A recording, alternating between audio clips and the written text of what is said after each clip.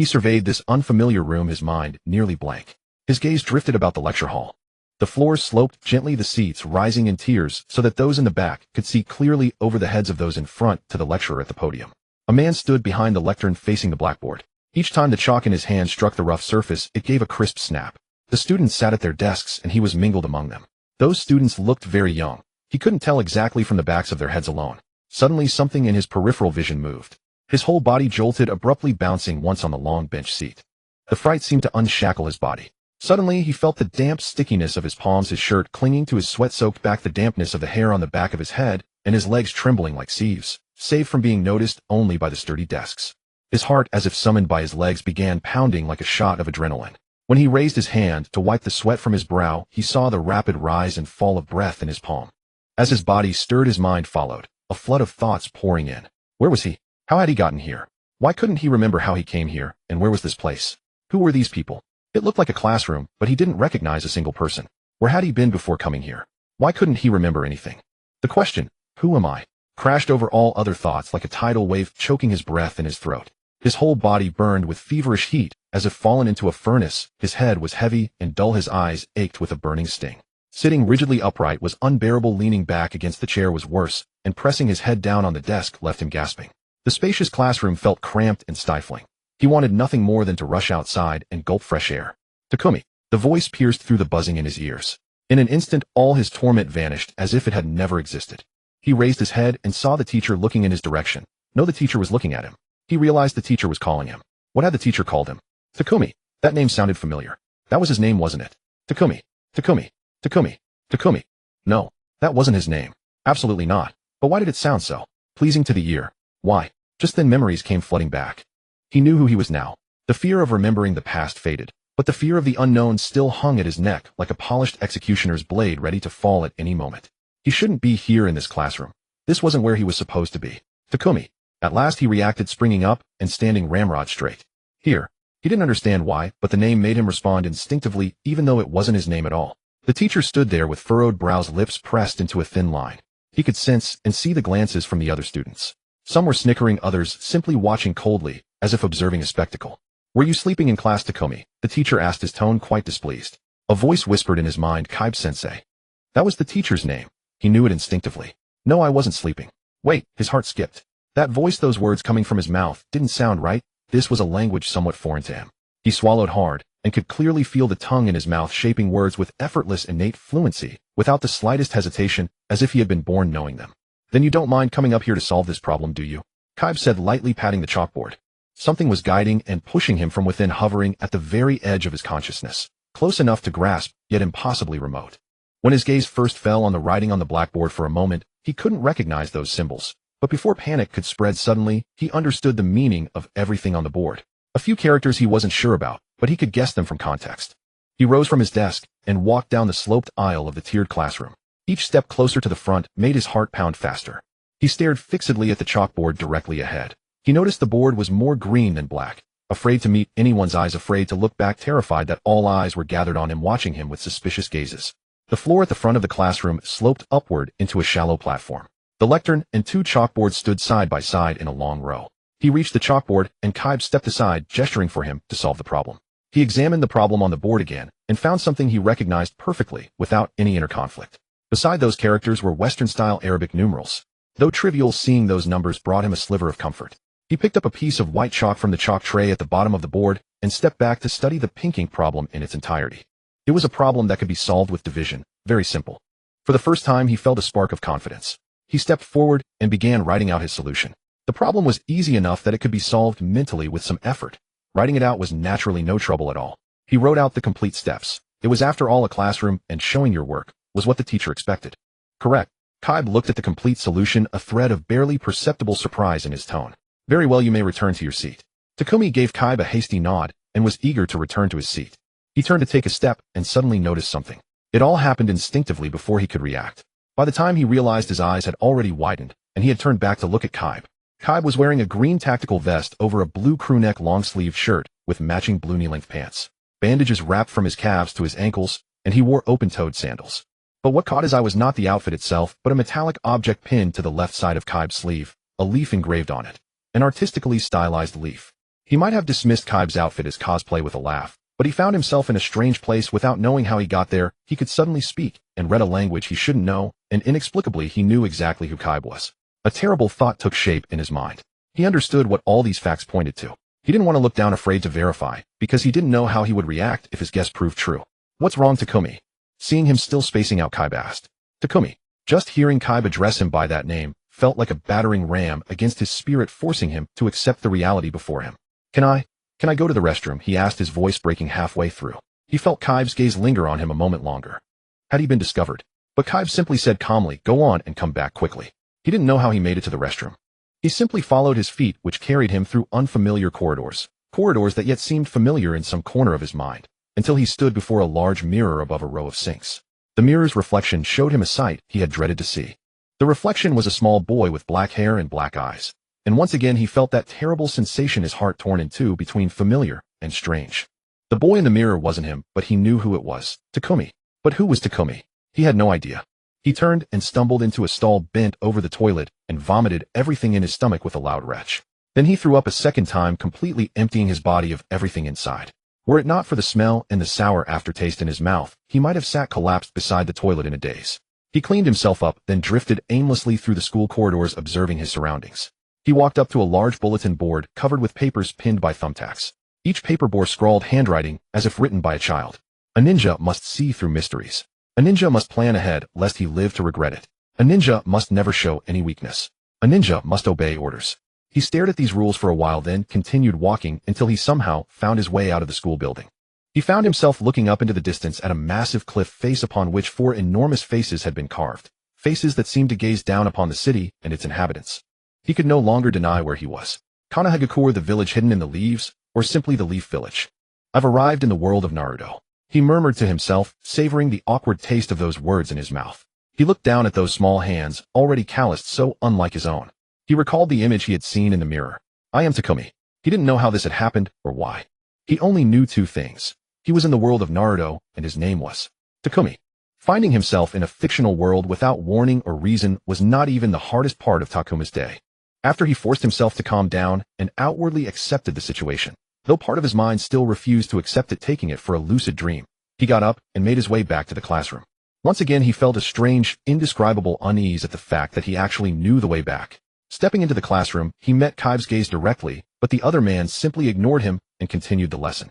Takuma quietly counted himself lucky and climbed the steps to his seat in the last row. As he walked, he studied the classmates around him, all close in age to the body he now wore, but not a single face was familiar. He suppressed the bitterness surging in his chest and lowered his head as he sat down. This situation was not unfamiliar to him, transmigrating into another world. He had read enough novels to recognize what was happening at a glance. But that did not make his situation even a little better, because the world he had been thrown into was called Naruto, a world of endless war and ceaseless conflict. Why did it have to be Naruto? Takuma wailed inwardly. He was no stranger to Japanese anime, manga, and light novels. Whenever he came across a work that interested him, he would go back and browse through it. However, Naruto, one of the so-called big 3 of manga, just happened not to be among his interests. The first time he encountered it, the length of the anime had scared him off, so he set it aside, thinking there would be plenty of time later. It was only later that he fell into the manga and read it all in one go, about a week or so. That was much easier, saving him an enormous amount of time compared to watching several hundred episodes of nearly 20 minutes each. And that was all there was to it. He had only read through the manga once, and quickly at that. It had been fairly entertaining, but he simply could not muster much interest. If he had been younger or had picked it up when he first entered the Japanese anime circle, perhaps he would have liked it more. And what was the result? He remembered very little. Takuma clutched his head and pressed it hard against the wooden desk. Wolfing things down without digesting them was the worst way to retain memories, and his lack of enthusiasm only made matters worse. He had been thrown into a world filled with danger, yet he knew almost nothing about it. He could not even name characters beyond the main cast. He closed his eyes and tried to concentrate, tried to recall anything. But a few minutes later he had to face the second absurd problem placed before him. He had no memories of the person Takuma at all. That boy, whoever he was, had left behind no memories of himself, no past, not even the most basic common sense. He looked at Kaibe, who was teaching up front. Kaibe was the only person whose name he could call out, and even that name had simply surfaced out of thin air. Could Kaibe be special? Why did he know Kaibe's name, recognize the language here, and know the way around the school, yet when he deliberately tried to dig deeper, nothing came out? Takuma sighed. Without information, he was like a piece of driftwood floating on a vast ocean, battered by a torrential downpour, drenched and miserable. He might not even be able to hold on to life for long. I'll start. Start with what I know.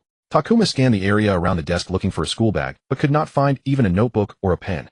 This kid came to class without even bringing any school supplies. What was this college? He let out a deep sigh. Students at the Ninja Academy graduated at 12. With that piece of information, Takuma first had to figure out how old he was, then calculate how many more years he could remain at school, and how many more years he would be safe. He patted himself all over searching for anything that could prove his identity, but his pockets were completely empty. He clicked his tongue. This kid had left home carrying nothing but the clothes on his back. Next, he saw 4 faces carved into the cliffside, which meant the 4th Hokage had already taken office. What was his name? Takuma frowned. He could not even remember the name of such an important figure. He then wondered how long it took to carve a face into the cliffside. Was it done purely by hand, or did they use chakra to speed up the process? Since the 4th Hokage's monument existed, it meant the 3rd Shinobi World War was already over. That was a good thing for Takuma. He would not have to worry about being dragged into war in the short term. But was the 4th Hokage still alive? If he was dead, how long had he been dead? Was it closer to Naruto's birth or closer to the 3rd Hokage's death? Or somewhere in between? Takuma sighed. There was no way for him to know right now. No way at all. The clock on the wall showed it was already past lunchtime, but he did not know what time school usually let out. He could not wait to leave and go home. Home. Takuma drew in a sharp breath. He did not even know where home was. With not a single useful memory in his head, how was he supposed to find his way back after school? What about his parents? If he stayed somewhere near the school and did not leave, would they come looking for him? One problem after another began pressing down on his mind again. He had not even been here for a full hour, and already he felt like he was drowning. All right, class, Kaib said, clapping his hands to pull the students' attention back. We're heading to the training grounds. Today I'll be testing your Shuriken jutsu. I hope you've all practiced well, because if you haven't, I'll be very disappointed. Takuma's heart suddenly leaped into his throat. He looked around. Oh, everyone had already risen from their seats. He stood up too, blended in with the crowd, and followed his classmates to the training grounds behind the school. The training grounds were barren, with only a few stray weeds poking out from the cracks in the earth.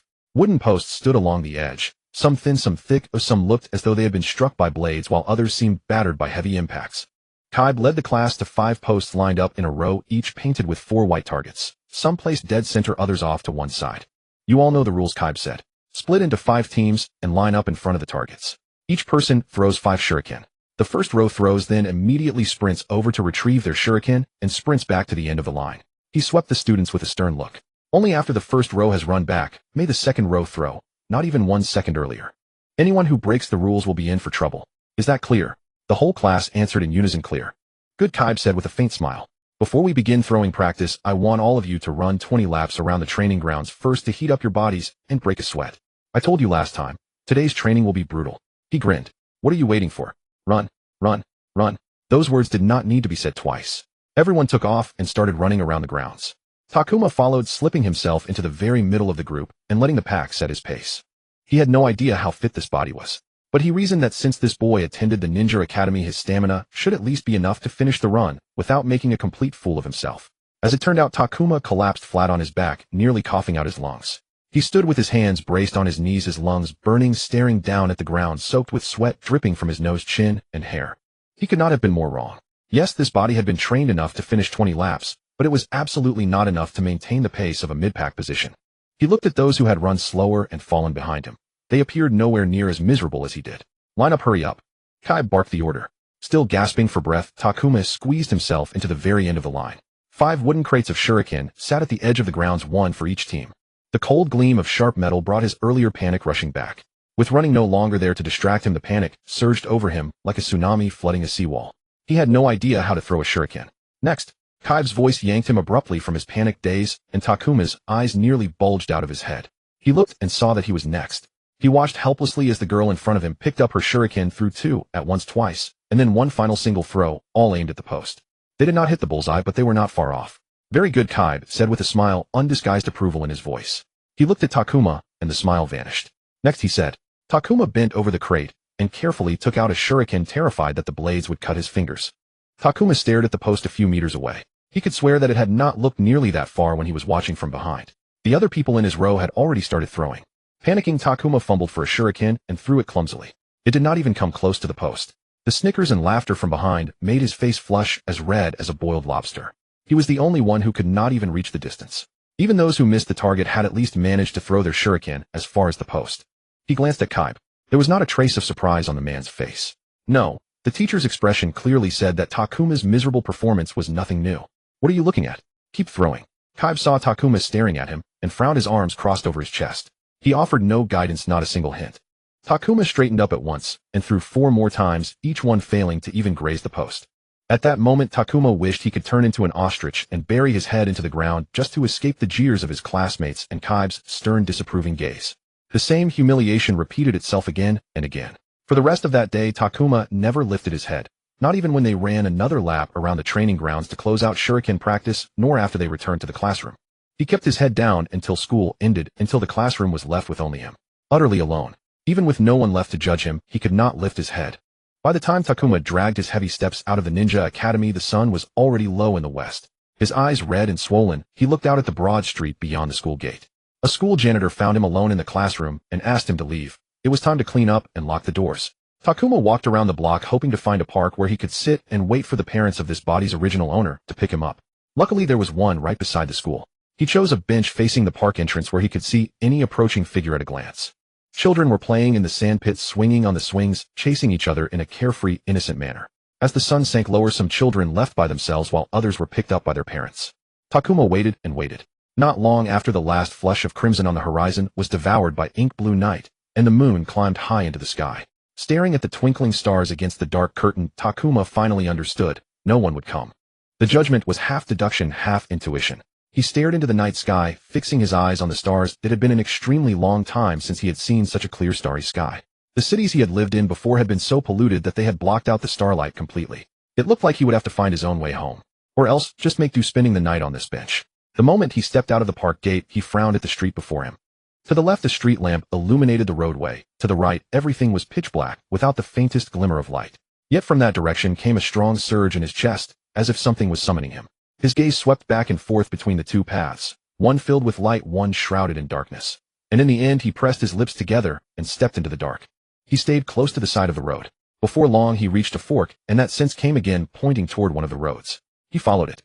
Following his intuition for about a quarter of an hour, he came to an old apartment building. 5 stories tall, with exposed pipes on the outer wall, dripping water, trickles of moisture trailing down the facade, and moss growing at the base. Takuma walked straight in and finally stopped before a door on the 3rd floor. This was where he lived. He could feel it. The boy had left behind something. Not any exact memory, but clearly something that had guided him all the way here. That something did not come from Takuma. It could only have been left by the boy. "I don't have the key," Takuma said. He crouched down and lifted the doormat, only to get a handful of dust. On the wall beside the door hung a shaded wall lamp. He jumped up and ran his hand around the lampshade, but found nothing. He sighed for what felt like the umpteenth time that day, closed his eyes, and tried to push down the irritation that was on the verge of overflowing. He was exhausted, and his stomach growled with hunger. Takuma pressed his forehead against the door and could feel every crack beneath the cheap paint.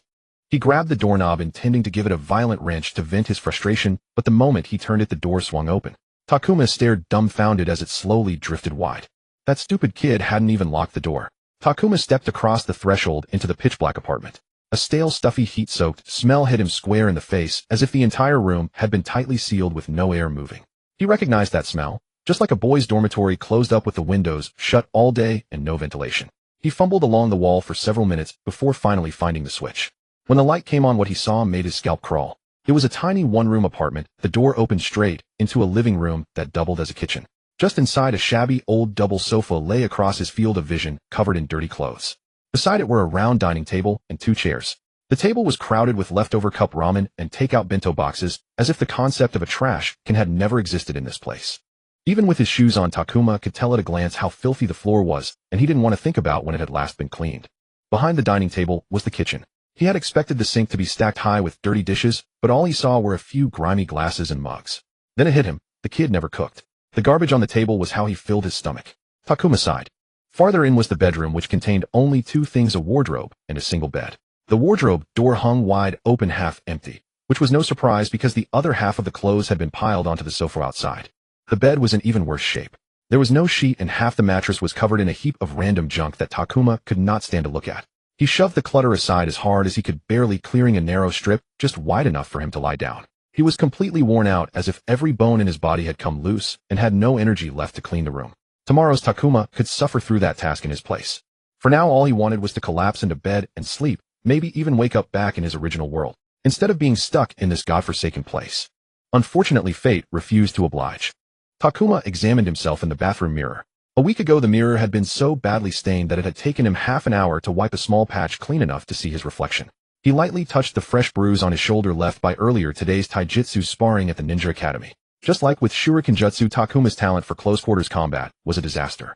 Every sparring match ended with him kissing the ground. Takuma now knew that he was 10 years old. He had figured it out from the date of birth on a student ID card he had found in the corner of the wardrobe cross-checked against the date on the latest newspaper at a newsstand. Though his sparring partners were also a bunch of 10-year-old kids, they had been learning taijutsu since the age of 6, some even younger. As for him, he was a good-for-nothing who had never exchanged a single blow with anyone in his life, only flailing his fists clumsily. He had been left so far behind by his peers that he couldn't even catch sight of their shadows. Even worse, most of the other kids outweighed him. Takuma was considered tall for his age, but this boy apparently had never eaten properly and was as lean as a bamboo pole. Takuma could clearly see each of his ribs. His cheeks were slightly hollow, and his limbs were skinny and dry, with barely any flesh on them. He squinted, scrutinizing himself in the mirror. His hand moved up from the fresh bruise, and his fingertip lightly traced the almost invisible scar on his collarbone. The wound that left this scar had either been shallow or had healed extraordinarily well, leaving only a pale thread of white on his skin. It was not surprising for a Ninja Academy student to bear scars, but a 10-year-old's body covered with faint old wounds that may have been inflicted by a blade made Takuma unable to stop wondering about their origin. As his fingers brushed over those scars, a sharp pain suddenly exploded at the back of Takuma's head, as if someone were gouging out his brain with a red-hot knife. His breath caught in his throat, and an image flashed through his mind. A blinding sheet of white light, with several dark silhouettes flickering in and out of view above him. The pain finally receded, leaving behind a throbbing ache in his skull. Takuma coughed so violently it felt like his chest was being torn apart, gasping for breath, and only by bracing himself against the mirror did he keep from collapsing. A minute passed before he recovered. The first thing he saw was his reflection in the mirror, and for some reason the scars looked even deeper and more glaring than before. What the hell was that?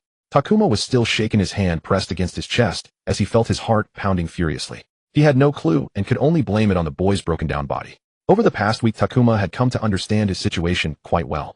First of all, he was now a 10-year-old orphan living by himself in a government-allocated flat and getting by on a government stipend. In Konoha, orphans who entered the Ninja Academy had to leave the orphanage once they turned 10 and begin living independently. They could still be adopted, but once they no longer lived at the orphanage, the chance of adoption was almost zero. Judging from the papers he had found in this apartment, the boy had been living alone for about 4 months. In just 4 months, he turned this place into a pigsty. Takuma still carried a grudge over that, because it had taken him 5 entire days to scrub the place clean from top to bottom. But he couldn't truly blame the boy either. After getting beaten and humiliated at school, every day having enough strength and heart to clean house when he got home would have been asking too much. Takuma had made a trip to the orphanage hoping to learn more about the boy. It was strange, he neither knew the way to the orphanage nor knew its name or what it looked like. But somehow he still found it, and he never asked for directions along the way.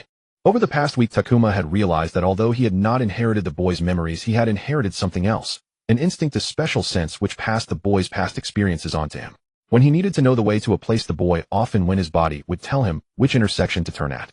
When he needed to know the name of someone, the boy knew a whisper-like thought would offer it up. He did not know when this special sense would appear or how to summon it at will, but he was grateful for it from the bottom of his heart. Without this intuition, he would probably have been dead long ago. At the orphanage, the female caretaker seemed surprised to see him. It seemed the boy had not come back at all since being asked to leave. Takuma chatted with her for a while before taking his leave. He did not manage to learn much about the boy's background, nor could he even touch upon the subject of his parents. But he did learn that the orphanage had been built relatively late, coming into existence only after the Ninetales attacked the village. That catastrophe had left too many children homeless, so the vast majority of the children there were victims of that attack. Takuma suspected the boy was just one of those unfortunate children. The Ninetales attack. That piece of information cleared up a great many questions for Takuma. He now knew exactly where he was on the timeline, or rather exactly how far he was from the main storyline. 7 years. Takuma's heart grew bitter. In 7 years, the protagonist would turn 12 and graduate from the Ninja Academy, which would mark the opening of an especially dangerous period in a world already fraught with peril. At the moment he was 10, while the protagonists were only 5, a 5-year gap. But it was meaningless. They should have enrolled this year already. Students in different grades rarely had any interaction, so he had never seen that group of protagonists. Takuma had thought about taking a look at them, but he simply could not find the time or energy. Takuma gave an annoyed grunt and walked from the bathroom back to the bedroom. He pulled a tracksuit out of the wardrobe and put it on. Time to go for a run. He only had 7 years, and even less than that. Only 2 more years at the Ninja Academy. He was already too far behind. If he wanted to raise his odds of survival, he had to cling to every single minute and second. Because once he turned 12, he would be put on active duty and sent to the battlefield. By then, being caught in desperate life and death danger would be only a matter of time. For Takuma, the Ninja Academy had become a proper school, and the classroom was where he learned the most.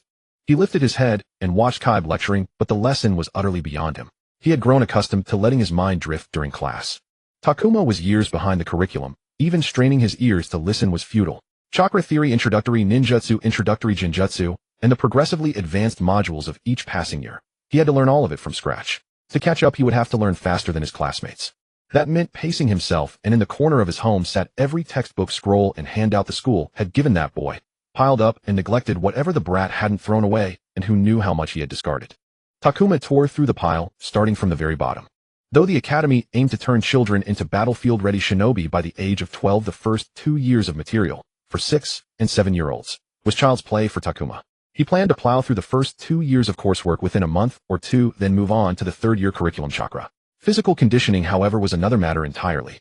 The academy genuinely drilled students like soldiers. Takuma noticed that the first-year physical training was largely disguised as fun games and exercises designed to build a foundation and teach children how to train. By the second year, physical training was pared back to make room for classroom time. Each subsequent year, it was trimmed further in favor of theory and practical skills. Yet every year, students were urged to continue physical conditioning and skill practice on their own time. The system was evidently effective, as each grade had specific physical standards, and in the most recent test, most of the class had passed. Takuma, however, had failed miserably. The problem was that physical conditioning, taijutsu, and weapon skills weren't like theoretical subjects. Physical fitness could be improved through a full year of relentless training, following the workout plans laid out in the academy manual step by step. But taijutsu and weapon skills like shuriken jutsu and kunai manipulation could only be mastered through endless repetition. Takuma wasn't certain he could reach the average level of his peers in the time left before graduation. "That's all for today," Kaiba said, scraping the blackboard with an eraser. "This is your final year at the Ninja Academy." Takuma, who had been buried in his books, snapped his head up, his eyes bulging, as if they might leap from their sockets. Final year. What was Kaiba talking about? Everybody knew academy students graduated at 12. Everybody knew. The thought struck him, and the color drained from his face. Everybody knew. Where had that everybody knew come from? Naruto and the others had indeed graduated at 12, so logically everyone else should graduate at the same age. Takuma's gaze fell back onto the history book he was reading. The page covered the Third Great Ninja War, which had ended only a few years ago. Takuma closed his eyes. He understood why the school was graduating 11-year-olds. During wartime, the academy condensed its curriculum, sometimes down to a single year, cutting away luxuries like etiquette and client relations, focusing solely on producing shinobi ready for the battlefield. But the Leaf Village wasn't at war now. No, there was indeed no war. Takuma sighed. Yet they had suffered a disaster no less than War the Ninetales Rampage. The Third Great Ninja War had gouged a massive hole in the village's reserve of ninja, and before the village could catch its breath, the Ninetales had dug that hole even deeper. Takuma clutched his head as the thought formed seamlessly in his mind. It was only natural for the village to restore its strength by pushing more people through the academy at an accelerated pace. Something churned in Takuma's stomach, a wave of nausea, his body flashing hot and cold. He never had the 2 years he had assumed. Now plainly, only 1 year remained. The mere thought of that time being slashed in half nearly stole his breath. The graduation exam will be held 3 times over the final 6 months. Kaiba continued, passing any single one means you graduate. But I expect you to give your all, every time. Even if you pass on the first attempt, show me your best. Because your highest score is what ultimately counts. The importance of scoring well goes without saying. This is an exam. The most important exam of your lives so far. Takuma swallowed hard. 3 exams meant 3 chances to leave school. Wait, Takuma frowned. He looked up at Kaiba and raised his hand. Yes. Kaiba noticed his hand and asked, "What happens if we fail all 3? Takuma asked. A student laughed. We. A few others snickered along, while some genuinely looked interested in the question. What happens if I fail all 3? Takuma reiterated. He didn't blame his classmates for laughing. He was the worst in the class. What he wanted most was to return to his own world. His second wish was to have been reincarnated at the very beginning of this boys' academy days, so he could start learning from scratch. Kaiba narrowed his eyes at Takuma for a moment, then turned to the class. Over his time at the academy, Takuma had already figured out that Kaiba held no fondness for him. If you fail all 3, you'll be detained by the school. A committee will decide how to handle your case, Kaiba announced. You may be held back a year. Takuma breathed a sigh of relief. Or you may be forcibly expelled. At those words, Takuma's face went white and a chorus of sharp gasps filled the classroom. Takuma had assumed that even if he botched the graduation exam, the worst case was repeating a year and his plans could get back on track. He had no mental barrier against being held back. Sure, it would be humiliating and permanently etched into his record, but compared to his own safety, he would gladly endure it. But now a committee was involved. Several thoughts raced through his mind. What if the committee expelled him? Takuma didn't believe he would be free after expulsion.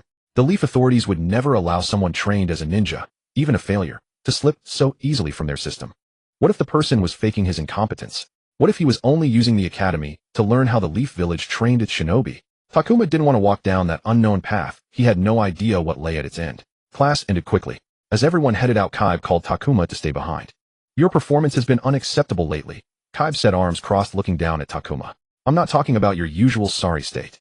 I mean, you've gotten far worse than your previous pathetic level. Takuma kept his head down. He had no retort. At this rate, you won't graduate. You haven't won a single spar, never hit a single target, and you can't even perform a clone technique. Not even a flawed one. And the only subject you can answer questions in is mathematics. If you keep this up, they won't even let you repeat a year. Kaiba's words confirmed Takuma's deepest fear, being thrown out of the ninja academy. He would rather be a shinobi capable of wielding chakra, stepping into danger on his own terms, than an ordinary civilian living in constant dread, never knowing if tomorrow would be his last day. What must I do to grow stronger? Takuma asked, head still bowed. Study. Practice. Takuma wanted to shout that he had been studying and practicing day and night, but he knew venting his anger would accomplish nothing. Kaiba was a stern teacher who showed no mercy to anyone who broke the rules he had set. If anyone uttered an uninvited word in his class, Kaiba would often kick them out of the classroom without hesitation, or make them run laps, or assign other disciplinary exercises. Takuma rarely spoke in class, so he had never landed in trouble. As for his poor performance on the training grounds, Kaiba at most forced him to repeat drills over and over. Yes, teacher, Takuma said. From Kaiba's answer of study practice, he understood that seeking guidance from Kaiba was useless. This teacher would never handhold him through the basics when he was already this deep into the academy. Walking home alone, Takuma finally found a moment of quiet on the empty streets.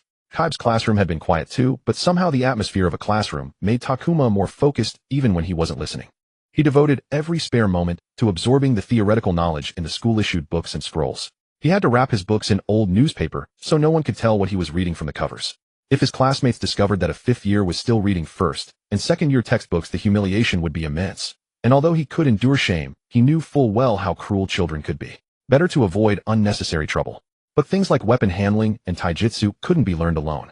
No one would teach him the correct way to grip a kunai, and no one would correct his mistakes when his taijutsu forms went wrong. Takuma walked into his neighborhood and glanced around. This was a civilian district where shinobi were almost nowhere to be seen. However, it was hardly the kind of pleasant area with smooth, well-maintained roads, regularly serviced streetlights, freshly painted walls and buildings, the sort that looked livable at first glance. Takuma's home stood in a place where the roads were full of potholes, half the streetlights flickered or stayed dark, and every building looked as though it hadn't seen repairs in over a decade. Everyone living here was at the bottom of society. Laborers earning meager wages in rough trades, long unemployed workers struggling to get by, people living beyond their means. Anyone without money piled into this district, including orphans like Takuma. There was only so much the state could spend on orphans, especially after the war and the Ninetales rampage, which produced a glut of orphans like him. Every orphan consumed budget, and those like Takuma, who lived alone and required independent housing, consumed even more. Placing him in the cheapest district was exactly what the state deemed him worthy of.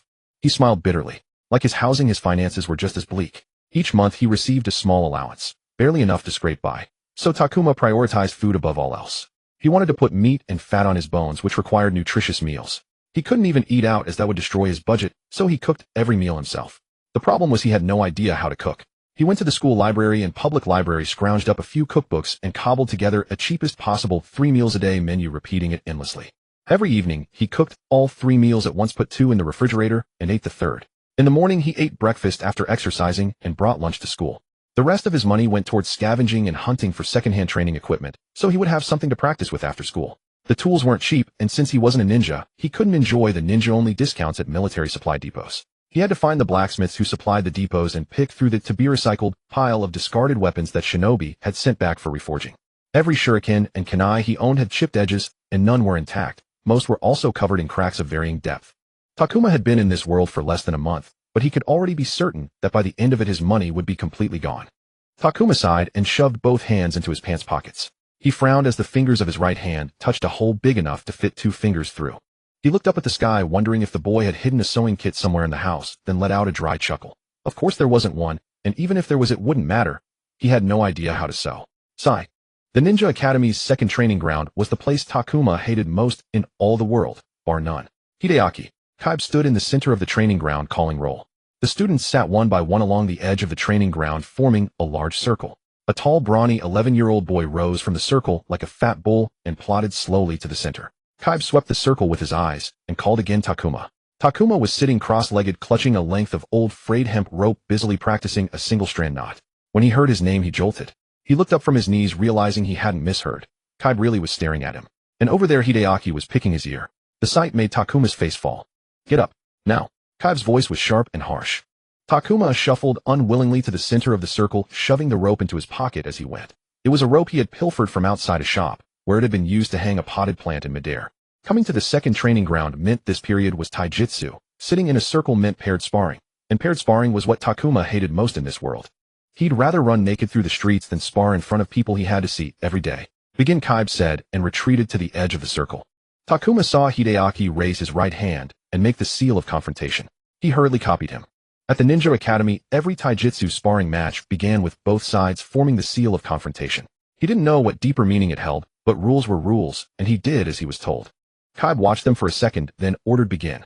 Hideaki lazily raised his arms and crossed them into an X in front of his chest, then charged straight at Takuma like an enraged bull. Takuma bit the inside of his cheek and raised his arms to guard. There was no taijutsu technique in the entire academy curriculum that told you to cross your arms and charge at an enemy. And even though Takuma knew nothing about the Akimichi clan's taijutsu, he was certain their style contained no such move. Hideaki was toying with him. It was already an indisputable fact that Takuma was the worst in the class at taijutsu, the worst at everything. Even the other kids who were bottom-ranked in taijutsu could grind Takuma into the dirt. And Hideaki Akimichi, born into the Akimichi clan famed for their sturdy bodies, could knock Takuma flat with one punch whenever he liked. Takuma clenched his fists, hunched his shoulders, and watched Hideaki close in. An intense urge rose in him to pull out a kunai and sink it into Hideaki's face. But he knew that once he drew a weapon, he would be giving the other boy an excuse to draw his own, and that was exactly what Takuma didn't want. He had no confidence in his ability to block or deflect a blade, and he didn't want to be cut in the slightest. Not to mention that even if he did draw a kunai, it was doubtful he could land the first strike. So he could only endure waiting until Hideaki closed in before darting aside. Unfortunately, Hideaki suddenly unfolded his crossed arms, sweeping them wide, and the edge of his fist slammed solidly into Takuma's shoulder. It hurt. Grimacing, Takuma staggered back several steps before he managed to steady himself. In that instant, they were face to face again. Hideaki charged once more without a word, this time with his arms uncrossed. Takuma raised both arms in a boxer's guard. Hideaki was big, but he was faster than Takuma. In a blink, he was in front of him. Hideaki clenched his fist and drove it into Takuma's guard. Takuma braced his arms, but the punch smashed straight through his defense and slammed heavily into the bottom of his chest. Only when his back hit the ground did Takuma feel the searing pain. He coughed violently. The punch had blasted every bit of air out of his lungs. Before he could recover, Hideaki's soul was already descending toward his face. Takuma rolled and scrambled out of the way just in time. Hideaki snorted, planted a foot, spun sharply on it, and swung his thick body around, driving his other leg hard into Takuma's back. Gah! The kick sent Takuma tumbling across the grass, tearing up a large patch of turf with him. All right, enough. Stop. Kaiba ordered. Hideaki stepped back and stood in the center of the circle again. Takuma rose, enduring the sharp pain in his chest and back, and wondered silently whether this beating had been worth it. He walked to the center of the training ground and faced Hideaki. Although Hideaki was vicious with his hits, he was actually the easiest kind of opponent. The lazy Akimichi boy always wanted a quick finish and would flatten his opponent in the most brutal way possible. There were a few people in the class who were outright bastards. They deliberately dragged sparring out, making it long and ugly. That was the hardest part, and the memory of it burned even worse afterward. And Kaiba said. Takuma and Hideaki each extended a hand, pressed their seals of confrontation together, and formed the seal of reconciliation. Every sparring match at the Ninja Academy concluded with this ritual. Takuma had seen it many times. Some did it with grace and ease, while others wore looks of bitter grievance, as if simply touching the other person outside of a fight made them sick. But he had no idea what the ritual truly meant. Kaiba called up another pair of students. Takuma returned to his spot and resumed fiddling with the knots in his ragged rope. The weak have no right to rest. Takuma stood before a thick wooden post at the edge of the training ground. The post had several marks that looked like the results of repeated kicks so deep that the dark bark had been worn away, exposing a curved groove in the lighter wood beneath. How many kicks and punches would it take to carve a hollow like that into a tree trunk? And why hadn't their arms and legs snapped first? He couldn't imagine it at all. The setting sun spilled orange light over the countless training grounds scattered through the village. Kanahagakure, the ninja village of the Land of Fire, naturally had any number of training grounds, both large and small. Yet with vast numbers of shinobi active in the village at all times, these official training grounds were either in use or already reserved. Students of the Ninja Academy, like Takuma, didn't rank high enough to claim one. So he could only seek out temporary, unofficial training grounds hacked out with wooden posts by people in much the same situation as himself. The people who had kicked those grooves into the post were exactly that kind. Takuma traced a finger over words carved beside one of the grooves with a kunai. Beside each groove was carved a name marking the person who had left that mark. It was probably a custom, Takuma wasn't sure. He had no desire to do the same. Who knew whether he would be using this same post tomorrow? The Ninja Academy had training grounds reserved especially for students, but Takuma almost never went to them. He had already lost enough face at school, after school, he didn't want to add to it. So he used these wild training grounds instead, and if anyone else was around he would immediately move somewhere else. He only wanted to practice his taijutsu routines alone far away from prying judgmental eyes. He began using the wooden post as a punching bag. Each time his fist met the hardwood needle prick, pain shot through him. Clearly this world had no such thing as training pads, and no protective gear was worn during sparring. Every punch and every kick against the wood was pure unadorned pain. Boy, training like that will never make you better.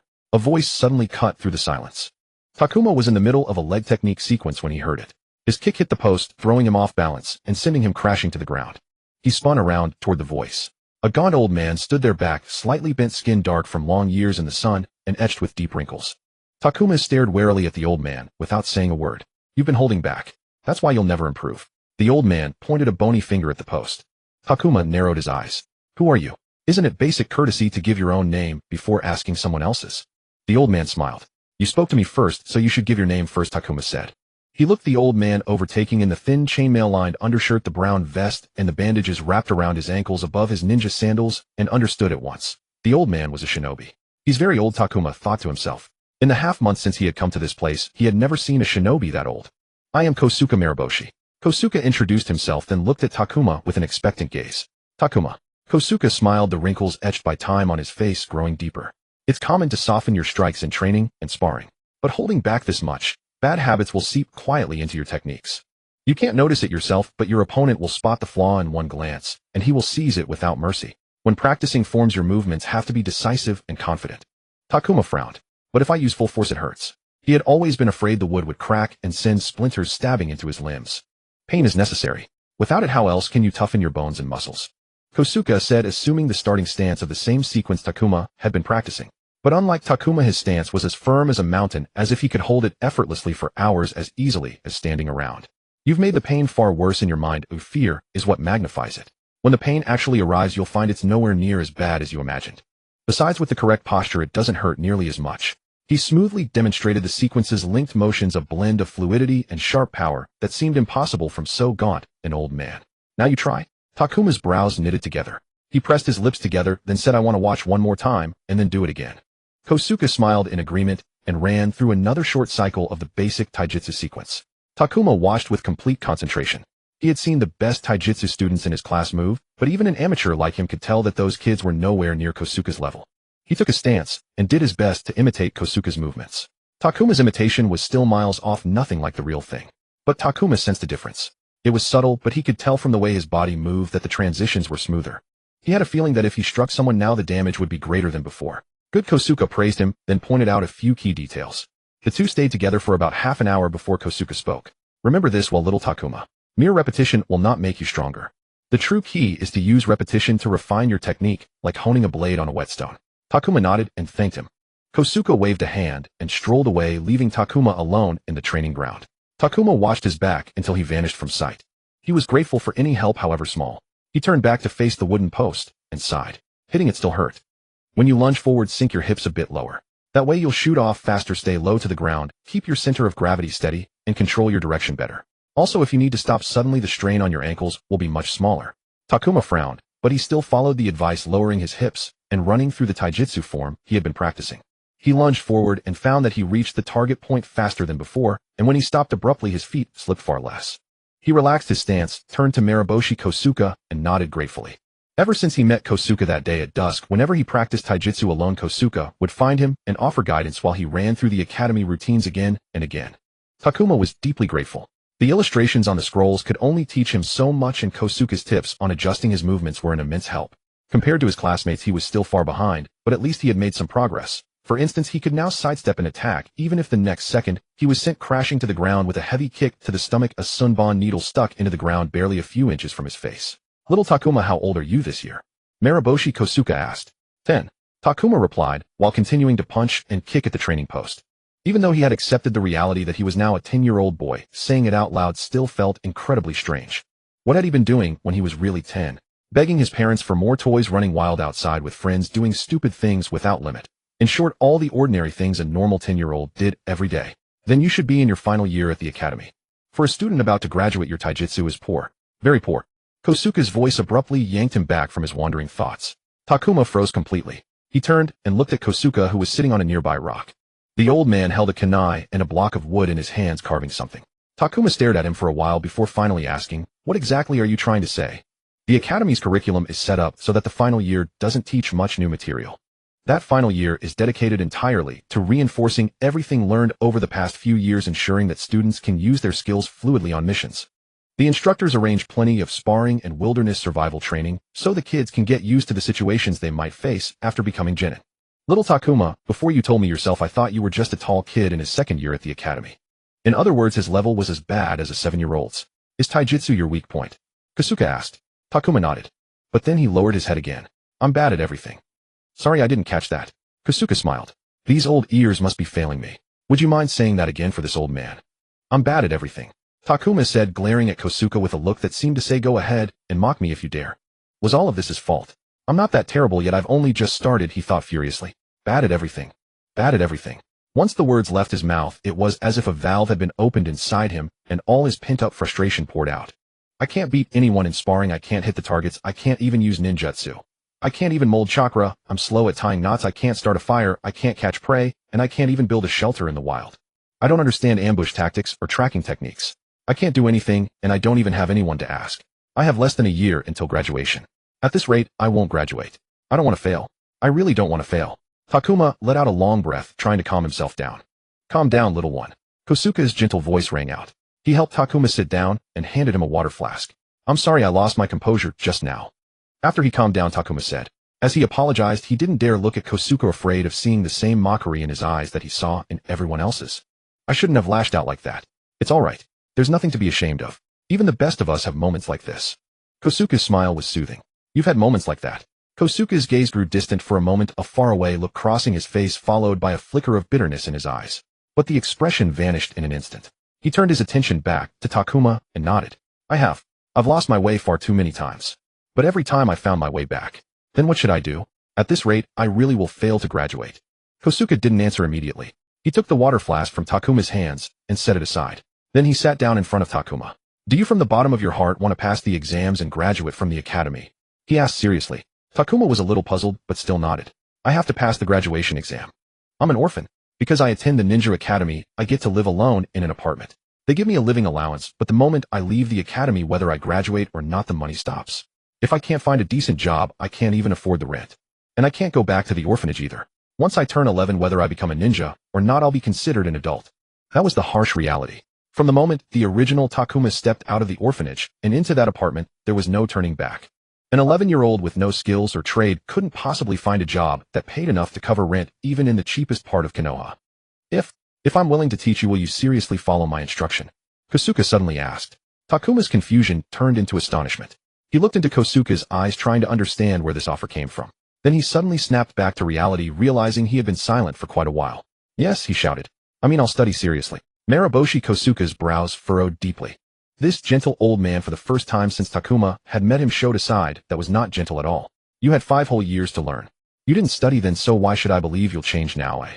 Takuma almost wanted to shout, that wasn't me, the one who didn't study wasn't me. He had seen with his own eyes how Kibiki and the other classmates treated that boy. That boy had no friends. But then again, they hadn't really shown him any hostility either. They didn't hate him. They simply ignored him. A loser at the bottom of the class, forgotten and unseen, because there was nothing special about him, nothing worth noticing. That terrible reputation of his wasn't Takuma's fault. Ever since he had arrived here, he had been giving it everything he had. But he couldn't say any of that. He could only clench his fists as a way to vent. I can't pay you because I don't have a single coin to my name. Takuma said. I don't need. But I can give you my life. I can give you my mind, my body, my entire being. As long as you can teach me how to become a ninja, I'll do whatever you say without question. Your word is my command. He wasn't used to accepting kindness for nothing, but right now he truly needed a guide. Saying these words made him feel a little better. At least he was offering something of his own as a bargaining chip.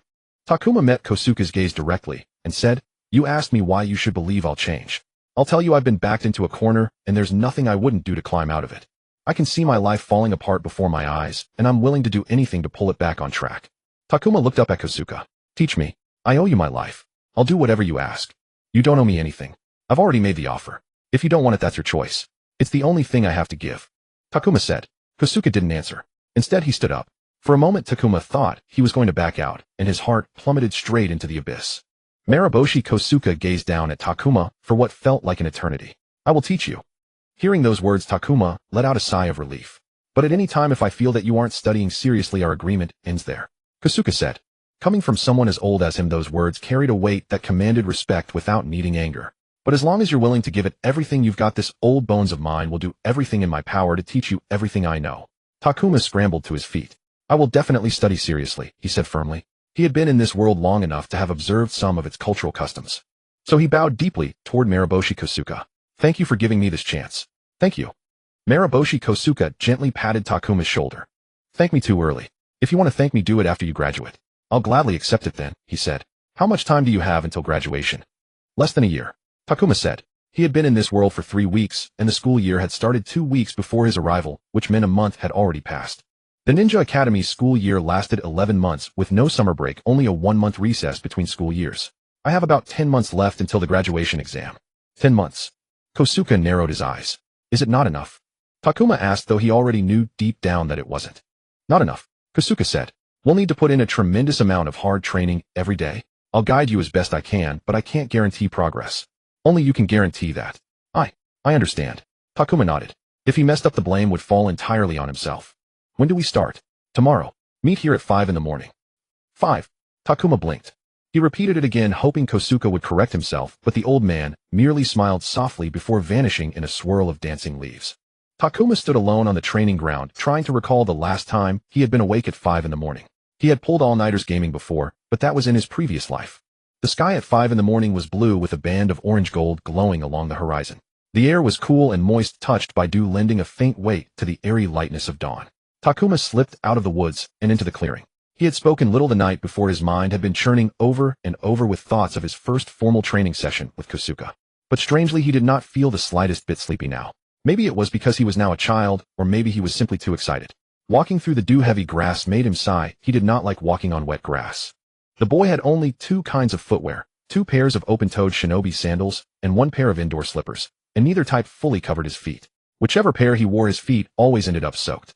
He would have to save for quite a while before he could afford a proper pair of ninja-grade enclosed boots. I'm not late, am I? Takuma asked, flicking his ankles to shake off some of the damp. He didn't have a watch, so he had woken up at 4 in the morning, gotten ready, and left. He knew that even if he strolled over, he'd arrive on time, or early.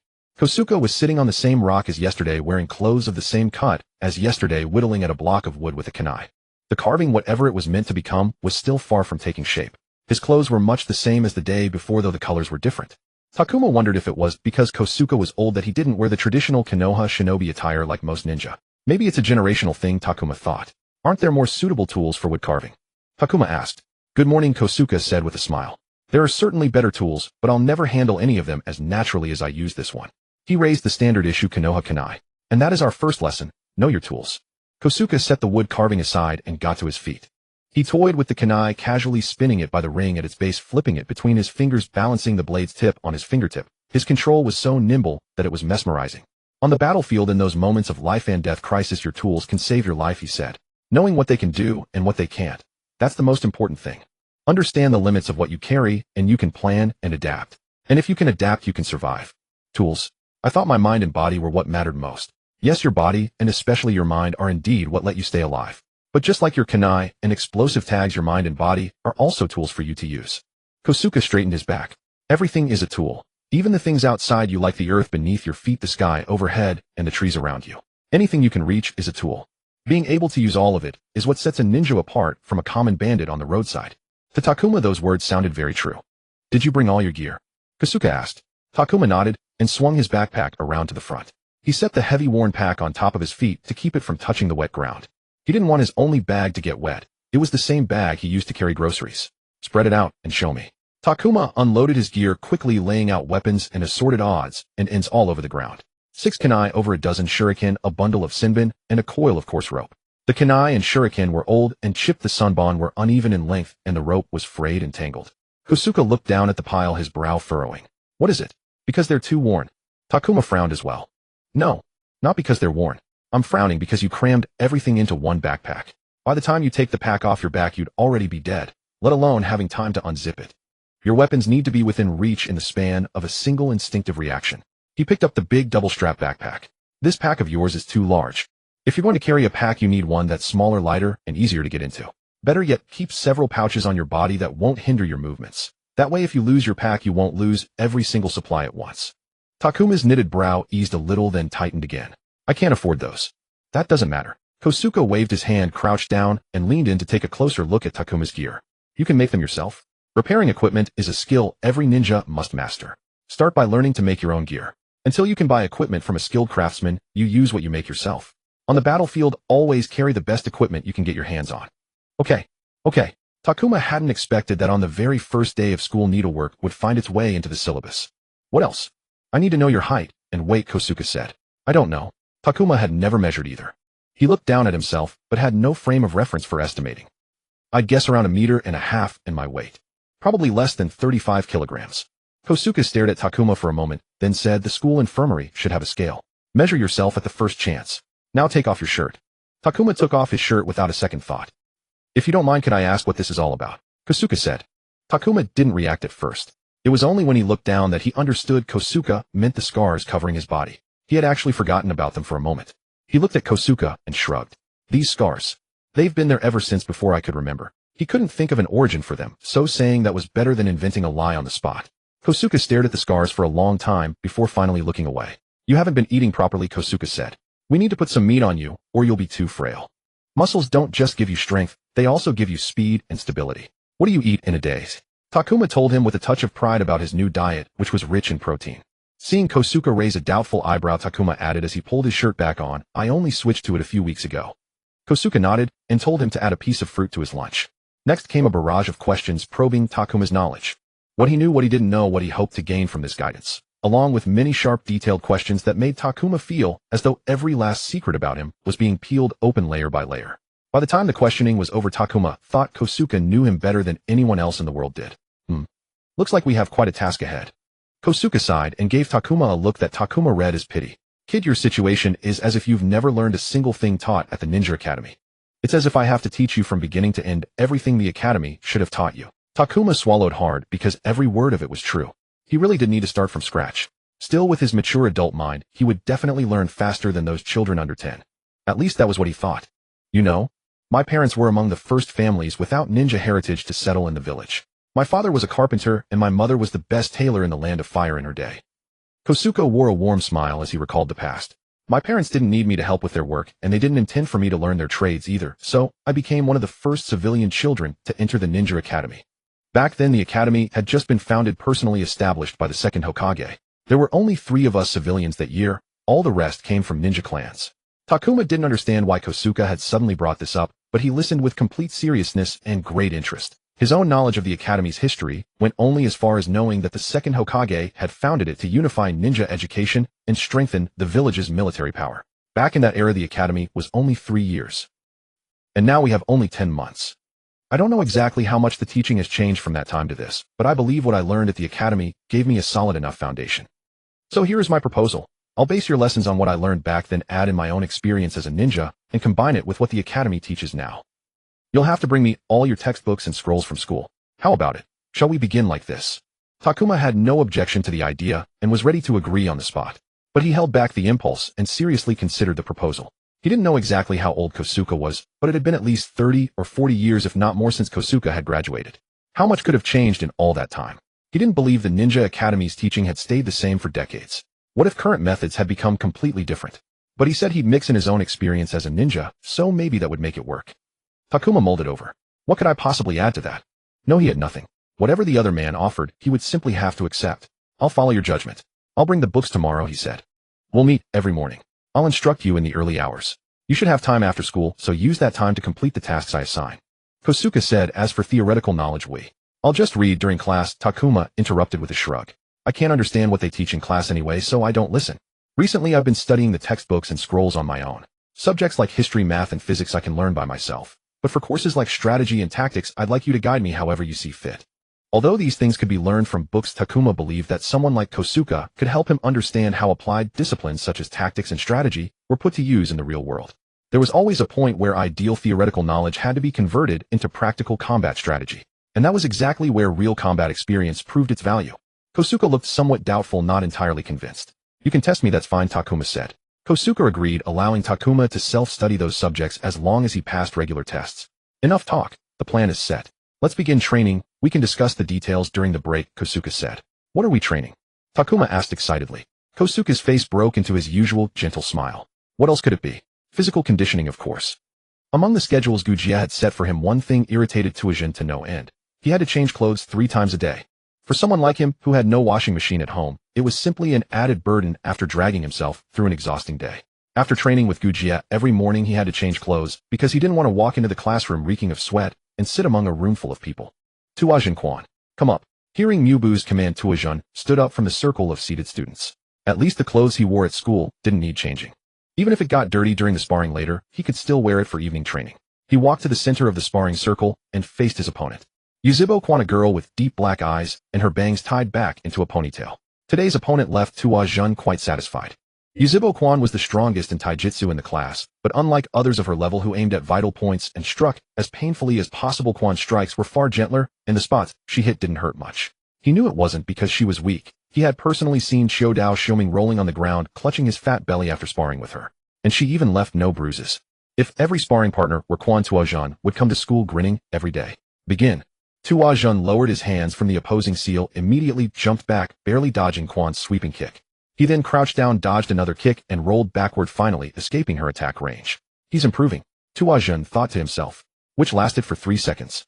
Quan took a large step forward, closing the distance within her striking range. Before Tuajin could even raise his hands to defend, Quan landed 3 hits in a row. The first kick struck his ribs, forcing his body to curl to the right. The second blow followed, immediately hitting the other side. Before Tuajin could figure out what had happened, Quan's elbow slammed into his thigh, and a sudden wave of numbness made his legs tremble. Yuzhibo Quan relaxed her stance, standing casually before Tuajin, who was nearly crouching. She stepped on his instep, then extended a few fingers and gently pushed his forehead. Tuajin's body tilted backward, losing his balance and landing flat on his butt. When he looked up, Quan's kunai was already aimed at him. Her face showed no satisfaction or any other expression, as she simply looked down at Tuajin impassively. Alright, that's enough. Mubu ended the sparring. Tuajin sighed. So this was what they called progress. He had been cleanly beaten down before he could even throw a single move. He looked up and saw Quan extending 2 fingers toward him. He immediately understood her intention, extended his own 2 fingers to hook hers, and let her pull him up. The seal of reconciliation was formed, officially ending the sparring. Sigh. I really want to win once, Tuajin sighed, returning to his seat. You've improved. A gentle voice beside him pulled Tuajin out of his scroll. He looked up to see who was speaking, intending to glance, and then go back to his own business. No one in this class would voluntarily talk to him. But as he looked up, his gaze met a pair of deep black eyes, the eyes of Yuzhibo Quan. Tuajin was startled and jerked back, his knee banging against the underside of the bench. His face scrunched in pain as he frantically rubbed his knee to ease it. Are you okay? She asked. And no, it's fine, he said, glancing around the classroom. No one was looking their way. He turned to her. Did you need something? You've improved, Quan repeated. Today you did better than the last time we fought. The step of jumping back at the start was right. But in the end the result is still the same, Tuajin sighed. Of course. Such confidence, if it had come from someone else's mouth, might have been annoying, but coming from Quan it sounded rather endearing. Tuajin couldn't help but laugh. What are you laughing at? Quan frowned slightly, a shallow crease forming between her brows. He shook his head. Did you come over just to tell me I've improved? Is that all? He asked. Should I have some other reason? As she tilted her head. No. But thanks for the compliment. I really have been training hard to become stronger. Hearing those words from someone makes me feel like all the effort was worth it, Tuajin said with a smile. What have you been training? Mostly getting hit. Quan nodded, understanding. This was not a joke. Gujia really had Tuajin learning how to take a beating. Learning how to block. For instance, using his shoulders to absorb strikes with the least pain, how to shift his body to redirect impact away from vital points, proper ways to fall backward footwork, and how to dodge whenever possible. After all this training, he had taken more hits than in his entire previous life combined. How did you get so strong at taijutsu? He asked.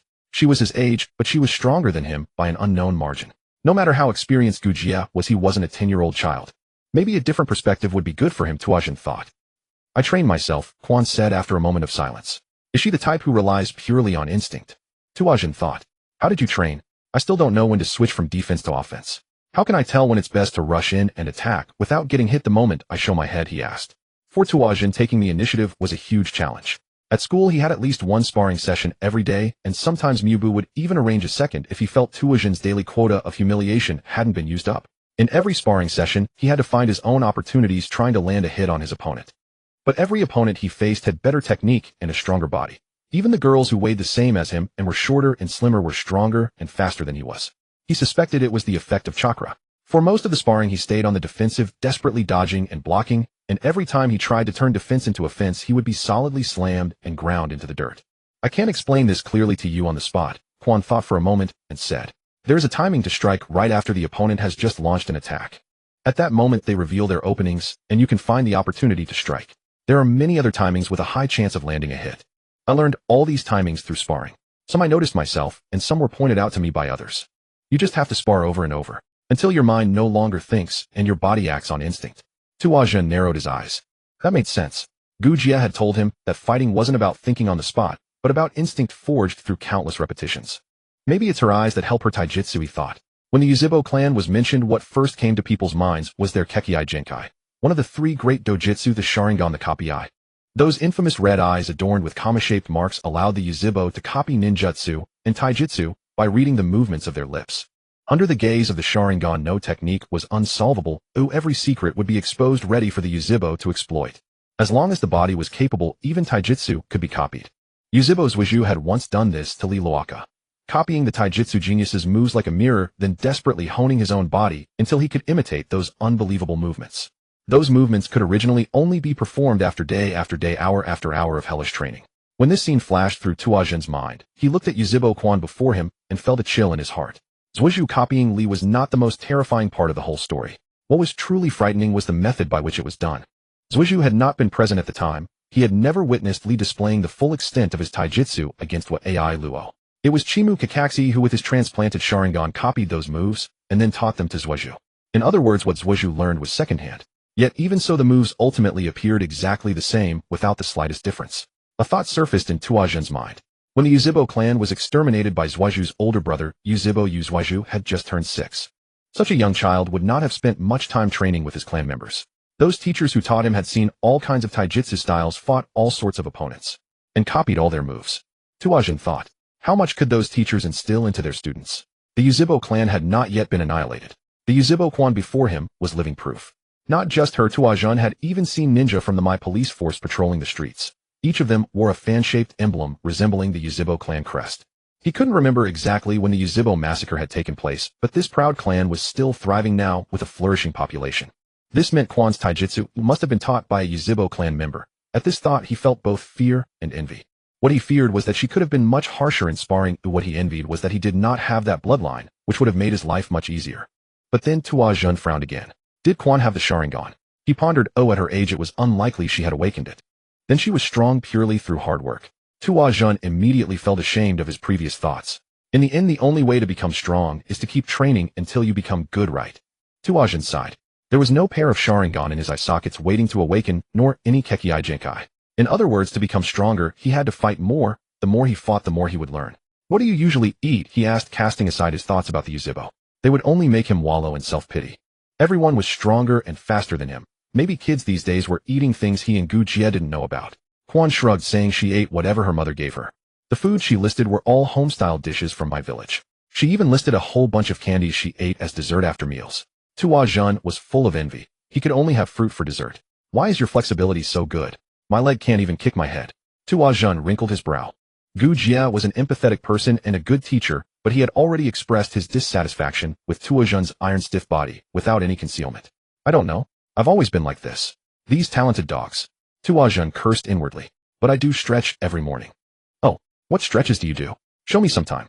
I'm as stiff as a steel pipe.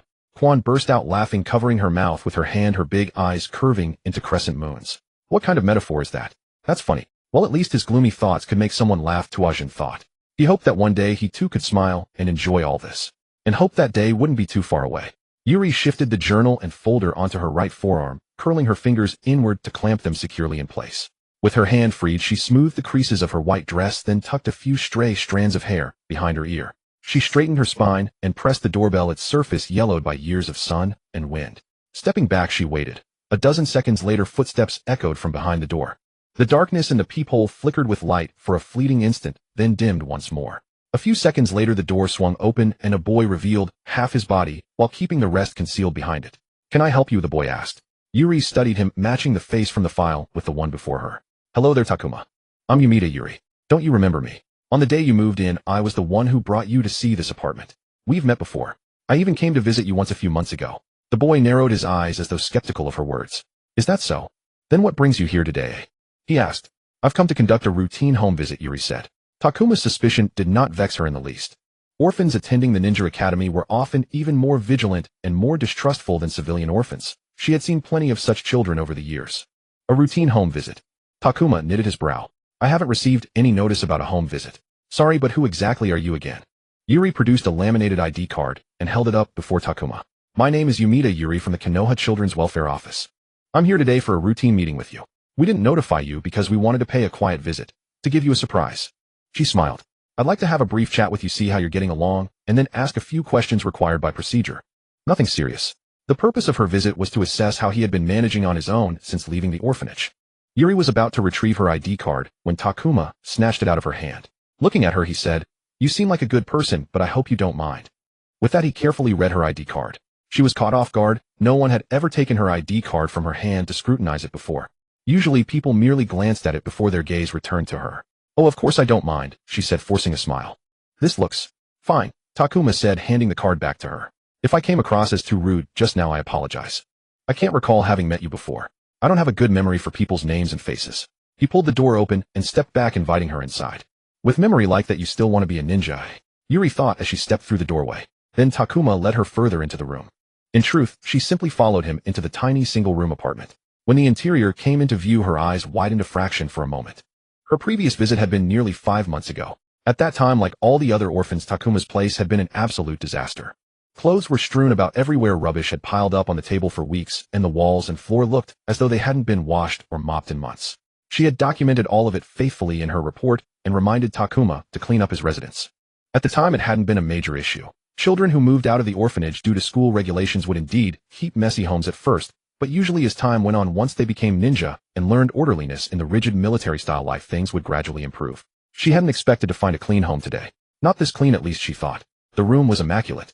The living area felt rather bare, as there wasn't much furniture, but the few pieces present were all arranged in perfect order. She could see the kitchen as well. It looked clean and hygienic, with neatly stacked dishes on the drying rack. The floor beneath her feet was old, its luster worn away long ago, but it was clear that it had been swept and mopped. Maybe he stuffed all the clutter into the bedroom. She had encountered such situations during previous home visits. Children would shove everything haphazardly into a single room or a closet to make their dwellings appear tidy. She planned to check that later. If not then, at least it was a silver lining. This child living alone had developed clean and orderly habits, perhaps holding on to something to give himself a sense of order. Orphans almost always had such a side to them. Their lives were inherently chaotic, so they would cling to one particular thing to gain a feeling of control. "Please have a seat," Takuma said, gesturing to the small dining table. "Is plain water all right? Or I also have fresh milk." "Water is fine, thank you," Yuri said as she sat down. A small potted plant sat on the table. She reached out and touched it. Her fingertips met the texture of plastic leaves. It was fake. She paused for a moment. While Takuma was in the kitchen, Yuri's gaze swept around the room. The furnishings were simple, and although she couldn't quite recall what the furniture had looked like during her last visit, she sensed that little had changed. The heavy gray throw cloth draped over the sofa did look rather out of place, but it didn't appear to be deliberately concealing anything underneath. "Seems he's been keeping the place in good order," Yuri thought. This was a good sign. She was facing the small balcony with its half-glass sliding door, the room's only source of light. Clothes hung from a drying line outside. Yuri shifted her gaze from the window to the opposite wall, only to be startled, jolting in her chair. Behind her was an entire wide wall completely devoid of decoration. If not for the dense layers of paper plastered across it, the wall would have been utterly bare. Clusters and rows of paper were taped to the wall. Every single page bore writing and drawings. Yuri couldn't make out the details from her seat, and she was just about to rise for a closer look when a voice came from behind her.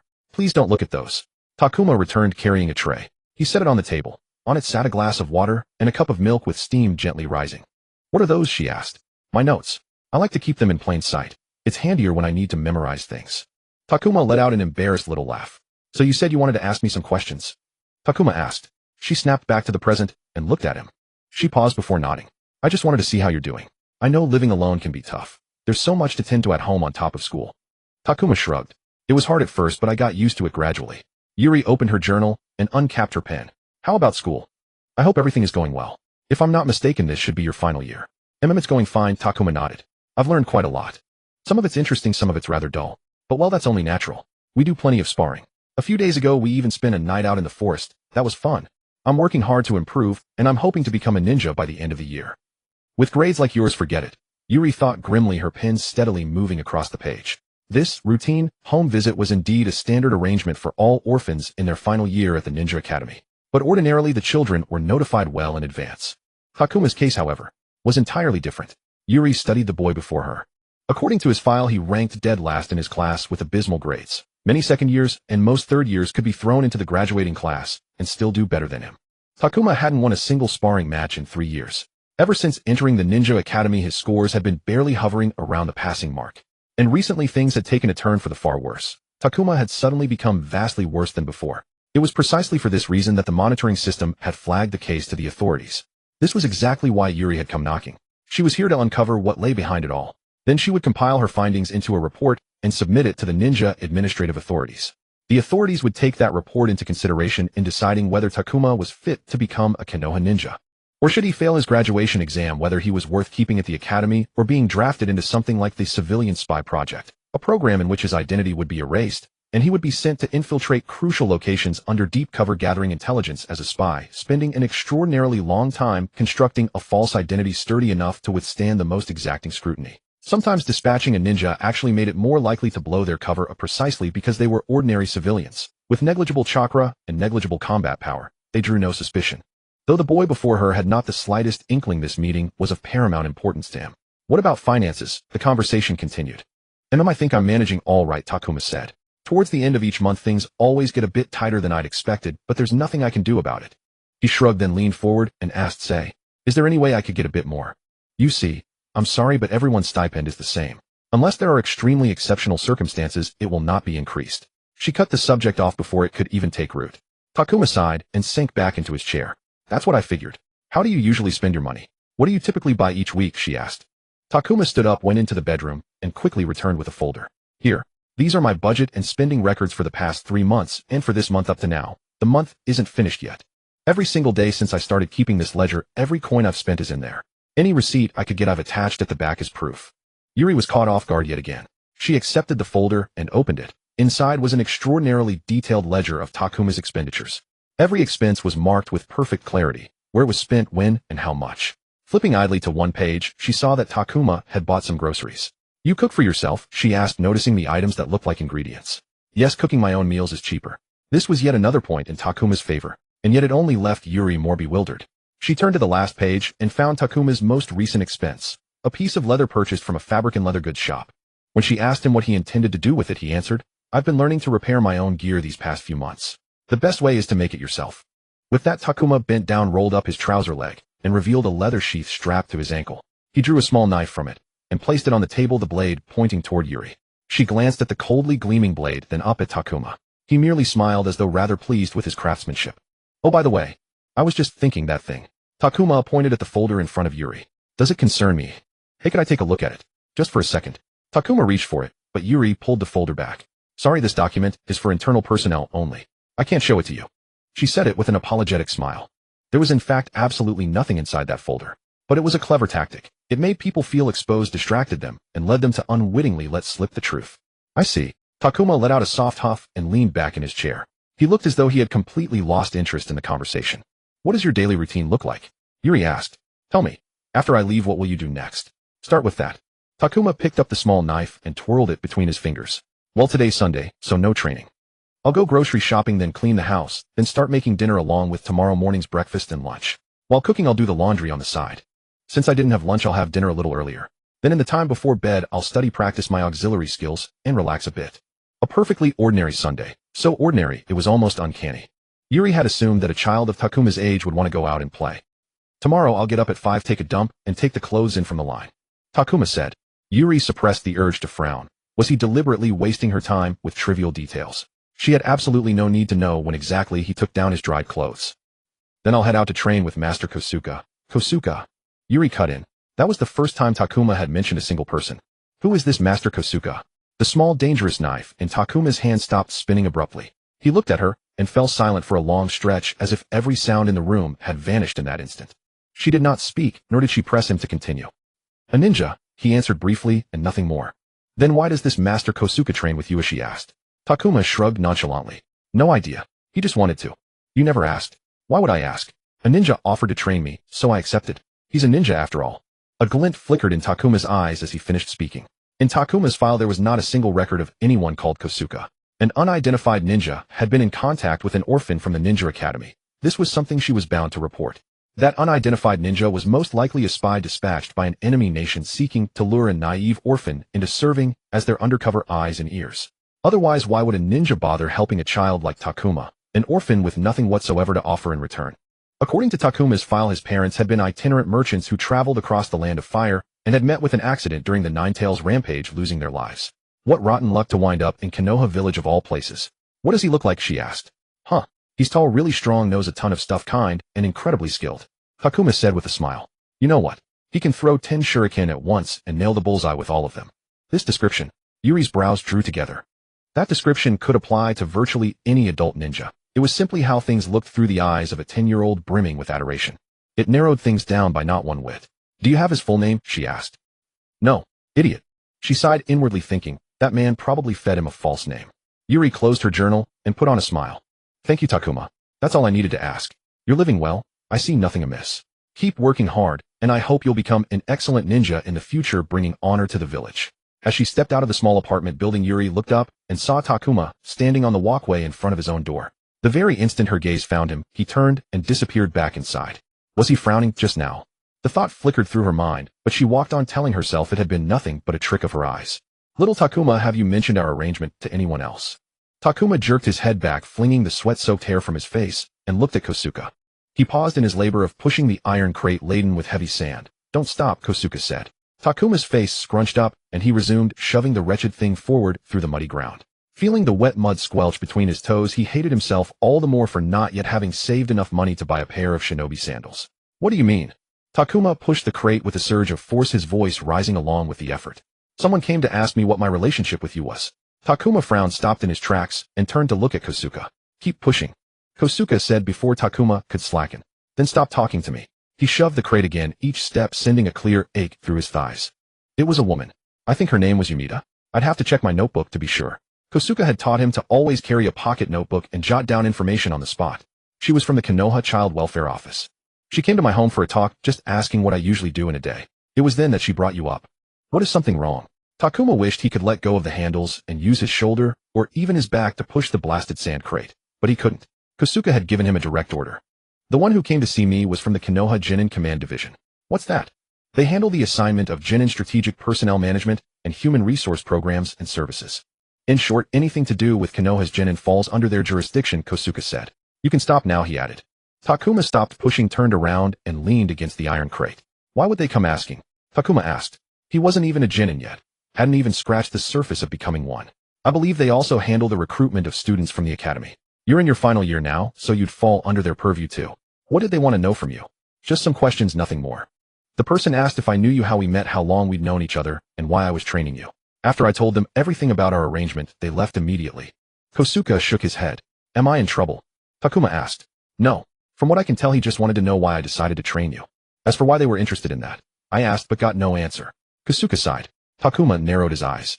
From the moment that woman started pressing him about Kosuke, he knew she was trouble. He'd had to slip back into the guise of a 10-year-old boy and act like a clueless little kid when she asked about Kosuke. From the instant she refused to show him that folder, he disliked her. That folder might have held vital information about his past, exactly the kind of knowledge he desperately craved. Takuma still knew nothing about the boy's past. I believe they're simply concerned about what business an unrelated adult shinobi could have with an orphan, Kosuke said with a wry smile. You see, little Takuma, there are some people in this world. Teacher, you don't need to explain that kind of person to me. Takuma's lips pressed into a thin line. He hated hearing anyone cast Kosuke in such a sordid light. He couldn't even bear to imagine how Kosuke must feel, especially when he was only trying to help.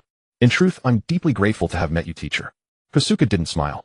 That's enough pushing for today. We'll finish the rest another time. He said, come on, we'll learn something new today. The two of them left the muddy swamp, and as Takuma stepped onto solid dry ground, his heart soared with joy. Face me and stand still, Kosuke said. He raised his hands, formed hand signs in quick succession, and then opened his mouth to spray a jet of water at Takuma's feet.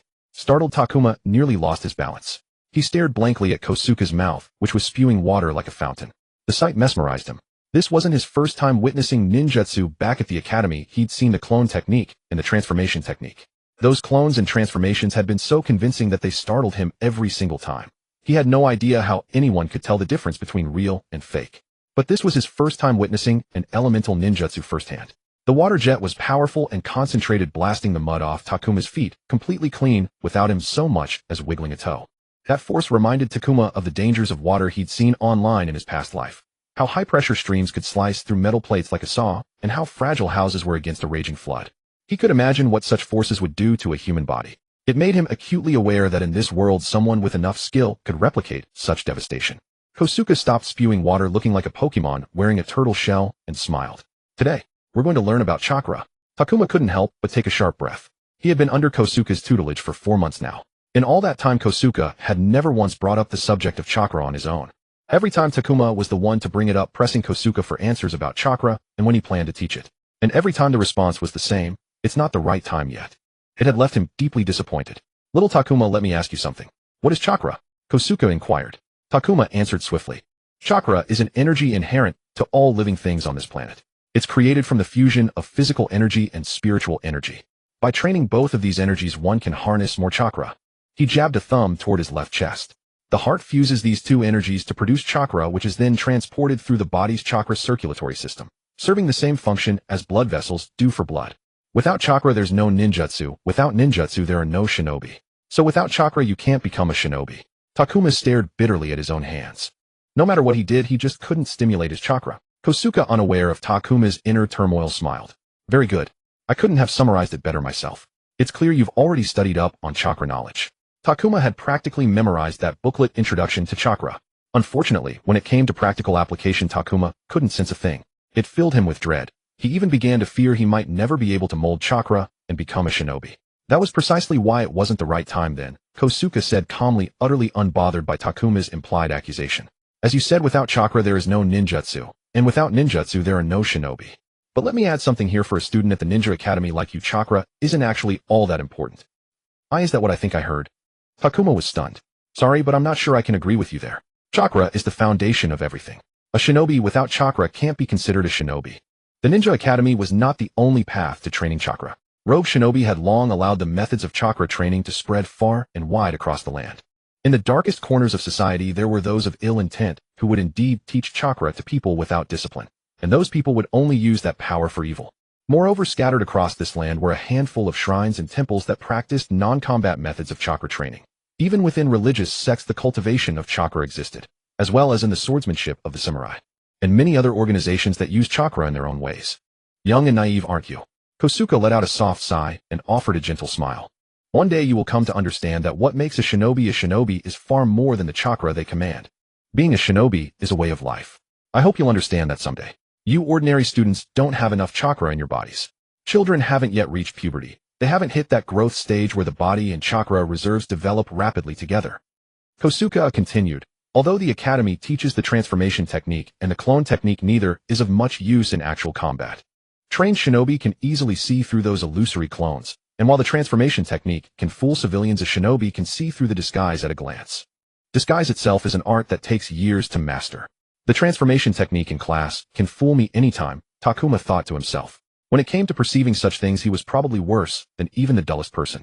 The academy teaches these techniques to get students accustomed to using chakra and forming hand signs, and also because learning ninjutsu excites children.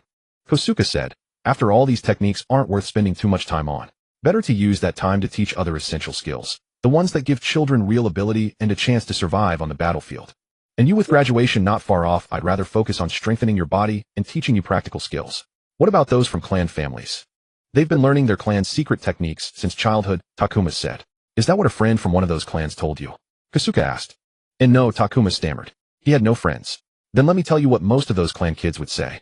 Yes, they do receive clan training, but believe it or not, the vast majority of that training is no different from what's taught at the academy. Takuma was about to ask why they do that when he suddenly recalled his past world where so many children had to attend cram schools and hire private tutors. The academy isn't perfect, and the clans know it full well. That's why they start preparing their children early. They go deeper into the subjects taught at school and cover extra things the academy doesn't teach. things that increased the children's chances of surviving on the battlefield. Yes, I won't deny that clan children do learn their clan's ninjutsu, but in most cases it's a special form of taijutsu or some knowledge that lays the groundwork for learning their clan's signature techniques once they're ready. Only the rare few who show exceptional talent in chakra are encouraged to learn more advanced ninjutsu, whether inherited or otherwise. Takuma lowered his head. Of course he hadn't known any of this. At the end of the day, he simply wanted to use chakra. It was chakra after all. Anyone who had read even one volume of Naruto had fantasized about wielding such a mysterious power. How do you know I'm not one of those rare few? Takuma asked with a touch of defiance. At the end of the day, he still wanted to learn chakra, and judging by what Kosuke had just said, he probably wouldn't get to learn much of it in their training. At the very least, not to the extent he wanted. I don't know. Maybe you've already developed some skill on your own through self-study, Kosuke said. Can you use chakra, little Takuma? He shook his head in shame. Kosuke laughed, that gentle smile he wore so often. Then let's get that sorted out. At the center of the training ground, Kosuke and Takuma sat facing each other. A soft morning breeze rustled through the layered leaves within Konoha and beyond, weaving a harmonious summer melody. Since you've tried practicing chakra on your own, tell me what you felt. I want to know how much you truly understand. Kosuke began. Nothing. I felt nothing at all, not the slightest progress. Takuma's voice was much lower than usual. Oddly enough, although he had yet to master a single skill a ninja was supposed to have, whenever Kosuke taught him something, he always managed to move forward at least a little. The steps were pitifully small, but at least he was moving. Chakra alone was the exception. It was as if he were searching for something that did not exist at all. What if it truly didn't exist? For the first time, that thought surfaced in his mind, and a warning bell clanged inside him. What if he simply had no chakra? No. Every living thing on this planet has chakra, he thought. But you are not from this planet, a cold, sinister voice whispered from the depths of his heart. This body is. Takuma roared back in his mind. So what? The voice sneered. Didn't you say it yourself? Chakra is molded from physical energy and spiritual energy. This body can produce physical energy, but your soul cannot produce spiritual energy, because you do not belong to this world. You are an outsider. You can never use chakra. That icy thought made his whole body jolt, striking deeper than plunging headfirst into freezing water in the dead of winter. He could not accept it. In this world, if he could not use chakra, what was the point of living? Those who could not use chakra far outnumbered those who could, but Takuma refused to be one of the majority. His vision blurred, and a sharp ringing screamed in his ears. The milk he had drunk that morning churned up, mixed with stomach acid, and climbed into his throat. His whole body burned. The wide-open training ground suddenly felt cramped and suffocating. The rising sun was dim and lifeless, the rustling leaves became deafening, and even the morning breeze grew as heavy as lead. Takuma looked down at his body. This body did not belong to him. He was wearing another person's skin. He was a thief. He had to get out of this body. Takuma. An aged voice pierced through all the noise, and Takuma's shoulders jolted violently. He snapped his head up, his eyes wild with terror, as if he had seen a vengeful specter coming to claim his life. Within seconds, Takuma was drenched in sweat, as if he had just come out of a sauna. Seeing Takuma trembling before him, Kosuke darted forward and laid him flat on the grass. Takuma's chest heaved violently as he stared at the blue sky overhead. The sky had collapsed. At least that was how it seemed to Takuma. He curled into a ball. Takuma, can you hear me? Kosuke's hands flew through hand seals, then he cupped Takuma's head, pressing his palms against both sides of his temples. A green glow of medical ninjutsu bloomed from Kosuke's palms, but Takuma's breathing remained ragged and labored, every muscle taut, as if about to snap. Takuma, listen to my voice, child. Kosuke frowned. It was no use. He looked at Takuma, racked with pain, then released the jutsu, scooped Takuma into his arms, and rushed out of the training ground. Kosuke sat by the hospital bed and sighed. He gazed at the child he had taken under his wing, his heart heavy with worry. A mere hour before, that face, now sleeping so peacefully, had been twisted beyond all recognition. Looking back, he had not had time to process everything that had happened in that hour. Everything had come too suddenly. He could only react on pure instinct, as if on a mission. That was why he had ended up bringing Takuma to the Shinobi hospital instead of the civilian hospital where he should have been taken. Unlike him, Takuma was still a civilian. By the rules, he should have been admitted to a civilian hospital. Fortunately, a few kind-hearted people at the hospital made an exception and gave Takuma a bed, letting him stay until he woke. Once Takuma woke up, if he still needed treatment, he would be transferred to the civilian hospital. If it was still needed. Kosuke sighed and silently prayed there would be no more trouble. But the hope was slim. Takuma had been in the hospital for 4 full days and still had not awakened. When they reached the hospital that day, Takuma had already lost consciousness, and he had not opened his eyes even once since. What on earth had happened? Kosuke stared at Takuma, his brow deeply furrowed. One moment the boy had been fine, at worst a little downcast. The next he had collapsed to the ground and thrashed back and forth, clutching his head, drenched as if dragged out of water. He had performed the most basic checks and confirmed there were no external injuries. But when he tried to use medical ninjutsu to ease the pain, the jutsu had no effect at all. Either the cause of the pain lay beyond the reach of ninjutsu, or the pain was so intense that his medical skill was simply powerless. Kosuke, hearing his name called Kosuke, turned toward the door of the ward. The moment he saw who was standing there, he quickly rose to his feet. Lord Third, he exclaimed under his breath, hurried forward, and knelt before him. No need for such courtesy, Hiruzen Sarutobi said as he stepped into the ward. With the Hokage came another shinobi in Konoha's standard uniform. The man whose face bore a long whip-like scar did not enter the ward. He stood at the door, his gaze sweeping the corridor outside. The Hokage's bodyguard Kosuke concluded as he rose. He looked toward the ward's window, and sure enough, another ninja stood on the ledge outside. The Hokage never traveled without guards. And Kosuke knew that beyond his line of sight, Inbu ninja lurked in the shadows watching over the Hokage. He turned his gaze back to Hiruzen, who had already moved to the foot of the bed and was quietly studying Takuma. A child Kosuke. Hiruzen glanced at Kosuke. He reached into the wide-sleeved taori draped over his red kimono and drew out his pipe. This is a hospital, Lord Hokage. The guard at the door spoke. Hiruzen looked down at the pipe in his hand, then put it away. Forgive me. Old habit. I reached for it without thinking. He said. Lord Hokage, this is a child I recently took under my wing to teach, Kosuke said, respectfully steering the conversation forward. Hiruzen looked somewhat surprised. Kosuke was not taken aback. Given his circumstances, this was indeed unusual. A genin? Hiruzen asked. A student at the ninja academy. That made the Hokage even more astonished. He looked at Takuma once again. What happened? He asked. According to the medical ninja. Nothing at all, Kosuke replied. When Takuma was first admitted, the medical ninja had examined him, and again the next day, but neither time found anything abnormal. All they could tell him was that since they had found nothing wrong, Takuma should wake up on his own. As for when, no one could give a date. Kosuke recounted the whole sequence of events to the third Hokage. After listening, Hiruzen let out a thoughtful hum. Since the medical ninja can't find anything wrong with the boy's body, the problem is most likely in his head. Hiruzen said, looking at Kosuke. There is an active Yamanaka clan ninja at the hospital. I will arrange for him to examine little Takuma. I believe he can help. Then I am truly grateful, Lord Hokage. Kosuke bowed deeply. Thank you. I don't know what to say. When little Takuma wakes and learns of this, he will be grateful to you for the rest of his life. Children are the village's true treasures. Hiruzen said with a smile. To love them and help them bloom into their potential is our duty as adults. Kosuke looked at Takuma. Young people do possess potential, but not every young person can make it blossom. Only those who have struggled and striven ever get the chance to grasp it. But I do want to ask, why now? After all this time, Hiruzen asked Kosuke. Kosuke understood what Hiruzen meant. This boy needs someone to teach him, but there is not a single person beside him who can. Little Takuma is an orphan. Seeing Hiruzen's puzzled expression, he added. I see. He has no one to lean on. Meeting him was a coincidence, perhaps a bond one was willing to accept. But since I have taken on this responsibility, I will not abandon him halfway. Kosuke said. You yourself have said, Lord Hokage, that children are the village's treasure and the future. I have merely done a small trivial thing, hoping that future will be a happy one. His decision to teach Takuma had not been a momentary impulse. There were too many orphans in this world who needed the care of an adult, someone to guide them as they grew. He could not help everyone. So he chose someone who would benefit from his teaching and would treasure it. Before making the decision, he had watched Takuma from the shadows for days, trying to determine whether teaching him would be worthwhile or wasted effort. In that time, he saw a lonely child, a child out of place. Always alone, yet never seeming forlorn. Never once did he see even a flicker of envy or longing in Takuma's eyes when he looked at classmates or children his age who had their parents beside them. He seemed forever indifferent to everything around him, running about tirelessly without ever taking a moment to stop and appreciate the simple beauties around him. He relied on no one. That was not how a child should live. Then suddenly Kosuke understood. Perhaps Takuma never cared because he had no idea what it was like to have someone by his side. That thought weighed on Kosuke's heart, and he had only imagined it. But Takuma, he had truly lived those days day after day. Kosuke did not know whether his guess was right. After all, he could not know what was inside Takuma's heart. But even if there was only the slightest chance he had guessed correctly, he could not bear to see any child live such a life. And so he made his decision. He would train Takuma, not to forge him into an extraordinary ninja. No, what he truly wanted was to show Takuma how good it felt to have someone, to let him taste what it meant to rely on another, and to have someone share his joy and sorrow with him. Then perhaps you believe you are ready to guide others who need help, Hiruzen said.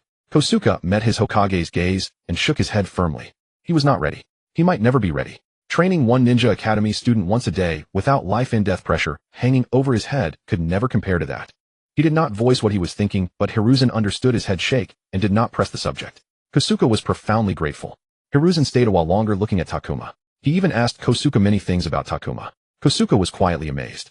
He had lived longer than most. He had served the second Hokage, the third Hokage, then the fourth Hokage, and then the third Hokage again. So he knew better than anyone how demanding the seat of Hokage truly was.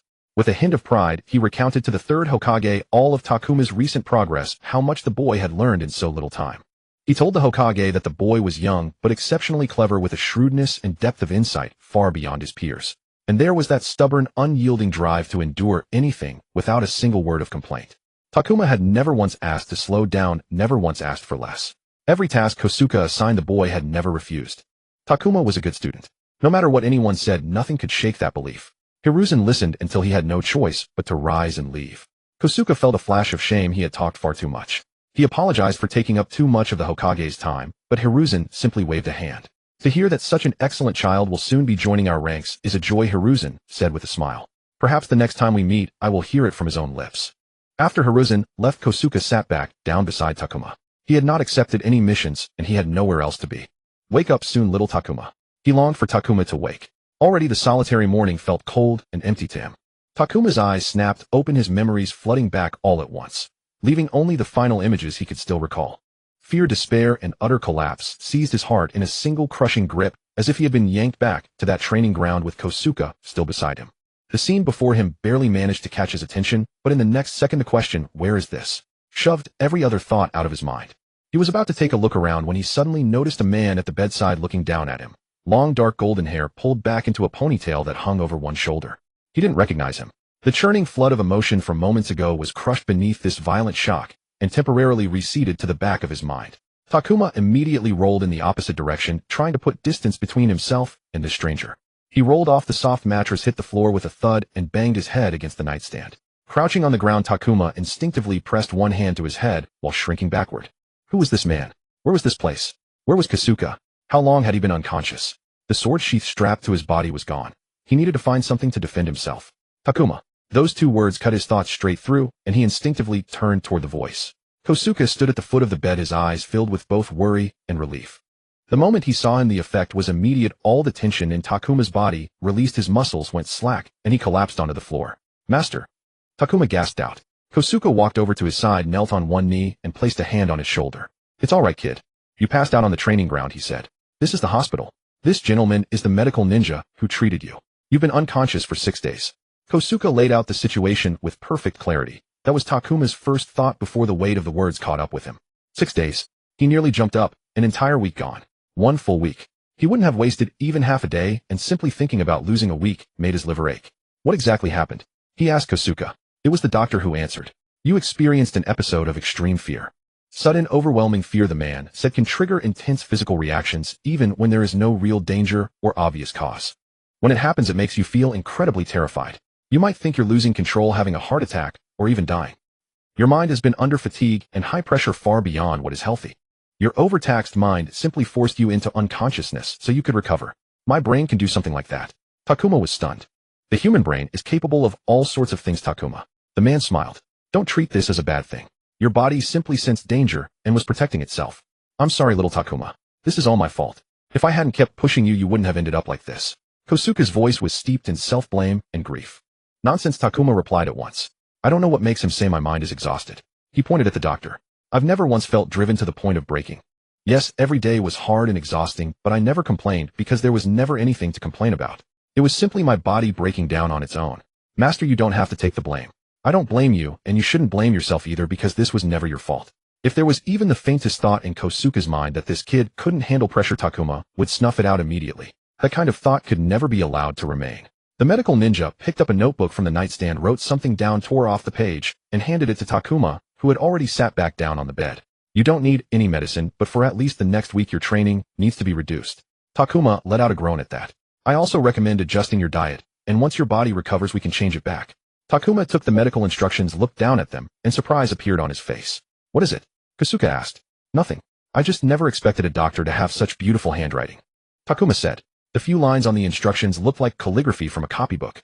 They were so beautiful that he thought if someone gave them to him for free, he might actually consider framing them and hanging them on the wall. The ponytailed man laughed. I'll take that as a compliment. It took me quite a bit of effort just to make my writing legible. If I couldn't even read my own handwriting, that would be a real problem. Well then, if you'll excuse me, I have other things to do. Of course. Takuma, be sure to thank Dr. Yamanaka for all the help he's given you. Kosuke said to Takuma.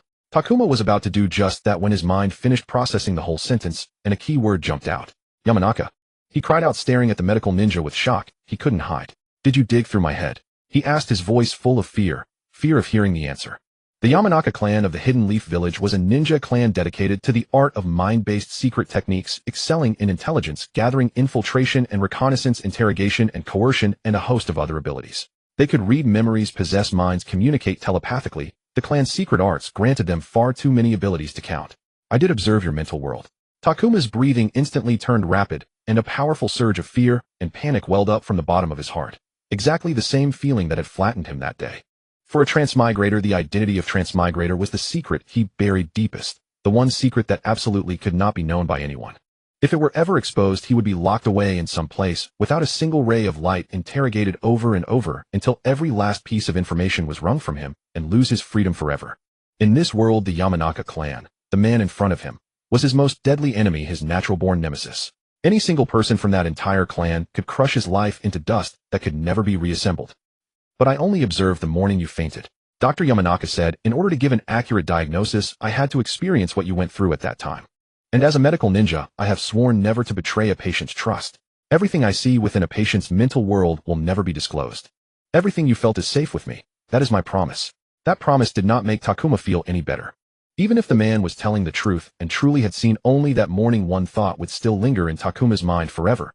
What if he was lying? What if he had already seen everything? There is one last thing. I strongly suggest you find someone to talk to about what you actually experienced that day. The mind-reading doctor said keeping everything bottled up inside is not good for the body. From my experience, speaking it out makes things far better. You're just trying to get me to spit out my own secret, a voice in Takuma's mind said. He swallowed the bitterness and nodded to Dr. Yamanaka. Thank you for your help, he said. There was not a trace of sincerity in his voice. It couldn't be helped. Toward this man, he felt only fear and repulsion. Dr. Yamanaka gave him a smile in return, then turned and left the hospital room. Takuma lowered his head and took several deep breaths. I've made another mistake. Kosuke's voice came from beside him. I shouldn't have agreed to Lord Hokage's request to let Dr. Yamanaka examine you without your permission. Takuma was stunned again. The amount of new information today was simply too great, pressing in so densely that he couldn't process it all. The Hokage came. He asked. He did come, and he stood right in this room. A warm smile rose on Kosuke's face. I told him that the other medical ninja couldn't find anything wrong with you, and he suggested asking Dr. Yamanaka to take a look. He also asked me a lot about you, and said that when the two of you meet next, he hopes to hear it from you personally. Oh. Takuma was tongue-tied. The Hokage, to him, he had once been just a character in a story. But after truly living in this world for nearly half a year, he had fully understood that the position of Hokage was equivalent to the president or prime minister of a country. For ordinary people like him, some might go their entire lives without ever getting a chance to say even one sentence to the Hokage. Even if he did become a ninja in the future, the prospect of having a conversation with the Hokage outside of work was still a distant, unreachable thing. It's nothing, he said. You were just worried about me. I'm grateful for everything you've done. But to be honest, he wished Kosuke had not agreed. Compared to lying unconscious and having every secret exposed, he would choose the former 100%. If you hadn't agreed, who knows how much longer I'd be lying here. I don't have time to waste in a hospital bed, Takuma said, with absolute certainty. Right now, the most valuable thing in his hands was time. Kosuke frowned, deepening the lines on his face. Rest for a week, as the doctor said. Then you can resume training. I'm fine. This week I'll be away on a mission out of the village. So you absolutely must take this time to rest properly and let both your body and mind recuperate. Takuma opened his mouth to argue, but as soon as he heard that Kosuke would be gone for the whole week, the words caught in his throat. He looked out the window and sighed. I'll rest, he said. Good, he heard Kosuke say. Do you want to talk about that day? No. Takuma didn't look at Kosuke. He didn't want to talk. He still didn't know whether he could even use chakra. Just having that thought lodged in his mind was enough to terrify him. Thinking about talking to someone before he was certain made him sick just from the thought. What made it even worse was that he would have to wait at least a week to get that answer. 1 week. It stretched on endlessly as if it had no end in sight. The sound of footsteps suddenly echoed across the center of the training ground, and Takuma turned his head. This was the place where he and Kosuke trained together every morning. You're here quite early today, little Takuma. And it seems you've already warmed up on your own. Takuma rose from his plank position and looked at Kosuke. He hadn't seen his master for 8 whole days. Kosuke had been away on a mission while he had been recuperating. It was the longest they had been apart since the two had first met. It had also been the hardest week of both his lives combined. I couldn't sleep last night, so I came over a bit earlier, Takuma said. Since he had begun training under Kosuke, this was the first time he had arrived before his master. Last night he had tossed and turned, unable to sleep at all. Knowing that he could finally resume training today, that restless excitement had wiped away every trace of drowsiness. Even after arriving at the training ground, the energy hadn't subsided, so he simply started warming up, getting his body moving to burn off that surplus of restless energy. Kosuke gave Takuma a once-over, carefully studying how he looked after his rest, then let out a light chuckle. Youngsters always have more vitality than us old bones. Takuma, how's your body? He asked. Good as new. Better than new, Takuma answered without a hint of hesitation. He needed to thoroughly erase any doubt in Kosuke's mind. He was fully recovered. We can just pick up right where we left off. No problem at all. Then let's not waste time. Kosuke nodded and promptly gave Takuma his training instructions for the day. Usually the sessions began with warm-ups and stretching, but since Takuma had already done them on his own, they skipped straight past that. The opening of every morning was much the same. A quick round of physical conditioning, where Kosuke pushed each exercise to the brink of Takuma's limits, using that method to temper his stamina and gradually steer his physique toward a tougher, more solid frame. This was also the only time in the morning that Kosuke devoted specifically to physical conditioning. Afterward, they would practice taijutsu, sparring, and other body training, but those were aimed at honing skills, not at building foundational physical strength. Relying solely on the morning's amount was far from enough from the perspective of laying a foundation. Since the two only met during this limited window in the morning, Kosuke had Takuma perform most of his physical exercises as extra practice on his own at night. That way the mornings could be freed up to polish other areas using the old ninja's direct guidance where it mattered most. Rest a moment. Stop and pause for a while before continuing. After one round, Kosuke said. Takuma gasped for breath, watching Kosuke's back. The old man was unscrewing his water flask to drink. Takuma was drenched in sweat from head to toe, clothes clinging to his body, beads of sweat dripping down from the ends of his hair. Even so, he felt that Kosuke had held back today. That set of training just now was lighter in intensity than what he normally did with Kosuke. This wasn't because he had gotten used to the training. 5 months, and he still hadn't, because Kosuke kept finding new ways to raise the bar, nudging it up just a little more each day than the last. The difficulty of this training set had been deliberately reduced. Training had never felt easy before, but today it truly did feel easier. He still thinks I haven't fully recovered, Takuma thought to himself. This was exactly what he feared most. After resuming training, Kosuke would cut back his workload. That was also why he had arrived early today, finishing his warm-up before Kosuke even showed up. He wanted to show his master that his body was fine, that there was no need to lighten the training. Come here, Takuma. Kosuke had already sat down cross-legged on the grass, pointing to the spot in front of him. We'll pick up from where we left off, starting with chakra. The moment Takuma sat down, the word chakra hit him like a needle to an acupoint. He had been about to protest to Kosuke about today's training being too light, but that thought was instantly shredded and tossed into the mental trash bin. Something far more important than that had arrived. What was meant to come had finally come. This was the moment he had both feared and longed for ever since waking up in the hospital.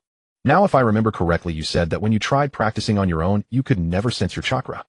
Takuma gently shook his head, his gaze fixed somewhere near Kosuke's chest, not daring to meet his master's eyes.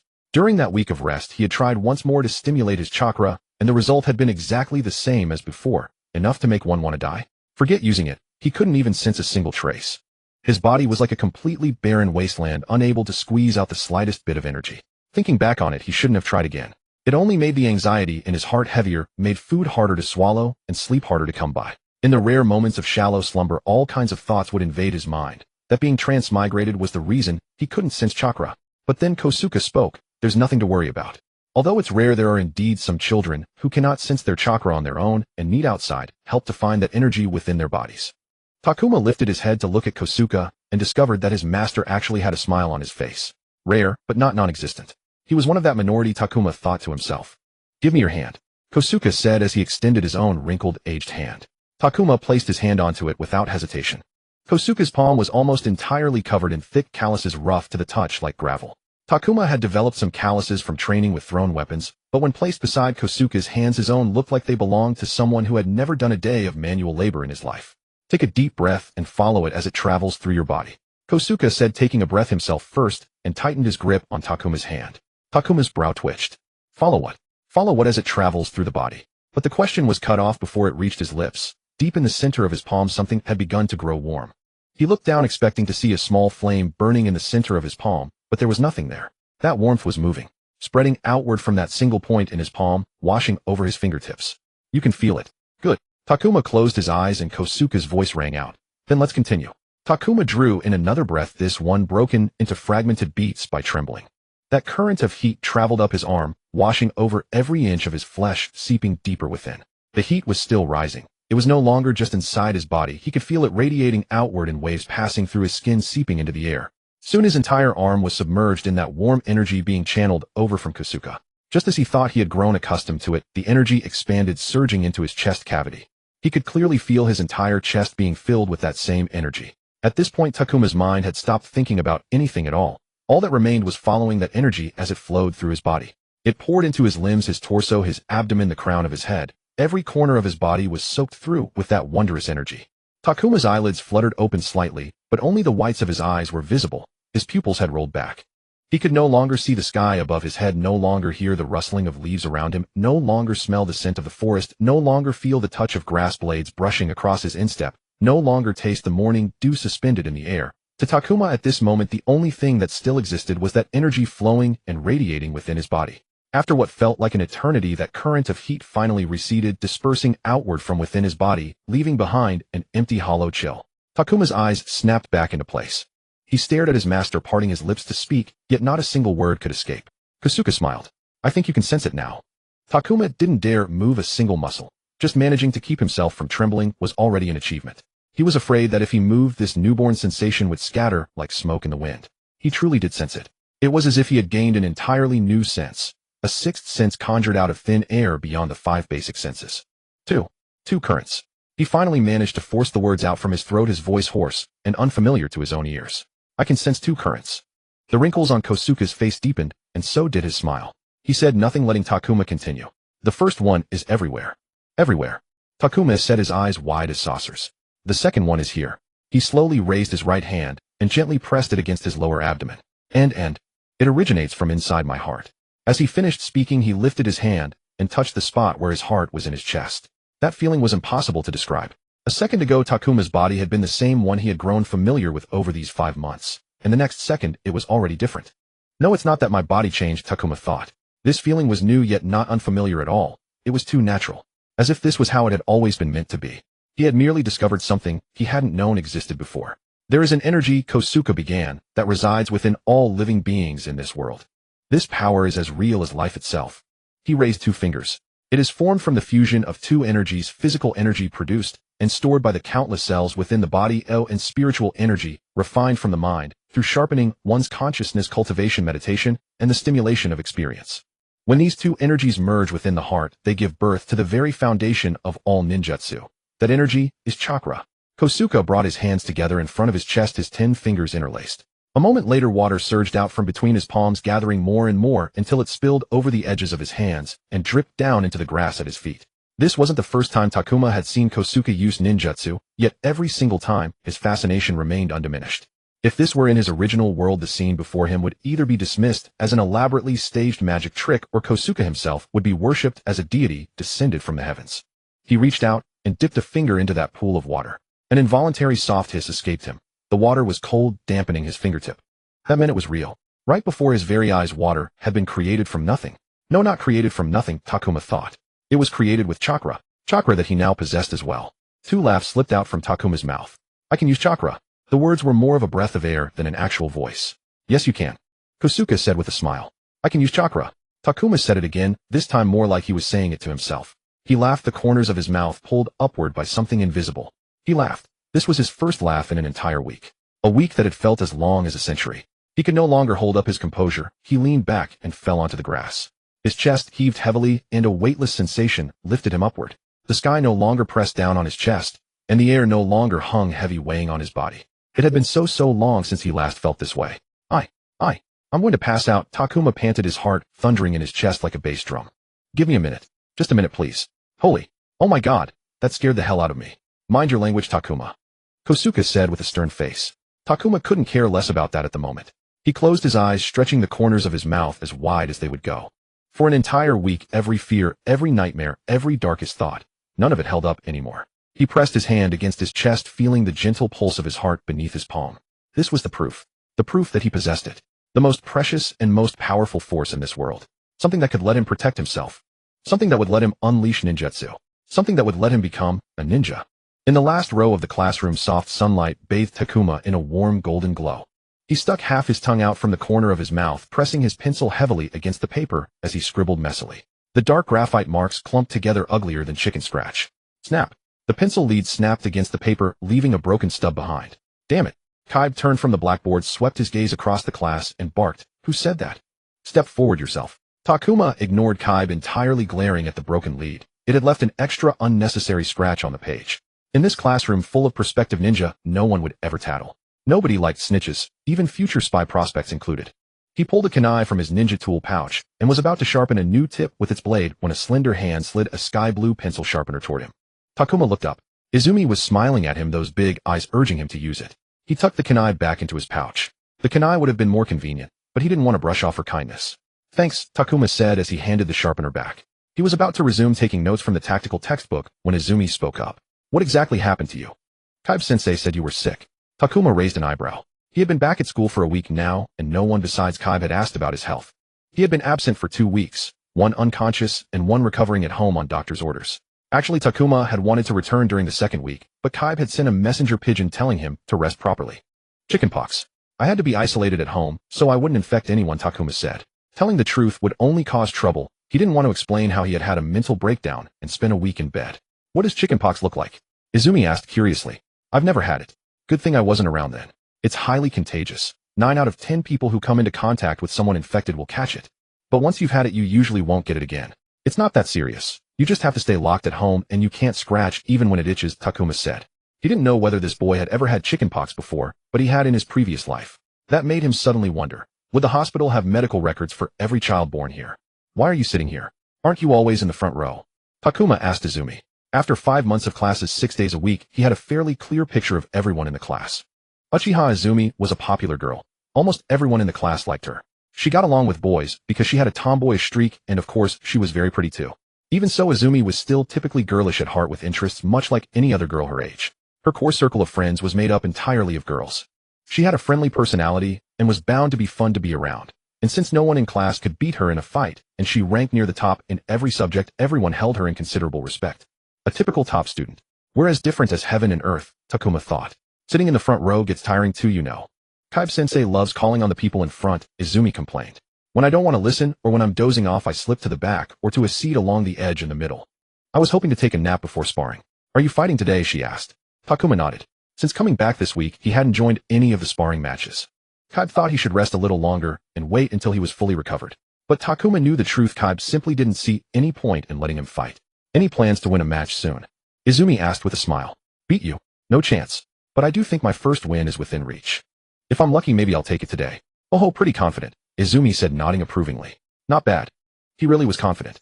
After 5 months of training with Kosuke, he felt he had a real chance to win, as long as he gave it everything and stayed careful enough not to let a single mistake creep into his movements. Besides, he had already awakened his chakra. He couldn't use ninjutsu yet, but that energy still poured a steady stream of confidence into his heart. Kaibe's voice yanked him back from his thoughts. The instructor called for silence. There's an announcement all of you will be very interested in, so listen carefully. Kaibe waited until he had everyone's full attention before continuing. In 2 months, you'll be taking your first graduation exam. Takuma drew in a sharp breath. Even Izumi beside him carried a heavy layer of tension in those obsidian-like eyes. I know this is only the first of 3 exams, but don't think you can just half-ass this one. Anyone who dares to waste any of these opportunities will regret it. These exams are absolutely vital to your promotion to genin. For the next 2 months before the exam, I'm going to keep hammering this into you. You'd better sharpen your ears and prepare yourselves. This will be the most important period of your lives. Kaibe announced to the class. Graduation exam. Takuma licked his lips. He didn't know exactly what the graduation exam would test, but he knew from the manga that it involved the clone jutsu. And someone like him, who couldn't even manipulate chakra, was still a long way from releasing even the most basic ninjutsu. I can learn it in 2 months, Takuma told himself. He just had to push himself twice as hard. The sun climbed to the very peak of the sky and poured its blazing fury onto the land below. And so came the time Kaibe had chosen for the class sparring session. The academy instructor firmly believed that sparring in the hottest hour of the day helped build endurance and gave students an early taste of one of the many harsh environments they'd eventually face on the battlefield. Takuma hated this part. Dragging people out to spar right after lunch when the temperature peaked was simply inhuman. Takuma, you're up next, Kaibe said, standing beside him as a spar unfolded in the circle. Takuma let out a painful groan. He had once been full of enthusiasm for sparring, but after sitting under the sun's unshielded glare all day, every shred of enthusiasm had melted away. He looked around, sizing up possible opponents. Everyone only fought once a day, so anyone who had already fought was out. Izumi's definitely out. And I don't want to fight Hideaki either. That little chubby kid from the Akimichi clan hits like a cannonball. Maybe a bookworm type would be better. Maybe I can steamroll them. Takuma's eyes swept over potential opponents. Takuma against Hiro. When Kaibe called his name, Takuma stood up, and on the other side of the circle a boy also got to his feet. The moment Takuma heard who he had been matched with, his face fell. It only turned even sourer when he saw Inuzuka Hiro's grinning face. The Inuzuka clan of Konoha was famous as a family of ninja who fought alongside Ninken. Once they reached a certain age, clan members were given their own canine partner. From then on, the clan member and their ninja hound were almost inseparable. Yo Takuma. Hiro's grin stretched wider, baring his teeth and pulling at the inverted triangle fang markings on his face. The little black dog lying on top of his head yapped and ruffled Hiro's already messy hair even more. Takuma ignored his greeting. To everyone else, his silence was just his personality. Nobody expected him to answer back. Besides, Hiro's reputation was part of the reason Takuma didn't even want to return a single greeting. Hiro was the typical little tyrant. He provoked teachers whenever he got the chance, talking back to Kaibe, ignoring orders, missing no opportunity. Rules and codes of conduct meant nothing to him. Whoever became his target, he would bully them as if he gained some kind of pleasure from other people's pain. Kaibe-sensei. Everyone turned toward the voice. Another academy instructor stood at the far edge of the training ground. Wait here. I'll be right back. Kaibe finished, then narrowed his eyes at Hiro. If anyone dares start trouble, I guarantee you'll be in so much pain after class that you'll wish you were dead, and you'll get detention too. As Kaibe turned and walked away, Hiro stuck out his tongue at his back. Then he turned to Takuma, grinning wide. I didn't know you were already back, Takuma. I heard you were in the hospital for a while, but you look fine to me, huh? Not a single trace of reaction showed on Takuma's face.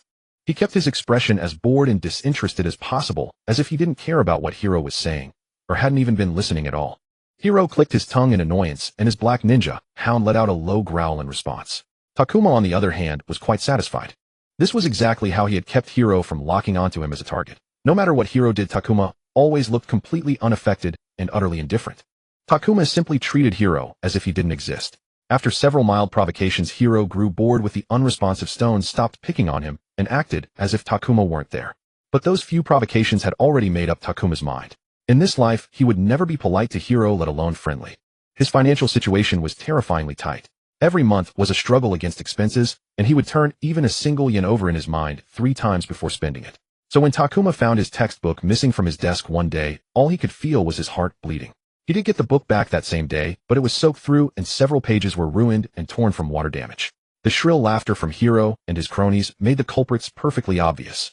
Fortunately, when Takuma saw how his textbook had been destroyed, he managed to suppress the acid-burning fury that surged inside him. He showed no reaction from beginning to end, kept a face of sheer boredom the entire time, and didn't report it to any teacher afterward, all to preserve the image of someone who couldn't care less. But from that day on, he strictly bought only what he absolutely had to, and carried all his belongings with him at all times, never letting them out of his sight. Come to think of it, I don't even remember when we last fought, Hiro said. Feels like it was last year. Hiro cracked his knuckles. What a rare chance. I'll really enjoy this, won't I, Takuma? His grin grew wilder and crueler. Takuma caught sight of Kaibe heading back toward them. Takuma narrowed his eyes and clenched his fists. The sneer on Hiro's face dredged up the exact feeling Takuma had had when he couldn't find his textbook that day. He made up his mind. Today he would claim his first victory. Ugh, that idiot is about to do something stupid again. Izumi stopped playing with the gray-white puppy sprawled belly up in her arms, and looked at Hana, whose brow had furrowed. Following Hana's gaze, she saw Takuma and Hiro standing in the center of the training circle. Takuma had his back to her, but Hiro seemed to be saying something. Izumi was taken aback. She couldn't remember the last time she had seen those two boys talking to each other. Perhaps such a time had never existed at all. Indeed, she had never seen nor heard of Takuma speaking to anyone. What do you mean? Izumi asked. Hana jutted her chin toward the two boys, the bridge of her nose creasing. That idiot only smiles like that when he is about to do something idiotic. I've seen it far too many times. The puppy on Izumi's lap suddenly rolled over, jumped down, and trotted over to squeeze in, with the other two triplet brothers crowded on Hana's lap. Izumi giggled. The two little ones were clearly not thrilled about the arrival of their new third brother. They shoved and jostled, each trying to push the other off Hana's lap, but after all their effort, the best they could manage was to pile one on top of the other, crammed into that tiny patch of space. The 3 dogs, for their part, showed not the slightest discomfort. They all pressed against Hana's fingers in unison, for she was gently scratching behind their ears. Honestly, Izumi could hardly imagine that these 3 Himura brothers would one day grow into ferocious Ninken. Creatures that could shred enemies with fang and claw, catch the faintest, deliberately hidden scent, and track it relentlessly to the very end. They were so small and adorable right now, after all. She turned her gaze back to the 2 boys. Hiro was Hana's cousin and belonged to the same Inuzuka clan. The black Ninken puppy perched on his head, and the pair of red inverted triangle fang marks on his cheeks, identical to Hana's, were proof enough. Even their taijutsu followed the same path. Compared to Hiro, she liked Hana far more. Hana was her friend, smarter than her kinder, and genuinely delightful to spend time with. Moreover, the Himura brothers were always inseparable from Hana, which in Izumi's eyes was an extra point in Hana's favor. Hiro was far less likable. His voice was gratingly loud, and he was forever up to something mean. Once he had grabbed her ponytail and yanked it backward. During a spar she made him pay for it. After that he never dared bother her again. Izumi shifted her gaze to the other boy, Takuma. No matter when she saw him, he was alone and quiet. In class, at lunch, during outdoor training, Takuma was always solitary. Even on that camping trip into the forest, he had kept to himself. How can that person be so utterly unmoved? Izumi often wondered. No matter what was happening around him in the classroom, it all seemed to have nothing to do with him. He simply focused on the task in his own hands, working without a pause. She knew he didn't listen in class. Just today she had seen him reading a fourth-year history textbook, jotting notes as he read. She had thought about asking him why he was reading last year's book, but he had looked so absorbed that she couldn't bear to disturb him. At least she had finally figured out why he'd missed 2 weeks of school: chickenpox. She breathed a quiet sigh of relief. Then Izumi saw Kaiba return to the training ground. The sparring was about to begin. 1 minute. I bet he can last 1 minute. Bullshit, you're giving him way too much credit. He'll be flat on the ground in 20 seconds tops. Izumi frowned, overhearing a few classmates whispering and laughing. That was a terribly rude thing to say. Even so, she couldn't deny that what they said was the truth. Takuma's taijutsu really was poor. Saying poor was already generous. Izumi watched the boy whose back was turned to her. No matter how you looked at it, Takuma simply didn't seem cut out to be a ninja. He couldn't hold his own in a spar at all. His weapon skills were a complete disaster. She hadn't seen him hit the target in months. He couldn't even release ninjutsu. Not release it badly. He simply couldn't release it. She truly wanted to ask him why he was still at the Ninja Academy, but that would have been far too rude a question, so she had always swallowed it back down. Still, his math really is impressive, she thought. He was absurdly good at both math and physics. Whenever the teacher asked a question, he could always answer it. He'd be better off. Begin. Kaiba announced the start of the spar. Hiro didn't waste a single second, hurling himself forward. Takuma had already assumed the Academy's standard taijutsu stance. Rather than retreating or charging in, he sidestepped, dodging Hiro's flying kick. His response was right. But he's too slow, she thought. Hiro spun in place and drove a punch at Takuma. The sliver of an opening Takuma had just made for a counterattack was annihilated in an instant against Hiro's overwhelming speed and balance. All Takuma could do was thrust out a leg to meet Hiro's fist. The impact sent Takuma flying. The Inuzuka's sheer physical power also dwarfed his. Hiro burst into laughter, leaped into the air, and landed a flying kick squarely on Takuma's chest. To his credit, Takuma had crossed his arms in time to block, yet he was still sent blasting backward. Hiro came on like a whirlwind, tearing up from the ground, affording Takuma not even a single second to find his footing. He was like a crazed, starving beast, wanting nothing but to tear Takuma apart alive, while Takuma could only keep retreating and defending. Izumi had sparred with both Inuzuka in her class many times. The Inuzuka clan's taijutsu was brutal to the bone, a purely offense-driven fighting style, fierce in execution, ferocious in attack, savage as beasts locked in combat. It was completely different from her own Uchiha style, which prized striking after the enemy struck, aiming at vitals, and inflicting the most effective damage at the most opportune moment. But that was by no means to say that Inuzuka taijutsu was crude. Izumi narrowed her eyes, observing Hiro. Although Hiro had no need to use his true strength against a weak, negligible opponent like Takuma, she could still see in his movements a fluidity and coordination that demanded lightning-fast reflexes and superb body control. He is strong, Izumi thought. To an untrained eye, Hiro's movements might look completely disorderly, but to someone like Izumi, trained since childhood to look for counterattacking opportunities, every one of his attacks was calculated, every step served a purpose. Between Hiro and Hana, she had to admit that in taijutsu alone Hiro was the better. Hana was smarter than her cousin and outshone him in other ninja skills, but in taijutsu, she was no match for him. Inuzuka taijutsu simply suited someone like Hiro better. He seemed born to revel in all-out offense, whereas Hana was far more indolent. Izumi glanced at the black puppy crouching obediently at the edge of the field. Hiro hadn't brought his Ninken into the fight. Against someone like Takuma, there was no need. She then looked at Hana's Himura brothers, which made her wonder whether the number of dogs would actually make a difference to the outcome. High-ranking clan secret arts had no place in the school's taijutsu sparring. She had yet to truly see how the Inuzuka coordinated with their Ninken in battle. Just as no one had seen how far she, as an Uchiha, could truly go. And she couldn't ask Hana either. Friends though they were, such clan-deep secrets could only be uncovered by witnessing them with one's own eyes, or by becoming a trusted teammate of one of the Inuzuka. Stop. Kaiba declared the spar over. Hiro was kneeling on both knees, his fist frozen in mid-strike above Takuma. Takuma lay on his back beneath him, both hands raised before his face, shielding the features that had just been battered by that rain of punches. Hiro stood up, swept both arms skyward, and let out a howl of triumph. His Ninken darted over, jumped into his arms, and licked his cheeks again and again with joyful barks. As for Takuma, he slowly pushed himself up. His face was already swelling, bruises beginning to bloom across it, and it would only get worse. Even his arms were covered in red, whilst the marks left where he had endured Hiro's fists and feet. Izumi could guess that even more injuries lay hidden beneath his clothes. He'd be better off attending a civilian school, she thought. Takuma hung his head limp to the center of the circle and raised his hands about to form the seal of reconciliation. Hiro gave a snort, turned, and walked away without even completing the seal of reconciliation. Hiro, get back here right now. Kai bellowed after him, but the Inuzuka whelp just stuck out his tongue and ran. Kai could only sigh. He turned to Takuma. Go to the infirmary and get yourself cleaned up. Perhaps it was too soon letting you come back for sparring this early. Takuma nodded, hung his head, and limped off toward the school building. He went too far, Izumi said. There was a reason it was called a spar. Very few people struck this hard. Though Hiro was far from using his full strength, the degree to which he had crushed Takuma had gone far beyond what was acceptable. Hana nodded, her lips pressing into a thin, bitter line. For a member of her clan to behave that way in public hardly reflected well on the family name. Izumi's gaze followed Takuma until his limping figure disappeared into the school building. Today too he had been utterly alone. Takuma limped toward the school infirmary. Another loss. By now he had grown used to it. One defeat a day, defeated to the point of numbness.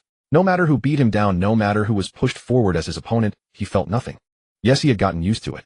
Takuma clenched his fist, but his hand refused to obey him. No matter how hard he tried, his fingers would not curl closed. He couldn't even manage something so simple. I for one feel that the first victory is right within reach. Why had he said something like that? Takuma cursed himself inwardly. Now he simply looked like a clown, too idiotic for words. How could someone like him, weak to the very bone, ever win? The most ironic part was that even he himself found it funny.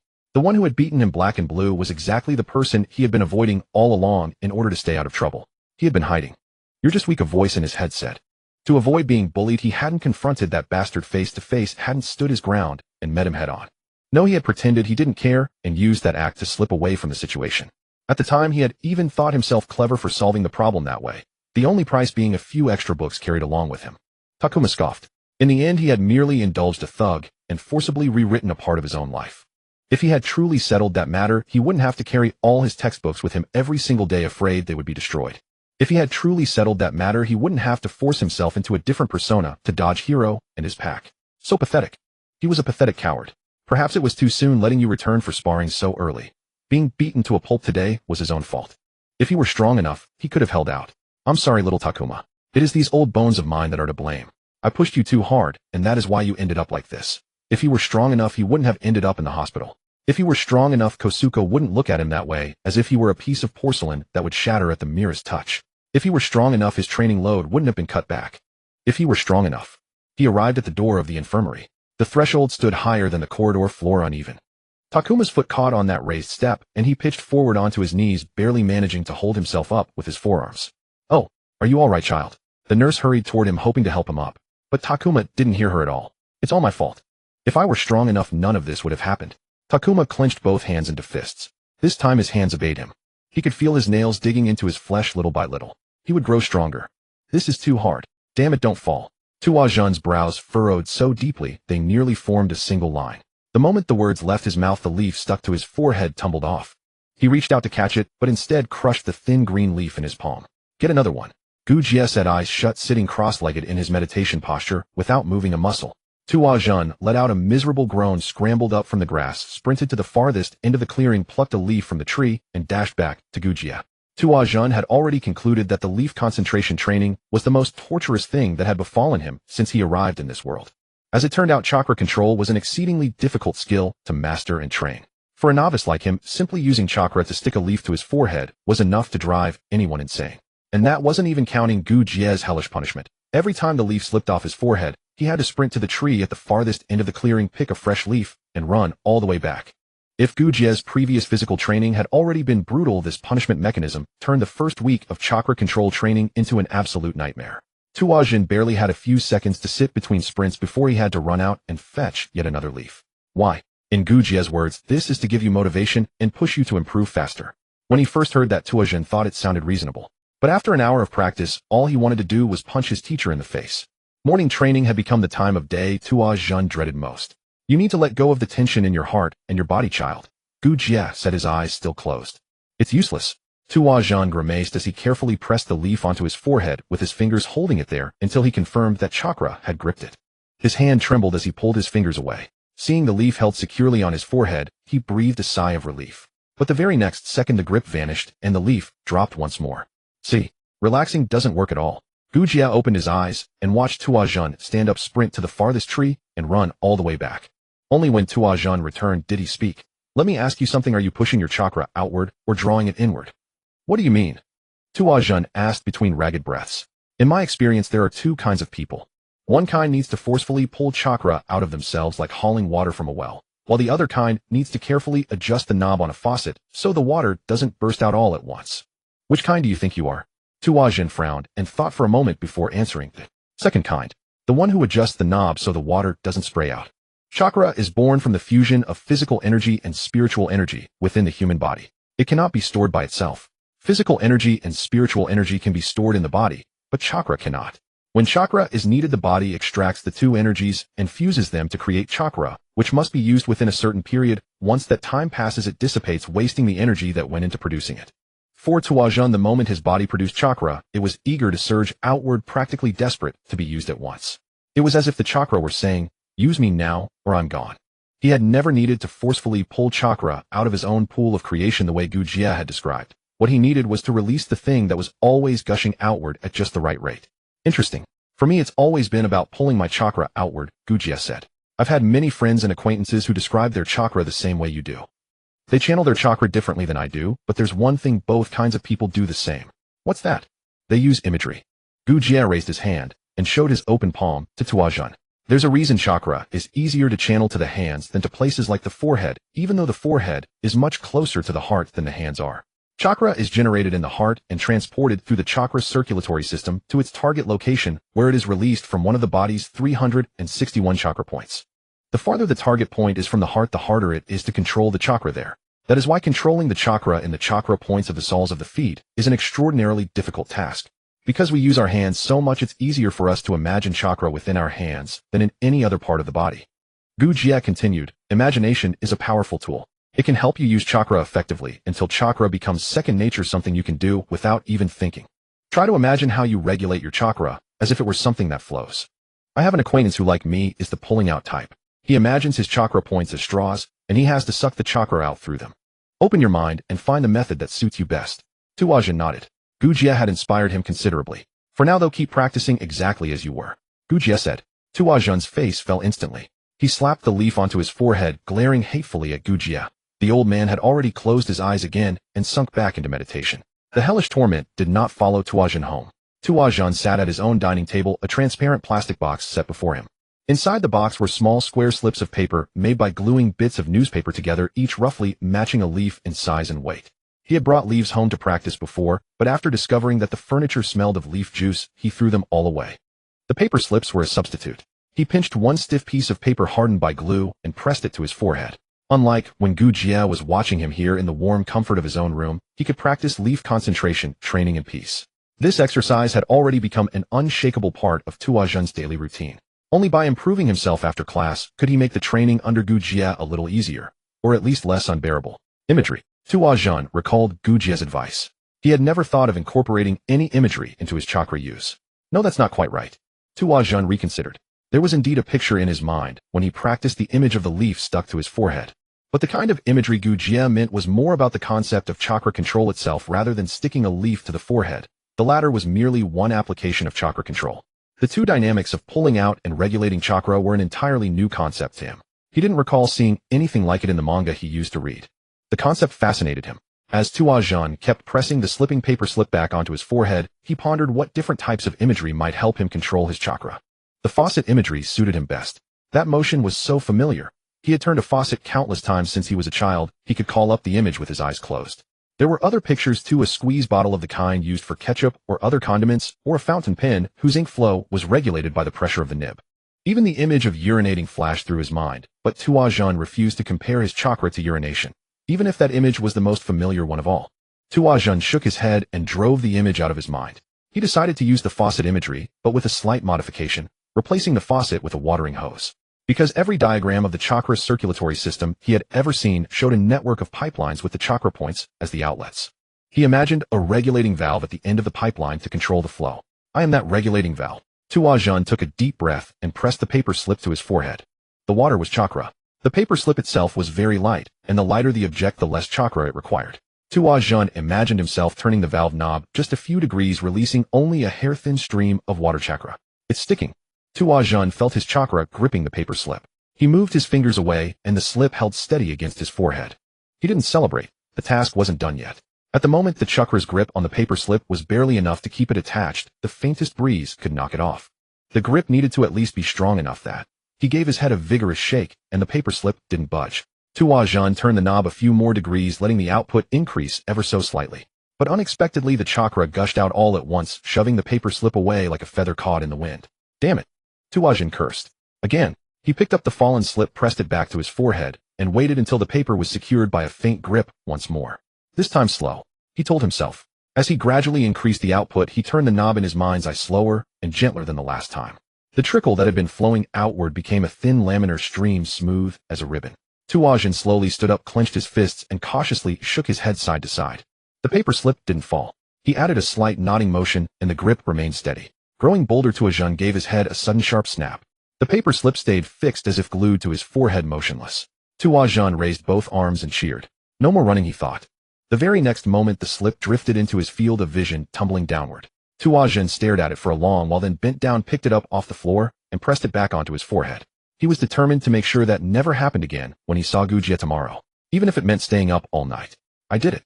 Tuazhan spread his arms wide, a leaf stuck to his forehead. He smiled, smugly flaunting his progress the moment he saw Gujia. Gujia smiled and nodded approvingly. Shake your head, he said. Tuazhan, brimming with confidence, tried to snap his own neck with a violent twist of the head, yet the green leaf remained glued to his forehead. Last night's hard work had not been in vain. As long as he didn't get distracted or lose focus, he could now stick the leaf on with considerable stability.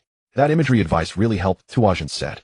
Very well done, little Tuazhan, Gujia said with a smile. He reached out, peeled the leaf from Tuazhan's forehead, and immediately handed it back to him.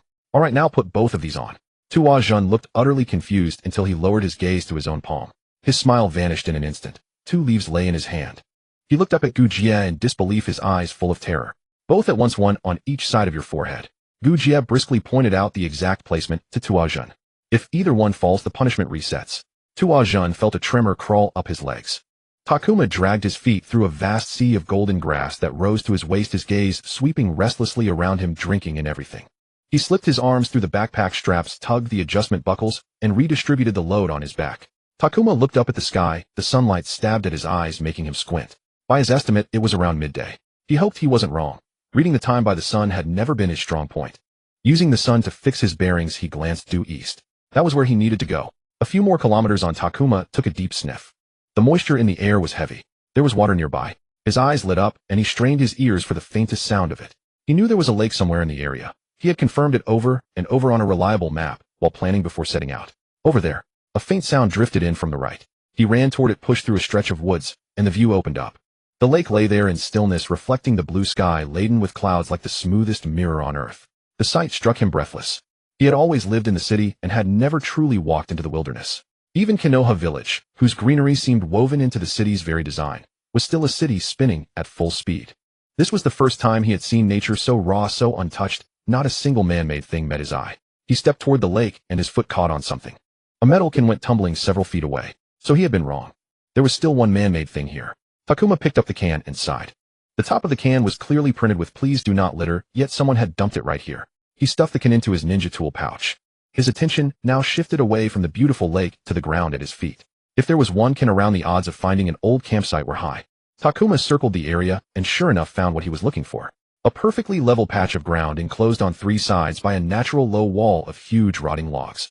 He crouched and touched the soil, dry. A perfect campsite had just become even more perfect. He stepped back, taking the whole area in again, and suddenly understood. A cabin. There was a cabin here once. He muttered to himself. Those piled tree trunks were the remains of the cabin that had once stood here.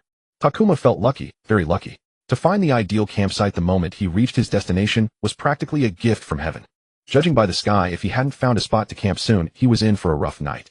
Things were going well, Takuma thought. 2 items on his to-do list could already be counted as half done: camp and water.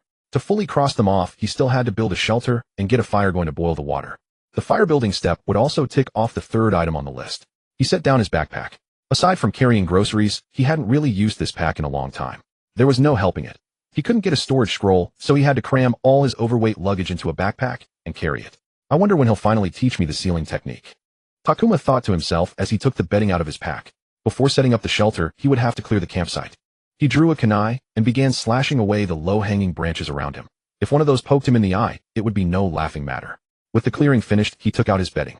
With the hemp rope he had brought, Takuma lashed a large tarp to the surrounding tree trunks and stumps, making an overhead canopy. Beneath the tarp he spread the thick wool blanket he had brought to serve as a mattress. Next came the most important part of the shelter, the mosquito net. Takuma had no idea how bad the insects would be this time of year, but he had gritted his teeth and bought a net anyway. He hung it from the tarp overhead and weighed down the edges with heavy stones, pressing them all around the wool blanket mattress. All right, time to make a fire. Takuma clapped the dust from his hands. A dozen or so steps from the bed, he built a grid-shaped fire pit from stones he had gathered by the lake with a layer of stone laid across the bottom. Tinder, tinder, tinder. Takuma squinted, trying hard to recall what he had learned about making fire. Wood kept the fire going, but you first needed tinder to raise an ember and coax the flame to life. He wandered through the forest, moving from tree to tree looking for anything that could serve as tinder. After half an hour he finally found what he needed at the root of a birch tree. Birch trees shed their dry outer bark in thin curls, piling it up at their base. Waste to the tree, but treasure to Takuma. Back at the fire pit, Takuma took out the most high-tech piece of equipment he had on him. A fire rod. Starting a fire by hand was absurdly hard. He had tried during training and hadn't even coaxed out a spark. And because his chakra control was far too poor, he couldn't rely on survival-style ninjutsu, either like fire release ember technique, which could belch out a blast of searing flame hot enough to light firewood. Fortunately, technology had made the fire rod. Takuma had no idea how it worked, but he did know it worked. He placed the birch bark in the fire pit, crouched beside it, holding the rod in one hand and a kunai in the other. He scraped the kunai's blade hard along the rod and sparks flew in the direction of the scrape. He repeated the motion again and again until a spark caught the birch bark and it began to smolder and burn. He tossed the rod and kunai aside. Following the steps he had practiced a few times, he blew gently onto the burning bark, steadying the embers and letting the heat build. Then in a rush he fed the dry branches he had cut, while clearing camp into the fire pit, blowing steadily until the branches caught and blazed up. Takuma leaned back, a wide grin spreading across his face. He had a fire now out here in the wild. But the work wasn't over. Those thin branches wouldn't last long. He needed to find more fuel. Before that though, Takuma pulled a lidded metal pot from his backpack and emptied out the small packet of salt and tiny plastic bottle of oil it held. With shelter and fire taken care of, water became the most urgent concern. Takuma walked to the lake and scooped up a full pot of lake water. It wasn't drinkable yet. He carried the pot to the fire pit, set it in the flames, and let the water come to a roaring boil. Time for some rough work. Takuma stripped off his shirt, baring his torso, and unclipped the long-handled forest axe from the outside of his backpack. He headed into the nearby woods to find a tree worth cutting. He returned dragging a pile of short, thick logs cut from two slender trees. Taking off his shirt had been the right call. He had brought no change of clothes and chopping wood had drenched him in sweat. He tossed two of the logs onto the fire, and while the pot of water boiled, ran into the lake for a cool soak. By the time Takuma climbed out, the sun had already sunk, dragging dusk down with it. Feeling refreshed, he sat down by the fire pit and waited for the boiled water to cool enough to drink. The beauty of the place wrapped around him. He heard the leaves whispering against one another, a sound far deeper than any rustling he had ever heard in the village. The ground beneath him was cool and pleasant, and he didn't mind sitting in the loose dirt one bit. The sun faded away and the lake began to glow with a beauty so mesmerizing he couldn't look away. He could see fish moving just a few inches beneath the surface. Seeing the fish reminded him of food. He had brought nothing to eat. If he wanted to eat, he'd have to get it himself. Looking out at the water, fishing seemed the best choice. Not now. He looked up at the evening sky. There wasn't much daylight left. He decided the better use of his time was foraging. The water had cooled enough to drink. Takuma licked his dry, cracked lips and lifted the pot. His water had run out before he even reached the lake, so this drink would be the first he'd had in hours. He gulped it down eagerly, careful not to spill a single drop on himself. The boiled lake water didn't taste like the water at home, but to a man who had been thirsty for hours, it was the most satisfying thing there could be.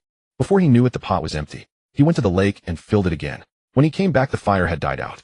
Takuma let out a wail, but a quarter of an hour later, a new fire was burning. Then he hurried out and gathered berries around the camp for dinner. He found raspberries and winterberries in the bushes and wanted to look for mushrooms too, but the fading light cut his search short, forcing him back to camp. Dinner was wild fruit from the woods and clear water from the lake. It didn't fill him up at all, but he knew his body now had enough sugar to keep him going. He looked up at the darkening sky as night insects began to chirp around him. Sitting here with only a tarp as his roof, Takuma felt something he had never felt before. He didn't know what time it was, maybe between 6 and 7, and if he were in the village he would be done with evening training and heading home to make dinner. But with no artificial lighting, once the sky darkened, he had to get ready to sleep, just as people had done for generations before candles and electricity spread. And tomorrow he would rise with the first light of dawn, get ready for fishing, and hope to catch a solid piece of protein to fill his belly and last another day in this wilderness. As for today, he needed to sleep. But before that he had to relight the fire that had burned low and gone out. "Why are you back, little Takuma?" Takuma turned his head, still walking, and only stopped when he saw the bag of groceries in Kosuke's hand. "Oh, yeah, I just got back." He pointed at the dirty clothes he was wearing. The two of them, teacher and student, moved to an empty bench nearby and sat down. How was it? Kosuke asked. I lost the fire rod. Takuma slumped his shoulders, avoiding Kosuke's eyes. Kosuke covered his mouth and burst out laughing. This multi-day wilderness survival drill in the outskirts had been Kosuke's idea, meant to let Takuma see for himself what it was like to camp out in the field during a mission. But Kosuke had raised the bar even higher. He was only allowed to take the most basic gear, no rations, no drinking water. I did tell you to take good care of it. Kosuke said, that thing is small, and once you set it down carelessly you'll never know where it went. The reason I warned you is because I've lost one myself. Takuma muttered again. What about the rest? Takuma sighed. I got lucky. Found a perfect place to camp, flat, dry, right by the lake. The lake solved the water problem. Making fire wasn't a problem either before I lost the rod. First day, wild fruit. Second day, I fished for hours before catching one, but that one was really big. Takuma grinned, a little proud. I only had time to eat the fillet. I was planning to make fish head soup, but I lost the fire rod, and all that went out the window. Sounds like you're pretty satisfied with the trip. Takuma nodded. If you took away the lost fire rod, the trip would have been a perfect 10. Since you've come back from such a tiring trip, how about I treat you to dinner tonight? Kosuke shook the bag of groceries. No thanks. Really, I'm fine, don't go to any trouble. Takuma lifted his eyes to the sky overhead. It was nowhere near as beautiful as the sky he had seen in the wilderness. I really am tired today. He let out a soft sigh. Kosuke looked at Takuma's profile, was silent for a moment, then got to his feet. Then get some real rest. At least, he paused, his voice a little quieter than usual. You came back safe. Takuma didn't answer. He just leaned back on the bench and closed his eyes. Kosuke patted his shoulder, turned, and walked into the depths of the streets. Only when he had gone far did Takuma open his eyes. He watched Kosuke vanish around the corner and kept staring in that direction for a long time. Then slowly he stood up and dragged his heavy feet home. He didn't know why he had turned Kosuke down. Maybe he was too tired. Maybe it was something else. Once home, he showered, ate a little, and collapsed onto the bed. The sky outside the window had not yet gone completely dark when his consciousness sank into darkness. No dreams. Just a heavy blank darkness. You really have improved. Tuajun deflected Gujie's fist with his forearm, then immediately seized the old man's arm and yanked him forward and downward while slamming the elbow of his other arm viciously toward Gujie's face. Gujie's other hand firmly caught the incoming elbow, sealing off the attack completely. Tuajun felt Gujie suddenly become as heavy as a boulder. No matter how he pulled, the man would not budge an inch. The old man straightened his back, pushed Tuajun's elbow aside, and followed through with a sweep of his leg. Tuajun's entire body spun horizontally in midair until he was parallel to the ground, then slammed down and ate a mouthful of dirt. Get up. Gujie looked down at Tuajun. Tuajun clambered up from the ground with a grunt and stood before Gujie. Gujie walked around him once, nodded in satisfaction, and said, Only 2 lost leaves. You really have improved a lot. Tuajun was bare-chested, wearing only a pair of shorts. More than 20 leaves clung to his exposed skin, on his face, chest, abdomen, back, arms, and legs. They were everywhere. From the leaf concentration training, when he couldn't even manage to stick a single leaf to his forehead, to now being able to keep multiple leaves attached all over his body without losing them even during taijutsu sparring. Tuajun had come a long way. The faint scent of leaves had become a part of his mornings, sometimes it lingered even after a bath. But compared with the gains brought by his progress, it was all worth it. I think we're just about ready to move on to the next step. As Gujie spoke, he pulled a coin from his pocket. Tuajun's eyes went round as saucers, and he immediately raised both hands. Wait, stop. I want to talk to you about something. The moment those words left his mouth, every leaf on his body fell off. Oh, what is it? Tuajun stared at the coin for a moment, thoroughly frightened by what it implied, then cleared his throat. My first graduation exam is coming up soon. The academy held 3 graduation exams in total, using them to evaluate the students. They're definitely going to make us demonstrate ninjutsu on the exam. Can we start learning ninjutsu? He looked up at Gujie, his eyes a mixture of anxiety and reluctance. Gujie had kept the promise he once made about priorities. Ninjutsu had always yielded to the more important survival and combat skills. Tuajun had accepted that decision then, but now the first exam was looming over his head, and he could no longer ignore the fact that his ninjutsu arsenal was completely empty. Tuajun, we've discussed this before. Ninjutsu isn't important to you right now. Yes, I remember that conversation. I understand your reasoning, and I agree. But there's another fact: if I can't use the ninjutsu the academy teaches, I won't be able to graduate. Tuajun's tone grew heavier. This is only the first exam. We can prepare ninjutsu for the next one, Gujie said. Tuajun crossed his arms and asked, Do you know the scoring criteria? Can you be certain it's the best score out of 3 rather than some kind of comprehensive assessment? Mubu had said that passing any one of the 3 exams was enough to graduate, but from start to finish he had never said that was the only criterion. Tuajun knew his exam results could never paint the picture of an honor student, but he still wanted to perform at his absolute best in every exam. Gujie pressed his lips together. I'm not sure about the exact scoring criteria. Survival and practical combat ability are very important. I won't deny that. but I also value my own future. If these exam scores are going to determine the direction of my life in the short term, then I absolutely intend to take every score I can get. Tuajin shrugged as he finished. Even if I have to learn these 3 ninjutsu on my own, I'll definitely learn them. But I'd much rather learn them from you. The problem is that learning ninjutsu will take up time from my daily self-training, and the things you have me practice alone will be partially diverted away. On the other hand, if you agree to teach me, you'll be able to control how much time I spend on ninjutsu for the exam. Tuajin stopped there. He had laid all his cards on the table. It was now up to Gujie to decide how his every day would be arranged. At last Gujie let out a long sigh. I think you're right. What you said really does make sense. As you wish then, we'll add ninjutsu to your training. But only the Academy's 3 basic ninjutsu. Tuajin pumped his fist hard in his mind. What do you know about the Academy 3 body techniques? Gujie asked. Transformation technique, clone technique, and substitution technique. Tuajin counted off the 3 standard ninjutsu taught at the Konoha Ninja Academy. These 3 techniques were collectively called the Academy 3 body techniques. Changing the body into another person or something else, creating an illusionary clone with no substance, using another object or person to substitute yourself, and avoid an attack. That's right, Gujie said. But before we begin learning these techniques, there is one more thing whose fundamentals we must first make completely solid. He brought his hands together in front of him, the index and middle fingers of both hands standing upright and pressed tightly together. The foundation of all ninjutsu is the corresponding hand seals. The tiger seal. Tuajin recognized it. Very good. Gujie smiled. Hand seals allow us ninja to release all ninjutsu and jinjutsu, and in extremely rare cases, even some taijutsu cannot do without them. You'll find that hand seals are deeply rooted in a ninja's life. It is this near-miraculous mechanism that allows us to command and control chakra in ways beyond imagination. They are designed to help a ninja correctly stimulate and condense the chakra required to unleash a particular jutsu. Then what about the Sharingan? Tuajin thought it, but did not say it aloud. He wasn't supposed to know the 4th Hokage's signature technique. He had yet to find any record mentioning the Sharingan, let alone an account of the 4th Hokage using it. There are 12 hand seals recognized as the basic seals that all ninja must master. Different combinations of these 12 hand seals allow a highly skilled ninja to release every technique that exists in this world, with only a handful of extremely rare exceptions. Gujie said. Tuajin immediately pressed on. You say basic hand seals. Does that mean there are more? And what are those exceptions? You really are curious, Gujie laughed. The answers to those 2 questions are partly connected. Do you know what Kekkei Genkai is, little Tuajin? Tuajin nodded. Kekkei Genkai are abnormalities at the DNA level that allow their wielders to use unique ninjutsu.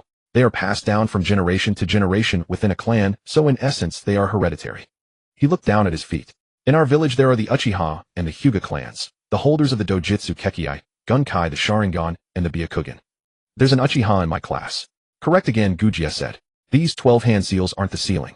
Ninja from ninja clans possess special techniques that require dedicated hand seals beyond the 12 basic ones to activate. Such special seals appear mostly among ninja with Kekkei Genkai. The ninja clans created these hand seals to unleash their unique techniques, but those special seals are useless to you because you don't possess that particular bloodline. Then does that mean I might be able to create a new hand seal too? Tuajin asked. Gujie laughed out loud and ruffled Tuajin's hair. If you put in enough effort on the path of learning and exploring the mysteries of chakra, perhaps you truly could. Tuajin licked his lips, then asked the question he was most curious about. Then, what about without hand seals? Can a ninja release ninjutsu without relying on hand seals? He asked cautiously. Tuajin had seen with his own eyes how hand seals almost completely faded away as the manga progressed. He wanted to know whether that was simply the author being too lazy to draw them, or whether such a possibility genuinely existed in this real world. It is possible. Gujie nodded gently, but it's extremely difficult. Releasing ninjutsu without relying on hand seals is an art that transcends the ordinary. I myself do not possess such an ability. You must understand, little Tuajin, that in the heat of battle, when a person's life could end in the next second, hand seals are a heaven-sent aid. They relieve ninja of the burden of stimulating and condensing chakra in the precise way required to release a jutsu. They won't do all the work for you, but the help they provide must never be ignored. Abandoning hand seals requires an extremely deep understanding of chakra and consummate mastery of the jutsu in question. So it was possible. That caught Tuajin somewhat by surprise. But from Gujie's words, doing away with hand seals seemed closer to a legendary feat. Abandoning hand seals is a process, Gujie said. What do you mean? No one can go in a single step from needing hand seals to not needing them at all, little Tuajin. That's not how it works. Hand seals stimulate the chakra inside you, but we've already learned from the leaf concentration training that we can manipulate chakra without using hand seals. Gujie opened his palm, and the coin was stuck right in its center. If one day your understanding of chakra grows deeper and you develop real proficiency in it, you'll discover that you can mimic the effects of hand seals on your own. That will allow you to reduce the number of hand seals required. Reduce. Tuajun tilted his head in confusion. A jutsu is cast by forming a sequence of hand seals in a specific order and combination. Every hand seal in that sequence has its own meaning and specific function, and that function through skill can be replicated. Gujie sighed, softly, a smile rising at the corners of his mouth, his eyes and face veiled with distant nostalgia. But did you know? The second Hokage needed only one hand seal to activate the same technique.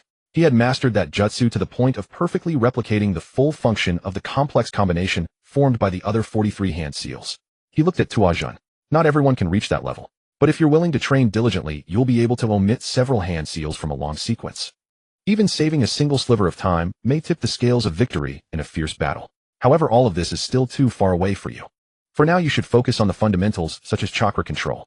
Tuajun opened his mouth, but Gujie cut him off. Yes, we're still going to learn the Academy 3 body techniques. Tuajun let out a huge sigh of relief and nodded happily.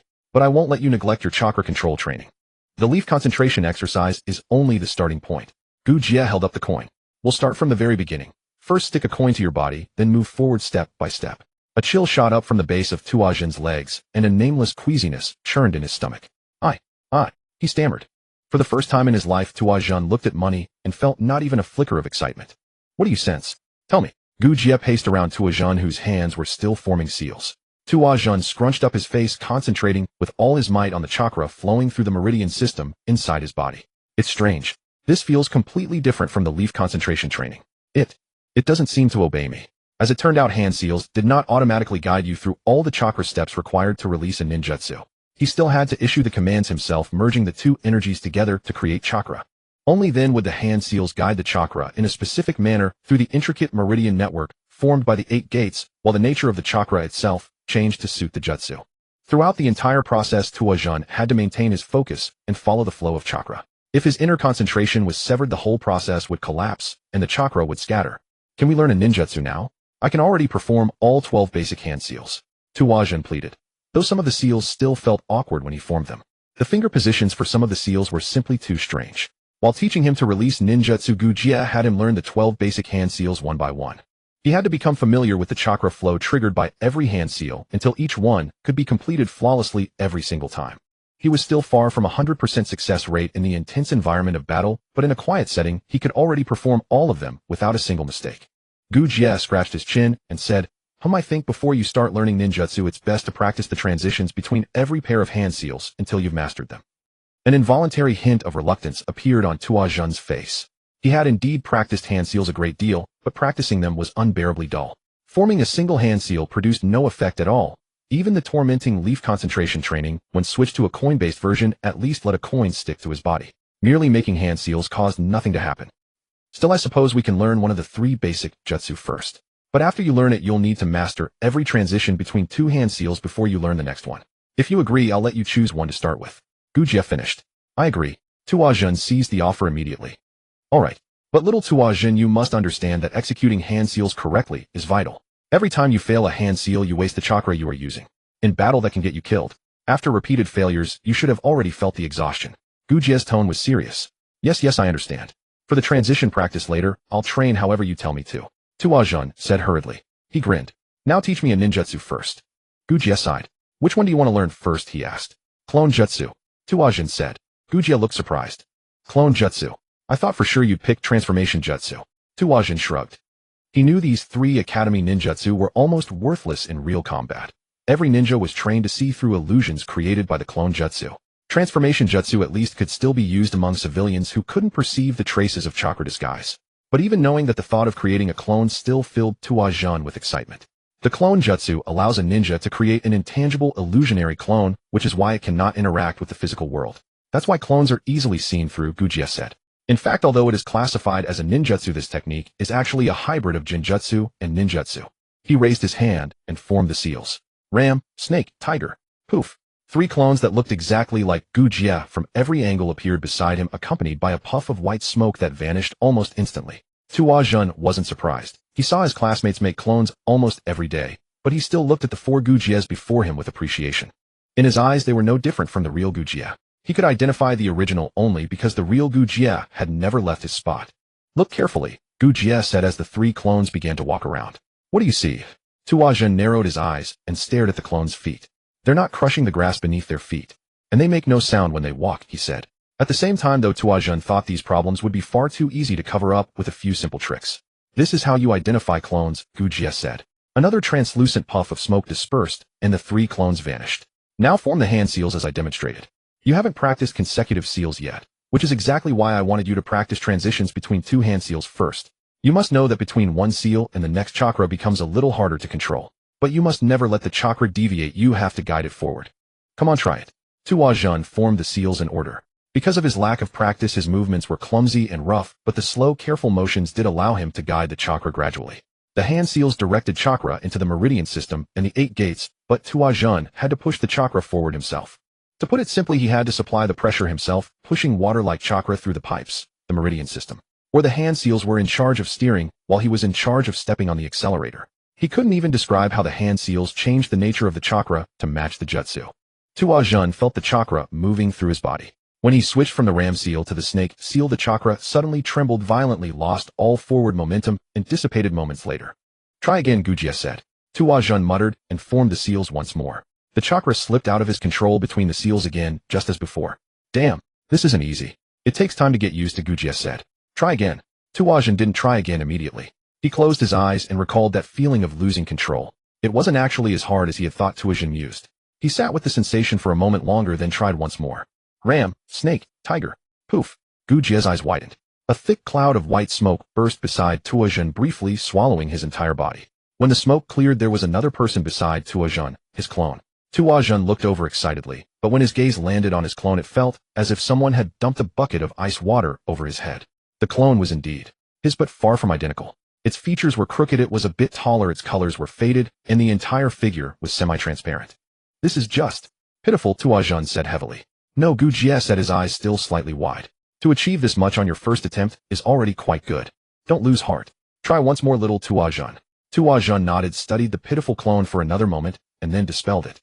He created chakra, formed the seals, and guided the chakra as best he could. Poof. After another cloud of smoke, another clone stood beside him. Hey, this one's pretty good, isn't it? Tuazhen said to Gu Jie, staring at his clone. Gu Jie said nothing, his gaze locked firmly on the clone. The clone wasn't perfect. Although the height was right this time, clone Tuazhen was a size wider than the original, and there were small details that made the clone look simply off. I can't tell where, but his face just looks wrong, Tuazhen said with narrowed eyes. The clone looked like his twin brother, but not quite. Even if we can't point them out, our minds and eyes can still perceive those deviations, Gu Jie murmured, still staring at the clone. I'll try once more. Tuazhen tried again. After another puff of smoke, clone number 3 came into the world. Gu Jie drew in a soft breath. As the saying goes, third time's the charm. This time it worked. Tuazhen faced his clone. The two, like mirror images, the clone flawlessly mimicked the original's movements. It doesn't have its own consciousness, but I can control it. Tuazhen raised his hand above his head, and the clone did the same. This thing is actually pretty interesting, don't you think? Yes. Gu Jie cleared his throat. Clone jutsu requires control. You can make the clone do many different things. Tuazhen lowered his hand, but the clone didn't follow along. Instead, clone Tuazhen stepped back a few paces, raised both hands, and performed a perfect cartwheel. Tuazhen then made the clone do a bunch of random things, from changing facial expressions to dancing steps. Like a puppet wholly controlled by Tuazhen, the clone did everything exactly as commanded. Hey, is this enough to pass the clone jutsu part of the exam? Tuazhen asked. Yes, I believe this. Wait, what if the examiner asks me to create multiple clones? Tuazhen suddenly cut him off. I should try making several too. Tuazhen formed the seals again. This time he pushed his chakra into the seal's guidance with full confidence. 2 clouds of smoke burst beside him, and 2 brand new clones stood on either side of Tuazhen. One clone dropped to the ground and started doing push-ups, while the other began performing an extremely clumsy piece of mime. Tuazhen clenched his fist and pumped it. Good. At least now I can pass one part of the exam. He smiled in relief. He felt wonderful, better than he had in a long time. Though he was steadily improving in taijutsu, he could hardly feel that progress when he was getting beaten up every day. His weapon skills had also undergone earth-shaking changes. He could now hit stationary targets. But when he saw his classmates level with moving targets, some even able to strike the bullseye of a moving target, while moving at high speed themselves, he didn't feel remarkable at all. But now with a clone jutsu that he could perform just as well as his classmates, he truly felt like he was catching up to them. Teacher, I know you said I need to finish the transition combinations before learning a second ninjutsu, but can I learn one more? Please. Tuajun asked Gujia hopefully. He wanted to savor this feeling a little longer. Gujia didn't respond. Tuajun looked at his teacher and found him staring at the clones. Teacher. What? Gujia snapped his gaze toward Tuajun. His face was blank for a moment, then he nodded. Alright, learning one more wouldn't hurt. Which one do you want to learn next? Transformation Jutsu, Tuajun answered with a smile. The transformation technique is far more complex than the clone technique, Kosuke said to his eager student. What you just learned creates an intangible illusion clone, but the transformation technique allows a ninja to alter his or her own physical body. Takuma raised his hand, and Kosuke stopped. Takuma said, I've never transformed myself, so I don't know. But according to the ninjutsu scroll I have, this technique can turn us into another person, an animal, a plant, or even an inanimate object. All that sounds good and extremely useful, but the scroll also says that the user gains the characteristics and physical features of the object, such as a weapon's sharpness or an animal's fangs. I find that hard to believe. Why? A smile broke across Kosuke's face. His student was always so curious. This should be the simplest and easiest of the three basic techniques, and it is almost never used in actual combat. But if I could turn into a hard metal like diamond, wouldn't I be invulnerable to swords and spears? If someone is chasing me, and I can neither run away nor fight back, why not just turn into a stone by the roadside? Chain to a wall. Turn into stone. Infiltration mission. Turn into stone. I mean, dozens of ninja all turn into stones, and are carried in a backpack. Takuma looked incredulous. Wouldn't that be ridiculously overpowered? I mean, just off the top of my head I can think of more than a dozen uses. Kosuke laughed heartily. From the very first day he formally started teaching Takuma, the boy had said something every day that made him laugh. The brashness of youth. I lost it long ago, Kosuke sighed inwardly. That scroll you mentioned, Kosuke said, did you read it from beginning to end? I remember that the ninjutsu scroll for the transformation technique is quite long. Takuma's face flushed red.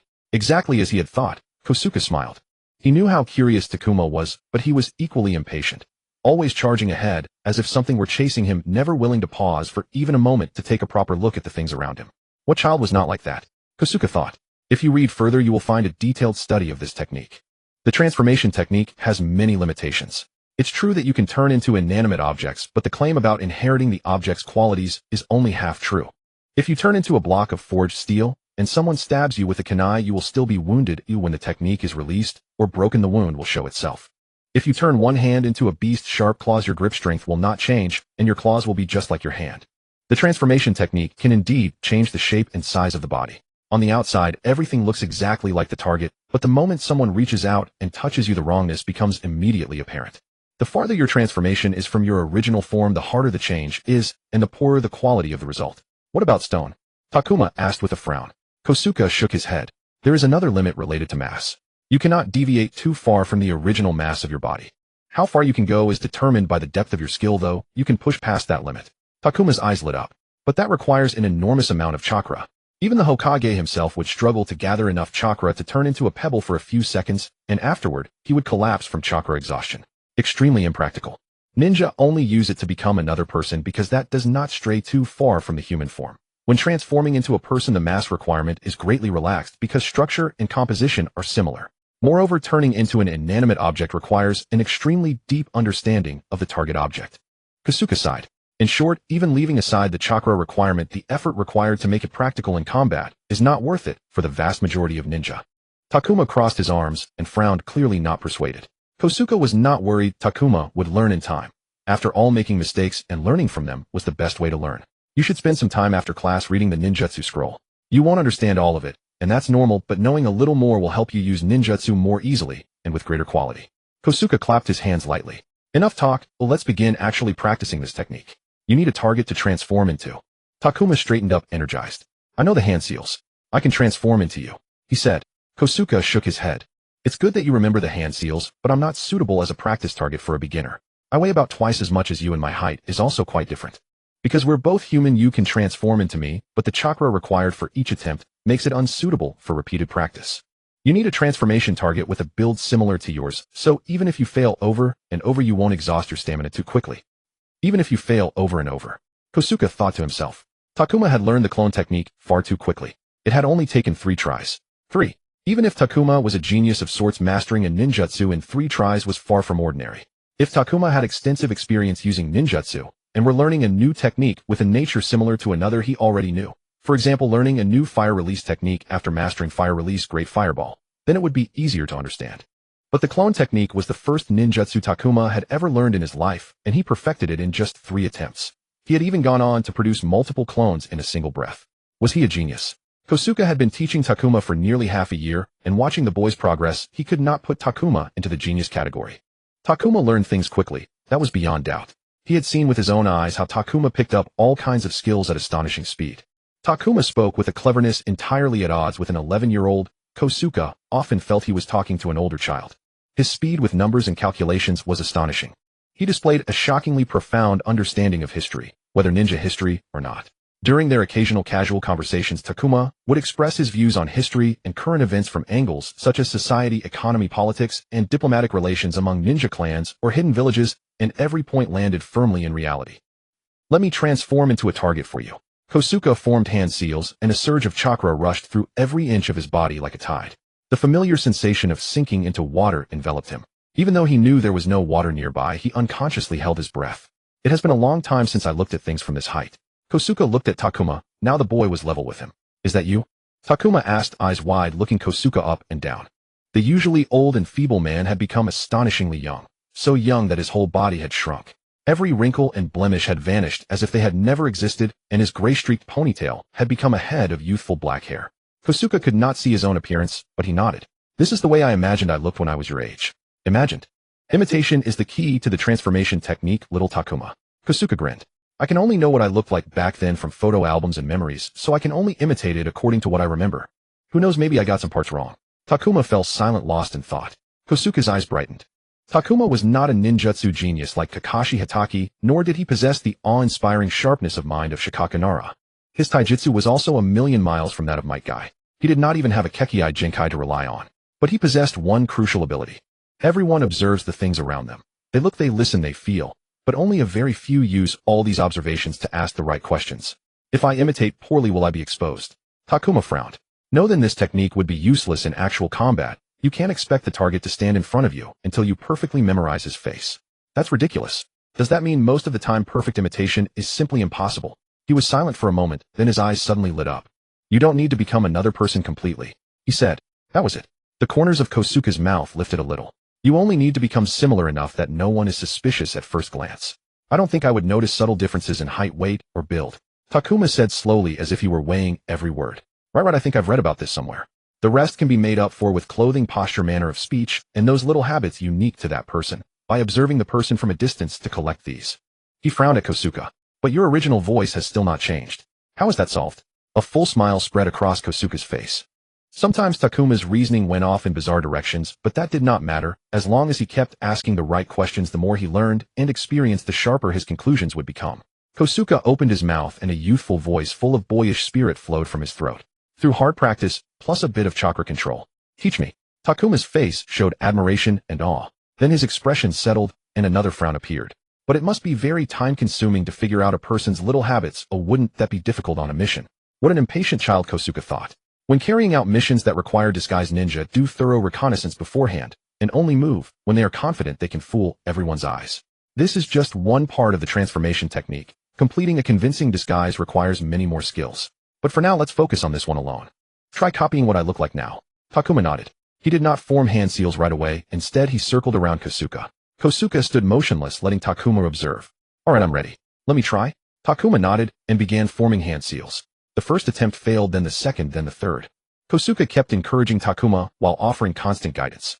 Half an hour later, Takuma had failed dozens of times. That day, Takuma kept trying to perform the transformation technique, but he could not even get through the second hand seal. Kosuke watched Takuma's dejected figure walking away. Maybe that time was just luck, he thought. A new day had arrived once more. As on every other morning, Tuajin sat on the ground at the center of the training grounds going through his post-training stretches.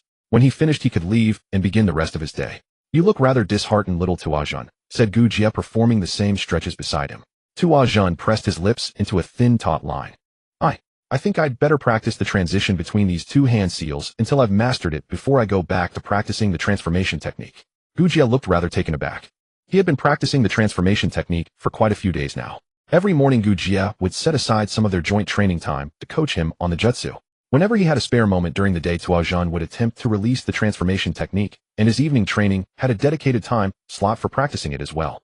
But no matter how many times he tried, his chakra would quiver chaotically between the hand seals and slip out of control, and every attempt to unleash the ninjutsu ended in failure. He simply couldn't comprehend it. He had picked up the clone technique in just 3 tries, so why was the transformation technique taking this long? He couldn't even get past the very first-hand seal. It seemed that his ability to produce clones was purely a stroke of tremendous luck. A dreadful thought surfaced in Tuajin's mind. What if the clone technique was to him what the shadow clone technique was to Naruto? Naruto had mastered an extraordinarily profound jutsu in a single beat, a clear indication that he shared a special affinity with that technique. What if Tuajin's special affinity was chained to the clone technique? A useless ninjutsu that had no place whatsoever in real combat. A wave of nausea churned in Tuajin's stomach. Whatever you do, don't be discouraged by this technique, Gu Jie said with a gentle smile. Your classmates took far longer to learn the transformation technique than the time you've spent practicing it so far. One day you'll be able to release it. Tuajin stood up and dusted himself off. I'm going now. Thank you for today. With that he turned and walked out of the training grounds. On his way home, Tuajin began to dwell on the graduation examination. The first exam was less than 2 weeks away. Merely thinking about sitting for it made his whole body feel weighed down. From the scraps of conversation his classmates let slip, he had roughly pieced together what the examination entailed. It had 2 parts, the theory section and the practical section, and each of these was further subdivided into smaller categories. The theory section included a written exam and an interview. The practical section included a taijutsu sparring match, a weapons handling segment, a demonstration of the Academy's 3 basic techniques, and a comprehensive segment where the examiners could pose any question or task they liked. There was not a single segment of the entire examination he felt he could pass. He was still a full year's worth of material behind in his theory textbooks, which was nothing but dead weight for the written test. His taijutsu was thoroughly unremarkable. His shuriken jutsu at least crossed the passing line, though it was hardly anything brilliant. Of the 3 basic techniques, the only one he could successfully cast was the clone technique. His only option was to gamble on good fortune in the interview and the comprehensive practical segment, hoping the examiners stumbled upon something he knew. Tuajin let out a sigh. Nor did he dare hold out much hope for his luck. Fate had not shown him any favor in a long time. In the classroom at the academy, Tuajin tapped the end of his pencil against his desk, one dull knock after another. He had always used every minute of school time to grind through theory textbooks so that after dismissal, he could channel his full focus into training. But today concentration was utterly beyond his reach. Good grief, don't they even know the classroom is supposed to stay quiet? Tuajin frowned hard, his pencil striking the desk with mounting force. When he studied, he actually preferred a little background noise to a dead hush, so absolute you could hear a pin drop. Background noise in fact helped him concentrate. Ordinarily, he would use the classroom's whispering and Mubu's lecturing voice as white noise. But today, every one of those sounds was simply unbearable, rubbing his nerves raw and filling him with agitation. In Mubu's class, there was only one occasion when the entire class dared to let their whispers swell into open chatter. And without even opening his eyes, Tuan knew it. Mubu was standing at the front of the room, giving one-on-one coaching to some classmate on the transformation technique or the clone technique. Every day, Mubu would call on several students one at a time to come to the front and demonstrate one of the Academy's 3 basic techniques. After each demonstration, Mubu would offer his personal guidance. That has nothing to do with me, Tuajin thought, a bitter ache seizing his chest.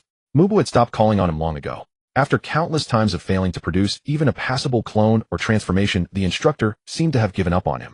When he had first realized he was no longer being singled out, he had actually been pleased for a time. He no longer had to embarrass himself in front of the whole class, and the Tuajin of those days had felt nothing but relief at that. But now, Tuajin clicked his tongue. Now he could not only gather chakra, but also release the clone technique with absolute perfection. He realized he had been forsaken long ago, branded with the label of failure, deemed a rotting piece of wood that no skill could ever carve. Teacher, a grating voice cut through the chattering buzz. You haven't called on Tuajin in months. Why is that? Tuajin's eyes snapped open. He lifted his chin from the palm of his hand and looked around for the source of the voice. Fei Lu sat on a bench at the far back of the classroom, ringed by his usual gang of followers. Fei Lu shot Tuajin a sly, malicious grin, making it plainly obvious that he had done it on purpose. Tuajin ground his teeth, yet kept his expression frozen without the slightest flicker.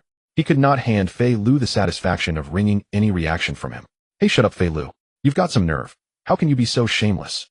Another voice rang out from the opposite side of the classroom. Tuajin turned toward the front and saw a girl with short, deep brown hair scowling at Fei Lu. Her hair just grazed her shoulders, a warm, cinnamon-infused brown. Did you bow by we? Tuajin recognized the girl and promptly narrowed his eyes, for he could feel a blaze of jealousy igniting in his chest. He stiffened his neck, his whole frame locking taut, until that surge of searing jealousy crashed over him like a violent wave. He exhaled a long breath and slowly loosened his body. He harbored no intense feelings toward Diju Bao Bai Wei herself, but that boy, the original Tuajin, was an entirely different story. After living in this body for half a year, he had discovered that although the boy had bequeathed him no memories, he had left behind other things. He had recognized Mubu the very moment he first crossed over. On that same day, he had followed his instincts to find the way home. And in a similar fashion there were things that stirred the remaining fragments within this body, sending sweeps of emotions and sensations that were not his own. Baihui would trigger the boy's frenzied jealousy. After about a week of observation, Tuajun had deduced the reason lurking behind that emotion. Among their peers, Baihui ranked at the top in both academic scores and practical combat skills. From ninjutsu to tactical cunning, she excelled at nearly everything. She was a truly complete honor student, the most flawless ninja prospect imaginable. Her taijutsu could not match Yuzhibo Quan's, her chakra control fell short of Chuanzhong Hua's, and her raw strength was no contest for Qiudao Xiuming's. Yet in every one of these areas, she was still more than accomplished. She possessed an innate charisma that drew people into her orbit, and with all those skills to boot, she had naturally ascended to the apex of the entire social circle. What was more to Jiubao Baihui came from humble civilian origins, so even those who took a disliking to her could not utter the words. She merely rode on the grooming of some ninja clan. She is the very antithesis of that boy. That was Tuajun's conjecture for the jealousy. The boy had been a dreadful student. Baihui was proficient at just about everything. The boy had not had a single friend. Baihui was surrounded by people eager to befriend her. The boy had been utterly ignored. Baihui was praised and admired by all. When the boy returned home, there was no one waiting for him. When Baihui returned home, a whole family stood ready to greet her. Hey, we all know exactly what you're doing, so save it, you bastard. Baihui turned to the other Chuanzhong in the class and said, keep that crazy cousin of yours on a leash, Hua. Hua narrowed her eyes. Oh, and what exactly are you going to do if I don't? Her three gray-furred ninja hounds leapt onto the desks, all glaring at Baihui in unison. Fei Lu snorted a laugh, plainly emboldened by his older cousin's backing. Now you know your place to Jiubao, he said. You shut up as well, Fei Lu, Hua snapped, cutting a fierce glare at him. Quan, seated next to Hua, watched the two sides at daggers drawn and hurriedly tried to intercede. Can we all just stop arguing? If there's something to say, we can talk it over calmly, she said. But Baihui was already embroiled in a spat with Fei Lu and Hua. Tuajun watched it all from his seat. Baihui and the two Chuanzhong clan members were now so thoroughly occupied trading barbs that they had altogether forgotten he was the one who had started the whole thing. That was exactly what Tuajun wanted. But it seemed not everyone had forgotten. Tuajun, come up here. Mubu let out a sigh. Tuajun made his way down the classroom steps toward the front, feeling every gaze trailing against his back. He looked up at Mubu. The instructor had called him up only because Fei Lu had singled him out by name. Tuajun could tell that Mubu had no desire to do this at all, and seeing that look in his eyes made the frustration already festering in his chest sink even deeper. Show me the clone technique, Mubu said in the tone of a man hurrying through a tedious formality. Tuajun raised an eyebrow. Had luck finally swung over to his side? He straightened his back, brought his hands together, and formed the hand seals for the clone technique. Ram, snake, tiger. Poof. As the smoke cleared, two clone Tuajuns stood flanking the real Tuajun. The unrestrained jeers from Fei Lu's corner were severed as if by a blade, and the entire classroom plunged into deathly silence. Everyone, every single pair of eyes, was riveted on the three Tuajuns standing at the front. Mubu gaped at Tuajun and the two clones, his eyes brimming with shock. Several seconds of silence hung between them as the two simply stared at each other. May I go back now? Tuajun asked. Mubu's eyes grew even wider. He had been looking at the Tuajun closest to him, yet the one who had just spoken was the Tuajun farthest away. He reached out toward the nearest Tuajun, his palm passing straight through the clone's body. He clenched his fist, and that Tuajun vanished as if it had never existed at all. Mubu's gaze did not shift to the original who had spoken, instead it came to rest on the remaining clone. Tuajun tilted his head, slightly befuddled by Mubu's behavior. Perhaps he's assessing the quality of my clone technique, he thought. You may return to your seat, Mubu said. Tuajun dispelled the clone and walked back to his seat. His gaze stayed fixed straight ahead. He did not look at Fei Lu, did not look at Baihui, did not look at Quan, did not look at anyone. He settled back into his seat, took out his book, and began to read. Even though the restlessness in his heart had calmed, and he no longer felt any resistance towards studying, as his eyes swept across line after line of text, he still could not absorb a single word. He was very busy indeed. Busy concealing the irrepressible smile tugging at the corners of his mouth. Today at school he thought had been quite entertaining after all. After the written exam, Tuajun sat restlessly, sweeping his gaze across the raucous classroom. His classmates huddled in groups here, and their heads bent together, murmuring. Only he was tucked into a corner. He couldn't stop wondering what they were talking about, whether they might happen to be discussing the exact questions from the test. Time had passed in the blink of an eye. It had already been more than 7 months since he arrived in this fictional world and slipped into the body of an orphan he had never known. These 7 months had been the hardest stretch in both of his lifetimes. The thought that to become a ninja without real ability is to walk into death lingered in his mind. He barely had enough money for food and rent, and he had been forced to learn a pile of things he had never touched before. Qiudao Xiuming. The classroom door slid open with a rattle. Mubu poked his head in and called the next student's name. The stoutly built Qiudao stood from his desk, which was piled with empty snack wrappers. Xiuming was usually quiet and his round face seldom wore exaggerated expressions, but right now he was plainly unable to sit still. A large patch of sweat soaked the back of his red work clothes. What made it even more surprising was that he was clutching an unopened bag of potato chips in his hand. Whenever there was food in his hand, he could never stop eating. The fact that the bag seal had yet to be torn open already said enough about how he felt. Tawazin rubbed the blue ink stain along the side of his palm. The written portion of the theory exam had ended early in the morning. He was not satisfied with his performance. His original plan had been to answer half of the test correctly and pass. He had hoped to pass this section on the first attempt, then raise his score in the next two. Tawazin clenched his right hand hard. He had in fact answered 50% of the paper as planned, but those answers were wrong. The moment he left the examination room, he had known clearly that his correct answers were still short of the passing mark. I should have spent more time on tactics, he thought regretfully. His study strategy had been to focus on his strengths and drill them until he could easily handle them no matter how the questions appeared.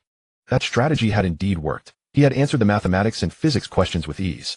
But when it came to tactics and strategy, he was an utter disaster. For half the questions, he didn't even know how to begin, and for the rest, which he barely understood, he couldn't derive a final answer. To make matters worse, what Guja had taught him did not line up with the exam at all. The interview had not yet begun. Tawazin prayed to fate that the examiners would ask simple questions, or that they would ask only what he happened to know. Every minute or two, or three, Mubu would slide open the classroom door and call out another student. Each time someone left, the classroom grew emptier. No one who left ever returned, and it pressed on everyone left behind. If the examinees who had finished could have come back, the ones still waiting might have heard what the earlier ones said and eased their tense nerves a little. Tawazin. At the sound of his name, he jumped to his feet. He swept his belongings into his ninja tool pouch and hurried out of the classroom. Outside the classroom, Mubu led him through the corridor toward the examination hall. The examiners will first test your weapon skills, then have you demonstrate ninjutsu alongside another candidate, next engage in a taijutsu sparring match, and finally cover the section they may freely select. Mubu broke the silence as they walked. Who am I sparring with? Tawazin asked. One of the examiners. Tawazin narrowed his eyes. He had originally thought the opponent would be a classmate, someone whose fighting style he could adapt his own approach to. The examiners are veteran special jounin. The purpose of this sparring is not for you to defeat them, but to show them everything you have, Mubu said. Tawazin nodded. He had already guessed that much. The two arrived at the door of the examination hall. Mubu put his hand into the recessed door handle, but did not pull the door open at once. He looked at Tawazin and asked, how many of the academy's 3 body techniques can you perform? Tawazin was caught a little off guard by the sudden question. Mubu had never shown him any concern whatsoever, so under these circumstances feeling surprised was only natural. If you can perform all 3 body techniques, and your written exam is at least passable, then even if you do badly everywhere else you really may pass. Get through this one first, then do better in the next 2. You managed to use the clone technique that day. Can you use the other 2? Tawazin knew that Mubu had long ago washed his hands of him, so he was somewhat puzzled as to why the man was asking this now. Could it be a belated sense of responsibility? Tawazin wondered. Or was Mubu feeling guilty? Whatever it was, Tawazin couldn't be bothered to care. His attention was snatched away by another meaning hidden in Mubu's words. Pass this one first, then do better in the next 2. Did that mean the final score, as he had guessed, was a combined assessment of the 3 exams? If so, that would be no good news for him. After all, his written exam had not gone well, and he could not perform all 3 body techniques either. Tawazin pressed his lips into a thin line and shook his head. You. Mubu sighed and shook his own head. Fine. Remember to be polite. Do as they ask. He pulled the door open and let Tawazin in. The test site was an auditorium. Tawazin had never been there before and only knew it as the place where graduation ceremonies were held. The auditorium had a wooden floor. At one end stood an elevated stage with deep blue velvet curtains hung on both sides, enclosing the stage like a frame. The whole auditorium had been cleared out for the day's exam.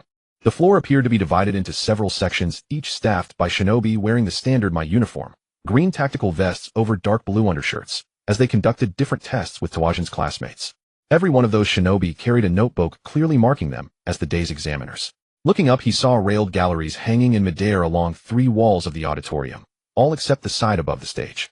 The galleries were also crowded with people in standard shinobi attire looking down at the examinations. Those people had no notebooks in their hands. Were they watching for anyone cheating? The thought flickered through Tawazin's mind before he walked over to the shinobi who was waving him over.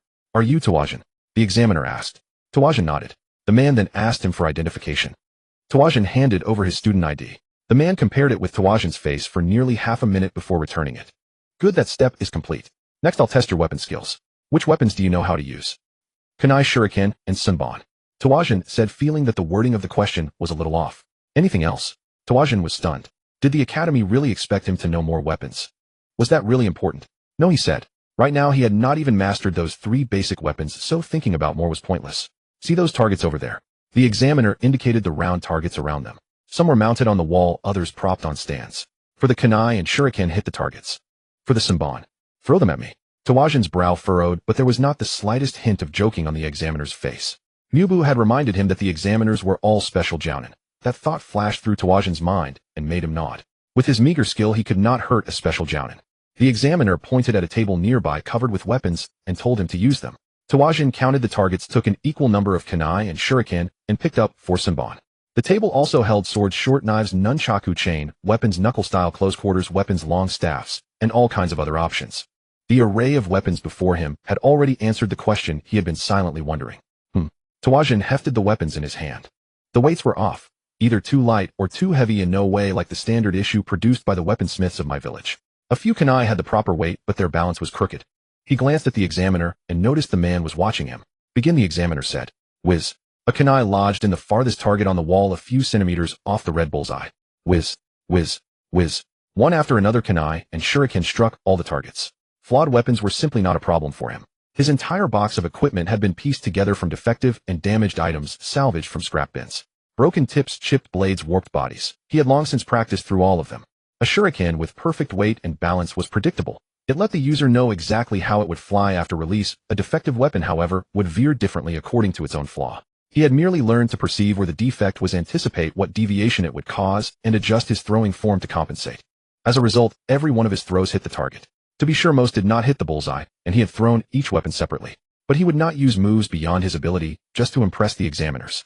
The examiner scribbled a few lines on his clipboard. That just leaves the senbon, he said. Tawajin flung the 4 defective senbon at the examiner. The bearded man sidestepped one, caught one with his bare hand, and used the back of his clipboard as a target for the other 2. They drove solidly into it. Let me ask once more, do you know any other weapons? Tawajin shook his head. Good. Then we're done here. The weapon examiner looked at Tawajin. I hope your accuracy improves a bit by the next exam. Missing here only costs points. On the battlefield, a dozen things will interfere with your aim. If you can't hit the bullseye here, you'll miss completely when the time comes. He pulled a senbon out of the clipboard. When you use senbon, you have to aim for a vital spot that a single thin needle can destroy, or else study my stance and choose a place where I cannot easily dodge or block. Tawajin had heard plenty of advice about accuracy, and nothing about it was new. But the part about the senbon made him wish he could drive those needles directly into his own eyes. He had just thrown them casually at the man's face and chest without thinking much. Aiming for vital points was of course completely reasonable, but in practice he had always trained on round target boards or circles drawn on trees, and somewhere along the way he had completely knocked the significance of human anatomy out of his head. This would definitely pull his score downward. But it had already happened and could not be changed, which was precisely why the man had mentioned the next exam. You may proceed to the next part of the examination. Good afternoon. Are you Takuma? The examiner this time was a middle-aged woman. Yes, teacher, Takuma replied. Good. How are you feeling today? Nervous? She asked with a gentle smile. Takuma nodded, and she went on. Being nervous is only natural, but there's nothing to worry about. For this part of the exam, all you need to do is show me the Academy's 3 body techniques in full. Just relax, take your time, and don't rush. Her smile was very soft. Takuma, however, felt a little uneasy. He knew this part was bound to look terrible, and he had already prepared himself mentally. He meant to release the best clone technique he could. Let's start with the substitution technique. She pointed to a leather bag on the floor that looked as if it had been filled with sand. It pressed heavily against the wooden boards, hardly an ideal target for a substitution. Takuma stared at the leather bag for a moment, stunned. Then he turned to the examiner, pressed his lips together, and said the words, I can't. The examiner was taken aback. It's all right, Takuma. You can take some time to prepare, just give it a try. There's no need to hurry, she said. I can't release it. I've never managed to succeed with this technique, and I know that even if I tried again here I still couldn't release it, Takuma said. He made the words as curt as possible, just to spare himself a little more shame. The examiner seemed momentarily at a loss for words. Takuma didn't blame her. Every one of his classmates could successfully release this technique, however clumsy their efforts looked. With only a few months left before graduation, being unable to release even one of the 3 body techniques was an utterly unthinkable problem for a student at this stage. Are you sure? She asked. Takuma nodded. The woman looked down at the clipboard in her hand and crossed out a box on the form. Then let's move on to the transformation technique, she said. Takuma nodded again. Like the substitution technique, he had never once succeeded in releasing the transformation technique either. But unlike the former, he had genuinely trained in the latter, so he was willing to try. He fused the 2 energies together to form chakra, then shaped the hand seals with absolute concentration. Driven by his push and guided by the hand seals, the chakra threaded its way through his meridian network. Steady, Takuma repeated to himself again and again. The chakra flowed smoothly along the route laid out by the first hand seal. Takuma curled his toes hard and moved on to the next seal. The chakra gave a sudden lurch.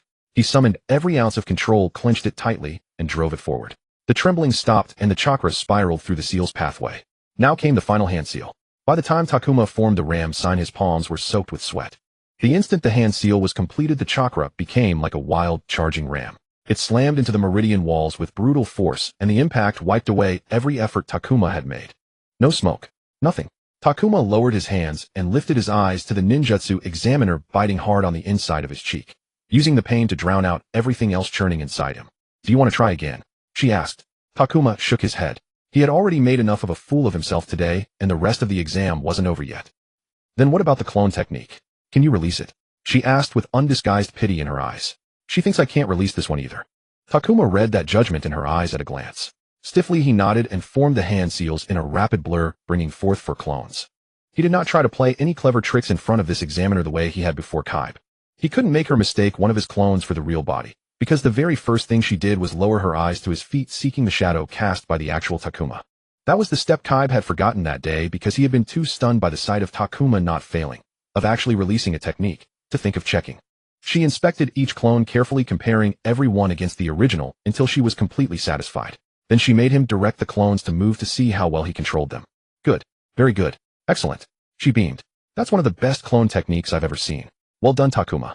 If it weren't for the pity he had seen in her eyes beforehand, those words would have delighted him. But now all of it sounded like she was only trying to comfort him to keep him from feeling too bad. Takuma was signaled to the next section. The next test was a taijutsu spar with one of the examiners. Unlike the previous 2 sections, the taijutsu portion had several ninja jointly presiding over it. A male examiner was sparring with Hideaki while another man and a woman stood outside the white line training circle observing. The female examiner noticed Takuma and raised her palm, signaling for him to stop and wait. He watched the fight inside the ring. Hideaki was just like always, using his size and weight to overwhelm people. But this time Hideaki's opponent was not a classmate. The taijutsu examiner trading blows with Hideaki was lean with limbs as thin as sticks, yet with those thin arms he grabbed Hideaki and flung him over his shoulder. Takuma had long understood that in this world strength did not depend purely on muscle. Chakra flowing through muscle could also amplify power, which meant a weight advantage counted for far less here. The lean examiner could overpower Hideaki because his command of chakra was vastly superior. Clang. Takuma turned toward the sound, the sharp, ringing collision of weapons.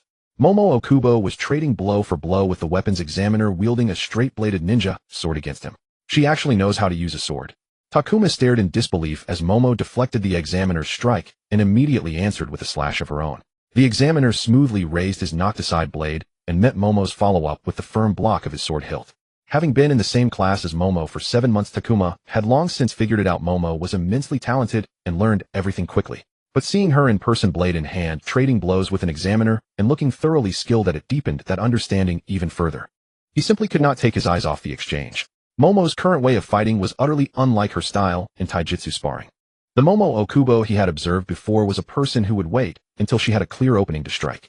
She did not attack, often instead favoring dodges and blocks, and only struck at the most opportune moments to inflict the greatest harm in the most efficient way.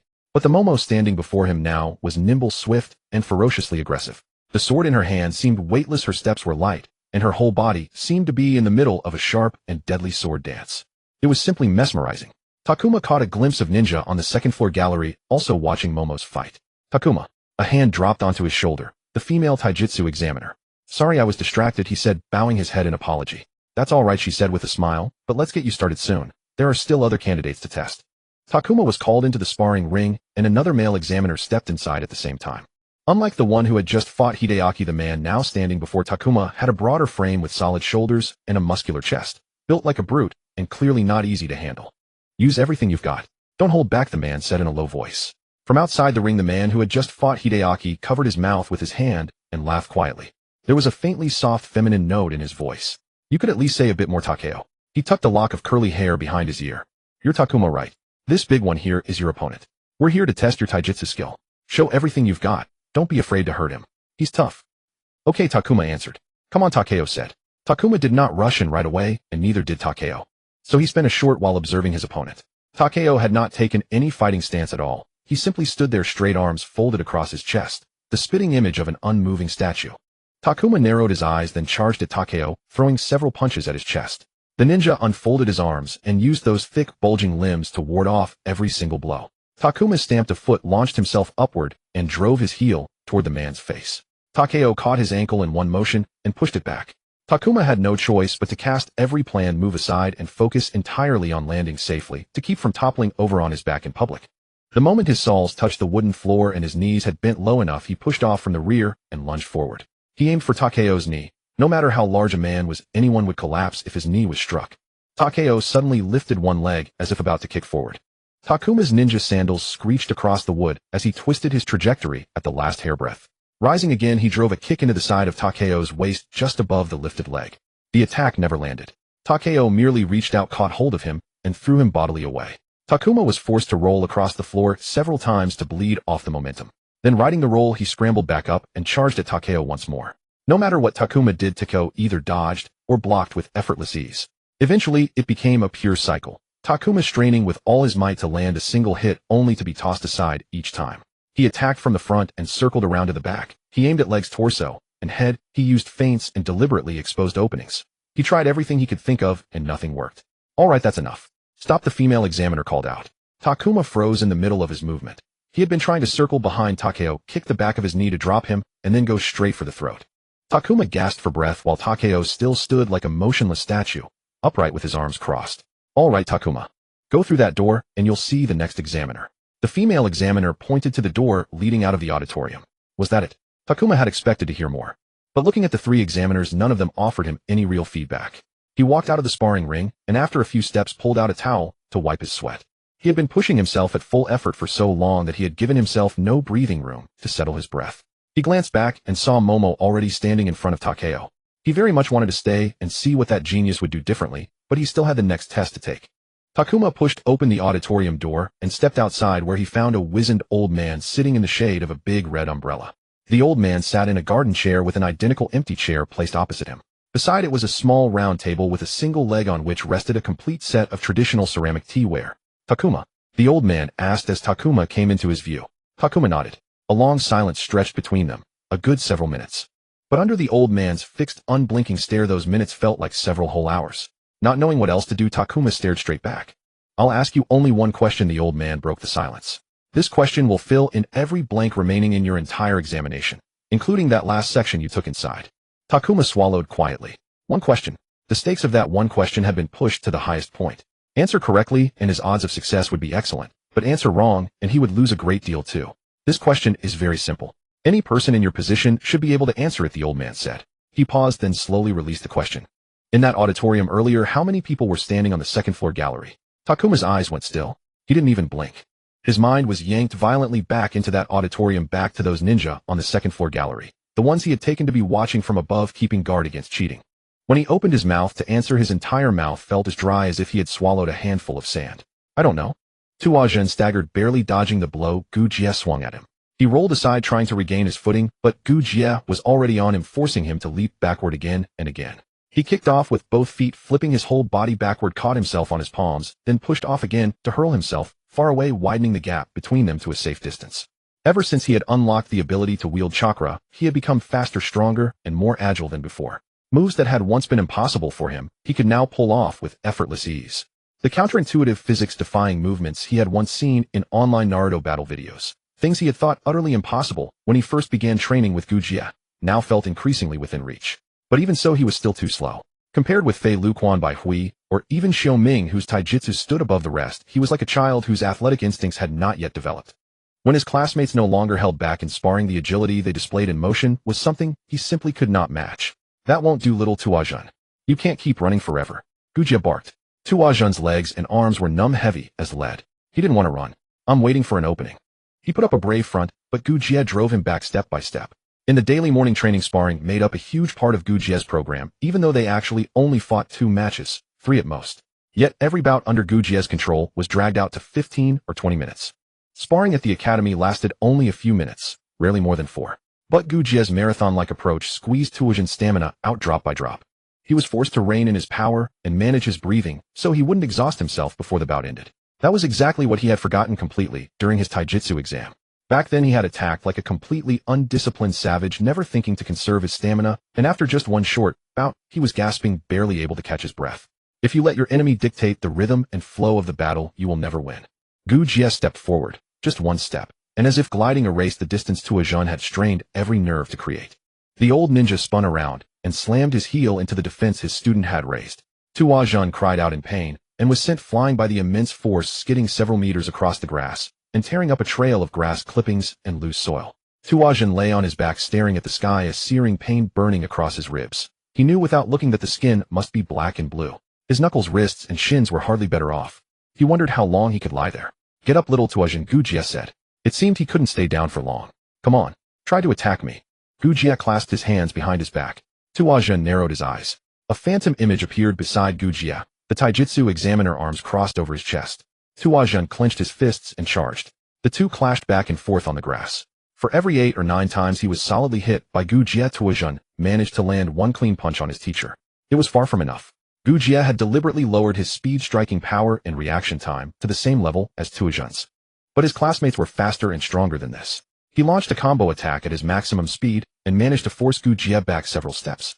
Then Tuazhan's grazing blow swept across Gujia's thigh. That touch gave him a flicker of encouragement. He twisted his waist, raised his leg, brought it around in an arc, and slammed it down toward Gujia's ribs.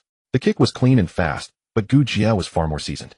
With a sweeping counterkick, the experienced master caught Tuazhan's supporting leg, flicked his ankle upward, and Tuazhan collapsed into the grass.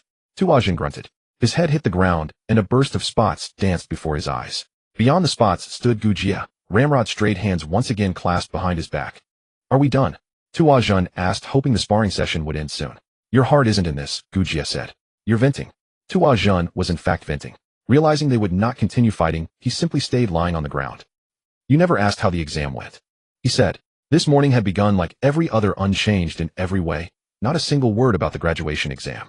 You don't look like someone who wants to talk about it, Gujia said with a shrug. Besides, if you don't want to tell me, asking wouldn't have made any difference. Tuazhan pressed his lips together. It was his own fault. He had never been the type to open up to others. It went even worse than I thought. He sighed. Except for the ninjutsu portion, which was about what I expected. He recounted the entire exam from beginning to end, from the written test all the way to the last old man. I should have known those people mattered. He clutched his head and groaned loudly. If I had only thought a little more, my score would have been completely different. He pushed himself up from the ground and crouched, their elbows resting on his knees. The next exam was 2 months away. That time was nowhere near enough to patch up every weakness he had. Just thinking about it made his heart feel as if something had clenched it tightly. There's a girl in my class who uses a blade. I happened to see her weapon exam. She's incredible, Tuazhan said, another image flashing through his mind. By Hui swinging that ninja blade. I can't even throw multiple shuriken accurately. He also knew that quite a few of his classmates from ninja clans could each wield 1 or 2 other weapons as well. You've always known you can't compare with them, Gujia said. Tuazhan glanced at his teacher. He still wasn't used to the blunt words Gujia sometimes let slip. You're really bad at comforting people. He dropped his head and exhaled a long breath. In 2 months I have to take the exam again. I can't fail again. Staking all my hopes on a single last chance is too risky. He had to become stronger and fast. Tuazhan closed his eyes. The pity in the ninjutsu examiner's eyes, Fei Lu's loathsome face, Mubu's indifference, and the guilt on Gujia's face. When he had woken up in the hospital, each image flashed one by one behind his eyelids. He stood up and faced Gujia. I need you to push me even harder than you do now. Overtraining does more harm than good. Gujia shook his head. There's no substitute for it. If I truly want to become a ninja, I can only push myself harder. Tuazhan stepped closer to Gujia. That incident won't happen again. I won't break down again. You don't have to worry about that. What do you mean? That incident, the fainting, won't happen again. I can withstand it. You know I can withstand it. Tuazhan said, hoping his words could carry his meaning plainly across. Gujia was stunned by those words. Don't hold back on me. You said you would teach me, but what truly decides whether I succeed is my own effort. You also said that only I can guarantee my own progress. I'm willing to put in more effort. That's why I'm begging you to teach me. I will hold you to the standard of a ninja, Gujia said after a silent pause. I'm someone who is meant to be a ninja. I will treat your training as a mission. I will devote myself completely. The only acceptable result is success. Good. That's exactly how it should be. Gujia looked down at Tuazhan, his stern gaze gradually softening. After all this, you may come to hate me. I'll be grateful to you, Tuazhan said with a quiet laugh. Then it's settled. From tomorrow 4 in the morning. With that, Gujia vanished into a swirl of dancing leaves. Tuazhan pursed his lips and looked up at the sky. 4 in the morning. It's not even light yet. Tuazhan dragged his numb, exhausted body into the classroom and sat down in his usual seat. His wish had come true. Gujia had ratcheted up their training. Each morning session was an hour longer than before and twice as intense. When it was over, every muscle in his body burned. The muscle soreness would last until he fully adapted to the new load. He had no one but himself to blame. But he also knew this was the only way out. He fished a thick scroll from his side, leaned forward, and began reading the dense rows of tiny characters on it. Tired as he was, he couldn't rest. The time allotted to theoretical study at the academy was just as important as Gujia's training. If he failed the written exam, he would fail all the same. Back to your seats. Mubu announced his arrival as everyone scrambled back to their places. Tuajun kept his head down and went on reading. His ears had learned to shut out the surrounding commotion, reducing it to a blur of background noise that actually helped him focus. The exam results are already in my hands. Mubu held up a yellow envelope. The fragile concentration Tuajun had forced together shattered at that sentence.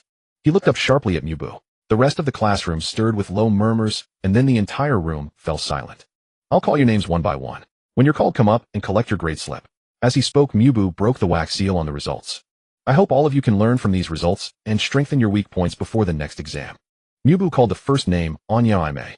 A petite girl in a tank top and loose trousers walked nervously up to the podium beneath the weight of everyone's gaze. Pass. Mubu handed the grade slip to Aime. Tuajun froze. Aime looked up at Mubu, and so did everyone else in the class. Mubu smiled. Congratulations. You will become a ninja of this village. The classroom exploded into cheers. Some threw their hands high above their heads, some even jumped up from their chairs. Aime's friends rushed out of their seats, surrounded the girl, embraced one another and laughed, and jumped in a tight huddle. Mubu, usually as stiff as a stone, watched it all with a smile, and did not interrupt the jubilant noise, only speaking at last to wave everyone back to their seats. But before that, Aime gave him a quick hug. Mubu called name after name. Each time cheers and applause rang out anew. The entire Ninja Academy heard the cheers of this year's graduating class. They knew they were going to become ninja. Tuajun. Tuajun walked down from his seat. Fail. Mubu said, placing the grade slip in Tuajun's hand. A collective gasp ran through the classroom, and then everything went quiet. Before this, not one person in the entire class had failed. Tuajun stared at the grade slip in his hand and bit his lower lip to keep it from trembling. Every section of the exam was broken down with a score, and at the very bottom was a red stamp with characters so large they seared the eyes. Fail. Since he had been stumped by the final question in the last exam, Takuma had begun a new kind of training. He sat on a roadside bench staring at the two shops in front of him. One was a small husband and wife restaurant, and the other was the Konoha postal branch. The sun had climbed to the top of the sky, and only the shadow cast by the eaves above barely shielded him. It was noon. Inside the post office, people hurried in trying to finish their business before the clerks placed the lunch break sign on the counter and vanished for a full 45-minute lunch break. But Takuma knew perfectly well the employees of the Konoha post office always took more than an hour for lunch, and no one ever disciplined them. As for the branch chief, he had never even shown up for work in the morning. Like every restaurant, the little eatery was in a frenzy of activity during lunchtime. Takuma's gaze settled on a man he recognized, and he knew that within a few minutes that man would walk out. Sure enough, the man in a work uniform walked out of the restaurant carrying a packaged lunchbox. This little restaurant was most famous for its takeout bento, selling a mountain of them every lunchtime. Takuma was counting. He counted the people going in. He noted when they entered how long they stayed inside, and when they came out. He watched the post office tracking how many people came to mail packages and how many came to pick up parcels. For the little restaurant, he estimated their bento sales, the number of dine-in customers, and how long it took people to finish their meals. He also recorded every noteworthy detail he observed. He did not yet know shorthand, nor did he have any special methods, but knowing what to write down and how to write it down was itself a skill that needed polishing. At least that was what Kaib had said in class. His gaze returned to the post office. A large group of people came out of the building. They all wore matching uniforms. The group walked into the restaurant. Takuma glanced at the clock hanging on the shop wall beside him and noted the time. It was exactly 1 o'clock. Now he had to wait. Takuma took out his own bento. After all, it was lunchtime. The clock's minute hand crept slowly around the dial, reaching the time when the post office's lunch break was supposed to end. People with business to handle had already begun to line up inside the post office. Based on his earlier observations, Takuma knew that those postal clerks would not come back to work for at least another hour. Because if they stepped through the post office doors, they would have to work under the pressure of waiting customers. He rubbed his knees, his gaze sweeping back and forth between the post office and the restaurant. All right, time to get to work, Takuma said to himself. He stood up and walked into a dim alley nearby. He set his bento bag aside and rolled both sleeves all the way up to his upper arms. From forearm to shoulder, from wrist to shoulder, every side was plastered with coins. Only on closer inspection could one see that each coin was actually 2 coins stuck together. This was a high-difficulty training Takuma had devised for himself, forcing his chakra control to improve. He hiked up his shorts and removed a diagonal strap of coins wrapped around the top of his thigh. Then he reached inside his shirt and peeled several more coins from his chest and back. Takuma pressed his hand to his chest and felt his heart pounding hard. He took a deep breath, then let it out slowly, easing his tense nerves. He stared at the post office and tightened his conviction once more. He had to do this. This was the exam before the big exam, the harder one. Once it was over, the real exam would blow past as easily as a gentle breeze. Dog, boar, goat. Poof. Smoke engulfed Takuma, and when it cleared, standing in his place was a tall, thin man with a gaunt face and greasy hair combed over to one side. Takuma fished out a small mirror and checked his new appearance. He was much taller than before, as thin as a skeleton. His faded purple shirt and black shorts were gone, replaced by a post office uniform. The hand-seal linking drills that Kosuke had made him practice relentlessly had finally paid off. After a full month of intense training, his chakra no longer ran out of control when he performed the transformation jutsu. Muramoto Teruo, the branch chief of this post office, a lazy, incompetent good-for-nothing who had somehow managed to keep his position as chief to this very day, spoiling the people beneath him until they had no discipline whatsoever. Takuma did not know whether no one in the postal system had noticed this branch's situation or whether they had noticed long ago and simply turned a blind eye. But that made Muramoto Teruo an ideal target for impersonation. Becoming him carried no guilt at all. Takuma touched his new face. He recalled the real Muramoto Teruo's face in his mind, then gave this copy of his a score of just barely good enough to fool people. As long as no one touched him, they could not see through him immediately. Ready. Takuma tensed all the muscles in his body for a few seconds, then released them all at once. Then he slumped his back and let his neck creep forward a little, shaping himself into the hunched turtleneck posture of someone who had spent years looking down, to imitate the real Muramoto Teruo's physical bearing. Every night, he had practiced that posture in front of a mirror, all for today. He took out a white handkerchief, held it loosely over his mouth, and walked toward the post office across the street. The inside of the post office was territory Takuma knew all too well. It was an easy place to slip into. When the employees were swarmed by customers and far too busy to lift their heads, a child attracted no attention at all. There was no particular reason he had chosen the post office. It had started at the shop where he bought groceries when the owner complained about the post office while he was making a purchase, and one thing led to another until it came to today. The moment Takuma stepped through the post office entrance, the guard on duty scrambled to his feet in a panic. To avoid baking under the blazing sun, the guard stood his post inside the post office, facing inward to catch the breeze of the ceiling fan. Because this branch was small and offered only limited services, no shinobi were stationed there at all, making it an ideal testing ground for Takuma. "The branch chief," the guard stammered as he stood. Takuma shot him a displeased look, then coughed loudly into his handkerchief. He said nothing and walked straight inside. Compared with the shops of similar size on the same street, the front hall, actually open to customers in this building, was quite small. Takuma guessed that the remaining space in the building was all mail storage and sorting facilities. His post office uniform naturally caught the customer's attention, and several people approached to complain to him. Takuma burst into another fit of loud coughing into his handkerchief, making it as revolting as possible. It achieved the effect he wanted. Those people backed away. He swept his gaze across the teller windows, all empty. Takuma knitted his brows in irritation and turned to the guard. "Where has everyone gone?" he asked, his voice hoarse and cracking. Takuma had heard Muramoto Teruo's voice only once, but even if he truly wanted to imitate the chief's manner of speaking more closely, voice imitation was a skill that had not yet appeared in Takuma's repertoire at all. He could only pretend he had a severe cold, his voice raspy and coughing. They went out for lunch," the guard said with a swallow. "Miss Tahashira is in the back." "Bring her out here," Takuma commanded. The guard scrambled into the back room. Takuma turned to the customers in the shop and said, "I apologize to everyone on behalf of my staff. Please bear with us for a moment longer. I will have everything arranged right away." The guard dragged a plump, middle-aged woman out from the back. Takuma gave the woman no chance to speak. "Why is it," he coughed twice, "that no one is on duty?" The woman tried to explain, but Takuma refused to let her get a word in. "Why have you not taken your seat at the window?" He glared at her, his gaze so fierce that he seemed ready to devour her. The woman shrank under his stare. She struggled to force out a few words. "B branch chief, can't you see? You are wasting all these people's time." He said it loudly enough for everyone to hear. "What are you still standing there for? Go, do your job, or should I do it for you?"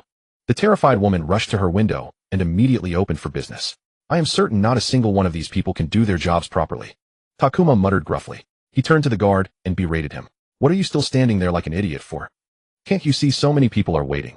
Go call them all back for me." The guard rushed out the door. While disguised as their immediate superior, Takuma had already reprimanded 2 of the post office's employees. He had disguised himself as another person and spoken to an entire roomful of people. He found it entertaining as it was, but now it was time to go. He walked straight toward the post office exit. Covering his face with the handkerchief, he hurried back to the alley. Poof! Takuma transformed back into his original form. He picked up his bento bag and left the alley. Standing beside the roadside bench, he watched the group of uniformed employees jogging all the way into the post office. Takuma grinned. Mission complete. I will become the strongest master of disguise in this world. The king of 1,000 faces, Takuma thought. Takuma stared at the report card from his second attempt at the graduation exam, his lips pressed into a thin white line. He had trained with everything he had during this time, yet in the end all it earned him was a second fail. He sighed. There was no one around him who still hadn't passed, Everyone else had at least cleared one of the two attempts and already held their Konoha forehead protectors firmly in their hands, waiting only for graduation. Only he alone was still left dangling. He began to feel sympathy for Naruto Uzumaki. Naruto had failed to graduate because of the clone jutsu, while he in turn had stumbled on the substitution jutsu. Even though the written exam score he had earned through sleepless cramming finally crossed the passing line, even though the taijutsu examiner's comment had evolved from slow, weak, and utterly unskilled to requires drastic improvement, even though the interview had gone more than passably, he was still judged to have failed. At the same time, he had started to feel somewhat jealous of Rock Lee. That thick-browed boy who couldn't even perform a single one of the 3 basic jutsu had become a genin anyway, simply because a jonin had taken a liking to him. Was his own effort even half as easy as Rock Lee's desperate struggle? Wasn't he also pushing himself to his limits every day, memorizing texts, training chakra, learning ninjutsu, practicing close combat, and mastering the countless skills that Kosuke believed every ninja should possess? Why could Rock Lee pass when he could not? He folded the slip of paper and tucked it away. Staring at the report card would only make him feel worse, and he had no time to feel worse. Only 1 month remained until the final exam, until graduation itself. He pushed everything churning inside and back down, then took out a heavy lock and a worn set of basic lockpicking tools.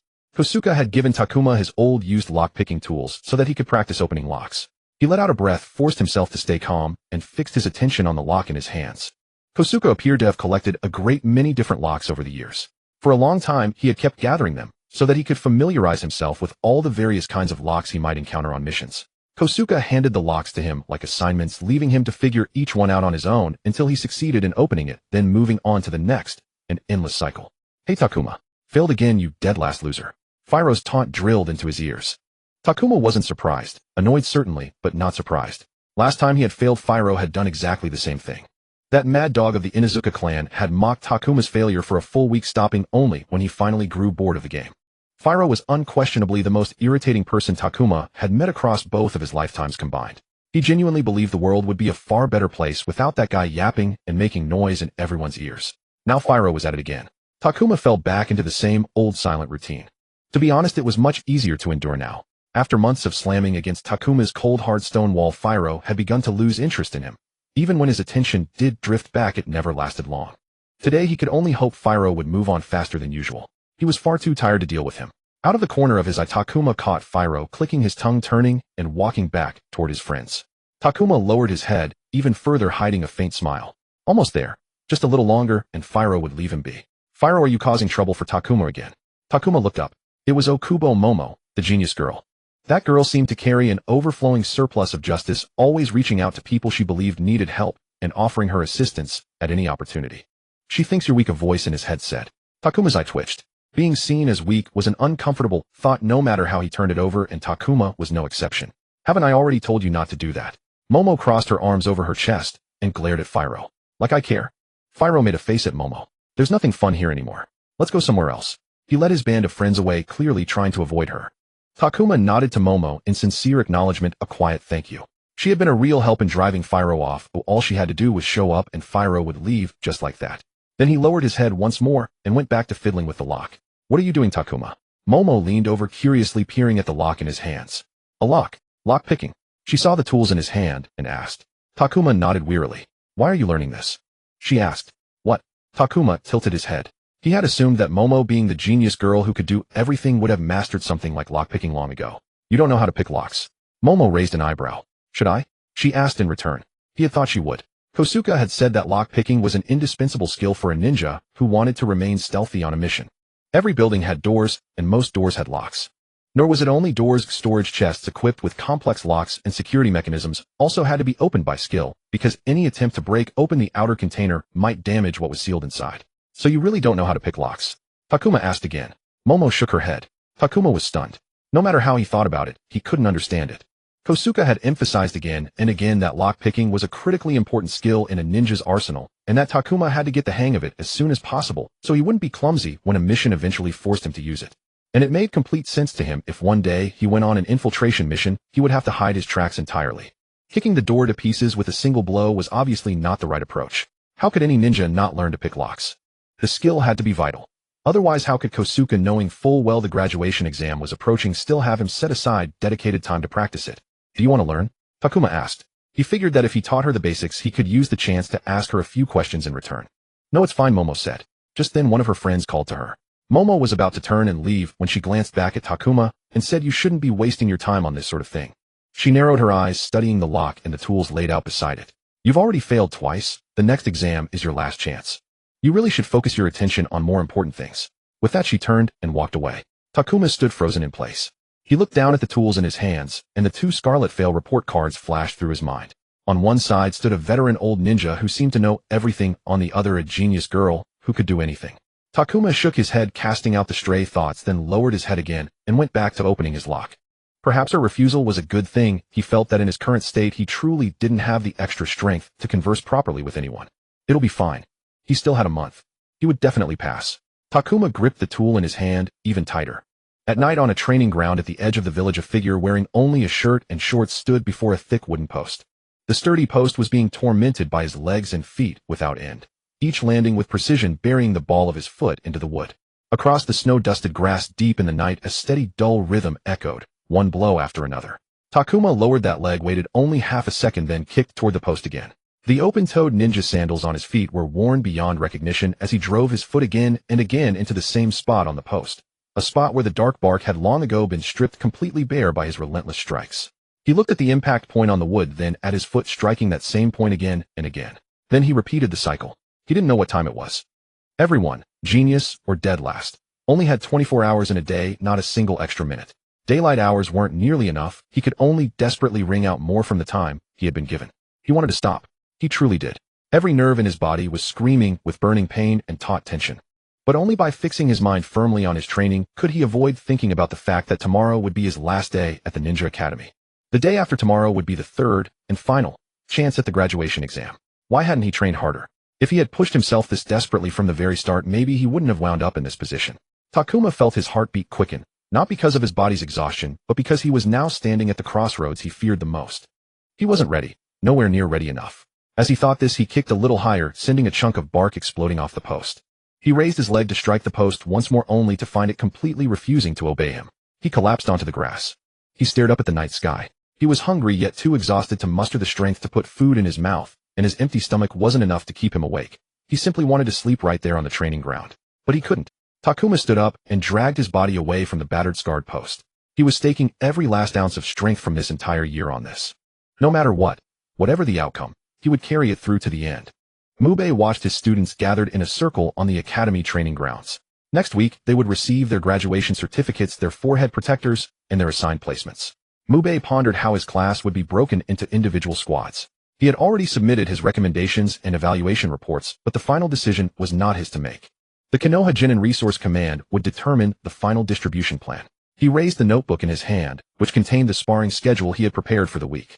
Even though graduation was imminent and the children had already complained, the necessary tasks still had to be completed. He scanned down the roster and noticed only 2 names remained. This would be the final sparring match. Mubei narrowed his eyes and called out the 2 names, Abi and Tawajin. Step up. Abi, the energetic little girl, bounced cheerfully to the center of the sparring circle. Tawajin, on the other hand, was the complete opposite. He dragged his feet, shuffling slowly from his position, leaving a long trail in the snow. Mubei studied Tawajin carefully. His weakest student looked absolutely terrible. He had been in this condition for the past 2 weeks. Dark circles ringed his eyes, his hair was a mess, and an exhaustion that seemed impossible to shake permeated his entire being. He did not know the reason, nor had he asked, but he could guess. After failing twice in a row, he himself would probably be in the same state as Tawajin, if not worse. Failing twice in a row. Mubei sighed. Tawajin had never been a bright student. He had consistently ranked dead last since his first year. But at the beginning of this year, Tawajin had become even worse than before. If he had simply been poor before, now he was thoroughly disastrous. There was not a single trace of a Ninja Academy student about him. Things had gradually changed throughout the year. Tawajin showed improvement in every aspect, performing better each time.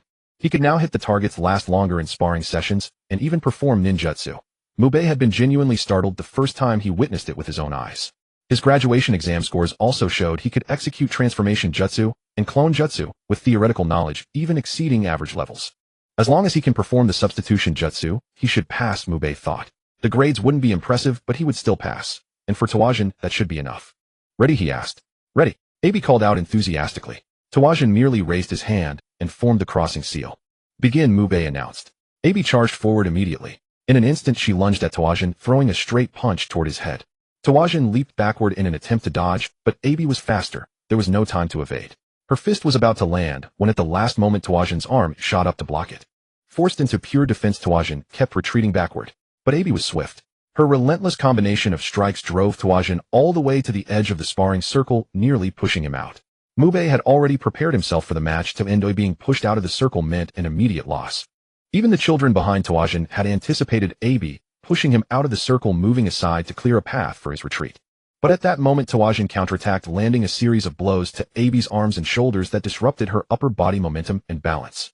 It all happened too quickly. Tawajin's arm shot out, grabbing Abi's clothes and yanking her toward him while his feet pivoted, and he twisted his body aside, using her own momentum to throw her toward the edge of the sparring circle. Mube's lips parted and his pupils dilated slightly.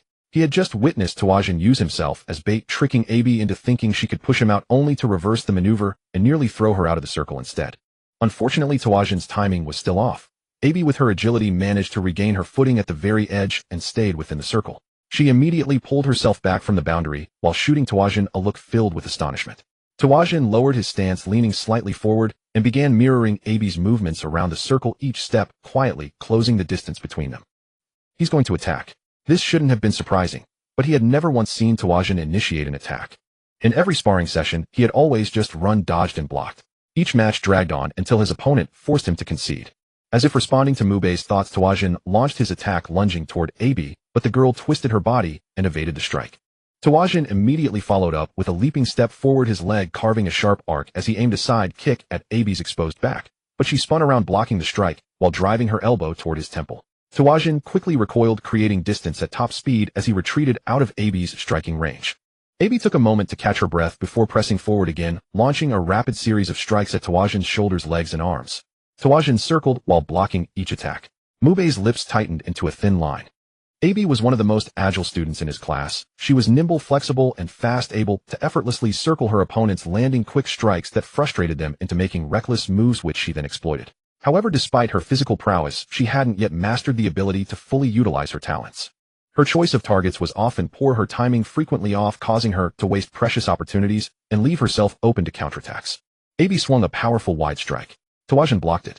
His arm slipped inside hers, lifting and pushing outward to completely remove her arm from its defensive position, leaving her wide open as Tawajin's clenched fist drove hard into her shoulder.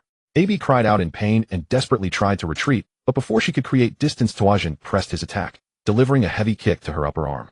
Abi gasped in pain and jumped backward several steps to create space. Tawajin immediately closed in, driving a punch toward her abdomen, but Abi managed to push herself just out of reach.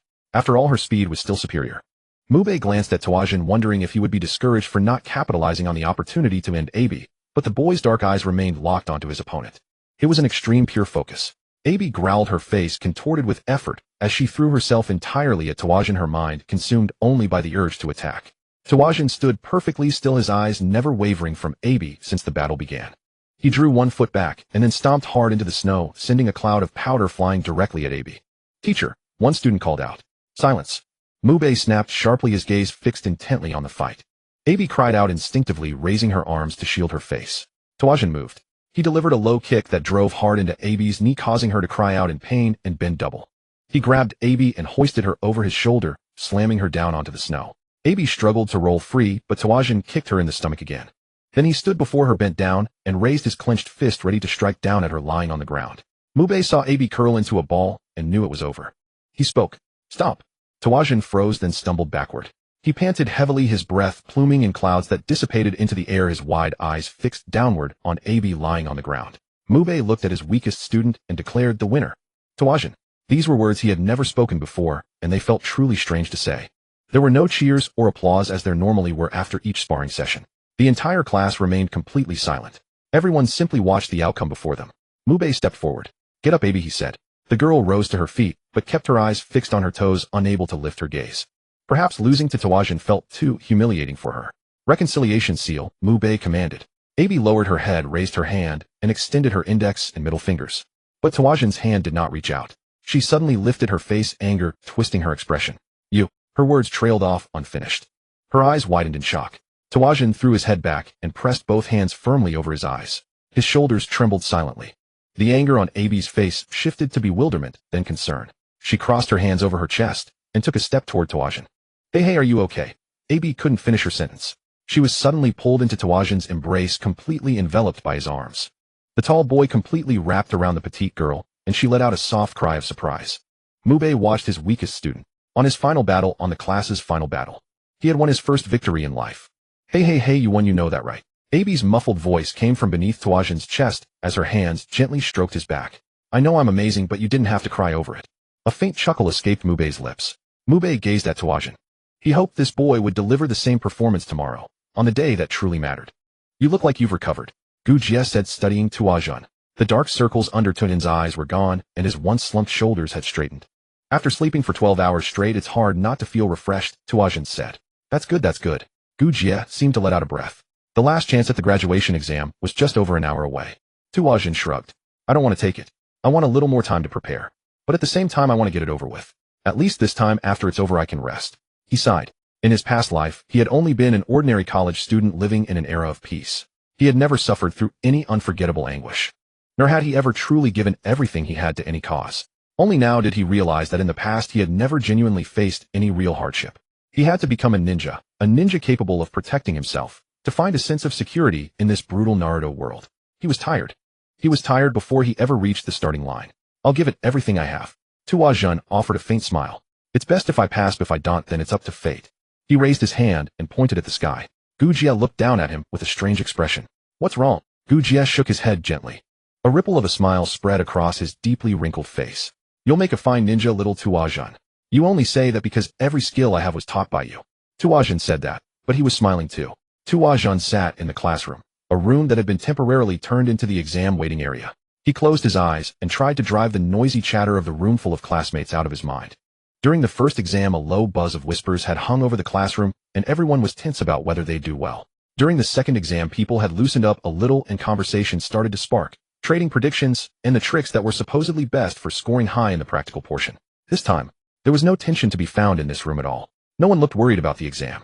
Even if their conversations still revolved around it, the atmosphere was relaxed. Tuajin didn't blame them. Everyone in this room had already passed twice.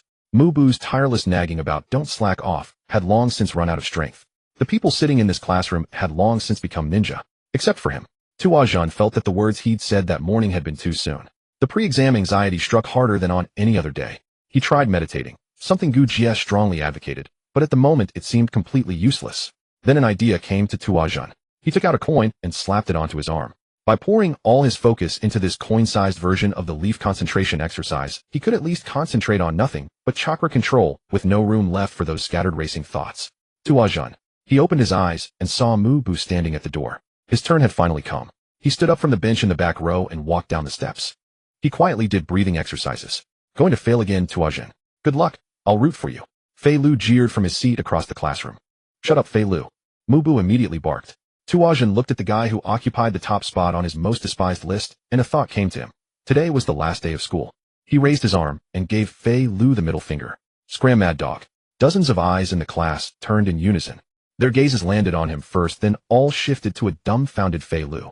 Fei Lu opened his mouth, as if to say something, closed it, and turned his eyes to the class. Tuajin passed by Hua, who was sitting in the front row. Not you, he tossed out. Before anyone could recover, Tuajin was already out of the classroom. Mubu closed the door behind them. Just like the previous 2 times, Mubu led him down the corridor toward the examination hall. How was your written test? Mubu asked. I'll pass. Tuajin replied curtly. The written test had gone smoothly. He was certain he'd scored at least 80%. Teacher and student fell into silence again. That wasn't strange, they rarely talked. If this were a university classroom, Tuajin would probably be the kind of student Mubu couldn't even name. Mubu broke the silence first. If your written test was decent, even if I did terribly in the other sections, there's still a good chance I'd pass. I just have to perform all 3 basic jutsu. I know, you already told me. Tuajin didn't look at Mubu. I see, Mubu said. He paused. Can you perform all 3 now? The two reached the auditorium doors. Tuajin grabbed the handle and opened the door. Once my score comes out, you'll know. The interior of the auditorium was exactly the same as what Tuajin had seen the previous 2 times. His gaze instinctively swept to the second-floor gallery, where several ninja still stood looking down at the exam grounds from above. Tuajin examined each of them one by one, counted, and committed the number to memory. 10 people in total. He waited for the weapons examiner to call him. Even though this was already his 3rd time taking the exam, the examiner walked through the instructions once more from start to finish, laying out every item clearly. Understood. Tuajin nodded and walked to the weapons table. He took only the 3 weapons he knew how to use. kunai shuriken, and senbon. The weapons had again been deliberately thrown off balance, and the targets were arranged just as they had been the previous 2 times. What was different was Tuajin's performance. He still threw one at a time, but his consecutive throws came much faster, and his stability and precision were simply incomparable to his first attempt. Almost every shuriken and kunai struck the bullseye. The examiner nodded while deflecting his senbon.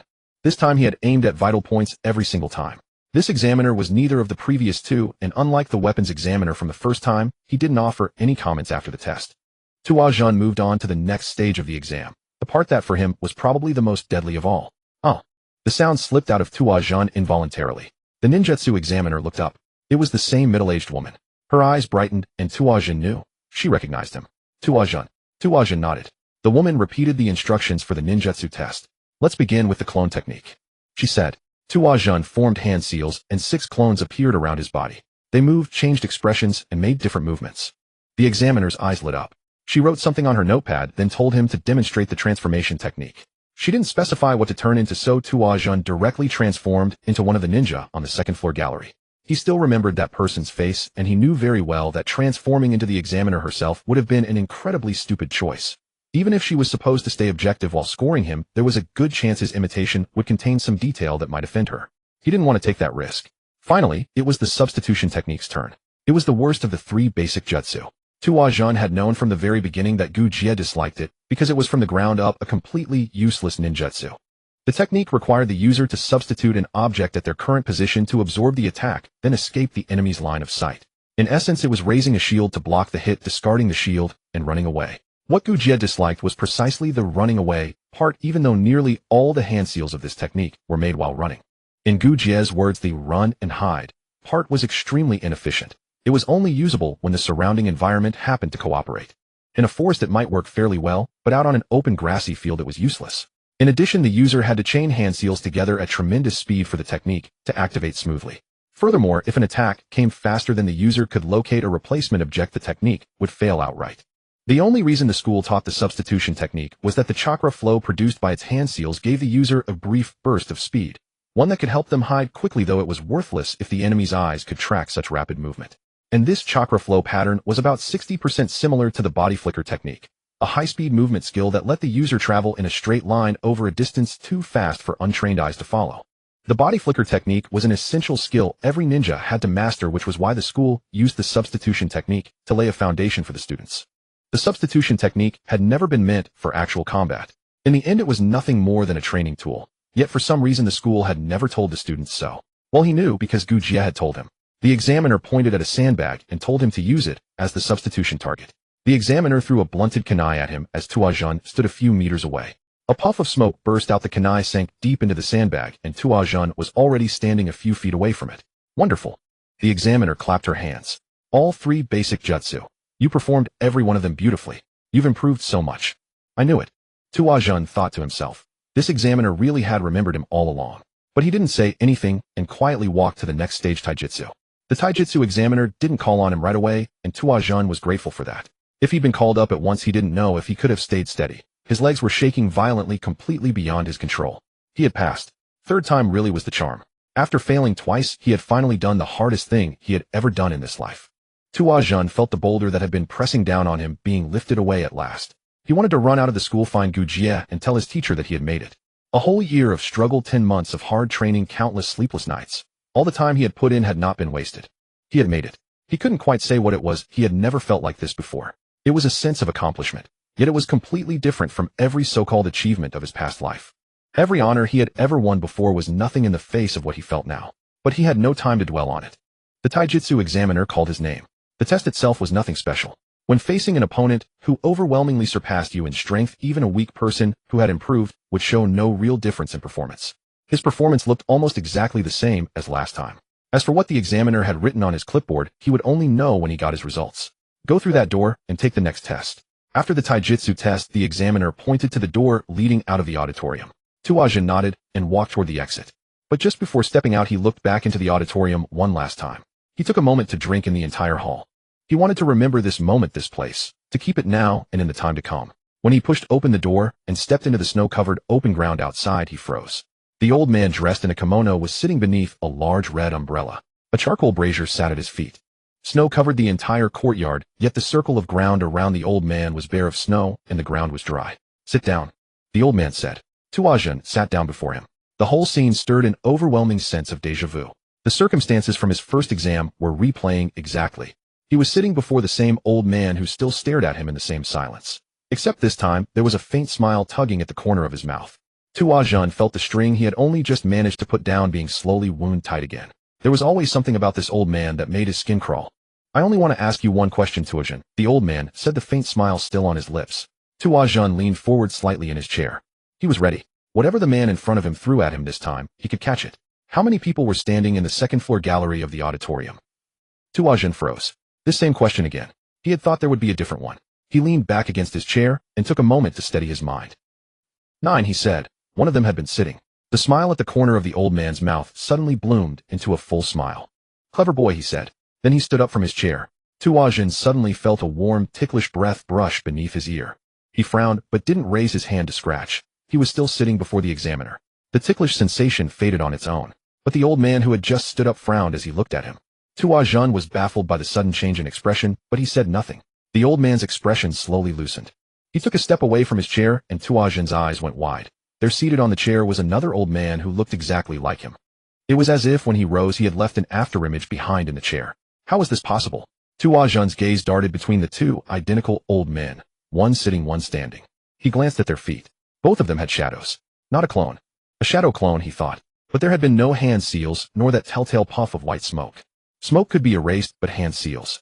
How had this old man left a clone in the chair so seamlessly with no trace at all?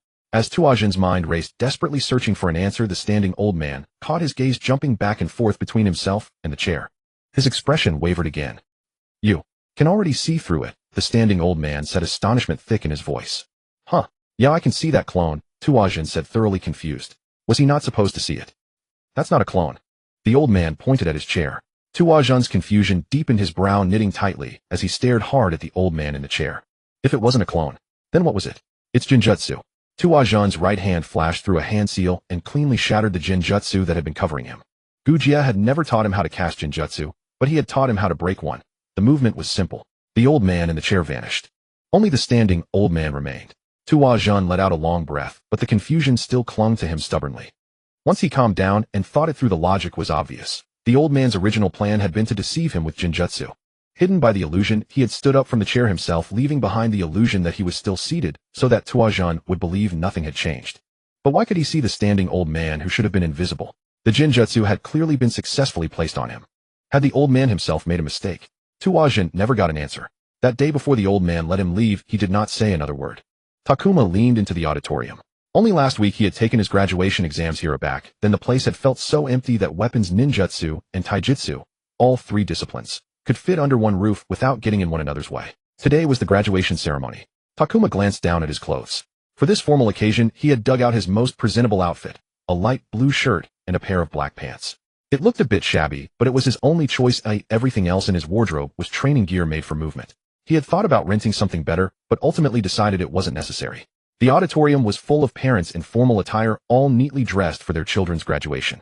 It's too late to worry about that now. Takuma smoothed his shirt, stepped into the hall, and went straight to the assigned seat he had been given at the school gate. The seat was at the aisle end of a middle row. He looked at the empty seat beside him and sighed. Everyone else had parents, only he was alone. He was the only orphan in his class. It was an absurd coincidence. The Ninetales rampage had killed so many people, yet most of his classmates still had at least a father or mother alive, and those who had lost both were being looked after by relatives. Only he was an orphan with no parents at all, sent out from an orphanage. Unlike any other school in Konoha, the Ninja Academy charged not a single coin in tuition. All expenses were covered by the government, which was only fair since the students were being trained as soldiers. Before long, the scattered crowd settled into neat formations.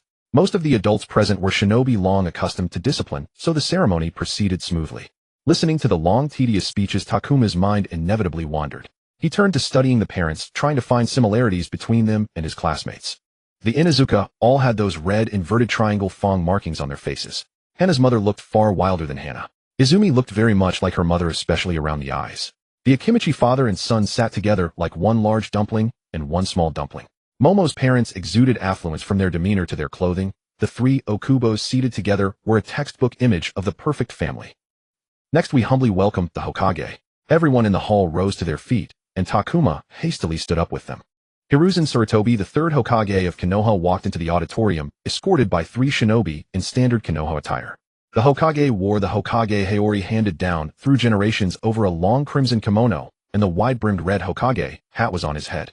Takuma's gaze slid to the second-floor gallery, and he blinked. On the walkway that had been empty a few seconds ago, several hooded cloaked figures had appeared, without warning, looking down at the ceremony. He narrowed his eyes for a closer look and caught a flash of white mask under the tan cloaks. It was the Umbu. As Takuma stared at one of them, the Umbu looked back at him. Damn, I've been spotted. Takuma immediately turned his head away and didn't glance in that direction again. The third Hokage gave a speech to the effect that children were the village's future, and that this day, formally launching the careers of an entire batch of new genin, was one of the events he looked forward to most every year. Takuma listened closely and didn't miss a single word of it. The graduation ceremony began soon after. The children were called up one by one, and they came forward with their parents to receive their graduation scrolls. Those graduating with average marks were called first. Some of the children had parents who were shinobi, while others came from civilian families. Takuma was secretly grateful that the average grades list wasn't arranged by score, because otherwise he probably would have been the first one called up. Takuma glanced to the side. The people beside him were someone else's parents. Earlier someone had asked him whether he wanted to bring anyone, say the orphanage supervisor, and he had declined. He thought of Kosuke, the old man who might be the only person in the world who cared about him. Would he come? Takuma swept his gaze across the hall once, and simply sighed. Takuma. The principal's voice rang out. Takuma rose and walked toward the front, feeling hundreds of eyes boring into him, extremely nervous. He told himself that even if most people were looking at him, they wouldn't genuinely care. He hadn't paid much attention when others went up either. That thought helped a little, but only a little. He climbed the steps of the dais alone, and walked over to the third Hokage to receive his graduation scroll. Takuma, the Hokage said, lowering his head and smiling at him. Kosuke, student. It looks like you did well this time. Standing this close looking up, Takuma could see that the Hokage's eyes were similarly crowded with wrinkles, his skin loose, his hair white. He was at least as old as Kosuke. Takuma knew that a shinobi surviving to such an age was extremely rare. For an instant Takuma was struck by a thought. The man standing before him now was truly powerful. I know you will become a remarkable shinobi one day. Keep working hard. Never doubt that this village is very proud of you. Takuma nodded stiffly. Unsure how to respond, he just kept nodding. The Hokage turned and picked up a forehead protector, a navy blue headband fitted with a metal plate engraved with the leaf symbol.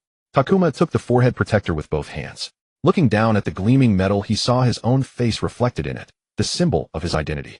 From now on, he was a genin, a shinobi of Konoha. He looked at the Hokage and bowed to him. As he turned to step down from the dais, Takuma scanned the whole auditorium, searching from face to face for that one particular face, the person he cared about most in the world. It wasn't in the seats. He was about to stop searching and step down when he looked toward the back rows. Near the rear wall stood Mariboshi Kosuke. He was still wearing his usual outfit, chainmail underneath, a brown short-sleeved kimono over it, and gray trousers below. When Kosuke saw Takuma looking at him, he smiled.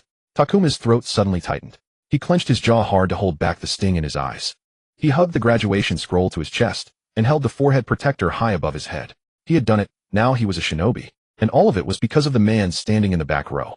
He came down from the dais, stepped over his chair in the seating area, and walked straight to where Kosuke stood at the back. You came, he said. Of course. I had to come. Kosuke smiled. Takuma showed him the forehead protector. I've got one too now, he said. Shiny. Kosuke parted the cloth sash holding his kimono shut, revealing his own forehead protector. The metal plate bearing the leaf emblem was covered densely with fine scratches, all its metallic shine long worn away. Yours is too old, Takuma said. The state of that forehead protector clearly told him of the different years the two of them had walked through. In a little while, let's go out for a meal to celebrate. My treat. No arguments, Kosuke said. Takuma beamed. Today he felt that whatever it was he wouldn't refuse. He quickly returned to his seat, and Kosuke left the auditorium. Takuma had already received his forehead protector. There was no reason for Kosuke to remain. They had agreed to meet at noon at the restaurant Kosuke picked. By the time Takuma returned to his seat, the stage had already started handing out certificates to the top graduates. Inuzuka Hana and Uchiha Izumi. Beside Hana stood her rough-edged mother, sharp-faced, sharp-eyed hair, standing up stiffly like a female warrior. As for Izumi, her mother looked gentle and serene. And finally, graduating with the highest honors in the class, Okubo Momo. The principal announced with great enthusiasm. In the crowd, Momo stood up and walked toward the dais, her parents following behind her. They weren't smiling, but they did look proud. If Takuma had to translate the expression on their faces into one sentence, it would be Momo taking first place was simply to be expected. Being expected like that must be hard too, he thought. After the ceremony, Takuma arrived at the restaurant they had agreed on, and Kosuke was already waiting for him. The waitress led him to the table. Takuma was a little nervous. This was a rather elegant restaurant. I noticed you didn't wear your forehead protector. was the first thing Kosuke said when he saw him. I was afraid it would look silly on me. Takuma returned the waitress's bow before answering. Still, he did want to wear the forehead protector out and show it off. I put mine on as soon as I got it, Kosuke laughed. I didn't even wait the time it took to walk back to my seat. Takuma set his graduation scroll aside and sat across from Kosuke. Who is older, you or the Hokage, he asked. Kosuke tilted his head, looking amused. Lord Third is a few years older than me. Why do you ask? Nothing special. Takuma grinned. I just wanted to know who the oldest shinobi in Konoha really is. Kosuke sighed, but a smile still hung on his lips. They ordered. Kosuke ordered for both of them. For the first time in a year, Takuma finally had a meal he hadn't cooked with his own hands. It tasted far better than anything he made himself. Over the past year, the thing he had improved most was not his ninja skills. That first prize ought to have gone to his cooking. From knowing only how to boil eggs and prepare instant noodles at the start, he had reached a point where he could put 3 nutritious meals on the table in a day. I have a gift for you, little. No Jinin, Takuma. Kosuke smiled and pushed a wrapped package across the table. You didn't need to spend that on me. Takuma was genuinely surprised. Can I open it? Kosuke nodded and Takuma tore off the wrapping. If he were someone who often received and gave gifts, he would have been more careful. This is... Kosuke's gift was clothing. The box held 2 identical outfits and Takuma recognized them at a glance. A full standard Konoha shinobi uniform, only missing the green flak jacket. You're a shinobi now. I thought you'd like this, Kosuke said. Takuma gently traced the red swirl emblem sewn on either side of the jacket with his fingers. Thank you. He gave a soft laugh. He really did like the gift. Tell me about your teammates, Kosuke asked. Do they tell you who the supervising jonin is on graduation day these days? In my day, they didn't announce that on graduation day. Takuma looked up from the gift baffled. No one told me about teammates. They only told us to gather at the school the day after tomorrow. He said. Could there be a meeting after the graduation ceremony that he had missed? It should have come with your graduation scroll. Kosuke looked at the scroll resting at the edge of the table. You haven't opened it yet. The wax seal was still intact. Oh no, I haven't opened it. Takuma picked up the scroll. He had been completely absorbed in the forehead protector. Carefully, he pinched off the wax seal and unrolled the long scroll. Another piece of paper had been rolled together with the main scroll. Takuma pulled it out. One side of the paper was printed with a few lines. But when he read those lines, clearly the excitement on Takuma's face froze and turned to confusion. He handed the paper to Kosuke. What does this mean, he asked. Kosuke looked at the paper. When he made out the writing on it, his eyes went wide and his lips parted slightly. Name Takuma. Rank Genin. Assignment Genin Corps. Takuma sat on the bench outside the administrative office, his mind turning over and over about the future. All of his expectations had been overturned by a single short line on a slip of paper. Graduation had been over for a week. When he didn't see the names of 2 classmates and his supervising jonin on his assignment slip, he had no idea how to react. Genin Corps. Takuma had no idea what that meant. There was no such thing in his memories, or maybe he had forgotten this part of the plot. All he knew was that his being assigned to the Genin Corps might have been because of those 2 failed evaluations. It may not be as good as a 3-man squad led by a jonin, but if you're willing to put in the effort, it's not bad for you. Maybe even better. Kosuke's words were contradictory in themselves. How could it be both not as good and maybe even better? When he mentioned that Takuma hadn't made it into a jonin-led 3-man team, a flicker of regret crossed Kosuke's face, but the expression quickly settled into a stern look. The old ninja told him that as long as he was willing to humble himself and put in enough effort, his hard work would definitely be rewarded. But those words only made Takuma even more confused because he still had no idea what the Genin Corps actually was. Kosuke only defined it simply as the overall pool of Konoha's genin. But Takuma knew he was definitely hiding something. So he decided to investigate on his own.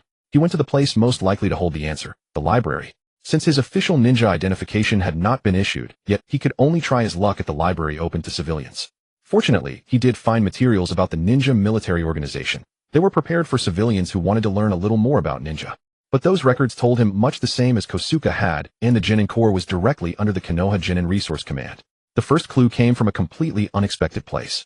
Takuma sat outside an administrative office clutching the application form and a thick stack of required documents for his official ninja ID waiting to be called in. Just then someone gently tapped his shoulder. He turned and saw a familiar face standing beside him. Taro. Oishi Taro, his classmate. Takuma didn't remember speaking to him even once in the past year. They had sparred plenty of times, and every time Taro knocked him to the ground, but apart from that the two had no other connection. Yo. Taro raised a hand in greeting. I heard you got shoved straight into the Genin Corps. How do you know? Takuma hadn't told anyone, and he didn't believe Kosuke would discuss such things with his classmates. When the Jonin instructor came to pick us up, you weren't there. The boy with the hair bun said the whole class was there, and only you were missing. Hiro even laughed at you, and said you must have been cut, but Teacher Kai directly shut him down, and told us you were somewhere else. Later my mom told me you were probably assigned straight to the Genin Corps. Taro's parents were ninja, though not from a ninja clan. As far as Takuma remembered, Taro's mother was a chunin. He didn't know about his father. Well, looks like we're in the same boat now. Taro said as he sat down beside him. You're in the Genin Corps too. Takuma turned to face Taro, surprise written all over his face. Taro slumped onto the bench like he was lounging on his own sofa watching TV. The Jonin instructor cut me. Takuma frowned. Weren't you supposed to be sent back to the academy? Why send you to the Genin Corps? That's all just a scare tactic. Taro snorted. Fail the Jonin instructor's test, and you get kicked to the Genin Corps. This year we had 12 squads total. 8 of them were cut by their Jonin. 8. Takuma gasped. That was a 2/3 elimination rate. Normal, that's what my mom told me. Taro shrugged. Elite Jonin don't grow on trees. Leading a 3-man Genin squad is a full 4-year commitment for that Jonin. They won't accept just anyone. Takuma's mouth formed an O. He had known almost none of this. But with a little thought, the high elimination rate made perfect sense. He licked his lips and asked, hey, what do you think of the Genin Corps? I've heard people say it's not a good place. Taro made a thoughtful noise and slid down even further on the wooden bench. It's really not the best place. The best place, of course, is getting into a 3-man team and training hands-on under a Jonin instructor. The instructor will carefully draw up a training plan for each person. You can also choose missions, which ones fit you, and what to watch out for while doing them are all taught. Most importantly, from then on you have a Jonin instructor's backing. In the village, the weight of a Jonin is no ordinary matter. In the Genin Corps, you don't have the right to choose missions, and the training is just SOSO. Of course, we also have no Jonin backing us. So yeah, it's not a good place. But you don't seem worried about entering the Genin Corps at all. Takuma asked a little suspiciously. My mom put it this way, the Genin Corps is the graveyard of a ninja's career. The words sounded like bad omens in every way, and Takuma swallowed hard. That is as long as you stay hunkered down there and don't move. What do you mean? 12 squads, 8 were cut. That means out of our 36 people, 24 didn't pass, counting you 25. The eliminated outnumber the ones who stay, so ending up in the Genin Corps is more normal than getting into a 3-man team. Even those who do pass, if they haven't been promoted after 4 full years with a Jonin, they'll still end up in the Genin Corps. So most Genin will end up in the Genin Corps sooner or later anyway. This is the norm. What's really troublesome is staying stuck in the Genin Corps for too long. You only have 2. Suddenly a sharp desk bell rang from the administrative office, followed by a piercing next. Then someone pushed open the door that blocked the view and walked out of the office. It's your turn, Taro said. What terrible timing. Takuma roared inwardly, stood up, and walked into the office facing a ninja whose face was full of impatience. When the man saw him hand over the documents, he snatched them from his hand and spent a full 10 minutes listing every problem with his application and materials before finally accepting them and sending Takuma out of the office. The whole time Takuma's mind was fixed on his unfinished conversation with Taro. We'll pick it up when I get back, he thought, pushing open the door and stepping out. But just then the desk bell rang again next. Taro stood up from the bench, walked into the office, and left Takuma alone on the bench. He sat there restlessly waiting for Taro to come out so he could continue what they had been saying. Come on, let's get out of here first, Taro said after coming out. The two left the building and Taro led them to a tea house where he ordered a plate of dango. Want some? He asked. No thanks, Takuma said. He could afford to be a little more extravagant now. A Konoha Genin's basic salary was higher than his former orphan allowance. That didn't even include the compensation settled separately for each mission after completing it. An ordinary Konoha Genin, if single and without other burdens, could live a fairly comfortable life, but with careful budgeting, he could even support one more person. That was not counting the various consumer subsidies available to ninja, which made everyday expenses much cheaper. He just didn't want to spend money. The man in the office was a Genin who came out of the Genin Corps. Taro ate a few skewers of dango before speaking. Every one of those sitting at the windows copying documents, hunched over desks and guarding the gates. Once they're older, around 20, they've all come from the Genin Corps. Takuma broke into a cold sweat. 20 could hardly be called an older adult. If you stay in the Genin Corps too long and never make any progress, you get the chance to be stuffed into a clerical post and leave active service. But that also means you'll never be able to go anywhere in life. Taro bit off another dango and continued, his words muffled. Still not having to fight doesn't sound bad either, Takuma said. The profession of a ninja was too dangerous. Being able to leave the front lines should be a great blessing for many people. But you don't have to stay in the Genin Corps to avoid the front lines, Taro said, casually licking the bamboo skewer from the dango. What do you mean? If you can't get promoted to Chunin, isn't there nowhere to go? Takuma looked bewildered. There's more than one way out of the Genin Corps. Do you know? Oh, you don't. Taro looked at Takuma's expression before continuing. Takuma really didn't know. You can take the engineering department's recruitment exam, get into the engineering school, and then join an engineering division. Similarly, you can become a medical ninja and enter the medical department, though that road is hard. My dad failed the interview 3 times before they were willing to take him. Or there's intelligence analyst, mind-numbingly boring researcher. My uncle seems to be some sort of administrative officer. Administrative officer. Right, that's the one. No idea what it does either. Anyway, after you complete 30 months of mandatory active duty, there are plenty of paths to take. Why keep staying in the Genin Corps? Taro shrugged. And if worst comes to worst, you can wait until you're older and retire. Takuma actually knew this last part. Konoha ninja could leave after 10 years of service and go down other paths. However, to get even the lowest retirement pension you had to put in at least 20 solid years. Then again, being in one's early 20s was hardly old. What about you? What do you want to do? Takuma asked Taro. Taro shrugged. I originally wanted to get into a Jonin squad, but that's out of the question now. My dad wants me to study for the medical department, and my mom wants me to become a researcher, even an assistant. I don't know what I want to do either. I'll stop thinking about it and decide after a while. My mom is at least a chunin, so no matter what I won't end up too badly. So whatever. Having such connections around you is truly useful, Takuma thought. Could he count Kosuke as one of his connections? Well, of course he could. What rank was Kosuke anyway? You're pretty smart, Taro, Takuma said with genuine praise. Huh. It's just that you're too dumb to know this. The merciless insult made Takuma's eye twitch. He retorted, did Hiro pass? He did.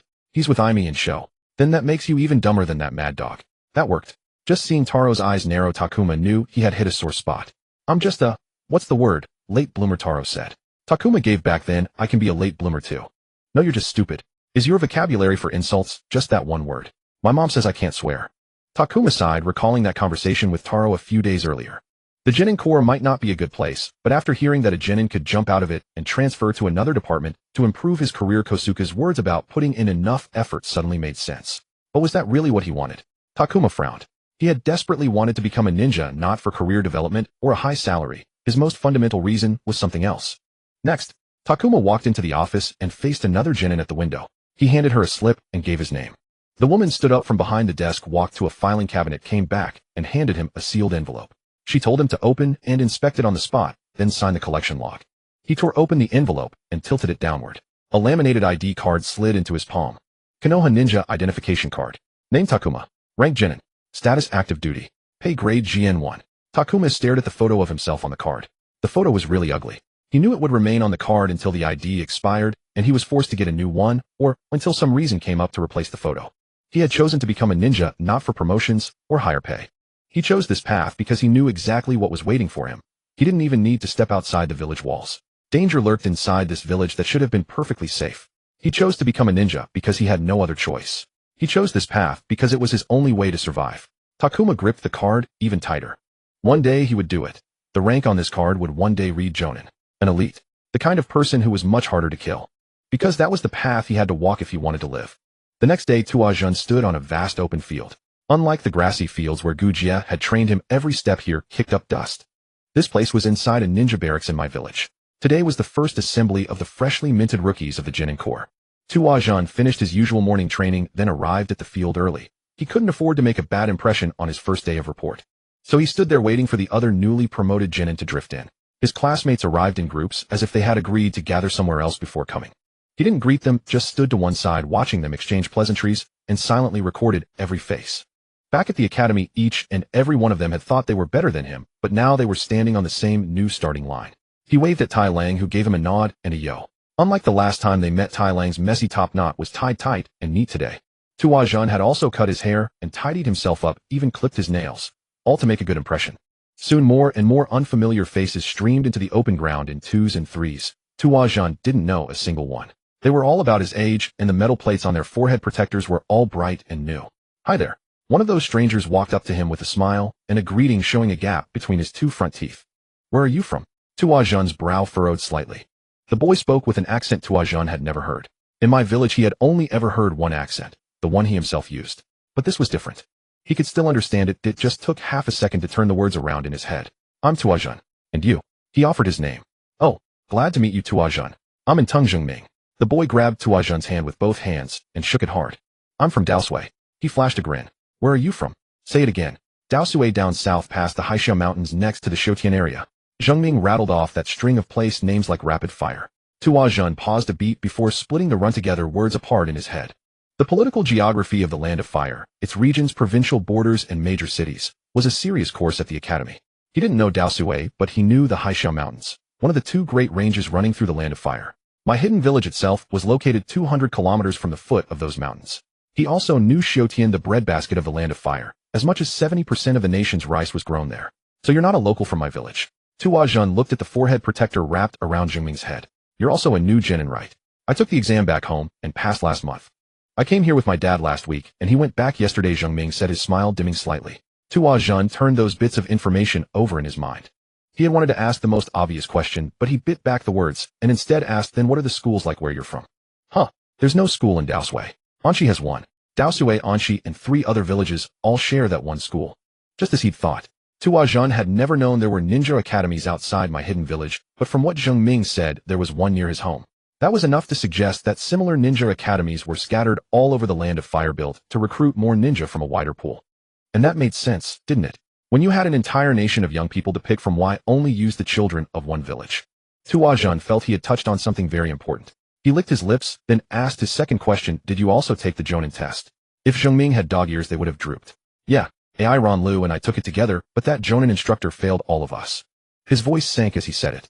Of course he failed you, otherwise you wouldn't be standing here, Tuazhan thought. When I get home, those guys are sure to laugh us to death.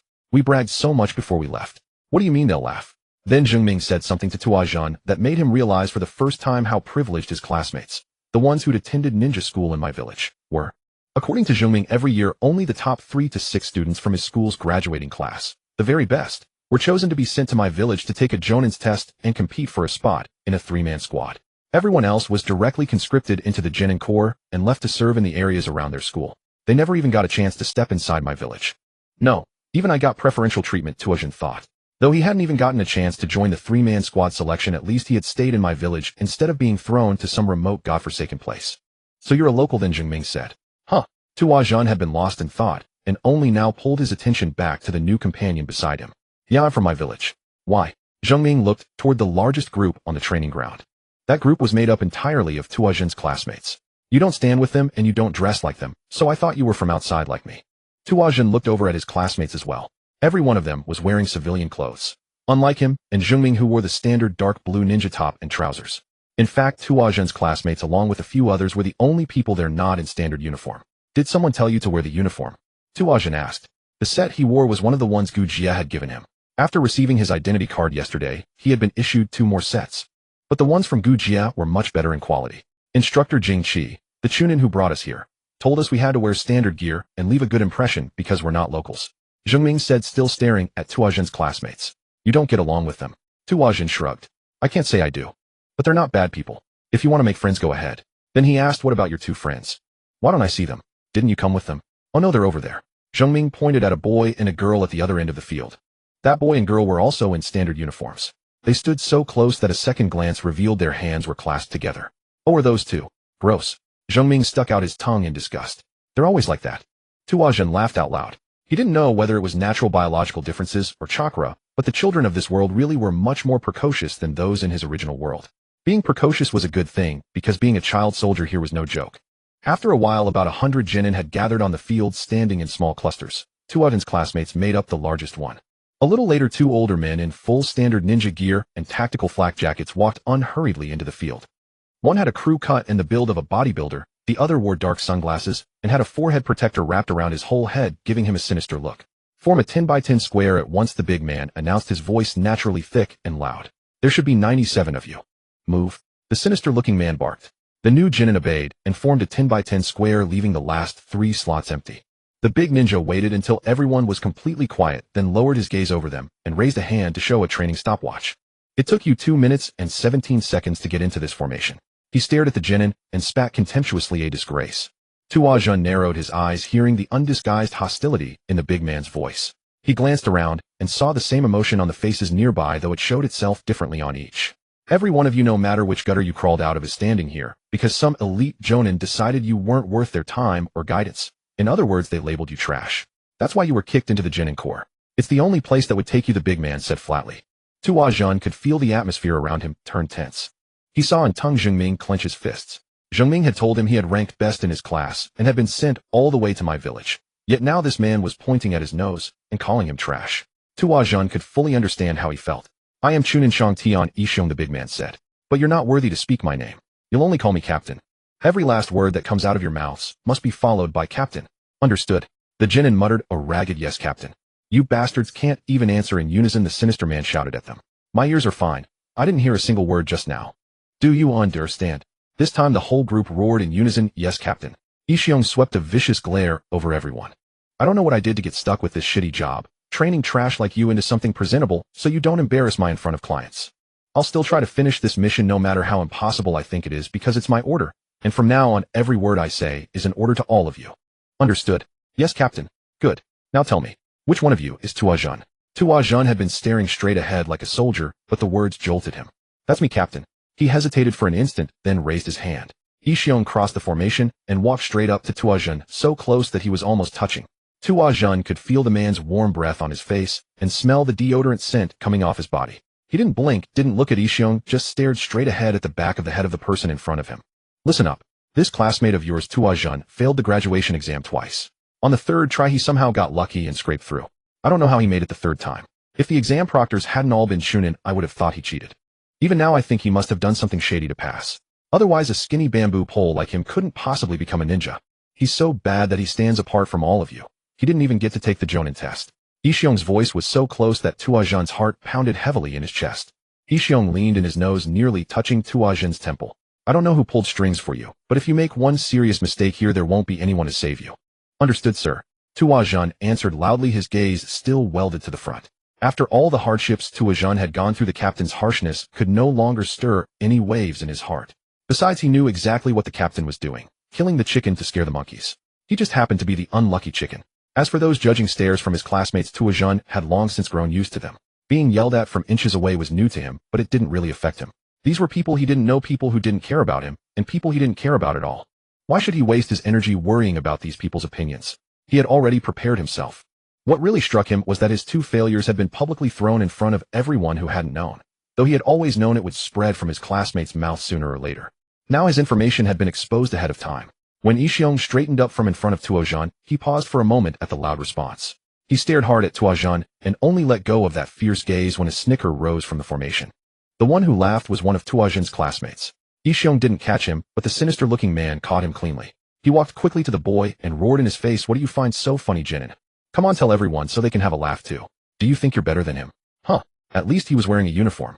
You don't even have that goddamn common sense. We gave you this gear for a reason. Wear it." The classmate who had been snickering shrank back, his eyes locked onto his own toes.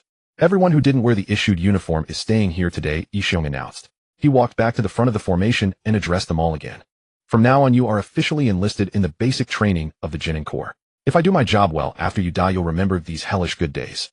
Tuajun straightened up and clenched his fists tightly. If the days ahead were bound to be harsh, then he would only make himself harder to break. Tuajun could hear the coarse sound of his own breathing inside his head. Panting hard, he studied the rest of the team. Every one of them was just as winded as he was. On their very first day, the newly minted Genin were broken up and formed into teams of 5. From then on, whenever collective action was required, they would have to move with their team. His new team. How should he put it? At least it was interesting. You're a monster, Zhengming. The speaker was a girl with a mushroom-cut bob. She braced her hands on her knees, panting in ragged breaths, and looked up at Zhengming. She wasn't wrong. After more than half an hour of continuous sprinting, Zhengming still looked like he could run another hour without even breaking a sweat. Zhengming laughed with a full, resonant voice. "That's because you don't train properly, AI." He crossed his arms and looked down at her. "I train plenty. You're the one who's not right." Zhengming laughed even louder. "AI's right, Zhengming. You're a freak." The boy standing beside AI chimed in, hands on his hips, still struggling to catch his breath. Tuajun could honestly say that among all the 11-year-old kids he had seen in 2 lifetimes, not one had ever been this good-looking. Ranlu, Zhengming's classmate at the academy, had a shock of blonde hair, blue eyes, a tall frame, and a face so handsome it was almost blinding. Tuajun noticed that the girl's eyes kept lingering on Ranlu. Quite a few had already gone up to talk to him. If AI hadn't so openly staked her claim, that number would probably have doubled. Tuajun wondered whether Zhengming, AI, and Ranlu being placed on the same team was a coincidence or deliberately arranged. That just left the last member of his team. Tuajun turned and looked down at the ground behind him. Tailing lay sprawled there, gulping down breath after breath. "I never realized your stamina was this bad," Tuajun said to Tailing on the ground. Tailing lifted his head, looked at him, and his lips moved as if he wanted to say something. In the end, he just closed his eyes. "Tuajun, you look pretty composed yourself." Ranlu's voice made Tuajun turn toward the handsome blonde boy, and he couldn't help but let out a soft laugh. "I run a lot," Tuajun said with a wry smile. "Sorry, was I too nosy?" Seeing the look on his face, Ranlu immediately grew worried. "Huh, no, it's nothing." Tuajun waved a hand at him. He had been driven to run by Gujia during the leaf and coin concentration training. Of course, he wasn't as inexhaustible as Zhengming, but by now his breathing had long since steadied, and he could easily do another round. "How's the house hunt going?" he asked. AI's eyes instantly lit up, sparkling with anticipation. "We found a really great place. It's just a few alleys away from the main street, and the vegetable market and public bath are both a 5-minute walk away. You have no idea how good the apartment is, even better than the house I had in Anshi." Her praise simply couldn't be contained. "We're signing the lease today," Ranlu said with a soft laugh. Then congratulations, you found a place you truly like. Once we get settled, we're definitely having a party or something. You should come by then, Jingming said. Tawajin nodded. He still lived in the same place as before. The apartment had originally been rented for him by the government, so he didn't have to pay rent. But when he graduated, the stipend stopped, and the government stopped covering it at the same time. The landlord came to see him on the first day after graduation and asked if he wanted to keep renting it. He said yes. His place was far from both the main street and the market, yet the apartment itself was in excellent condition with electricity and water all day. The people living nearby weren't exactly upstanding citizens, but they were quiet, and that was something Tawajin valued. Besides, he had already grown accustomed to this place. That was the most important thing. Moreover, he couldn't afford to live in a better neighborhood like those three could. After several rounds of back and forth haggling, his landlord drew up a new lease, and Tawajin pushed the rent down as low as he possibly could. The price was paying 3 months' rent in advance, which drained most of his savings. Still, it's strange that we found this place so quickly. The landlord barely haggled with us at all. From the look of him, he couldn't wait to rent it to us. Ronlu sounded a little worried. I'm just afraid there might be something wrong with the place. Don't jinx it, Ronlu. AI lightly kicked Ronlu's shin. Ninja are the ideal tenants. Everyone turned at once to Tai Long, who had sat up from the ground. To be more precise, Genin are the ideal tenants. Ninja earn far more than people in most ordinary professions, and Genin are only ever sent on D rank and C rank missions. These two mission ranks carry little danger. Rent to Genin, and you can usually count on them staying a long time. With Chunin and Jonin, on the other hand, it's a completely different story. B rank missions mean preparing to fight other ninja, and the risk of injury or death becomes much greater. As for A rank missions, I don't even need to mention them. Landlords don't really like renting to tenants who might just die out there one day. If that happens, they have to clean out the place, contact the dead person's relatives, and fill out a pile of extra paperwork. So Chunin and Jonin are actually the worst tenants. That made sense. Tawajin had no idea how much his status as a Genin had factored into his landlord's decision to take that apartment from the ever-reliable government and rent it to an 11-year-old child. The landlord made regular inspections and had never once complained because Tawajin kept the apartment spotless. The neighbors had never filed any complaints either because he was almost never home. Maybe that had helped too. Form up. Ishiong's voice exploded across the training ground. No one wasted a single extra motion. Everyone scrambled desperately toward the instructor, as if whoever came last would be hanged on the spot. In less than half a minute, 25 Genin had arranged themselves into a neat 5x5 formation, a formation they had learned over the past 2 weeks. The 97 rookies had been divided into 4 groups of 25 each, except for one group with only 22, and each group was further split into squads of 4 or 5. Tawajin's group had the good luck, or as Tai Lang put it, the rotten luck, to be taught by Ishiong personally. The other groups were assigned to different Chunin. You get winded from a little running. Pathetic, Ishiong said as he wove through the wide gaps between the Genin. He had a short stick in his hand now, and the moment anyone's posture displeased him in the slightest, he lashed out. Ishiong walked behind Tai Lang and struck him across the back with the rod, forcing him to straighten up. With the way you useless lot look, right now the moment you walk out the door, a pack of drunks and low-life bandits will chew you to the bone. Though I don't really care where you die, the higher-ups don't want to see the money spent on these uniforms go to waste. I told them you little brats shouldn't get a single cent, but they wouldn't listen. So I have to put in some effort at least to keep you from dying in some gutter on a mission. Tawajin didn't quite agree. He didn't know about bandits. He'd never run into any, but he could knock the teeth out of every drunk in the alleys near his home. He glanced at his classmates who had solid taijutsu foundations. The displeasure on their faces was even heavier than his. We'll fix this problem, but before that I need someone who volunteers. A mocking smirk crept onto his face. Who here thinks they can beat me? Who thinks they're stronger than me? Step forward. A hand immediately shot up. Tawajin recognized him, a classmate who ranked near the top of the class in taijutsu. I believe I can do it. Captain, he shouted. Ishiong grinned and tossed the short stick aside. He beckoned to the boy. With barely contained anger on his face, the Genin marched out of the formation and without warning lunged at Ishiong. The Chunin instructor's grin grew even more savage.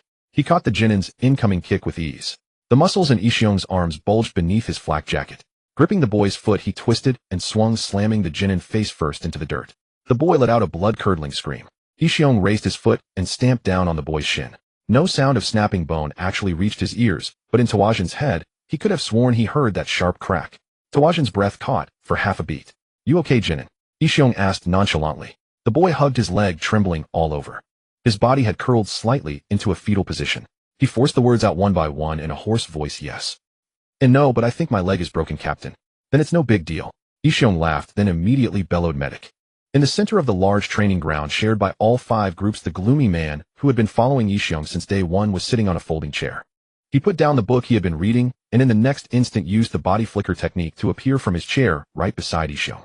He crouched beside the curled-up Genin, pulled up the boy's pant leg, and examined the injury. The Genin hissed through his teeth and whimpered in pain. Whenever the medic touched the wound or gently shifted the leg, he immediately screamed out. Ishiong formed hand seals, then steadied the injured leg with one hand and placed the other over the break. An iridescent green medical chakra lit up beneath his palm. You know, when they forced me to come teach you good-for-nothings, I was furious. But I couldn't refuse because it was an order. But I had to find some way to make this fun. So I made a small bet with a few of the other instructors. The 4 of us each train our own group. When basic training is over, each group will send one team to compete in a tournament, and a single winner will be decided. Ishiong said. Tawajin narrowed his eyes. This bastard instructor was toying with them for his own amusement. It was nothing but some kind of hazing scheme, throwing them into an arena like fighting beasts, making them tear each other apart while he watched for entertainment. Of course, we also know that lazy bones like you won't run without a little sweetener. Ishiong continued. The 4 teams that enter the competition won't compete as teams. Every person is an individual, which means there can only be one winner at the end. The Chunin instructor held up one finger. As a reward, the winner will receive a C-rank jutsu scroll. Tawajin's eyes went wide, and around him gasps broke out one after another. The 3 basic jutsu taught at the academy were E-rank. Fresh genin like them were only allowed access to the D-rank ninjutsu library. C-rank was above that. Tawajin didn't know whether genin were even allowed access to C-rank jutsu, but judging by the sharp intakes of breath around him, he could be certain. Even if they were, it was definitely not something he could get his hands on anytime soon. As for my group, you will have a leaderboard. It updates once a week. Every week, the top-ranked team gets to skip one round of extra punishment that everyone else has to suffer. Ishiong's face was the perfect picture of the word malicious. On the day basic training ends, the team at the top of the leaderboard will represent our group in the final tournament. Tawajin gripped his other wrist behind his back. Through his own pulse, he could feel the wild beating of his heart. A C-rank jutsu scroll. For an orphan like him who belonged to no 3-man cell under a jonin, had no clan lineage and no connections, was more precious than gold. He had to get it. He would get it. No matter what it cost. In Konoha, the rooftops were the ninjas' exclusive road. Every day, at least dozens of shinobi leaped from one rooftop to another, bypassing the streets below packed with civilians moving at a leisurely pace. Takuma stood atop a tall building in the residential district, looking down at the street below. He took a few steps back, got a running start, and leaped toward the next building, clearing the gap between the 2 structures. In his previous life's body, merely imagining such a jump would have made his legs go weak. But now with this body, this shinobi frame, he had strength, balance, speed, and skill. Winding through the buildings and rooftops was as easy as walking on flat ground. He walked back to the edge of the roof and stared down at Taro and Masaaki on the street below. The newly promoted genin had been assigned to patrol a designated area as part of a guard mission. They were to walk along the streets, chat with the residents they met, find out what had been happening in the area lately, and do whatever they could to help anyone in need. Unlike the Uchiha clan's Konoha military police force, they would never dare casually berate, let alone strike civilians. They held no official post. This was merely a mission. However, because this was part of basic training, Yoshio had ordered only 2 of them to walk on the ground, while the remaining 3 watched from the shadows, treating it as a live drill in stealth and support. Takuma glanced across the street and saw Ninro weaving between the rooftops, as well keeping an eye on the 2 below. As for Ai, she was hidden somewhere carrying out the same task. Takuma could no longer spot her at all, which meant she was concealing herself quite well. Basic training was different from what he had originally expected. It was demanding, true, but not beyond the level he had experienced while training with Kosuka. Takuma still got up at 4 in the morning to train on his own. Now that Kosuka had started taking on regular missions again, he trained alone, then went to participate in the genin basic training. He took classes on different subjects from different instructors, some at the squad level, and some with the entire group together. The one in charge of them was Yoshio, and he frequently disciplined them. During the first week, this Chunin instructor had over a quarrel flung a shuriken straight into a genin's palm, then nonchalantly called for a medical ninja. As long as that grim Chunin, whose name Takuma still did not know, could heal the injury, Yoshio would use it as a form of punishment. Yoshio had once struck Takuma hard enough to injure his femur, then made him limp halfway across the training ground to find the medical ninja. He still remembered that pain with absolute clarity. To Takuma's disappointment, they were still practicing academy-level exercises, things everyone had long since mastered. Everyone could do them, yet Yoshio still forced them to repeat the drills over and over. The slightest flaw in form was met with immediate punishment. Takuma wished they would teach something new. What are you thinking about? Takuma sprang from his feet, shifted his weight onto the balls of his feet, and whirled around. A kunai was already reversed in his hand as he slashed at the person who had silently crept up behind him. Clang! His kunai was caught by another kunai, spark scattering. Takuma immediately drove forward, intending to force his opponent back, then shove him away, create distance, and launch the next attack. Only then did he see clearly that the enemy before him was his female teammate. What are you sneaking up behind me for? Takuma stepped back and loosened his grip on the kunai. He sighed. He would have to slowly get used to this new teammate's ways. AI stuck out her tongue, slipped a finger through the ring at the end of the kunai, and spun it. In Takuma's squad, AI played the role of mood lifter with her outgoing chatter. In a squad full of quiet types like Takuma and Taro, AI was the only one who actively pulled the whole team into conversation. How did you end up here? He asked. Patrol is so boring. Nothing ever happens. AI shrugged, following Takuma as he jumped to the next rooftop. Nothing happening is a good thing for us, Takuma said, his gaze still sweeping the streets below from rooftop to rooftop. But he didn't chase her away. He was feeling bored too. Hey, do you think we can take the top spot this week? AI asked. Yoshio had set up a weekly leaderboard. The 5 squads had to compete against one another in every training exercise throughout the week, desperately fighting to claim first place in the group's weekly rankings. There was no visible scoreboard, and Yoshio never revealed the live standings before announcing the winner on the last day. Nor had he ever mentioned any scoring criteria that could help them deduce the rankings. Because of that, every squad had to stay on edge the entire week, afraid that one day another team might snatch away their position. What we've done these 3 weeks isn't any different from the previous 3 weeks, so I don't think it's likely, Takuma said. But we've done everything we can. AI grumbled. I really want us to win just once. The rankings reset every week, and their team had been stuck firmly in 2nd or 3rd place every single time. Takuma was certain that when the points from each week were finally tallied, they would be the most favored squad to enter the final contest. But that wasn't enough. First place in the weekly rankings came with a reward: mission points. In Konoha's Shinobi military system, mission points were another form of currency besides money. In many ways, mission points were more important than money. The jutsu in the ninjutsu library could only be exchanged for mission points. As the name implied, mission points were earned by completing missions.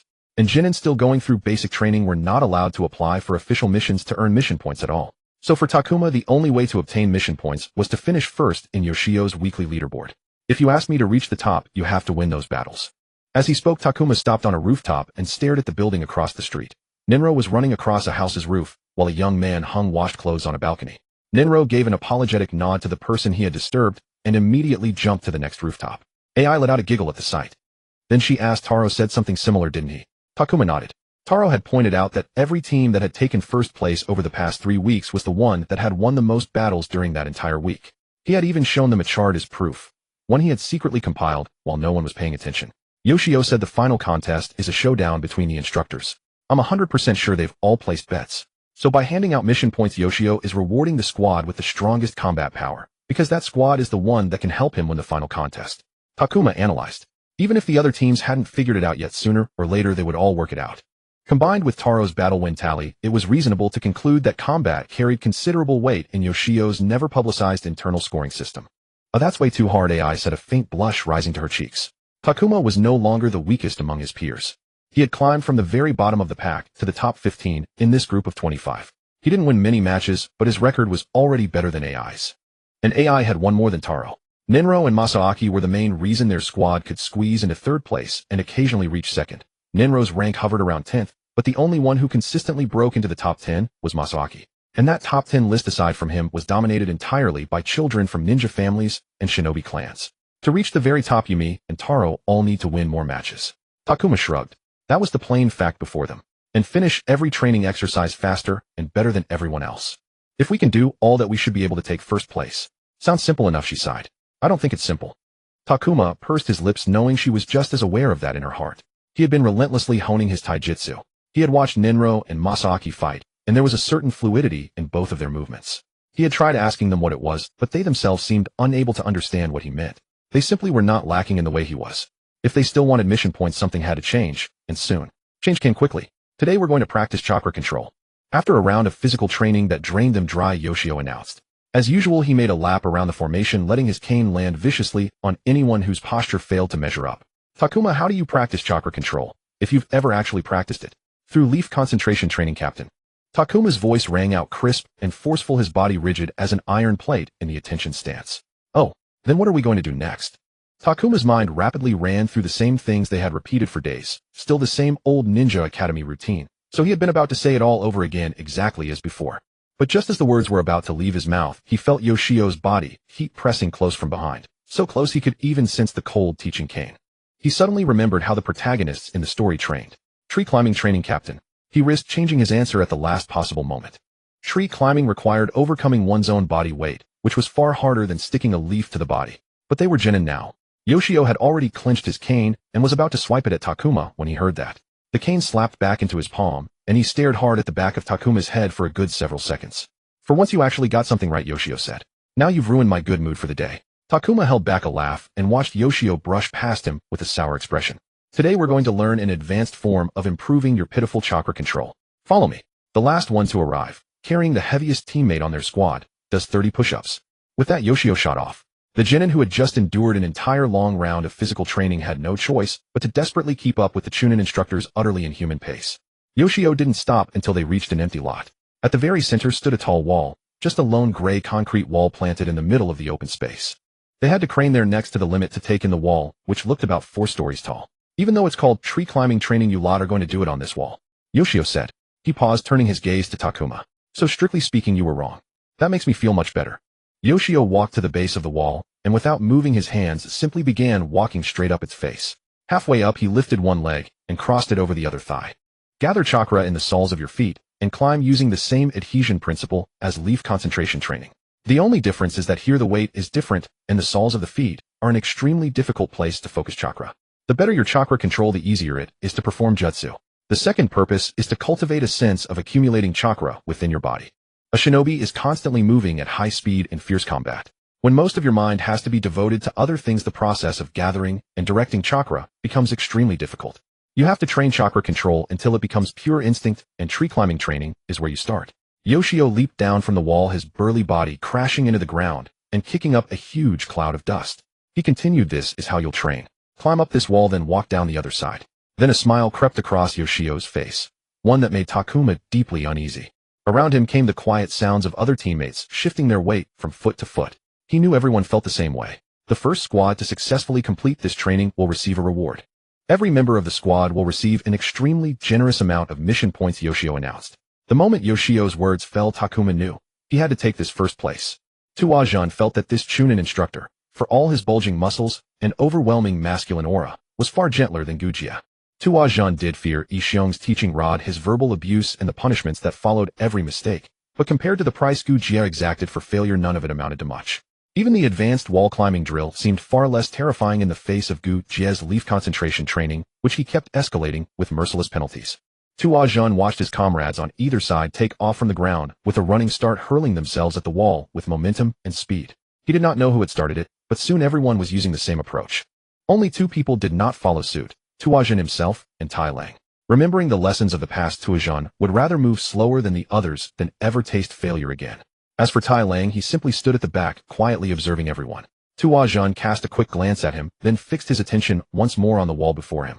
Although the wall climbing and leaf concentration training both relied on the principle of chakra adhesion, there was one key difference between them.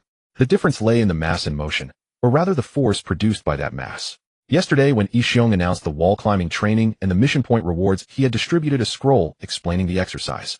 Unlike a ninjutsu scroll, this one bore no hand seals and no chakra circulation guidelines because the training did not require them at all. This training scroll was devoted entirely to the specific principles behind the leaf concentration and tree climbing exercises. Tuajan had once lost all faith before Gujia by skipping large passages of the transformation technique scroll. After that day, he never skipped a single word. He spent a great deal of time devouring that scroll, all for the sake of mastering the skill quickly and seizing that cache of mission points. Tuajan pressed his palm flat against the wall, channeling chakra from his chakra pathway system and releasing it through the chakra points in his hand. He pushed down lightly with his hand, but instead of adhering, his palm slid straight off. The amount of chakra he used when sticking coins to his skin was nowhere near enough for this wall. Mass is the key, Tuajan thought. He pressed a single finger to the wall, maintaining a steady inward force, and then dragged it downward. Suddenly the finger stopped. Tuajan felt a force glue his finger firmly to the wall. That theoretical scroll was dreadfully complicated. He had disliked it intensely, but he had gritted his teeth and read it all the way through. Every sentence, every paragraph he had to read again and again, 3 times over, before he could barely understand it. While some 20 people were charging at the wall, Tuajan stood at its base, one arm raised straight over his head. He jumped with all his strength, and at the peak of his leap, slapped his palm hard against the wall, then slid all the way down, looking utterly absurd. Ran Lu, training right beside him, looked up and asked, "Tuajan, what are you doing?" Too focused to answer, Tuajan ignored him. Tuajan jumped again, slapping his hand against the wall at the apex of a vertical leap. He slid down again, though a little more slowly than the last time. He jumped yet again. On this attempt, his hand was repelled straight off the wall, and he crashed onto his back on the ground. "Are you all right?" Ran Lu leaned over once more. I'm fine, thanks." Tuajan climbed to his feet. "Want a hand?" Ran Lu asked. On the wall where he had been practicing 15 feet above the ground, a white chalk handprint was stamped. Tuajan shook his head at his teammate. He smiled and turned back to the wall. Because of the peculiar nature of chakra adhesion, a perfect grip could be produced only when the amount released was exactly precise. Too little created a fragile bond, too much repelled the person or object. Unable to stand sideways on the wall, Tuajun pressed both hands against it and crawled upward like Spider-Man. Even when he stuck one hand to a fixed point and tried to hang his entire body from it, the sudden change in weight instantly dissolved the adhesion and sent him dropping straight down. But if he tried to add extra chakra in advance to compensate for the weight, his hand would be flung off instead, for at that moment the chakra was far more than what was needed to keep a single hand attached. Chakra adhesion. That too was something Tuajun had learned from the scroll. He had to regulate his chakra dynamically as the forces changed. Equilibrium of forces.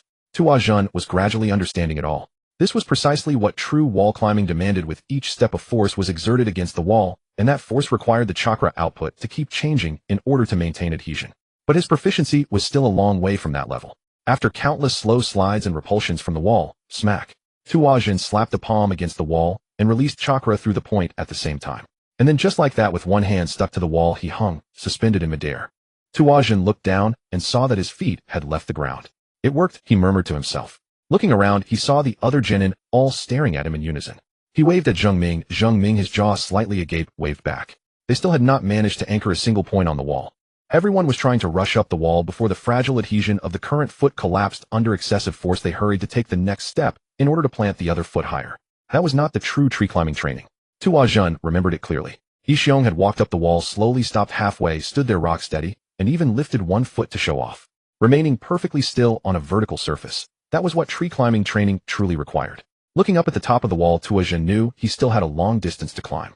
He raised his free hand, intending to place it higher on the wall, but in doing so, he had to exert force against the hand that was already stuck, pushing his body upward just a little. The force increased, and the chakra he was outputting suddenly was no longer enough to sustain the adhesion. His hand peeled away from the wall, and Tuajun slid down rapidly. Smack! He hastily slapped his other hand against the wall, generating the correct adhesion with exactly the same chakra output as before. This time it held. The slide stopped, and he hung in midair, supporting his entire weight with the other hand. But rather than gaining the height he had wanted, he had slipped several feet down. Damn it, Tuajun swore, letting out a sigh. His situation now looked just like everyone else's. They could rush upward, but they could not remain adhered in place. He could remain fixed in place, but he still could not climb. Yet he was not alarmed, for he had read the scroll and knew his approach was correct. He needed to increase his chakra output dynamically as the force against the wall kept growing. Take it slowly, he thought. He tensed his arm muscles, hauled his body upward, and planted the other hand at a higher spot on the wall. Then in one decisive surge he poured chakra into the raised hand and released the lower one. Yes! Tuajun yelled, exhilarated by the great stride he had made upward. He immediately tried to climb still higher, only to botch his chakra output and slide down several feet before barely managing to steady himself. Seen from the ground, it was as if Tuajun were dragging himself up the sheer wall. It was brutally exhausting. His shoulders, elbows, and wrists throbbed with fatigue and rising weakness. If he wanted his chakra to function like a pair of sticky gloves, he would need a great deal of practice to attune his chakra regulation to every changing force. When he looked down again, he found himself several meters above the ground. The wall was 4 stories tall, and he had already climbed 3 of them. Tuajun looked upward. Despite the pain this slow, clumsy method of climbing was inflicting on his body, he lifted another hand. He would reach the top. On the other side of the wall, Yixiong sat in a folding outdoor chair, a report in his hand. Even if he was training a pack of genin brats, the damn paperwork was not one bit lighter. I should get overtime pay for this, he muttered as he filled in the forms. He still had not gone over to check how the squad under his charge was doing on the other side of the wall. They were no longer academy students, and it was not his job to babysit them. If they wanted to accomplish anything, they had to put in the grueling work themselves. He would, when the training was almost over, and when that was, he alone decided, slip over for a look-see who was loafing around, and then straighten them out thoroughly. He did not care whether they made substantial progress.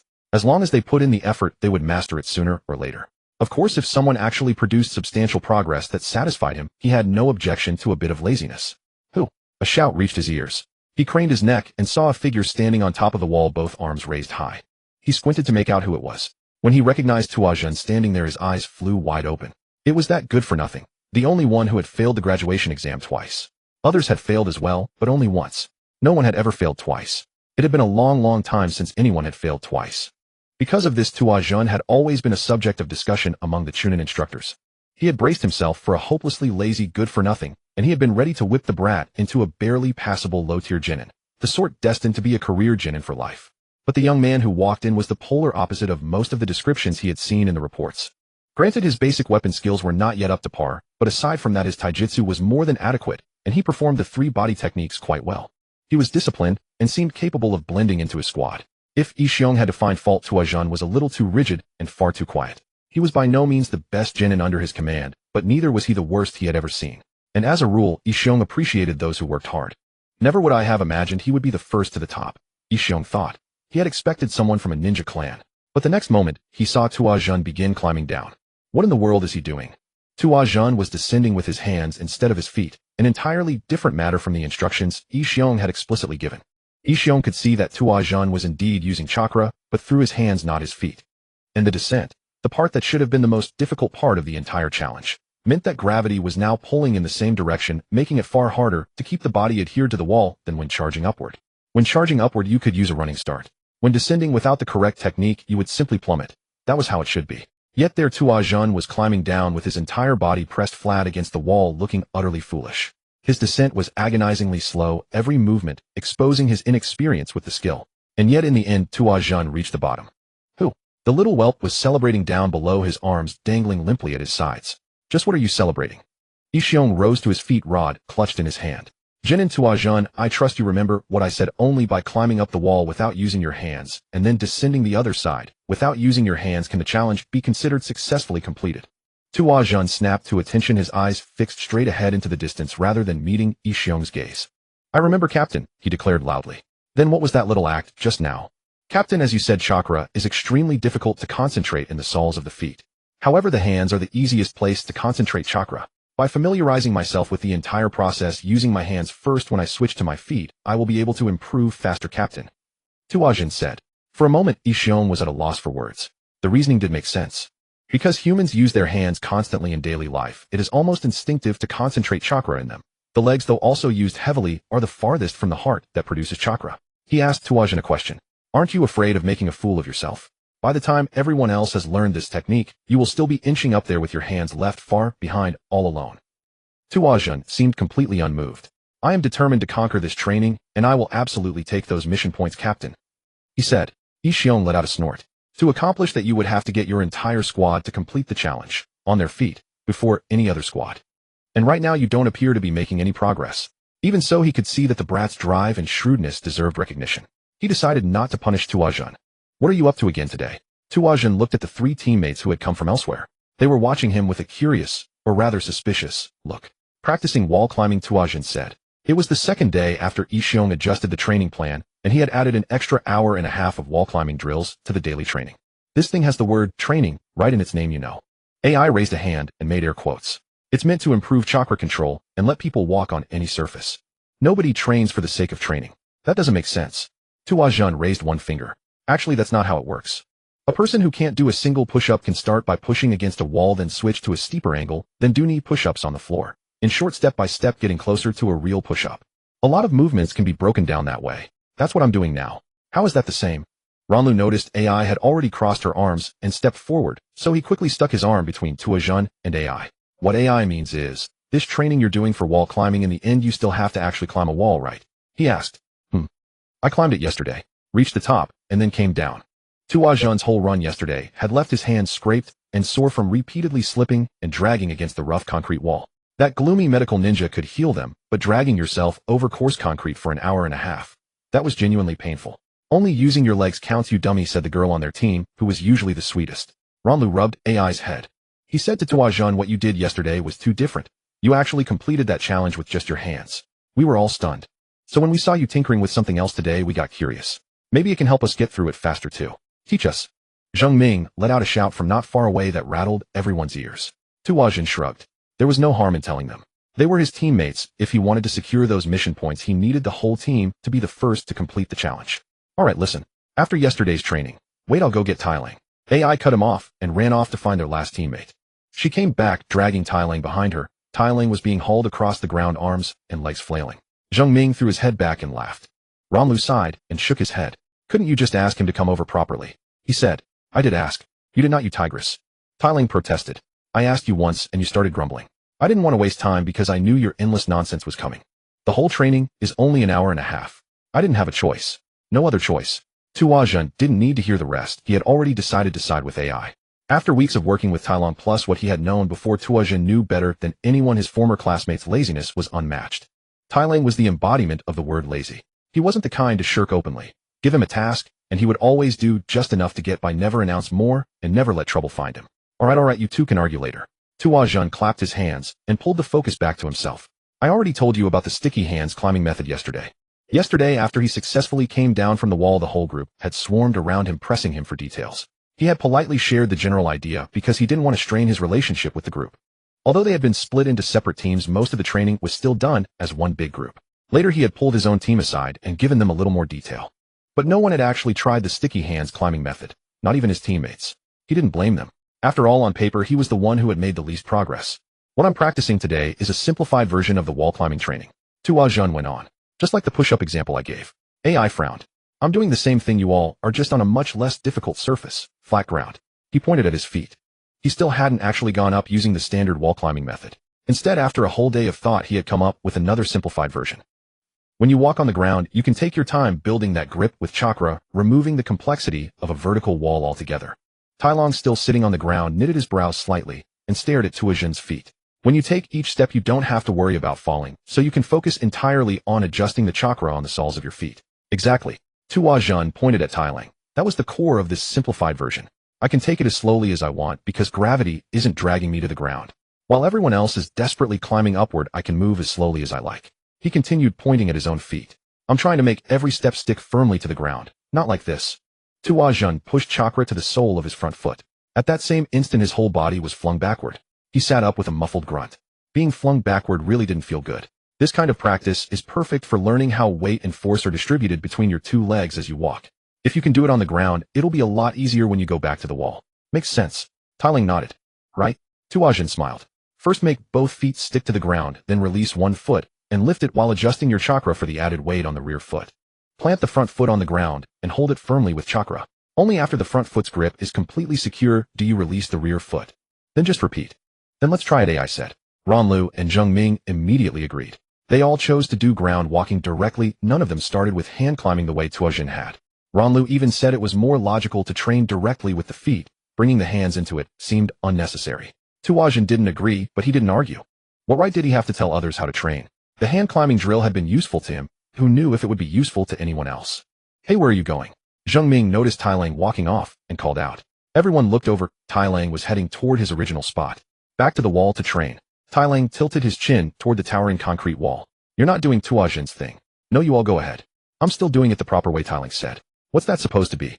Zheng Ming's brows were tightly knit, both angry and baffled. Didn't you just say Tua Jun was right? Then why aren't you doing it?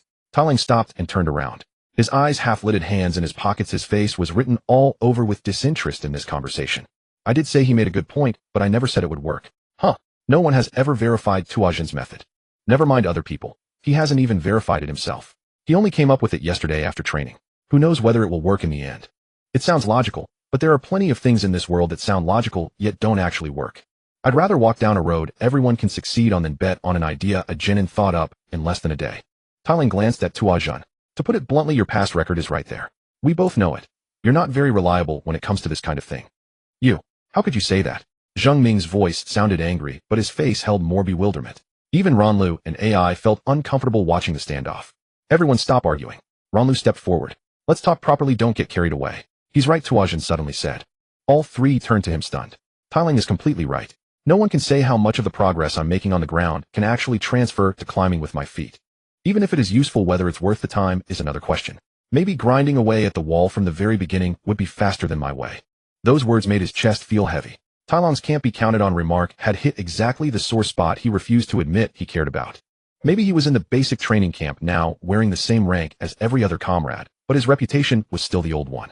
He was still that Tua Jun, the genin who had failed the graduation test twice, who had graduated from the My Ninja Academy, yet never qualified to take the Jonin test, who had won only one match during the entire school period, who had barely managed to drag himself into the genin corps. None of it had disappeared. Tua Jun clenched his fists until his knuckles turned white and raised his eyes to Tai Lang.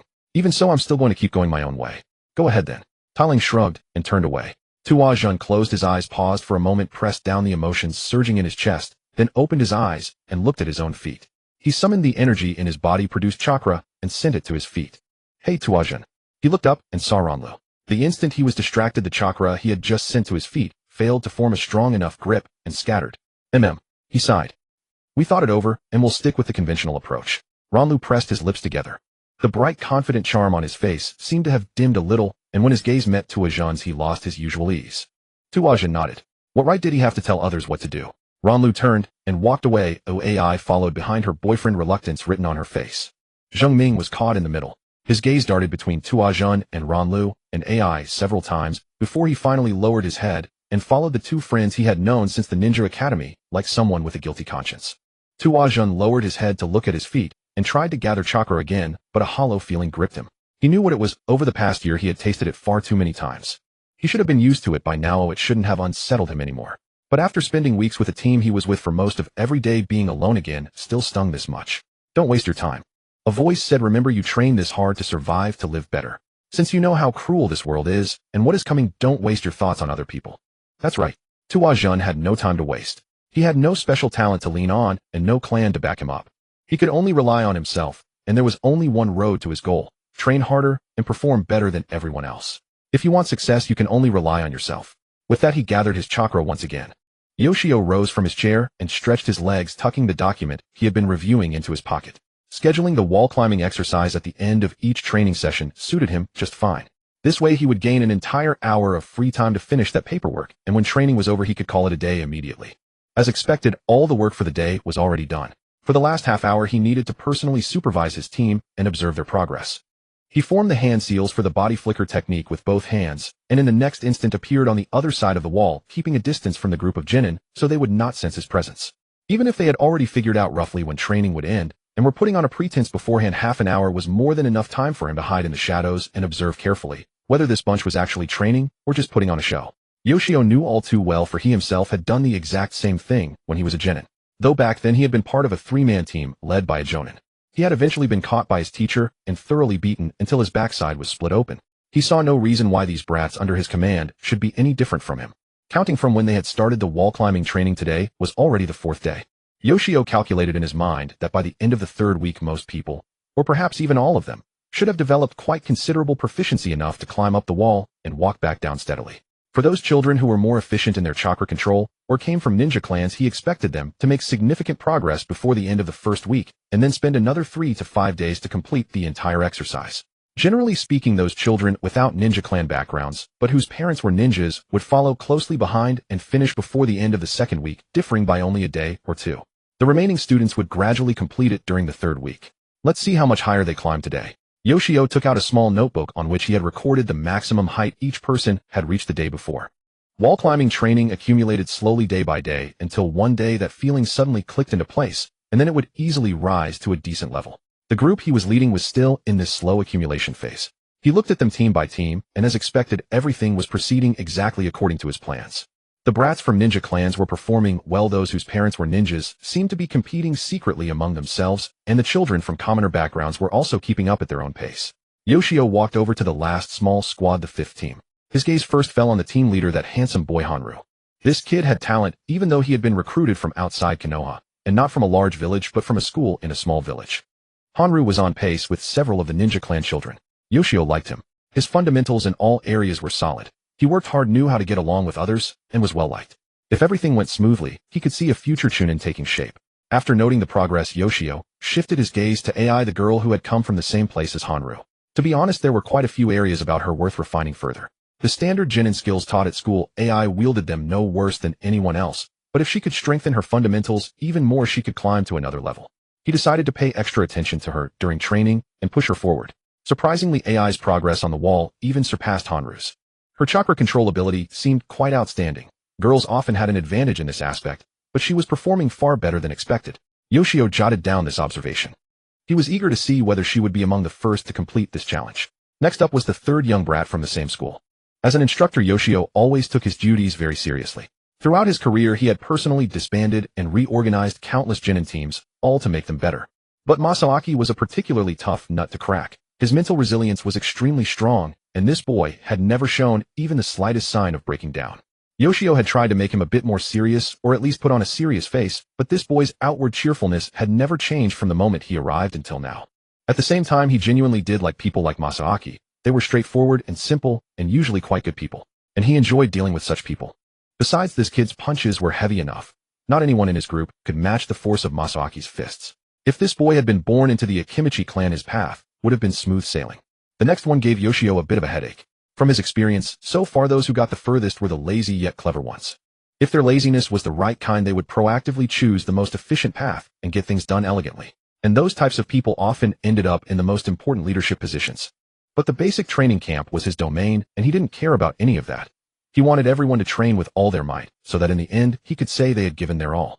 But that damn guy's efforts always only barely managed to dodge Yoshio's whip. Yoshio could see the potential lurking within him, but he simply refused to tap into it. I'll catch you sooner or later, Yoshio thought. He had long since laid out a plan in the background to force Teru to take more initiative. Alright, let's see what that weirdo kid is up to today. Yoshio turned his gaze toward the last member of this squad. As long as the job got done, he didn't care what method someone used. So he not only refrained from stopping Takuma's unorthodox approach, but watched with genuine interest. But since Takuma had started taking walks around the training ground, he had done nothing else. Already 2 days had passed. Yoshio wasn't blind from the splattered mud around Takuma's practice area. He had already figured out what Takuma was trying to do. But the problem was that Takuma hadn't shown any substantial progress, which was somewhat worrying. Every day in basic training was precious. There was simply too much to learn and not enough time. This group of genin had already been training for 5 years, and the village couldn't possibly keep them in the training camp any longer. Takuma didn't seem to have made any tangible progress. Should I talk to him today? Or give him one more day? Just as Yoshio was thinking, he saw Takuma walk toward the wall. Was he going to try climbing it? Takuma approached the base of the wall, pressed his hand against it for a few seconds, then stepped back a few paces. Yoshio realized he was going to take a running start. Then Takuma ran. He sprinted toward the wall, planted one foot on the surface, and immediately followed with the other. He leaned his body forward, pushing upward with both feet against the wall. The first step came quickly, then the second, third, fourth. Suddenly he twisted his entire body sideways and came to a skidding halt. But Takuma didn't fall. His entire body was completely perpendicular to the wall, both feet firmly nailed to the vertical surface. Yoshio stepped closer. Not a single genin under his command had been able to stop their steps on the wall. They all rushed upward frantically until they could no longer sustain it. But no, Takuma had always been able to stop himself on the wall. He simply did it with his hands. At this moment, all the genin's eyes were fixed on Takuma. Yoshio could guess what was going through their minds. That weirdo kid had accomplished something none of them could do. Good work, Yoshio thought. Takuma had finally shown real progress, substantial progress, and that was enough. Yoshio was just about to record Takuma's progress when he saw him turn his feet and entire body upward. It was crystal clear what he intended to do. But before Yoshio could even lift his eyes from his small notebook, Takuma had already shot forward. He ran. Step by step, Takuma sprinted upward along the wall, and cheers erupted from the ground below. The entire wall was empty except for that solitary figure, both hands never once touching the surface, rising all the way up. 1 meter, 2 meters, 3 meters, 5 meters, 10 meters. Takuma had already surpassed 3/4 of the height, when at that very moment his feet slipped. The chakra grip vanished instantly, and Takuma lost his balance. Just a little more, Yoshio narrowed his eyes. He had briefly thought Takuma might reach the top in one continuous push. It seemed he had hoped too much. However, this was already more than enough. Far more than enough. Takuma's display alone was enough to instill a sense of urgency within his own group, and even the others, forcing them to push themselves to catch up. Once the grip was lost, the fall began, and Takuma started descending. But in a split second of being completely unprepared, Takuma slammed both gloved hands against the wall as he slid. Immediately after, the toe area of his ninja boot soles dug into the wall's surface as he scraped downward. His descent gradually slowed until he came to a halt midway up the wall, his 10 fingertips and the tips of both feet anchoring his entire body to the vertical surface. Takuma carefully shifted his soles until his entire feet pressed flat against the wall, then he slowly released his hands from the surface and gradually straightened his body. For a fleeting moment, his entire body wavered in the air, and the spectators below gasped in unison. But Takuma stabilized himself and stood on the wall once more. He tilted his head slightly, glanced down at the ground beneath his feet, then lifted his gaze again and looked upward. 1 step, 2 steps, 3 steps, 4 steps, 5 steps. Soon Takuma surpassed the highest point he had reached earlier and kept going. At the very top of the wall, both hands clad in worn gloves gripped the edge, and then Takuma pulled himself up, sitting atop the wall with his shoulders rising and falling gently. He looked down at everyone below, gazing up at him. He stared at them motionlessly. Then he rose to his feet, his gaze still fixed upon them. He raised one hand and began pounding his chest, a roar erupting from his throat, the longest and loudest he could muster. By the time that sound reached the bottom of the wall, not a single decibel had diminished. The hardship of training, Yoshio's punishments, his own weakness, his teammates' doubts, and the frustration coiled within his heart. He vented every emotion he had buried deep inside. Yoshio still held his notebook and pen in hand, gazing at the top of the wall, his eyes filled with stunned disbelief. This climb was far from perfect. Takuma's foot had slipped, and even though that recovery was nothing short of miraculous, the ascent was still broken. Not to mention walking back down the wall using the climbing technique was the harder portion of the entire challenge. Clap, clap, clap. But he had to give this kid his applause. For days. This kid had climbed this wall in merely 4 days, faster than the 1 to 10 day timeline Yoshio himself had set for the ninja clan children. This was so unlike his usual demeanor, but he still applauded. He deserved it. Under Yoshio's leadership, everyone in the group began applauding the lone figure standing above them, gazing up at him. Winter had softened into a gentle warmth, the biting wind now no more than a cool breeze, just as Taro liked it. Since he was doomed to stand miserably under the blazing sun all day, it was best to have a mild wind, keep him fresh. Yet that comfort rarely lasted, for most of his hours were brutally consumed by the savage basic training forced upon him by Yoshio, the Chunin instructor, whose muscles bulged like a gorilla's. He yearned to sit right down, or at least flop onto the grass and savor the agreeable weather. But the fear of Yoshio's beatings kept him rooted in place. Still standing there staring at the Great Wall while his teammates desperately tried to scale it with nothing but their legs and chakra. All to meet Yoshio's climbing challenge was at least mildly entertaining. It would be even better with a book in hand. Honestly, just watching them strain and claw their way a few meager feet higher than before made him tired on their behalf. Unfortunately, outdoor reading time was limited to patrol hours or to lunch breaks, when luck kept him undisturbed. Then something changed on the wall. At first, everyone in Yoshio's squad charged the wall again, and again fell, and charged once more. Round and round until time ran out. But in the last few days the wall had fallen empty. He studied the ground between himself and the wall. A dozen or so people were shuffling around in grotesque postures, either tearing up turf with their steps, or blasting chunks of dirt from the earth after failing to control their chakra precisely. Every step was agonizingly slow because they had to spend time building grip with chakra, release it, then take the next step, repeating the process endlessly in hopes of climbing higher and faster on the wall. A bunch of fools, he thought. Hadn't they seen how Takuma practiced on the ground? His awkwardness hadn't even lasted 15 minutes before he fell back into a natural gait. It wasn't that Takuma had learned something they didn't. On his first day, he too blasted the ground beneath his feet countless times. Takuma's simpler ground exercise was designed to strip away the complications of the vertical plane, letting them understand the most natural mechanics of how a foot moves while walking. When the rear foot leaves the ground, the heel lifts first, shifting weight and pressure onto the ball of the foot. This means the chakra that was evenly distributed across the entire sole must now be redirected to the chakra points concentrated in the arch, and toes adapting to the change in contact area. The same thing happens with the front foot, just in reverse. The moment the heel strikes, grip must establish at once the entire foot plants firmly. Chakra is again spread evenly across the whole sole. By refusing to walk with a natural gait, they were throwing away the entire essence of the exercise. Taro shook his head silently. All that effort wasted because they used the wrong form. He swept a glance over his teammates. At least a few weren't wasting their energy. Nenro AI and Masaaki had clearly picked up hints from Takuma since they walked with natural gaits on flat ground. Takuma was clever. He kept the more critical details for his own squad and let the others struggle to figure it out themselves. And it worked. Nenro AI and Masaaki had already returned to the wall, climbing to an impressive height. Ever since Takuma conquered the wall in just 4 days, faster than everyone, faster by a huge margin, his ground walking method had naturally spread across the whole squad. Just how fast was he? It was already day 6, and still no second person had stood atop the wall. That alone had driven more than half the squad to follow in his footsteps. Looking up at the wall, there were still some clinging to the old methods. Those from families or clans with shinobi backgrounds just like him. Maybe they simply refused to admit that Takuma, the orphan who had graduated last from the ninja academy, could be stronger than them. Or perhaps they were already close to grasping the trick of wall climbing the traditional way and didn't want to switch tracks. Or maybe Taro mused their parents forced them to practice tree climbing at home after they've already been drained by a brutal day of training. The portion of the schedule devoted to wall climbing practice was for him rest time. After confirming that Yoshio wasn't watching them, Taro noticed a pattern. As long as he trained during the final half hour, Yoshio wouldn't punish him. His mother made him practice tree climbing for an hour at home every day, so he effectively got the full 90 minutes like everyone else, and he really didn't want to do a minute more.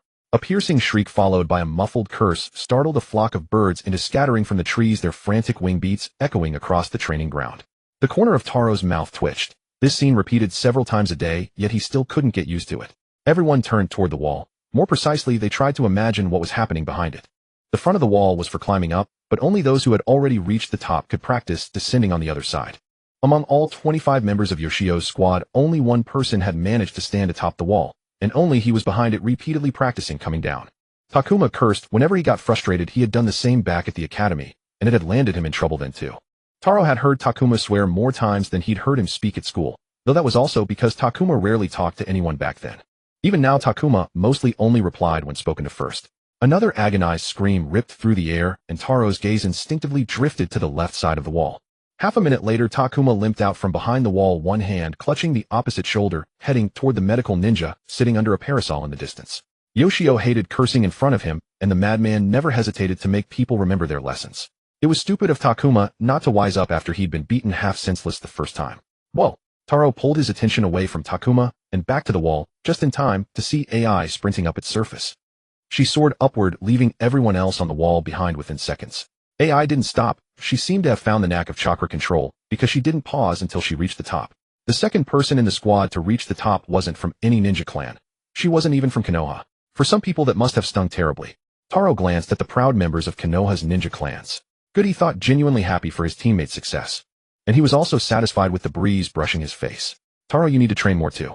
Clearly one person's joy was another's irritation, and some simply couldn't understand the bliss of slacking off. That didn't surprise Taro much. He stared at the teammates standing before him. At this time of day they usually trained at the wall, but today they seemed to have taken a sudden keen interest in him. Can I ask why? He said. I'm already good enough. He wasn't at the bottom of the squad because Yoshio specifically punished those who lagged behind, so Taro kept himself firmly in the dead middle, where it was safest. Because you'll cost us first place, Takuma said, arms crossed, standing a step behind the others. It was the first thing Takuma had said to him since Taro turned down his training method that day. Takuma apparently held a grudge. They were still polite, but they simply didn't speak to each other. What he means is we want our team to be the first to complete the challenge, Ninro said, picking up the thread with that smile that made it impossible to get angry. Taro had to admit Okubo Momo was nothing compared to Ninro in popularity. His teammate was disgustingly well-liked among all the new genin. This sunny-looking handsome guy seemed able to get along with absolutely anyone. Is it really that important that we finish first? Taro sighed. Of course it is, AI said. I want that reward. Oh. Taro almost forgot how obsessed AI was with reaching the top of the weekly rankings. So they were set on it then. But it seemed she was more interested in the reward itself than in being number one. Well, honestly, I don't have much interest in being first, he said with a shrug. Huh. Why? Masaoki's voice was full of confusion. If we win, we get mission points. With mission points, we can exchange them for jutsu. Cool jutsu. How awesome is that? Come on, let's take first. We can even show off. So energetic, Taro sighed internally. Masaoki never changed. Now I think I'm good where I am, he said.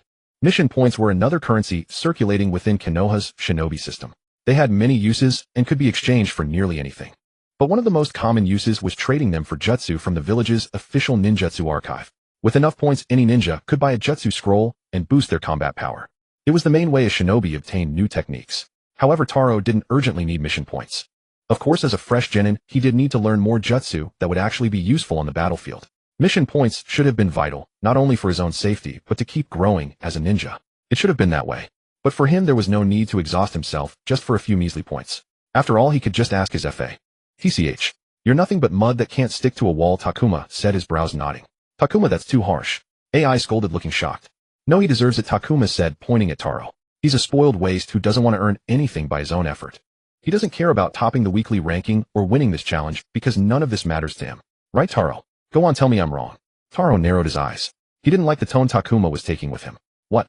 Ninro asked. Takuma snorted, a strange expression on his usually calm, silent face. He doesn't care about mission points because mission points mean nothing to him. He doesn't have to work hard for any of this because his parents are ninja. They can use their own points to buy him any jutsu scroll he wants. He told me himself his mom's a chunin. What's a measly D-rank jutsu scroll to a chunin? She can easily fork over a pile of points to her worthless son. That was a gross exaggeration. And also, how many times did he have to call him worthless? Takuma, calm down, Ninro said, setting a hand on Takuma's shoulder. Takuma shoved his hand away, grabbed Taro by the collar, and yanked him up. Not everyone was raised cradled by their parents the way you were, whining for a new toy and getting it handed to you. Some of us have to fight and claw for everything just so we don't end up as useless trash. That makes you the most damn. Before Takuma could continue, Ninro and Masaoki pulled him off Taro and forcefully cut off the rest. All right.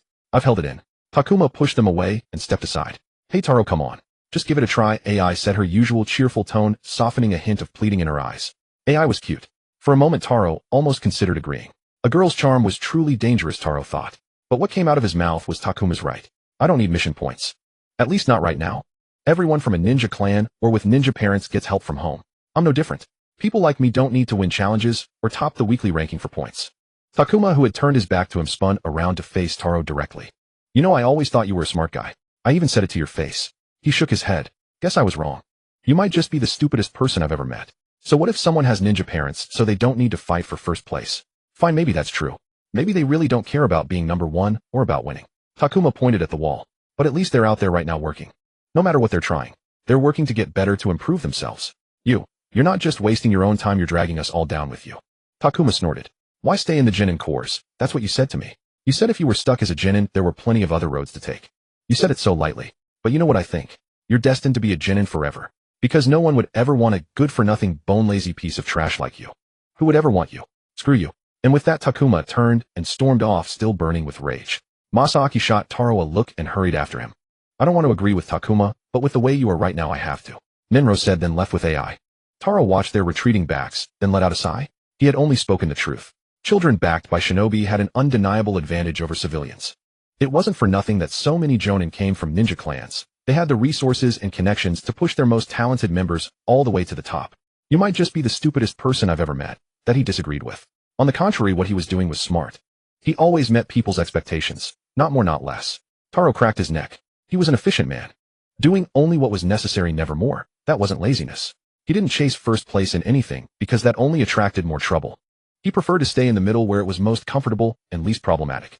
With the way you are right now, I have to. Recalling the looks Ninro, AI, and Masaaki had given him, he lifted both hands to cover his face and let out a muffled groan. Damn. He dropped his hands to his sides, let his head hang, and squeezed his eyes shut. Damn. So now he had no choice but to do it, did he? He couldn't let that dead last piece of trash curse at him to his face like that and do nothing. If word got around, what would people say? They'd come up to him, laugh at him, pester him. What a pain that would be. But if he climbed this wall before any of them, then they'd have nothing left to say. Fine. Let's do it then, he thought. And so Taro took his first step toward the wall. Come on, you lazy good-for-nothing. You can do it. Takuma cupped his hands around his mouth and shouted at the top of his lungs toward the top of the wall. Behind him, 3 people hung on the far side of the concrete wall. Standing beside him were Ninro, AI, and Masaaki. A short distance away, 3 Genin from another squad were also shouting at the 2 people clinging to the wall next to Taro. More Genin had gathered to watch, but only those few were cheering. On the wall, Taro clicked his tongue in irritation at the noise Takuma was making. He glanced at his opponents. The 2 were at roughly the same height as him, one a few steps below, the other less than a foot higher. He gritted his teeth, fixed his eyes on the ground directly below, and took a step forward. One step became several until he had caught up to the height of the person who had been ahead of him. He slammed to a halt, clamping his legs hard to the wall so gravity couldn't drag him back down. His leading foot didn't hold, slipping a few inches. On the ground, his teammates gasped. Only because his rear foot stayed glued to the wall did Taro avoid plummeting straight down. He hastily adjusted his grip and forced his body to stop. Taro bent his knees, pressed his hands against the wall, and dropped his head, shoulders heaving violently. Captain, that should be a violation. The speaker was Cho, the teammate of the 2 people competing against Taro. She called out to Yoshio, who was slouched in his chair behind the crowd. Bullshit. He's still on the wall. Are you blind? AI shot back, glaring at Cho as if she wanted to tear her apart. Yoshio lifted his eyes from the newspaper and let them fall on AI. I don't like people cursing in front of me, AI. Drop and give me 40 push-ups. Right now. AI swallowed her fury, let out a low growl, and dropped to the ground to do push-ups. Cho's face bloomed into a gloating smile, and she stuck her tongue out at AI. Yoshio raised his eyelids and scanned the wall. Taro is still on the wall. This run continues. Yoshio said. Cho's face fell. On the wall, Taro's 2 rivals moved forward at the same time, immediately pushing him down to 3rd. Both had already passed the 3/4 mark down from the top. He's finished. Masaaki stared at Taro, biting his thumbnail. Every time he gets past halfway, he always falls. I believe in him. Ninro was gripping his blonde hair in one hand. Takuma let out a breath. Standing below and watching Taro climb felt more nerve-wracking than being up there himself. The wall climbing challenge had been going on for 9 days now, and half the group had already stood on the top. Among them, Ninro, AI, and Masaaki had also completed the descending half, with only Taro still stuck. Even so, their team was still the strongest contender for taking the challenge. But others were competing against them too. Another squad had 3 members who had completed it, and the remaining 2 were still trying to make the descent without falling. So the contest for the mission point reward had narrowed to Taro versus those 2.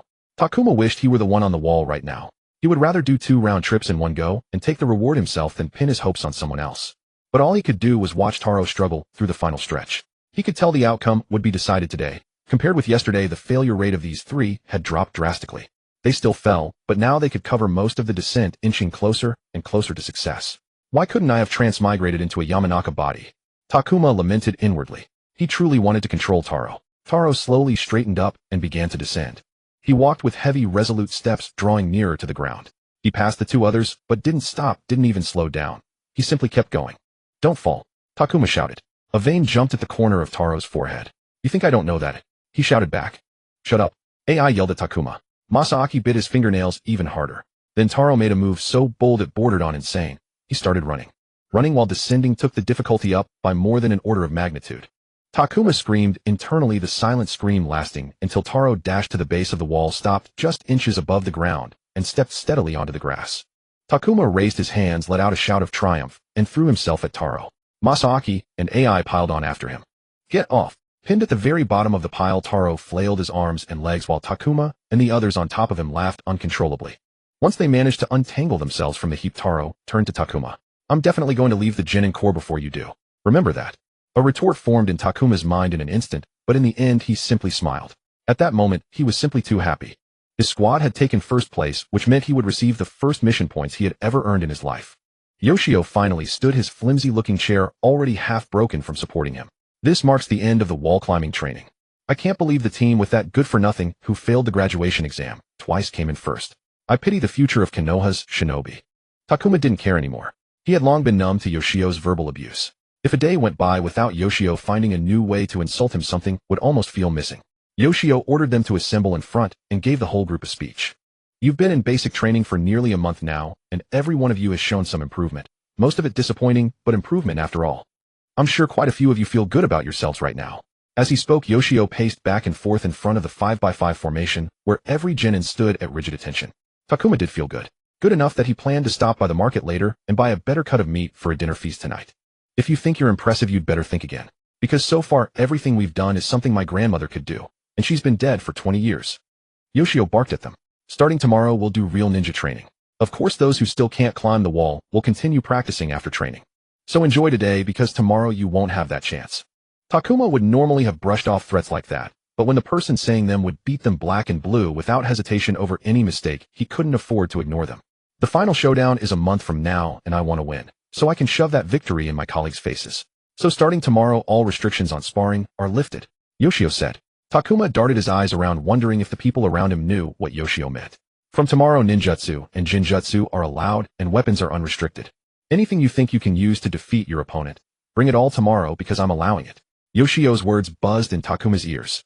Until now, their sparring had been restricted to taijutsu and standard ninja weapons, just like at the Ninja Academy. Even matches against Kosuka followed the same rules. Unrestricted sparring was a completely unknown arena for him. From tomorrow, every sparring match you fight in will have no restrictions, because real combat is exactly that. These matches will teach you how to weave other skills into your own fighting style. I suspect that for most of you, your so-called fighting style is still nothing more than taijutsu. Takuma raised his hand. Sir, what if we don't know any ninjutsu except the 3 academy jutsu? Yoshio's harsh laugh sounded full of malice to Takuma. Then you'd better use those mission points to buy yourself some jutsu. Because I'm sure many of these comrades around you have already prepared their jutsu, just waiting to throw them at you. Yoshio walked over to Takuma and laid a heavy hand on his shoulder. And I'll have you fight one another every day. They'll take every chance they get to slam those jutsu into you. I promise I won't let you die, but as for pain, well, that's not entirely something I can control. Yoshio's hand moved away, but Takuma still felt its weight pressing on his shoulder. He glanced around the formation and saw the others looking at him. Some wore faint, knowing smiles. Cho's smile was especially venomous. He was not looking forward to tomorrow in the least. After training ended, a few of them walked back together. What do you plan to buy? Masaaki asked. Nenro and AI had already left together since Takuma lived in the opposite direction from them. Are you going to buy a ninjutsu? At this point, there's no point in hoarding mission points, Takuma said. We only get mission points by ranking first on the weekly leaderboard, and sparring is the biggest part of the score. Now that ninjutsu has been opened up, the competition is only going to get more brutal. If we don't learn some jutsu of our own, we'll definitely be left behind. He wasn't Rock Lee. He couldn't beat every opponent with taijutsu alone. He needed ninjutsu to help him like a proper ninja. Also, I really don't want to get ground into the dirt in every sparring session. I've had enough of that. Besides, he was quite sure the new unrestricted sparring would be very painful. Across the entire group, no squad had ever ranked first more than once in a row. And his team, though it had never taken first, had taken second twice thanks to Nenro's and Masaaki's sparring records and their never slipping up in any exercise. But once sparring was no longer restricted, their position would be in danger again. I still have absolutely no idea what to buy, Takuma said. He didn't even know what jutsu were in the ninjutsu library, let alone what good things he could get with the few mission points he had. He could only hope there would be options. What about you, he asked. Masaaki shrugged. I'll talk it over with Nenro and AI. Do you want to come with us tomorrow? Takuma shook his head. He was going to see Kosuka and get his advice on which ninjutsu to choose. The choice was too important. Going by his past record, learning a jutsu could take as little as 1 day or as long as 2 full months. During that time while he trained desperately, he might have to be beaten black and blue every day. So the jutsu had to be good enough to deserve all that pain and sweat. No matter how miserable the days ahead looked, he couldn't suppress the excitement stirring inside him at the thought of learning a new jutsu. Takuma said goodbye to Masaaki and turned toward Kosuke's house. Since the basic training began, he hadn't seen his master for a month. Tawajin propped his head against his temple, flipping through the heavy, old catalog before him. The dense columns of tiny script made his eyes ache. He had known choosing a jutsu wouldn't be easy, but spending an hour or two each day after training buried in the jutsu archive flipping through the D-rank catalog for several days straight had exceeded all his expectations. Ninjutsu was divided into 5 nature categories, plus a host of techniques that defied classification, and then Jinjutsu on top of that. The sheer number of choices was overwhelming. Each nature transformation had numerous jutsu beneath it, and the Jinjutsu and miscellaneous categories were no different. When too many options presented themselves, it became all the harder to decide. His original plan had been to rely on Kosuke's extensive ninja experience to point him in the right direction, but when he went to Kosuke's house, a neighbor told him the old man had left on a mission the previous week and wouldn't be back in the village for several weeks. Tawajin let out a mournful sigh. If only the mission points had arrived a week earlier, he wouldn't have been in such a predicament. The moment I heard about the mission points, I should have started preparing for my first jutsu immediately. But Tawajin hadn't possessed such foresight back then. He pushed the catalog aside, pulled out his pocket notebook, and added yet another jutsu to his candidate list. D-rank jutsu weren't all priced the same, and with the mission points he had on hand, only certain ones were within his reach. Looking at the more expensive D-rank techniques, he couldn't help but consider saving up a little longer to afford one of those. Yet in his heart he knew that would not be a wise choice, so he found himself quietly grateful. It was precisely his poverty that had eliminated the overwhelming majority of options for him. Otherwise he would have had to burn even more hours in that archive before he could settle on anything. He flipped through his notebook, every page recording a jutsu that had caught his interest. Lightning release, earth release, water release techniques classified under weapon-based arts, Jinjutsu, defensive and offensive jutsu alike. Tawajin stared at the list for what felt like an eternity before finally rising and shelving the catalogs back in their original places. The jutsu archive was separated by rank. E-rank and D-rank jutsu were stored in the same library, while C-rank and B-rank were kept elsewhere. He even wondered whether an A-rank jutsu archive existed. According to Taro, even Jonin struggled to accumulate enough mission points to afford a single A-rank scroll. So whenever he thought about the fact that there existed a ninja clan capable of copying jutsu simply by watching others perform them, envy flooded through him. Now he could finally understand why Orochimaru was so obsessed with the Uchiha clan Sharingan. If I'd known this day would come, I should have read the chapters on the Rasengan's training method a few hundred times and practiced it even in my dreams. Tawajin regretted not having been a rabid Naruto fan back then. If he could remember how the Rasengan was mastered, he wouldn't have to spend his mission points at all. He could just learn an absurdly overpowered jutsu outright. A technique good enough for both the protagonist and the 4th Hokage to use for their entire lives was more than sufficient for him. He walked deeper into the archive, all the way to the small counter at the very back. The counter was embedded in the wall built from heavy steel. Through the glass, Tawajin looked at the ninja standing behind it. "I'd like to exchange mission points for a jutsu," Tawajin said. "Your identification." The ninja stared at him in silence for several seconds before speaking. Tawajin slipped his ninja registration card through the semicircular opening between the glass and the steel counter. The ninja took the card without glancing at it and handed it to someone behind the wall. Tawajin tried tilting his head to catch a glimpse, but no one was visible. He guessed it was being verified. For the next 2 minutes, the ninja and Tawajin simply stared at each other. Tawajin was certain the man was competing with him in a blinking contest, because from start to finish the man hadn't blinked even once. When Tawajin's registration card was finally handed back, the ninja spoke again. "Which jutsu do you wish to redeem?"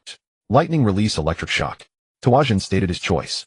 As the name suggested, lightning release electric shock was a lightning-natured technique. It was simple. Shoot out a bolt of lightning to inflict minor lightning damage on the target and paralyze them for a short while. To put it in slightly jarring terms, it was practically a Pokemon move. But this jutsu had its merits as well. The technique was simple enough to use that it could be applied to almost any situation, and most importantly, it required very few hand seals to activate. By contrast, some jutsu could only be used when specific conditions aligned or required a lengthy series of hand seals. Tawajin preferred simple techniques like this one that could be flexibly adapted to a wide range of circumstances. That was why he had chosen it. Shoot out a bolt of lightning. Simple to the point of being beyond simple. The ninja behind the counter passed a slip of paper to the person Tawajin couldn't see, and then another round of silent confrontation began between Tawajin and the ninja. This time Tawajin fought desperately not to blink, but he still lost halfway through. That opponent of his was simply too formidable. "Please verify the information and sign the form once you confirm it is correct. Upon signing, you agree to have the mission points deducted from your account in exchange for lightning release electric shock." As the man spoke, he slid a form and a pen through the glass opening. "Please be advised that once you sign, the transaction takes effect immediately. You may not request a refund or exchange afterward on grounds such as, I want to switch to a different jutsu. I understand. Tawajin confirmed verbally, carefully inspected the form, then signed it. The ninja reviewed the form and finally passed a pale lime green scroll through the opening. Tawajin verified the name on the scroll and the unique registration number belonging to Lightning Release Electric Shock, something he had been told he must do on his very first day at the archive. Thank you. Tawajin stared at the scroll in his hands. Was his choice the right one? Honestly, he didn't know. Only time would tell whether he would come to regret this decision. Congratulations, Team 5. You placed first in last week's rankings. First thing Monday morning, those were Yoshio's opening words. No way. Tawajin nearly wailed. Yoshio's gaze sharpened, cutting into Tawajin like a blade. Do you have an objection to my decision, Tawajin? I can revoke it and give the points to another team instead. He raised his teaching rod. No, Captain. Tawajin shouted at the top of his lungs, feeling AI's fingers dig into his back and twist hard. The girl desperately wanted those mission points. That's more like it. With that, Yoshio punished Tawajin by ordering him to do 30 push-ups. After the push-ups, the entire team began their daily long run around the massive training ground. AI jabbed an elbow into Tawajin's side and hissed at him in a low voice. Are you insane? If he actually took our points back, what were you planning to do? My bad, but I did apologize, Tawajin said. I just feel like an idiot. Huh? Why? Tawajin felt like crying. I went to the Jutsu archive yesterday and spent all my points on a Jutsu. If only he had known they would rank first this week, he would have waited one more day, even if it killed him. If he had waited just one more day, his options would have been so much greater. Why did we have to win right now? What kind of talk is that? AI drove another elbow into him. The wall climbing training challenge, Taro interrupted in his flat, emotionless voice. The team closest to us took 2 extra days to complete the challenge. I assumed anyone could see we would be first. The 2 rivals Taro faced in the wall climbing training had failed to reach the base of the wall without falling even once for the next 2 days straight. Why didn't you tell me earlier? Tawajin felt he no longer wanted to run. He just wanted to collapse onto the ground and fall straight asleep. How was I supposed to know you were stupid enough not to figure something like that out yourself? Taro said. That brought the conversation to an end. Tawajin knew full well that no one would voluntarily reveal what new jutsu they had learned. Secrecy and surprise were themselves extremely potent weapons. They were friends and teammates in training, but they would face each other in sparring matches, and everyone wanted to win. Even if it only worked in the very first battle, it would be worth it, though afterward the others would begin devising counters for the technique. After the morning physical conditioning drill came to an end, Yoshio had them assemble for the first round of sparring. Unlike the Ninja Academy, there were no white boundary lines drawn here. Yoshio declaring the start of the match or someone conceding defeat were the only ways a battle could end. Tawajin, you'll fight Kimiko, Yoshio announced. Tawajin clicked, his tongue rose from where his team sat and walked over to Yoshio. He glanced to the side and saw a girl with short bob-cut hair wearing a small-sleeved kimono dress of white base fabric with pale purple patterns, a sword scabbard hanging at her waist. Takaru Kimiko from the Takaru clan. She was the second person in the entire group to complete the wall climbing training challenge right after him. She had been in the same class as him at the Ninja Academy, one of the most formidable fighters in their class. If she had been relegated to the Genin Corps, it meant her Jonin instructor had washed her out. But from what Tawajin had personally witnessed, her strength had no place here. She should have been in a Jonin-led 3-man squad. You all know the rules. Begin, Yoshio said, then walked away. Tawajin formed the seal of confrontation. Kimiko, whose eyes were usually cold and indifferent, was now glaring at him with fierce intensity. As she formed the same seal, her gaze never once left him. Damn, he had sensed this gaze since the day he completed the wall climbing challenge. It wasn't obvious, but whenever their eyes happened to meet, Tawajin knew. She was genuinely provoked by the fact that he had reached the summit before her. The instant Yoshio's began fell, Tawajin leaped backward, desperately widening the distance between them. From the matches he had watched since Yoshio announced unrestricted sparring, he had already learned. Before you understood your opponent's capabilities, keeping your distance was absolutely the wisest choice. Shing. Kimiko placed her hand on the hilt and drew her blade. The razor-sharp edge glinted coldly in the sunlight. Back at the Ninja Academy, they hadn't been permitted to wield swords yet. Takaru literally meaning bamboo cutter. This clan was renowned for their unique swordsmanship, and the heart of that style was. Kimiko took a single step forward.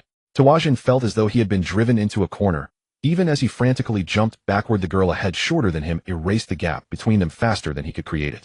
Damn! Tawajin hastily raised a kunai to block, watching helplessly as the petite girl closed in before him. Before he could even set his guard, she was already swinging her sword. SHRRK. The swordsmanship of the Takaru clan was at its very core. Speed. Rip. Tawajin failed to completely dodge that sweeping slash. The blade tip cut through his vest, the threads severed cleanly in that same instant. What it had meant to cut was the flesh beneath the fabric. The ground beneath Tawajin erupted as he launched himself backward with all his strength, faster than before. The breath of Jutsu Gizi's blade still lingered at the tip of his nose, refusing to fade. Gizi leaned back, loosened her stance, and did not immediately press the attack. Those cat-like eyes simply followed him, watching him like prey, fleeing in a panic, watching until he had escaped beyond the reach of her sword.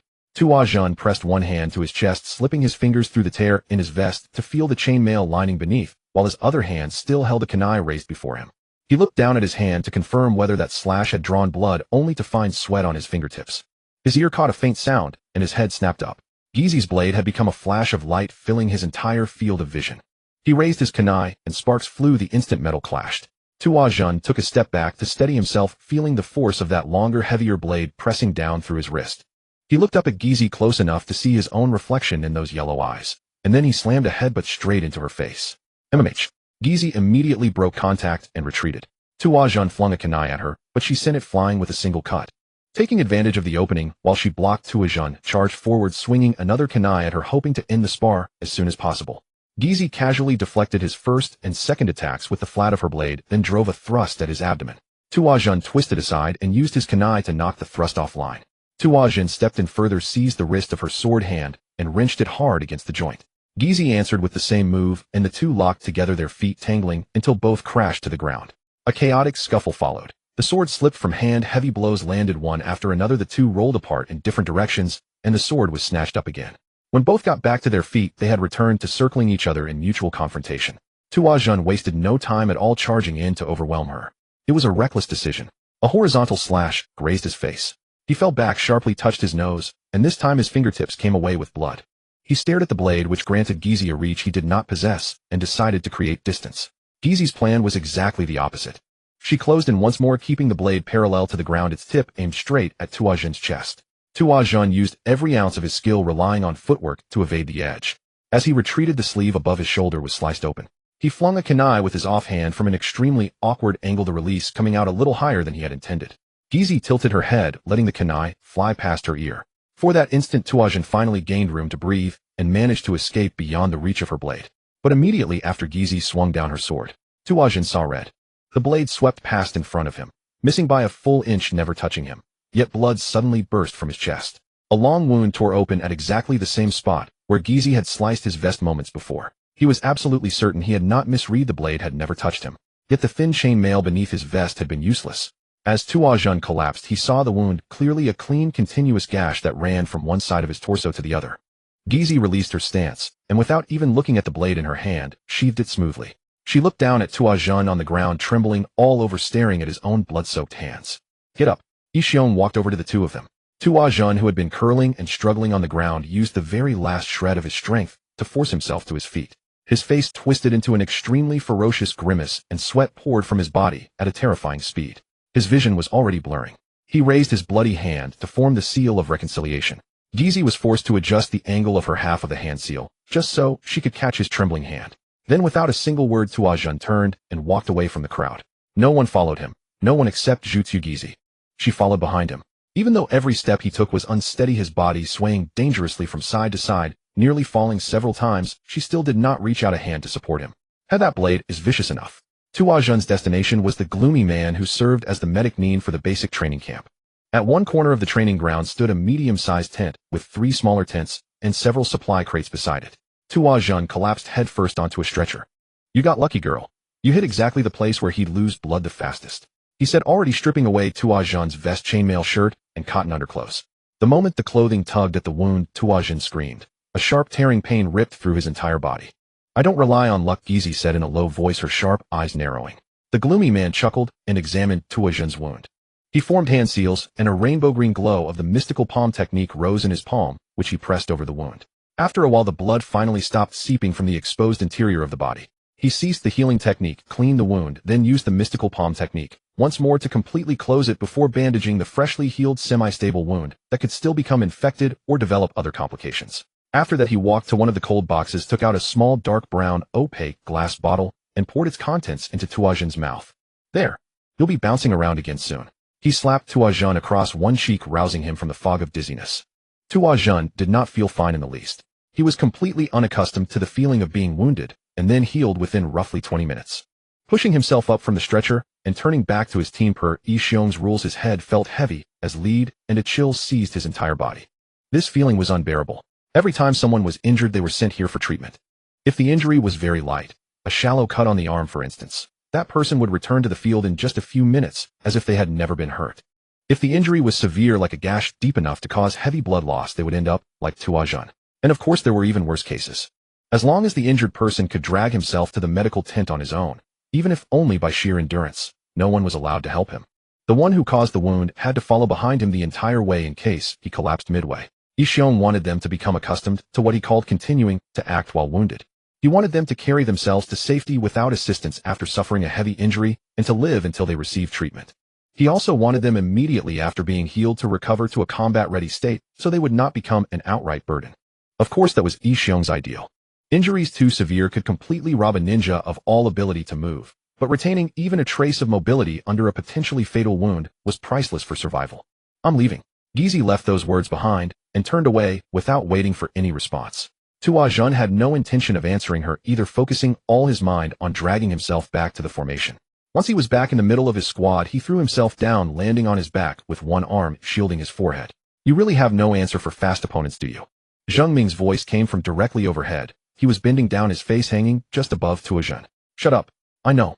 Tuajun started to argue, then gave up halfway and simply accepted the remark. It was the truth. Looking at his own win-loss record, faster, quicker opponents were his natural bane. Ironically, his first victory had come from a speed-type opponent. But unlike AI, those who made him taste defeat were all opponents like Gizi, who possessed both speed and destructive power. With his current taijutsu alone, he simply could not keep up with them. He turned his head toward Tai Lang. What was that sword move of hers? He asked. Tai Lang, the one on the team who had seen the most, glanced briefly at him and answered unhurriedly. The Jutsu clan practices a sword art unique to their clan, classified as a type of high-level swordsmanship. It is not simply swinging a blade along a fixed path. Their swordsmanship incorporates true ninjutsu, which is exactly what makes it high-level weapon ninjutsu. He shrugged. She was just using one of her clan's secret techniques. She didn't form any hand seals, Tuajun said, noting the detail he had observed. This time the one who answered was not Tai Lang, but Zheng Ming. That's weapon ninjutsu. Many weapon ninjutsu are built on a foundation of sealing arts. Maybe there is something hidden in her sword. If not, there are also an extremely small number of techniques that can be activated without hand seals. The samurai who serve the daimyo use sword arts that require no hand seals. Perhaps hers is something similar. Tuajun was somewhat surprised to hear such an insight from Zheng Ming. His optimistic, a little simple-minded teammate had many sides, but he was not someone who displayed deep knowledge in conversation.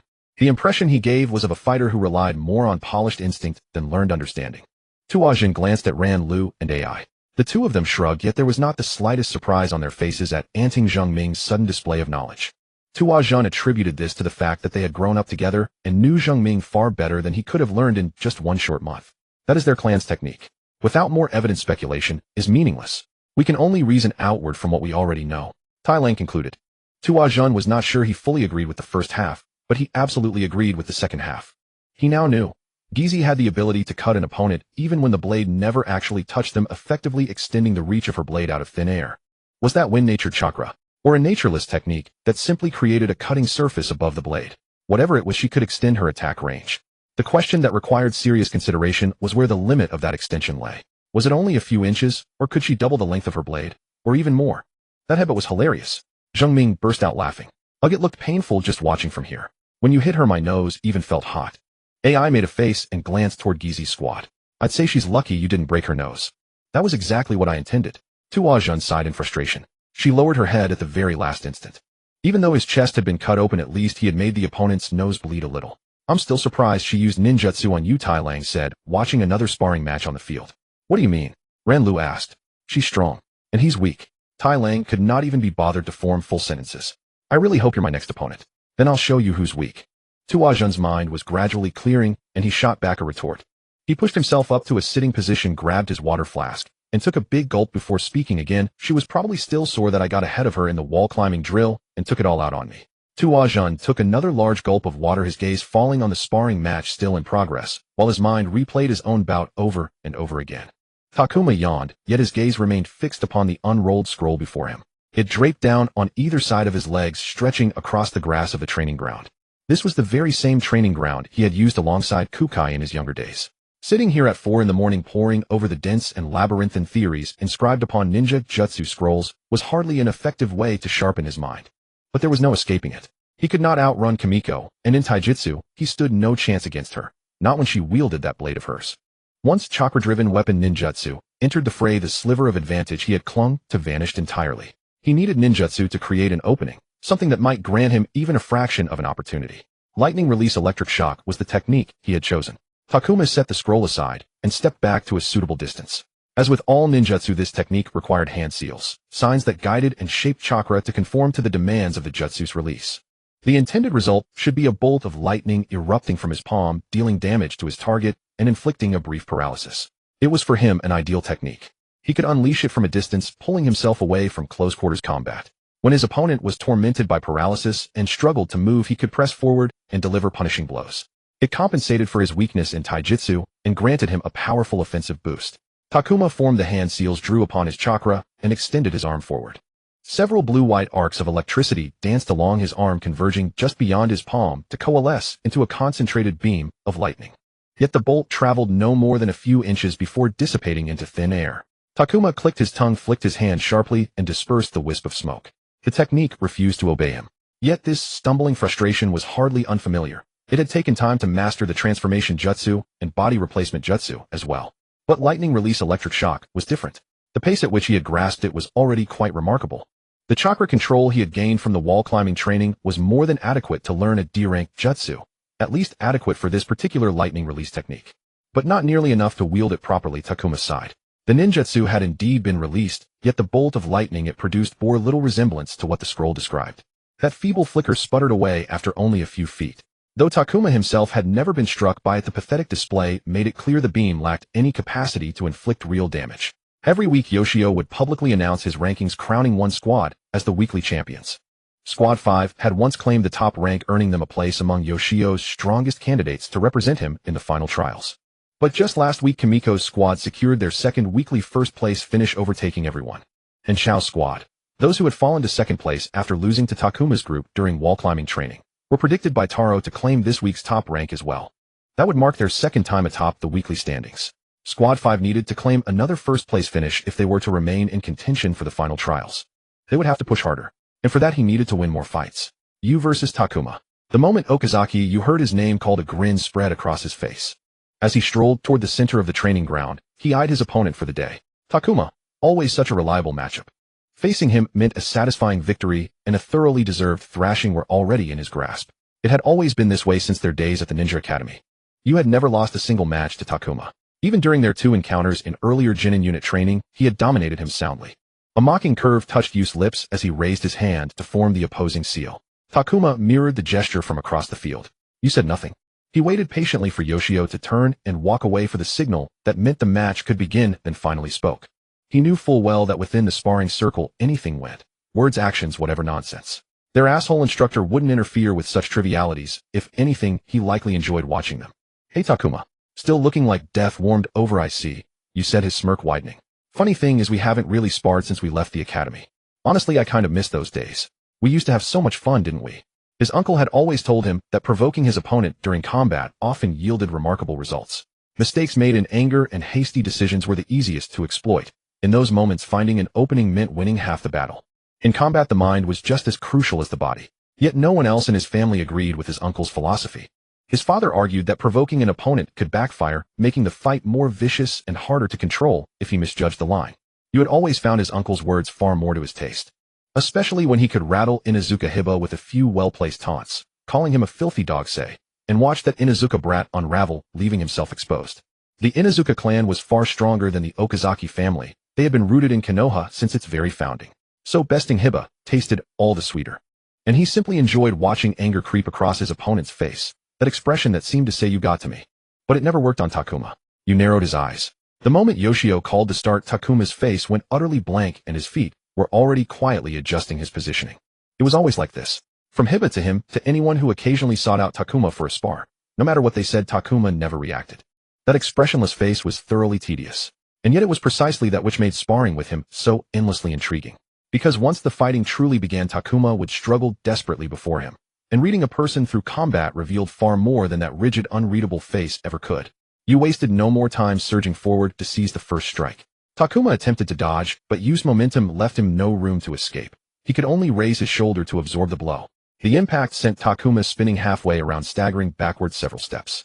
Yu noticed Takuma's blocking arm loosened slightly, the proof of damage, and pressed his advantage without mercy, driving forward relentlessly. Takuma regained his footing and staggered to dodge Yu's fierce assault. He blocked 2 hammer-like strikes, his body beginning to sway, but you kept hammering him blow after relentless blow. You felt magnificent. This was exactly the moment that reminded him. Takuma was still the Academy's bottom-ranking fool. The wall-climbing exercise had been nothing but dumb luck. The dead last remained the dead last. Behind him his cronies chanted and jeered in raucous encouragement. "He's done for," one of them said. "Beat him to a pulp," another screamed. You was more than happy to oblige. Takuma continued to be forced backward, unable to mount a single effective counterattack. He focused entirely on defense, using his hands, forearms, and shins to block every strike aimed at his torso and head. He looked cornered, even attempting to grab at Yu's fists and legs in futile desperation, but failed each time. Yu poured his full strength into his dominant leg and delivered a devastating kick. He was almost certain he saw Takuma's body buckle inward at the point of impact, through that protective arm.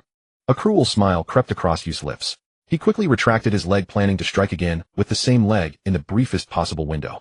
But suddenly his leg seemed caught on Takuma's arm for an instant. As he yanked it back forcefully, Takuma was pulled off balance and dragged forward. Just for a moment.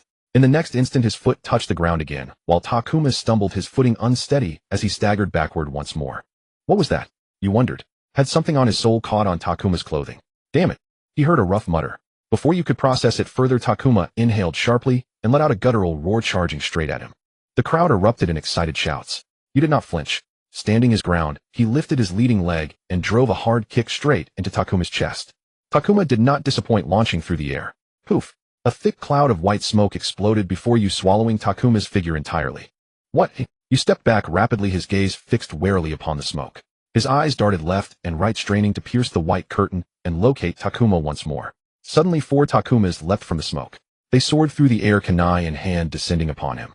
As the smoke cleared, 6 more Takumas emerged from the lingering vapor, charging directly at him. Clone Jutsu. Yu instantly recognized the technique before his eyes.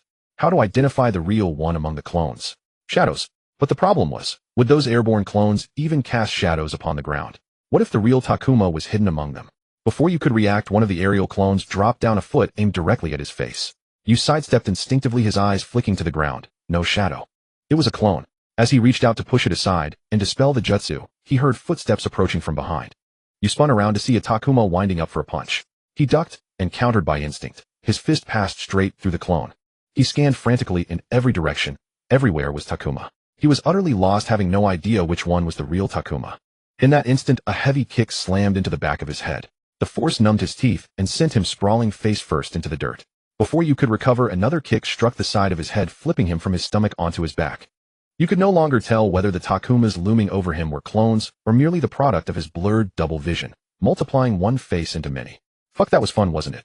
Through the piercing ring in his ears, he heard Takuma say. Takuma dropped to his knees and began raining down vertical elbow strikes onto Yu's face like a pile driver.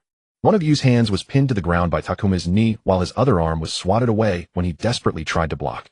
You didn't even notice when everything before his eyes had gone completely dark. Stop.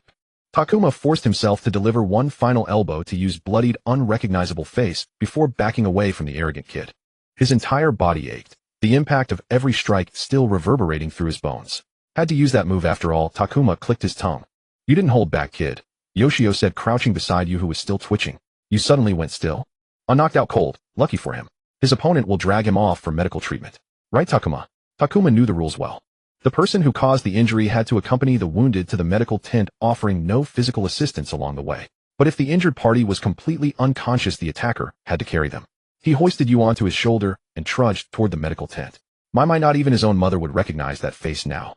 You're pretty ruthless, kid, the medical ninja remarked as Takuma tossed Yu onto the stretcher. Takuma neither responded nor lingered. He turned and walked back to his squad, sitting down beside his teammates. Why the long face? You won, you know. I was forced to use clone jutsu. Takuma nearly shouted. I wasted it, damn it. Clone jutsu was meant to be his trump card, a one-time surprise tactic. Using a dozen or so clones to overwhelm someone who had no idea the technique could be employed this way, because nobody used clone jutsu in sparring and few genin could execute it so effectively. But once his opponent knew he could pull off this trick, the technique would be useless forever. Simply prepare some throwing weapons and hurl them at the clones beforehand. That would counter it. Now he had used it in front of the entire squad, and everyone knew to watch for his clone ambush. A comeback move that could only work once was squandered for nothing. And his own ninjutsu still had not seen any use. Takuma wrapped his arms around his knees and stared at the ground. He needed to master lightning release electric shock better, or find another path to grow stronger before the final trials arrived. Takuma dropped his backpack onto the ground at his feet and looked up at the large sign. The The sign was bound to a chain link fence, the top of which was woven with razor wire. Even the very links of the mesh were twisted with barbs. Training ground no. 43-inch. The sign went on to list a string of warnings: restricted area. For ninja use only. No trespassing. Danger. Along with all manner of other admonitions, every one of them pointing to the same message: stay out. Every line of text was a harsh, glaring red. Gazing at the colossal trees, trunks as thick as houses rising layer upon layer several stories high, their canopies so dense that not a single ray of light reached the ground, Takuma felt he could obey these warnings with a perfectly clear conscience, turn around, and go home. But an order was an order, it had to be obeyed. Takuma, hearing his name called, Takuma pulled his gaze away from the brooding forest and saw Ninro AI and Masaaki walking toward him. Masaaki raised his hand high above his head like an excited child and waved it at him with gusto. Morning, Takuma answered. Even though the sky above was still dark with sunrise a good 2 hours away.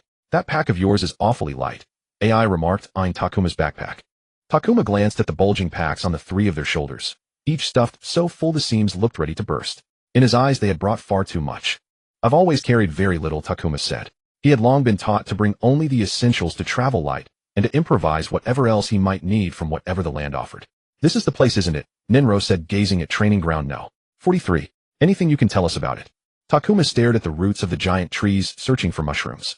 He had already looked into this area while putting his supplies together as he'd been taught, but then he noticed all three of them staring at him.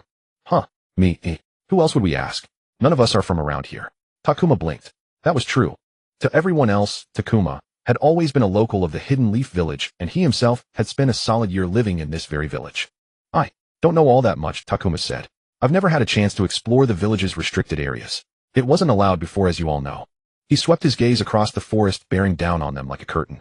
But just from the look of it, this training ground is forest-type terrain. It was probably built to simulate a dense jungle environment for training. From the materials I've read, there are some rather dangerous plants and animals in there. For outsiders, it's a truly treacherous place. So it's not the ordinary kind of forest you're used to seeing. Poisonous wild fruit and mushrooms are everywhere. There's a special kind of leech that feeds only on blood and enormous spiders that blend perfectly into their surroundings. Yeah, there's quite a lot of interesting stuff inside. Takuma stopped short and looked at AI. Her face had gone pale with a greenish tinge creeping in. Oh, was I not supposed to say that, he asked. Leeches are her worst fear. Ninro reached over, wrapped an arm around AI's shoulder, and gently rubbed her upper arm. Once we slept in a greenhouse, and the next morning, she woke up to find 6 leeches stuck to her, drinking her blood. Takuma wrinkled his nose. Waking up to something like that, just thinking about it was enough to make his skin crawl. And from the look on AI's face, that incident had cast a long shadow over her. Well, there is a way to keep those things away from you, he told AI. Really? AI lifted her face from Ninro's shoulder and gazed at Takuma with eyes full of hope. Takuma nodded. Certain herbs could be mashed into a paste to make a repellent ointment. Spread on the skin, it would keep leeches at bay. Crying and sniffling at the crack of dawn. You lot certainly have energy to spare. Taro had arrived. He gave them a lazy wave, a light little pack hanging from his back. What's the matter with her? He asked. AI doesn't like leeches, Masaaki said. Then she's in for a rough few days, Taro said with a short laugh. Ninro shot him a venomous glare and pulled AI even closer to his chest. Takuma shook his head. They had gathered outside this training ground, so different from their usual one, because 3 days earlier Yoshio had announced an outdoor training exercise. Its purpose was to give these genin first-hand experience in setting up camp outdoors for those times when they left the village on a mission and could not reach a town before sunset. It was a very basic survival skill, and Kosuka had long since taken Takuma through wilderness camping drills. That was why upon hearing they'd be sleeping outdoors, Takuma had actually been a little excited. He felt a kinship with the wilderness, beautiful scenery, clean air. His first trip out had hardly been a fond memory, but every outing after that had been quite good to him. That feeling of pitching camp beneath the canopy far from the lights and clamor of the city was simply wonderful. But now looking at this training ground now, 43, the dark towering forest he'd read about in the archives, he couldn't honestly call it charming. Still he held on to his hope. One after another the members of Yoshio's group arrived outside the training ground, each laden with packs, and eyeing the forest with unease. Isn't that the instructor? Masaaki pointed toward the forest. Following the sound, Takuma looked up and saw Yoshio emerging from the trees accompanied by several other ninja. He walked through the gate in the fence and faced everyone. Looks like all of you are here, Yoshio said, scanning them. Welcome to training ground no. 43. As you can see, it's a forest. Over the next few days you'll be exploring it thoroughly. Doing some interesting activities. Spending some quality time in nature. I don't like this. He's definitely going to mess with us. I can just feel it. Taro muttered under his breath, just loud enough for the whole team to hear. Takuma couldn't have agreed more. In the tone of Yoshio's words he could find not a trace of quality time or interesting. What exactly were these interesting activities he spoke of? The purpose of this training is to get all of you accustomed to surviving outdoors during missions or ordinary travel. And that's precisely why Training Ground No. 43 was chosen. But that's only part of the reason. Yoshio continued to smile, gradually spreading across his sharp-featured face. I told you before that you'd be operating in teams. That was a lie. Every one of you will set out on your own from different locations. So if you've combined your supplies together, well, that's just your bad luck. Takuma watched the color instantly drain from the three faces. It seemed they had in fact done exactly as Yoshio said. Team 5 had never agreed to pool their supplies, but clearly those three had gone and done it privately. Each of you will be given one of these 5 tokens, Yoshio said, raising his hand to reveal 5 tokens of different shapes. Each of you will enter from a different point along the fence. Your objective is the control tower in the heart of the forest. To enter that tower, you'll need to collect 5 tokens, all of different shapes. The first 2 teams to collect all 5 tokens will gain entry and receive a reward. As for the remaining 3 teams, 15 people in all, they will be deemed failures and sent to the horse stables to shovel shit for a week. They were called into line, and each person received a token. What shape did everyone get? Masaaki asked, walking back from the line. I got the circle. Square, Ninro said, holding up his wooden piece. Triangle, AI said. Diamond. Taro held out the diamond-shaped wooden piece in his hand. Takuma walked back into the middle of the group, glanced at the tokens in his teammates' hands, and then revealed his own pentagonal token. We need to make a plan first. Rendezvous somewhere in the forest, then head toward the tower together, he said. But we don't know a thing about this forest. How are we supposed to choose a meeting point? Ninro asked. Takuma slipped his backpack off his shoulder and produced a scroll. He unrolled it, revealing a map. Look, there's a river here. You actually brought a map. Taro's gaze bounced back and forth between the map and Takuma. Yeah. After he gave us the location that day, I went looking for anything that might help. I asked the archivist, and she simply handed me the scroll. Takuma said. The library was a truly wonderful place. Alright, as I was saying, look at this river. The fence around Training Ground No. 43 traced an almost perfectly circular boundary around the entire forest. A river flowed in from the north, splitting into 2 branches not long after entering the forest.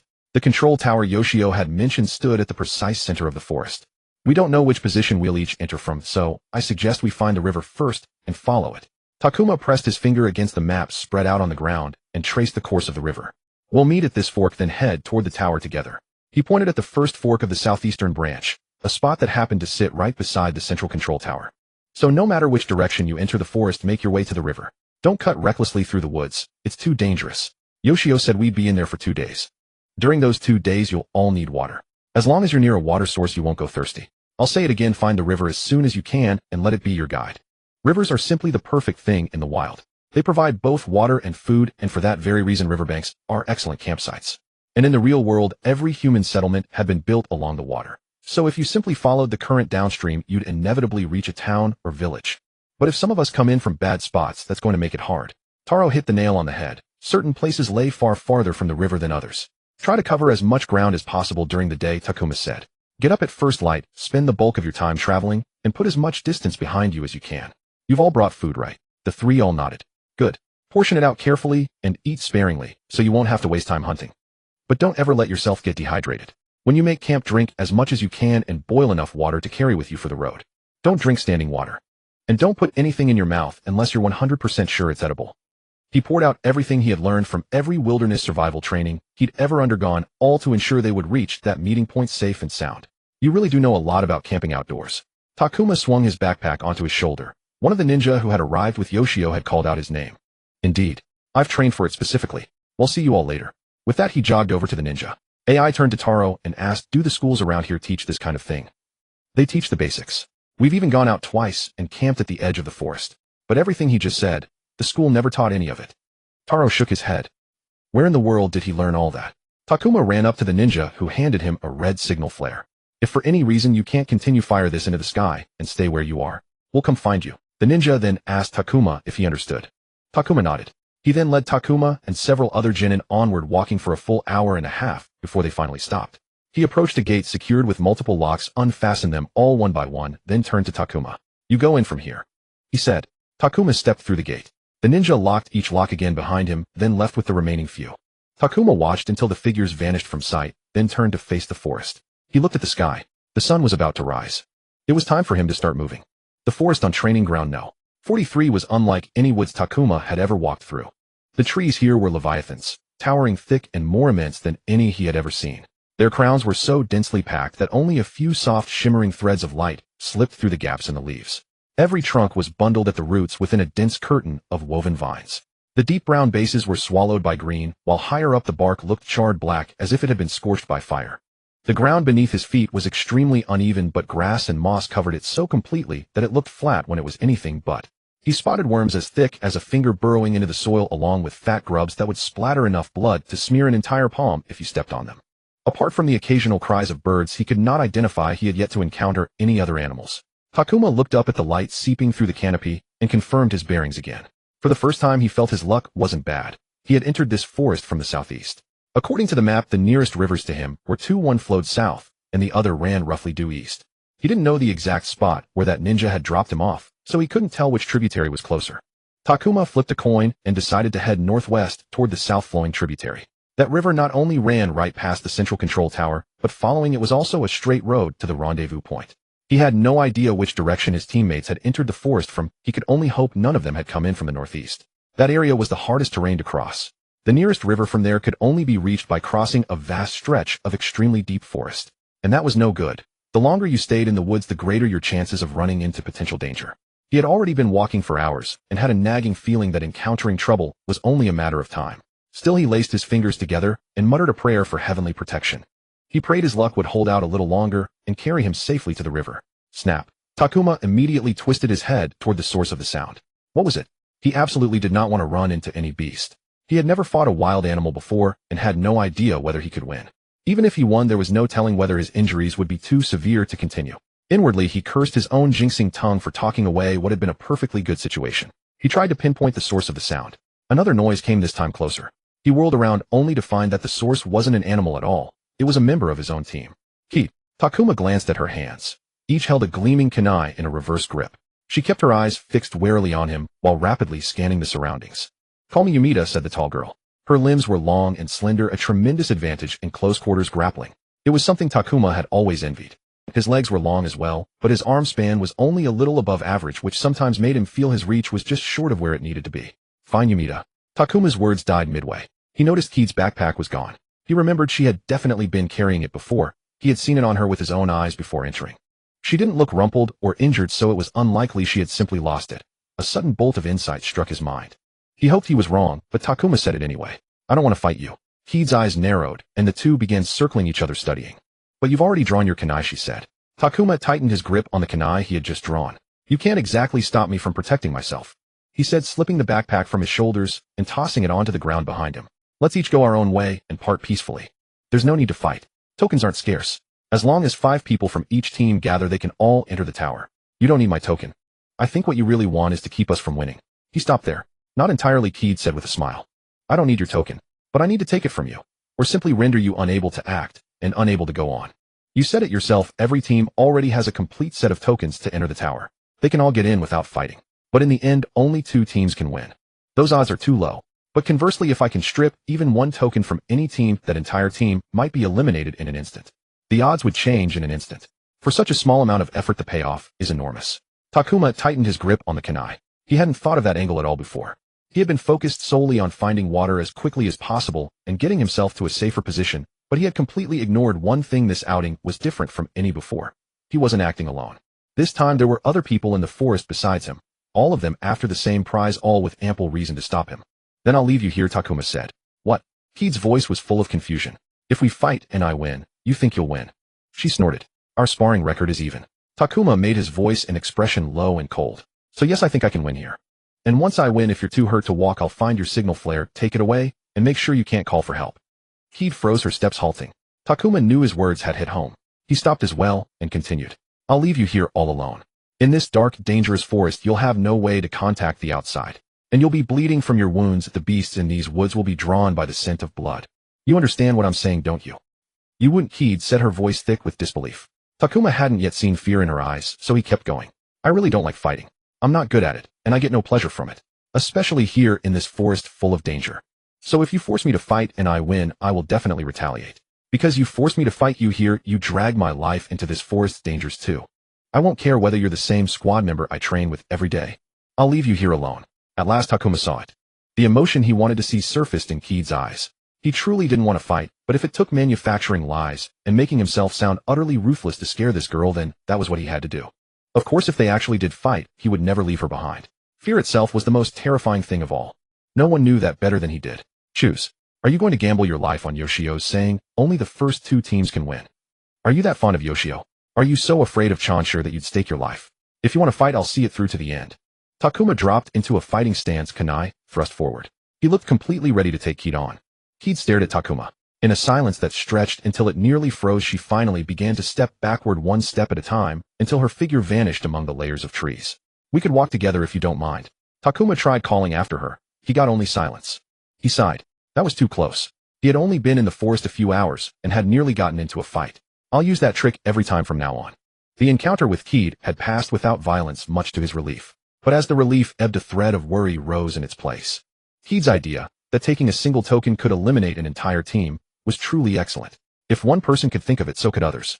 It meant his teammates could just as easily become targets. Let everyone reach the rendezvous point safely, he prayed silently. For now, all he could do was keep moving, reach the rendezvous point first, and wait for the others to arrive. Should I say something? Taro looked at the girl holding a blade. She was staring hard at him with an expression less like she was looking at a person and more like she was interrogating one. But he was sure that was just how her face naturally looked, so he didn't take it to heart. Kamiko rested one hand on the hilt of her blade, stared at Taro for a long moment, then turned and began to walk forward. Taro followed her. When she turned back to glare at him, he merely raised his hand and shrugged. We happen to be heading the same direction. Don't worry, I won't bother you.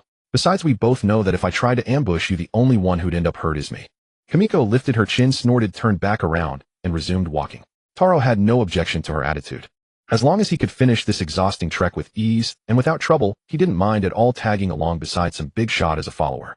A sudden rustle came from the bushes and Kamiko's hand went back to her sword hilt, gripping the blade through the sheath. Taro also drew his kunai and edged half a step behind Kamiko. A person burst out of the bushes. When his eyes landed on Kamiko, they went wide in an instant. Damn, Kamiko! He let out a shrieking broken cry, dove back into the bushes and fled. Kamiko clicked her tongue and resumed walking. Behind her, a smile spread across Taro's face. He couldn't have found a better bodyguard than this girl right in front of him. As long as he stayed with her, reaching the rendezvous point Takuma had mentioned would be as easy as a stroll. Life was wonderful. Masaaki ducked under the sweeping swipe of a massive claw, and in the same motion slammed the heavy knuckle dusters on his fists into the tiger's abdomen. The agile big cat was sent flying backward by the blow and slammed hard into the tree trunk behind it. Is that all you've got, big kitty? Masaaki laughed and slapped his thigh. Come on, let's play a little more. But the tiger seemed to realize something, tucked its tail between its legs, and vanished into the depths of the forest. Masaaki curled his lip and lowered his hands. Now, where was I? He looked around the dark, oppressive forest and let out a groan. He had absolutely no idea where he was. He looked left and right, then finally fixed his gaze on the direction the tiger had fled. He decisively decided that was the way he should go, and so he set off humming a tune to pass the time. Ninro squatted on a thick branch looking down at the ground. He watched a person emerge from the bushes, looking around as if searching for something. As early as half an hour ago, he had realized there was a tail following him. He had tried to shake him off, but no matter how hard he tried, the tail stayed glued to his heels. Since he couldn't shake it, he might as well just eliminate the tail. Ninro waited patiently until the man was directly below him, then dropped down in a single leap. By the time the guy noticed, Ninro was already crouched on the ground. Ninro surged forward, looped his arm around the man's neck, and clamped down, choking him unconscious with a rear naked choke. Nothing personal. He grunted, maintaining a steady hold on the struggling man. I don't mind you tailing me, but I'd still prefer you kept your distance. The man kicked and clawed desperately, trying to pry Ninro's arm away, hit him from behind, do anything to break free, until he could struggle no more and went limp, losing consciousness. Ninro laid the man on the ground, knelt beside him, and fished the token from his body, pocketing it. Then he opened the man's backpack, found the signal flare, and aimed it at the sky. Sorry about this, he muttered, then pulled the ring. The flare tore through the canopy, shot into the sky, and burst high overhead into a blinding red bloom. After making sure the unconscious man's location was safe enough, Ninro turned and left, continuing on toward the rendezvous point Takuma had agreed upon. AI raised her head and gazed at the sudden crimson signal flaring in the distant sky. So soon. She was a little surprised. She hadn't expected the first signal flare to go up so quickly. AI wondered for a moment who it could be, then lowered her head and continued on her way. AI's time in the forest so far had been uneventful. She came across 2 fox cubs along the way, but gave them a wide berth. She was afraid of provoking the 2 adult foxes that might be nearby. Other than that, her entire journey had gone incredibly smoothly. AI heard the murmur of running water. She broke into a run, and with every step the sound grew louder until she stood on a gravel bank before a wide, deep river. The clear river glittered under the bright sunlight. She squinted. She hadn't seen such open, brilliant sunlight in hours. Well, that was easier than I expected, she said. She used the sun to gauge her direction, and once sure, she set off along the riverbank in that direction. She knew that as long as she followed this river downstream, she would inevitably reach the rendezvous point Takuma had mentioned. This was almost too easy. The forest enclosed by Training Ground No. 43 was immense, but not so immense that it took a full day to walk from the edge to the center. As Tuajun walked along the riverbank, he could already see the tip of the control tower. A few antennas jutting out from above the treetops, their outlines sharp against the evening sky. The sun still had an hour, at most an hour and a half, before it called it quits. Continuing on after that would be pure foolishness. If not for having to wait for his teammates, he would have crossed the last stretch of forest and gone straight into the tower. He had traveled smoothly enough and assumed he would be the first to reach the rendezvous point after all. The route along the river was the shortest. Gravel crunched underfoot as the sound of water swelled. Around a bend the river split into two branches. One was the branch he had been following all along, and the other would fork once more further downstream. The rendezvous point was reached. Yo! Tuajun looked up.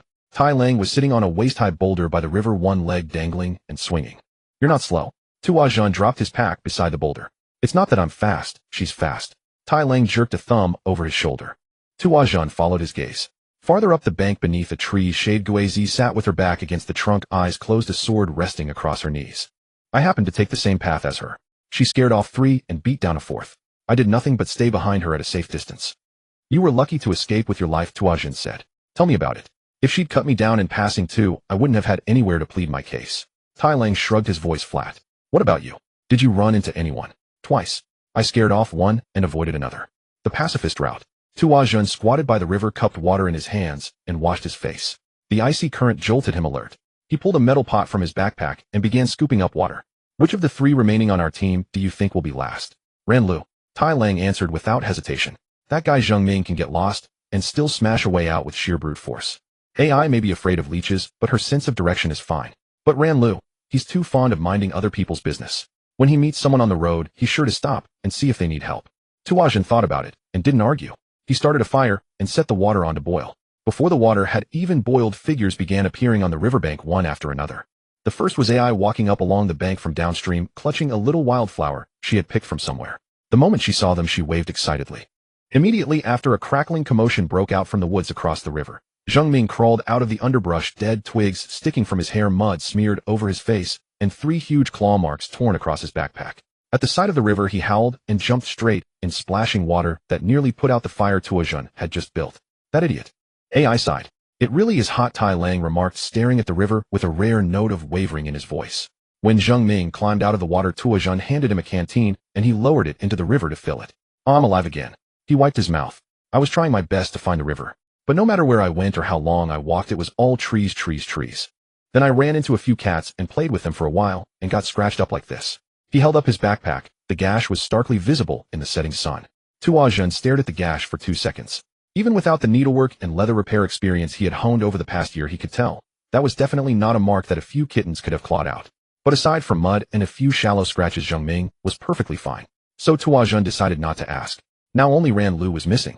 The sky dimmed quickly.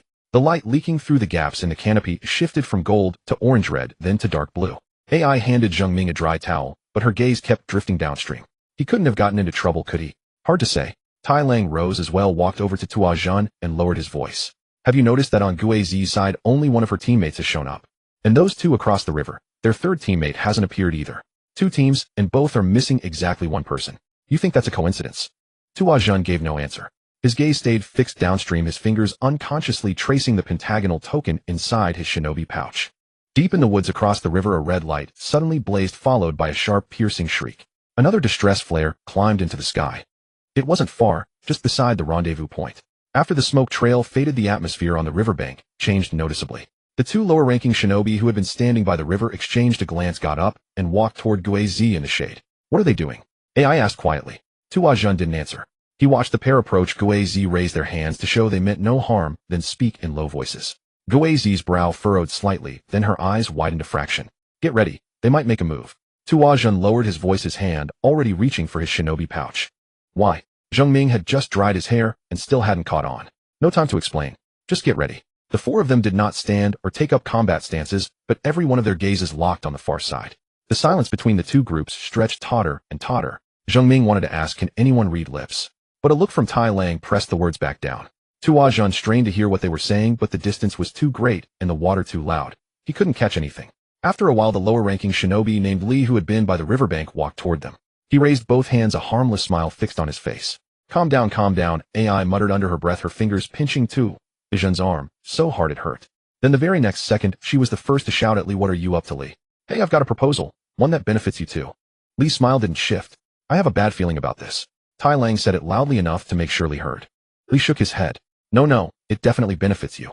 Seeing that everyone was listening, he continued, "The four of us." He gestured toward the shade behind him. Gue Zi and her teammate along with him, and his own teammates stood there together looking his way. "We've already gathered 4 tokens of different shapes. We only need one more. Your team has 4 people here, just lend us one. The person comes with us. Once the tokens are complete, we enter the tower. I don't know about the other teams, but at this hour, we're very likely to be the first group." "What are you talking about?" AI frowned deeply. "You can't just toss 5 people together and enter the tower. The rule says it has to be by team." Tuajin nodded. Yixiong's original words were that the first 2 among the 5 teams to enter the tower would be exempt from punishment, and might even get a reward. He had never said people could be pooled together across teams. The rule is that 5 tokens of different shapes count as one group. The first 2 groups to enter the tower win. The rest lose. That's all. Tai Lang's voice suddenly rang out, still lazy as ever, but Tuajin detected something off. He never said the word team. Tuajin's mind buzzed. "You still haven't figured it out." From start to finish, Yixiong only spoke of the first 2 groups to gather 5 tokens of different shapes. He never once said it had to be done as teams. He broke us apart, sending each of us into the woods from a different entrance, forcing us to separate, reducing us to isolated individuals, each clutching a single token. And then he waited to see whether we'd look for our teammates, or for whoever was closest to us. Lee's smile didn't change, but he didn't deny it either. Tuajin went through Yixiong's exact words in his head. Every word matched. The first 2 groups to gather 5 tokens, not the first 2 teams to gather them. The remaining 15 people, not the remaining 3 teams. From the outset, Yixiong had no intention of letting them win as teams. He wanted them to realize it on their own, or fail to realize it, and then butcher each other. "Which token are you missing?" Tai Lang asked. 4 tokens were already clenched in those 4 people's hands. Lee and Guizi's alliance was just 1 person short. "The pentagonal one," Lee said. Tai Lang, AI, and Zheng Ming all turned their gazes to Tuajin at the same time. Tuajin stood where he was silent. The light wooden token in his shinobi pouch now felt as heavy as a slab of iron. Takuma could feel all eyes pressing upon him. He kept his gaze fixed on Lee, never wavering. Lee smiled and said, "Come with us. Tonight you'll sleep under a roof. Who knows, we might even make it back home before dark. What do you say, shall we go?" Takuma's eyes never left Lee, yet he spoke to Taro. "How confident are you about the rules? You're actually considering it?" AI stood up in disbelief. Takuma didn't respond to her, but turned toward Taro instead. Kamiko, Lee, and their 2 teammates had already concluded that the rule required 5 tokens collected by any 5 individuals, not necessarily the first 2 squads to assemble theirs. His mind was in disarray. He didn't know what to trust, and Taro seemed the most logical person to question at the moment. Hey Takuma. They couldn't have meant just any 5 people. Yoshio definitely meant squads. He probably misspoke. Masaki said, though his own tone betrayed his uncertainty. AI nodded in agreement. Exactly. Don't overthink it. Takuma's gaze remained locked on Taro. A ninja must see through the mystery. Taro suddenly spoke those words. Takuma remembered seeing them on the wall at Ninja Academy, one of the tenets of the ninja code. Taro. AI called out to him. She and Takuma both understood what Taro meant. A ninja's duty is to pierce through the truth of any situation. And right now the truth hung before them, bare and unhidden. Takuma closed his eyes tightly and rubbed his face with his hand. Well, if you're worried about what Yoshio said, there's really no need. Lee pulled out his triangular token from his clothing and spread it in his palm for them to see. These tokens have no custom markings to distinguish teams. I compared mine with the other 4. There's no special mark on any of them. It's obvious now. Yoshio meant any 5 tokens form a set, not squads as units. AI, let me see your token. Takuma turned to AI, who was clutching the triangular one from their team. AI huffed, turned her back, clearly unwilling to participate in whatever farce this had become. Takuma asked again, and she refused. AI, please. Taro chimed in. You too. Why? We need to confirm whether what he said is true. As long as we verify there are differences between the tokens, this ends here, and we wait calmly for Hanru. AI gritted her teeth, face full of resentment, and threw her token at Taro before turning away. Before she walked off, she shot Takuma a venomous glare. Takuma's heart sank. He understood why she was angry. But he quickly composed himself and turned to Taro, who was comparing the 2 tokens. Identical. Taro looked up at Takuma. What's your plan? I don't know, Takuma sighed. Tell that guy to get lost and stop bothering us. AI shouted from afar. You'd better decide quickly, Lee said, not sparing AI a single glance. It's almost dark. Besides, who knows if someone else with a pentagonal token won't show up and steal the opportunity. The implication was clear as day. This was a transaction. They needed 5 people to enter the tower, and he happened to have the 1 token they lacked. Once another person holding a pentagonal token appeared, they would offer the same terms to them. Takuma ran the numbers in his head. There was a reward for winning. Given Yoshio's style, it would most likely be mission points, and he desperately needed mission points. His progress with lightning release electric shock was far behind expectations. He could barely unleash it now, let alone use it effectively in combat. If he couldn't compete for that C-rank ninja technique in the final exam, he'd have to start accumulating mission points early and buy one himself. A stronger ninja technique meant enhanced combat capability. Even without knowing what the future held, the ninja world itself was chaotic and dangerous. He had to grow stronger, wrapping himself in power, or else one day he'd collapse in some forgotten corner, bleeding out slowly, dead before anyone noticed. He had to make a decision. He looked at Taro, who stared back expressionlessly, saying nothing. Masaki, the one who could shine even in the darkest environments, watched him with worry, but said not a word to persuade him. AI didn't even look at him. She glared at the river, arms crossed tightly over her chest, her entire posture radiating defensiveness. Hanru wasn't here, but Takuma could imagine what that sunshine-like fellow would say. Whatever decision you make, I'll support you. No, I can't do it, he groaned, dragging out the words. What? Lee's voice was full of astonishment. Takuma stood up, covered his face with both hands, and let out a resigned sigh. Thanks for the offer, but you'll need to find someone else for the fifth member. I'm not going with you four, he said. AI whipped her head around to look at him, her eyes glistening. The anger that had filled her moments ago washed away as if swept clean by the river beside them. Masaki's imagined dog ears perked straight up, and his whole being seemed to glow. Even Taro exhaled a breath of relief. Are you serious? Lee said as if he couldn't believe it. Yeah. I don't even believe myself. He recalled those days at Ninja Academy. Each morning, when he stepped into the classroom, watching everyone retreat into their own little circles, the feeling of training alone at dusk, returning to an empty home, washing and cooking in silence. Before transmigration, he had a reasonably harmonious family and friends to joke around with, not many, but few moments of genuine loneliness. After coming to this world day after day, he was utterly alone, as if living the same day over and over. Beyond morning and after-school training, nothing in his day held any anticipation. He remembered the sting of Taro questioning his ground walking, training the sight of the other three walking away. That moment made him feel as though he'd returned to the most painful year of his past life, combined with this one. And it hurt even more. Some things, never having had them is one matter, having once possessed them, and then having them taken away is entirely another. Takuma didn't want to experience that again. It was fine. He could train lightning release electric shock until he could actually use it in battle. He'd take more missions and accumulate more mission points. Before obtaining a stronger ninja technique, whenever that might be, he'd drill his nearly stagnant taijutsu. He would fill this missed opportunity with double the effort.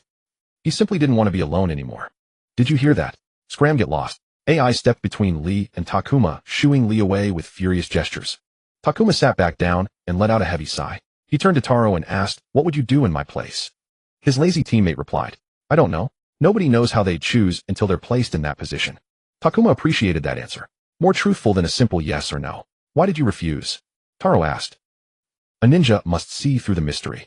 Takuma said, leaning back on his hands, gazing up at the crimson sunset hanging on the horizon. I just did what you said. Takuma shook his head. He had simply chosen to believe. Whether this gamble would pay off, only time would tell. He hoped it would, though even if he gained nothing in the end, he would accept it. He curled his lips into a smile and nodded toward AI. I can't survive without you nagging in my ear. I've trapped myself in a relationship I can't escape. Seriously, that's terrifying. I do not nag. Just admit you're embarrassed to say it. AI lightly kicked his thigh. Takuma, I'm really glad you stayed. Masaki exclaimed with a loud laugh. It's not over yet, AI said. Hanru might still catch up before they find a fifth member. We still have a chance. I believe we can still win. She was right. Both sides had 4 members. The fifth could appear for either team at any moment. Takuma genuinely hoped Hanru would arrive first. In fact, he was somewhat surprised Hanru hadn't shown up yet. But then another person arrived.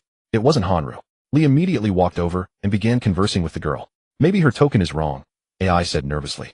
Takuma swallowed and nodded. But then Lee turned to face Kimiko, gave a thumbs up, and smiled broadly. Seeing this, the opposing group immediately began packing up to leave. Should we fight them? Masaki's gaze darted between the two sides. 4 against 5 plus Kimiko. Best case scenario is mutual destruction. Not worth it, Taro said. I don't know about that. Mutual destruction sounds pretty worthwhile to me. Takuma reached into his ninja tool pouch, feeling for a few kunai and sinbin, preparing to throw them at the group. We should wait for Hanru and take a gamble here. Better to risk it here than collapse at the doorstep of the finish line, Taro said. Are we fighting or not? Masaki asked.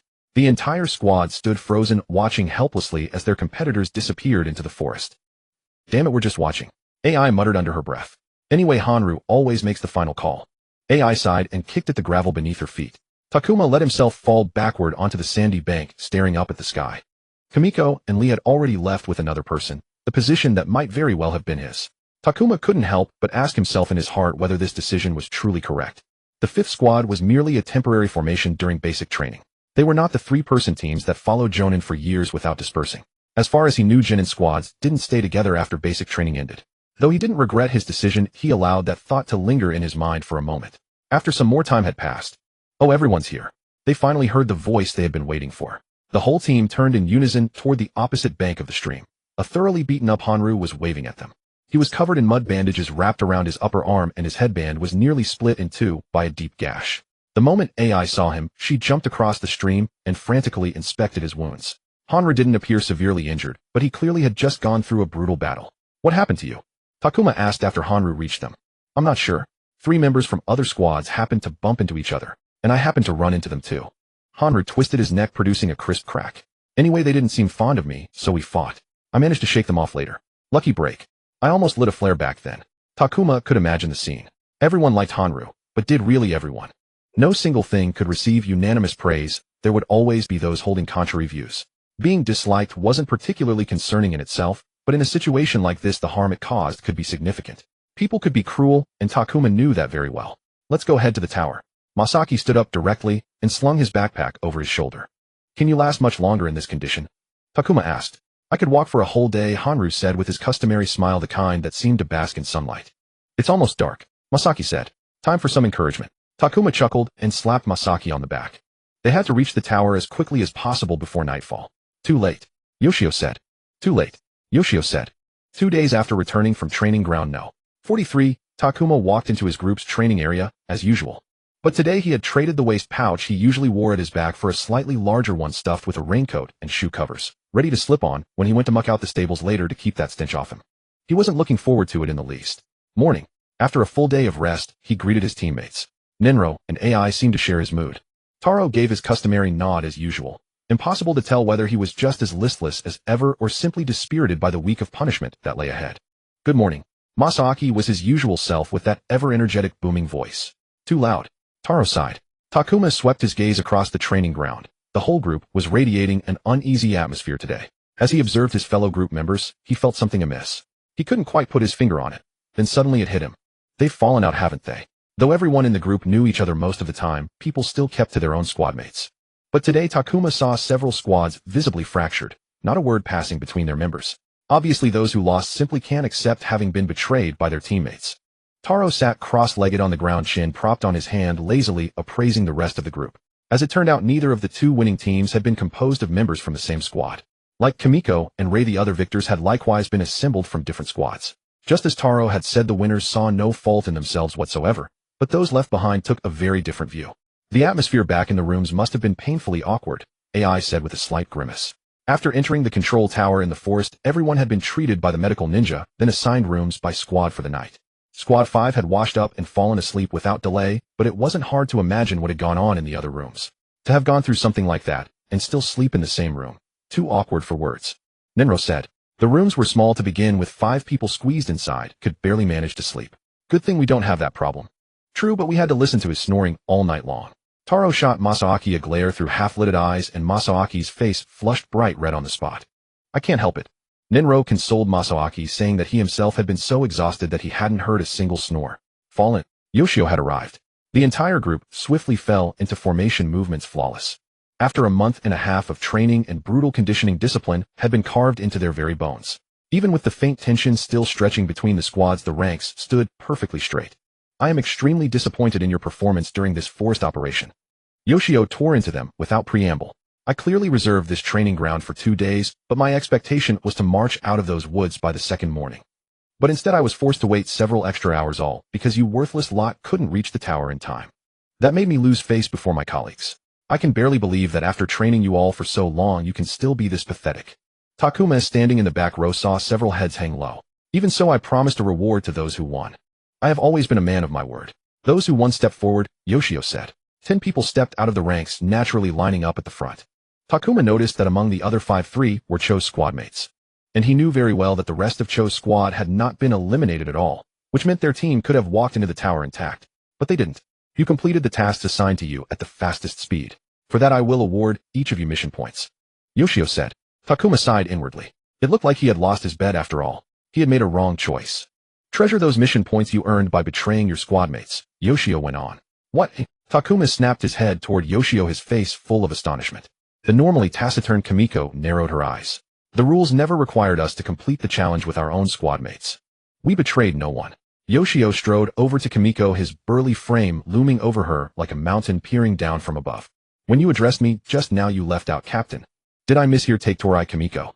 Kimiko looked up and glared at Yoshio for a moment, then forced out through gritted teeth. Captain. Yoshio broke into a bright grin, then said, That's right, the rules indeed did not require you to complete the challenge with your team within the time limit. But tell me this, before entering the woods, did you discuss this challenge with your own squad? We did, Captain. Kimiko said. Had your squad plan to complete the challenge together? Yes, Captain.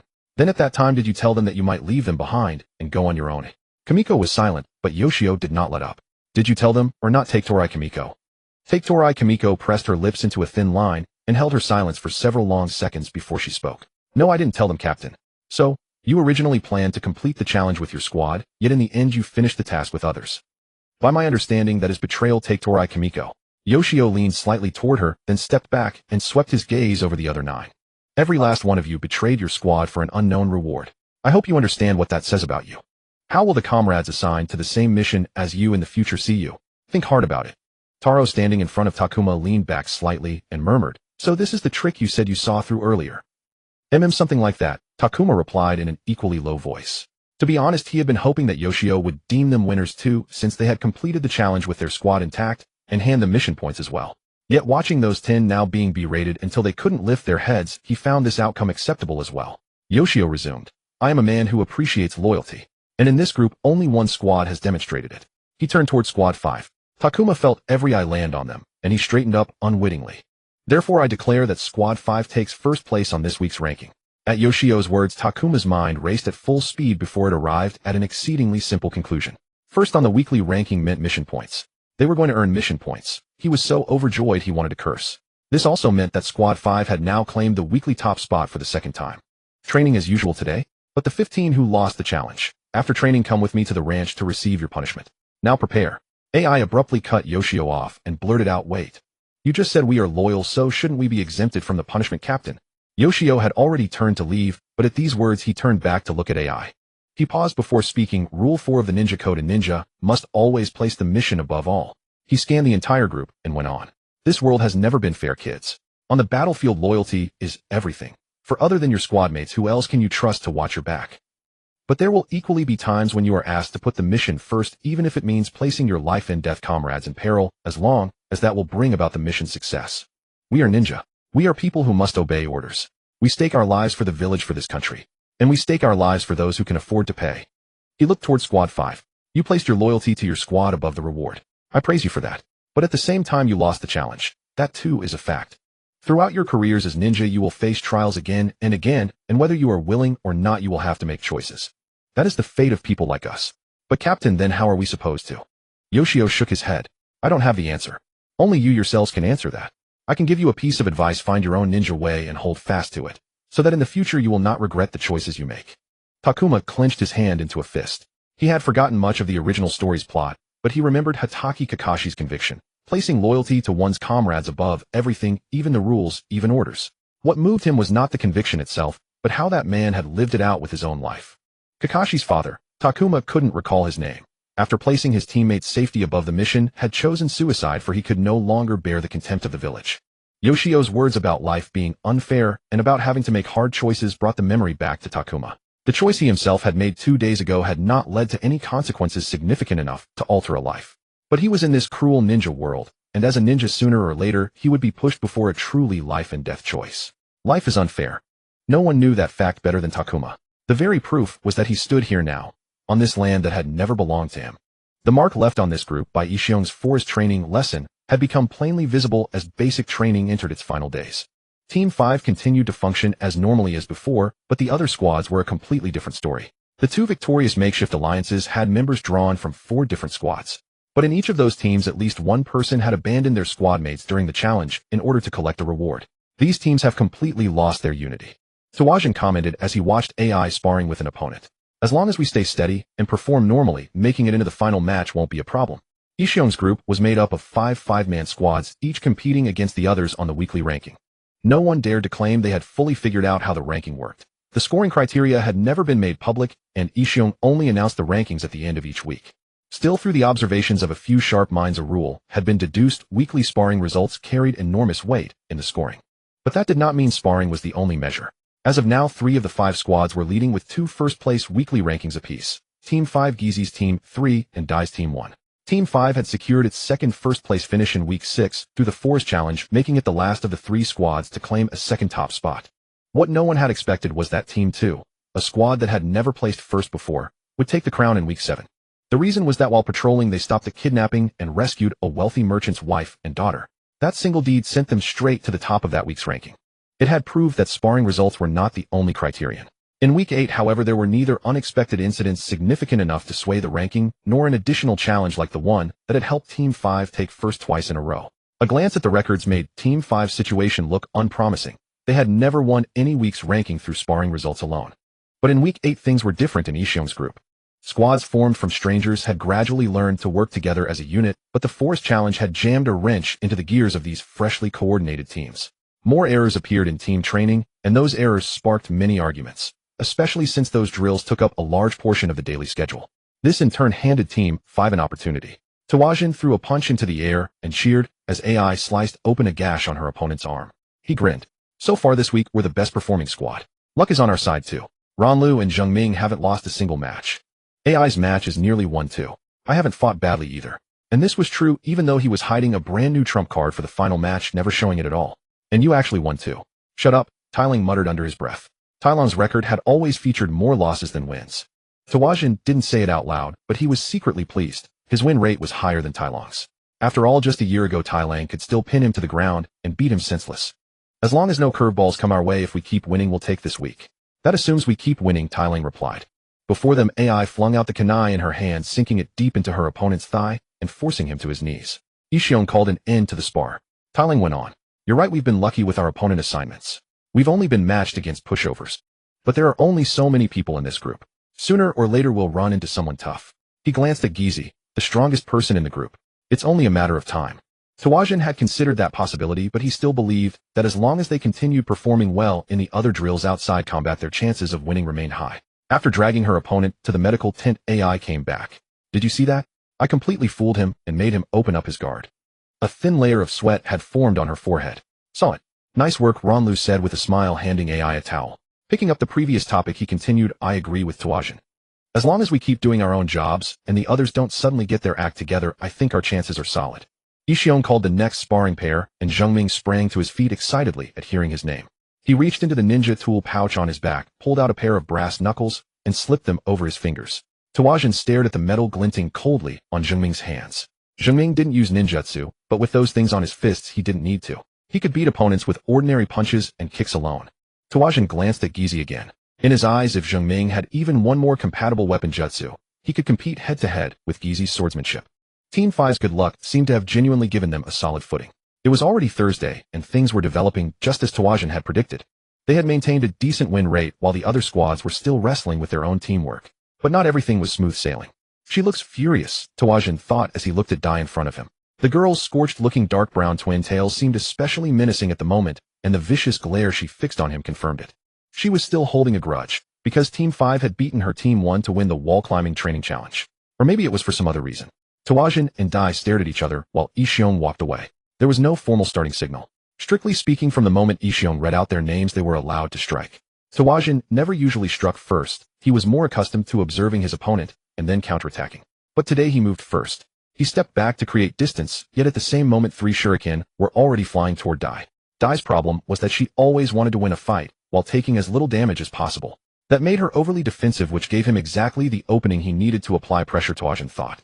The moment the shuriken left his hand, Tawajin canceled his backward momentum and lunged at Dai. In the window while she dodged the shuriken, he slammed a low kick into her calf. Dai cried out in pain and was forced down to one knee. Tawajin pressed the attack, but Dai grabbed his arm and used a roll to fling him over her shoulder. Tawajin slid a long distance when he landed, then immediately scrambled up and charged back at her. Dai lunged at him with a face full of anger, attacking wildly. Tawajin ought to have retreated a step and let her offense shatter against a solid defense, but in the instant his anger surged, he chose to meet her head-on. Two kunai clashed, sprang apart, and slashed again. They each sent 2 more shuriken wide in succession until Dai turned her kunai sideways and slammed the handle hard into the side of Tawajin's head. Tawajin swayed and Dai followed with another heavy strike. He dropped to one knee. Gripping a kunai in both hands, blade down, Dai stabbed down at him.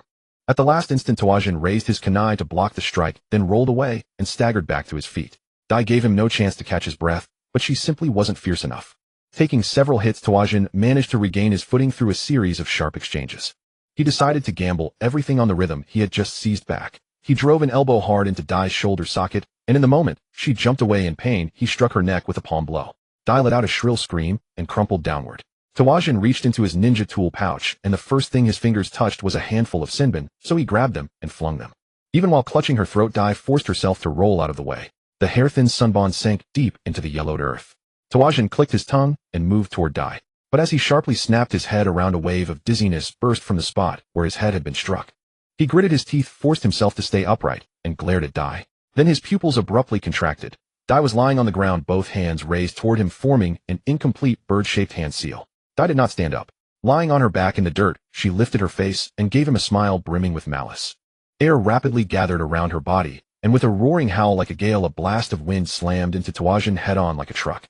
He felt his body smashed against a wall of pure wind as every last breath in his chest was squeezed out in an instant. When his back hit the ground, the air that had been crushed out of him rushed violently back into his lungs. His world became a cheap watercolor painting soaked in water, thick pigment streaming endlessly down his vision. Dai staggered up from the ground and charged at Tawajin. He had been hurled several feet away by that wind-release violent wind technique. Just as Dai closed in, Tawajin suddenly swept a leg out and shattered her already unsteady footing. Dai crashed heavily to the ground. Tawajin couldn't hear anything except for a sharp ringing that pierced through everything. He struggled to his feet, his vision seeming to pour into his stomach, and he nearly vomited his guts out. He straddled Dai and drove a fist down at her head. Thankfully, despite the double vision, the punch landed. If he had simply grabbed Dai's head and bashed it against the ground, that would have been one thing. But in that state of overwhelming nausea and rage, his hands instinctively formed the seals for the technique he had practiced countless times, the one he could perform with his eyes closed: lightning release electric shock. He had trained so hard at it, yet he could never use it well, and he didn't want to have to use it at point-blank range. He pressed his palm against Dai's chest, his arm crawling with writhing blue-white arcs of electricity, and then, zap. Dai's body convulsed violently. The technique's range was very short, and its power was far from what it should have been, but at point-blank range it was no less effective than a stun gun. Dai feebly lifted her trembling hand toward Tawajin's face, but it fell limply back to the ground halfway. Tawajin withdrew his still-smoking palm, no longer caring about anything. He rolled off Dai and collapsed onto the yellow earth beside her. He turned his head to look. Dai was curled up, her body still twitching slightly. Every muscle in his body was burning and his heart was pounding wildly, but he had won. Tawajin raised both hands high overhead, completely unconcerned about whether the sight made him look pathetic. He roared. He had won. Tawajin had never felt this miserable in his entire life. Anyone else would probably think that after an ordinary spar with a few injuries, a day's rest would be enough to recover. But Dai's wind-release ninjutsu had left a deep, piercing, dull ache inside his body. It hurt so much that the mere thought of having to keep standing filled him with revulsion. "Can you stop groaning?" AI shot him a glance. Tawajin stretched his back and let out an even deeper groan. The pain reached into the gaps between his bones. He had skipped this morning's training because of the damned pain. Tawajin ignored AI's glare and kept groaning, and when she hit him, he only groaned louder. It wasn't until Ishiong appeared on the training ground that he finally shut his mouth.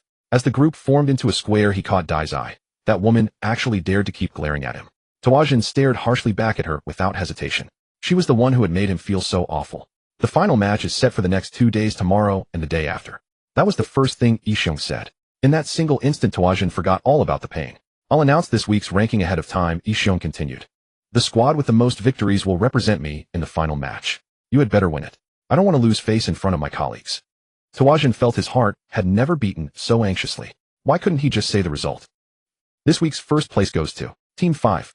Ishiong turned toward Team 5. "That makes 3 firsts for you, which means you'll represent me in the final match." Tawajin stared blankly at Ishiong's face. This felt too unreal. "I don't accept this." Tawajin turned and looked at the sword-wielding girl who had spoken out. "Well, now that felt real." "I disagree." Takuma hadn't even had time to be happy or to finish processing Yoshio's announcement in his head. He turned to look at Kimiko, the one who had actually dared to step forward and object. The objection itself did surprise him somewhat, but that it was Kimiko who spoke up did not surprise him at all. The whole squad fell dead silent. Everyone was waiting for their instructor to react. The burly Yoshio walked up to Kimiko with silent steps. When they stood face to face, the difference in their sizes was magnified to the extreme. One looked down at the other, while the other tilted her head back with a frown. Disobeying orders in the ninja world carries a heavy price tag, Torai. Yoshio said, his coarse, deep voice lower than usual. Takuma silently pressed his lips together. Yoshio rarely used surnames, which was exactly why those two words hit so hard. Yoshio continued. This is my squad. I'm your boss. My word is iron law. You have no right to oppose my decision, Jinin. Kimiko, who was usually a woman of few words, seemed to have found her voice and shot back. When it comes to strength, I am without question the strongest person in this squad. I have the right to stand in the arena for the final match. I can understand Ando and Sino being chosen. But with Oishi participating in this match, I don't see a single thing he can offer. Captain. Ando, Masaaki, and Sino Naru each frowned a little, but both controlled their expressions well. Oishitaro, meanwhile, let his face fall outright, showing no intention whatsoever of hiding his feelings. Takuma stood at the far end of the formation, an entire rank away from Kimiko, but he could clearly feel pressure seeping out of Yoshio, making the already huge and oppressive frame look even more grim and terrifying. Takuma felt as if the air itself was pressing down, squeezing his chest and shoulders. It wasn't just him, every face in the squad wore a different degree of unease. Is it chakra? It has to be chakra, Takuma thought as he glanced at Yoshio out of the corner of his eye. He felt that if Yoshio turned his attention to him, the pressure would become even heavier. I told you that the squad that takes first will represent me in the final match. Can't you understand that? I'm feeling irritated now. How can anyone fail to understand such simple words? Yoshio's words hammered into their ears like drumbeats. I'm the strongest. I don't care how strong you are, Jinin.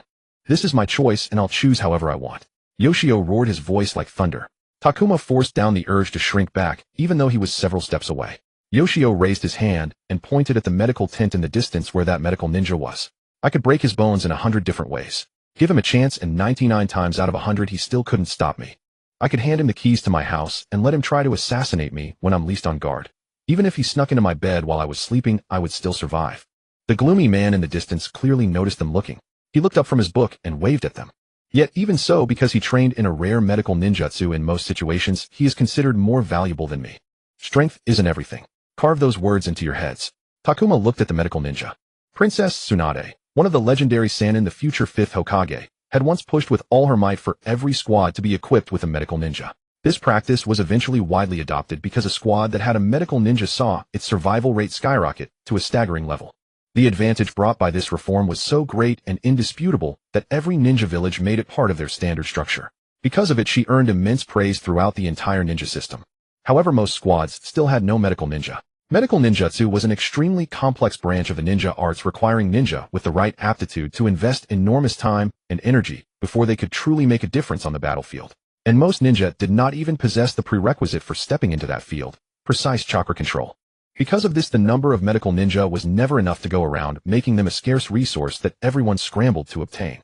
No wonder that gloomy guy could spend most of the day holed up under the tent doing things that looked completely inconsequential. He could do that because he had earned that right. Takuma had to admit Kimiko was genuinely stubborn because she still hadn't backed down. But this is a match about fighting. I am more valuable, she said. The pressure hanging over the entire squad dissolved with Yoshio's sigh. He spoke. You are very, very lucky that I don't want to provoke that troublesome clan behind you. Kimiko's eyes turned sharp at once. Let me make this clear. This is nothing more than a sparring match between Jinin. You people haven't completed a single real mission, and you've never once tasted what it's like to have a blade that truly wants to take your life. Not one of you is a real ninja. To me, this is just a small betting game with a few colleagues for fun. So, his voice suddenly rose. I don't care how valuable you are. It may be a huge deal to you, but to me it's about the same as cockfighting. You'd better remember this. Clearly don't expect to have any weight in my eyes, because you don't. Takuma felt stung. He had scraped his way through the ninja academy with everything he had, and he wore Konoha's forehead protector. No one could say he was not a ninja. Did he let that dissatisfaction show on his face? No. Unlike Kimiko, he wasn't very lucky. There was nothing to protect him. Somehow he could no longer feel the joy of having made it into the final match. Yoshio didn't care at all whether the one he sent out was the strongest in the squad, as if exactly as the man himself had said, this was just a bit of entertainment between him and a few colleagues. But for Takuma now, a C-rank jutsu was something he desperately wanted. He felt incredibly small. The distance between him and Yoshio was too great. And Yoshio was only a chunin. Takuma didn't even dare think about what he would look like in the eyes of a jonin. In the eyes of those at the top, what was he? Just a pawn that could be discarded at any moment. He didn't want to know the answer. Cheers. The celebration for the victory managed to bring Takuma's happiness back anyway. He took a sip of his drink and looked around the restaurant. Taro didn't eat out often, so he had nothing to recommend. The trio were from outside the village and knew nothing about it either. The job of recommending a restaurant fell to Takuma, and he was equally clueless. but in the end he recommended the one Kosuke had taken him to. And so they ended up here. He had told them the place was a little expensive, but they didn't seem to mind. This was his first meal out since the day Kosuke had taken him to eat after the graduation ceremony, and his second meal out in total since he had come to this world. The first time the celebration had plummeted from joy to gloom the moment he heard he had been assigned to the Genin Corps. Takuma looked at his teammates. The Genin Corps wasn't that bad after all. Yoshio really tore into Kimiko, Masaaki said. I felt bad for her. I wouldn't. AI said as she flipped through the menu. Naru asked, did you guys feel that pressure from Yoshio when he was dressing her down? Takuma nodded. Really heavy. It felt like putting on an extra weighted vest. It must be some kind of chakra technique. He looked at Taro. Why are you looking at me? I don't know. Taro's face was half confused, half annoyed. Why do you people, especially you? He pointed at Takuma. Always think I know everything. I don't know. But Takuma just felt Taro should know. Maybe he's releasing chakra outward. Naru said with a thoughtful look. Takuma shook his head. It can't be just that. I also release chakra outward when I walk on walls, but it doesn't feel like that then. Besides, if he was releasing chakra outward, was he pushing chakra out of every tenketsu in his body at the same time? Wouldn't that be very difficult? Also, how could chakra flow so evenly? He didn't remember seeing anything like that in the manga. Order first. AI shoved the menu directly into Naru's face as he was about to speak. Once you've ordered, you can talk as much as you like. She looked at Takuma, then pointed at the menu on the table. The food here was actually quite good.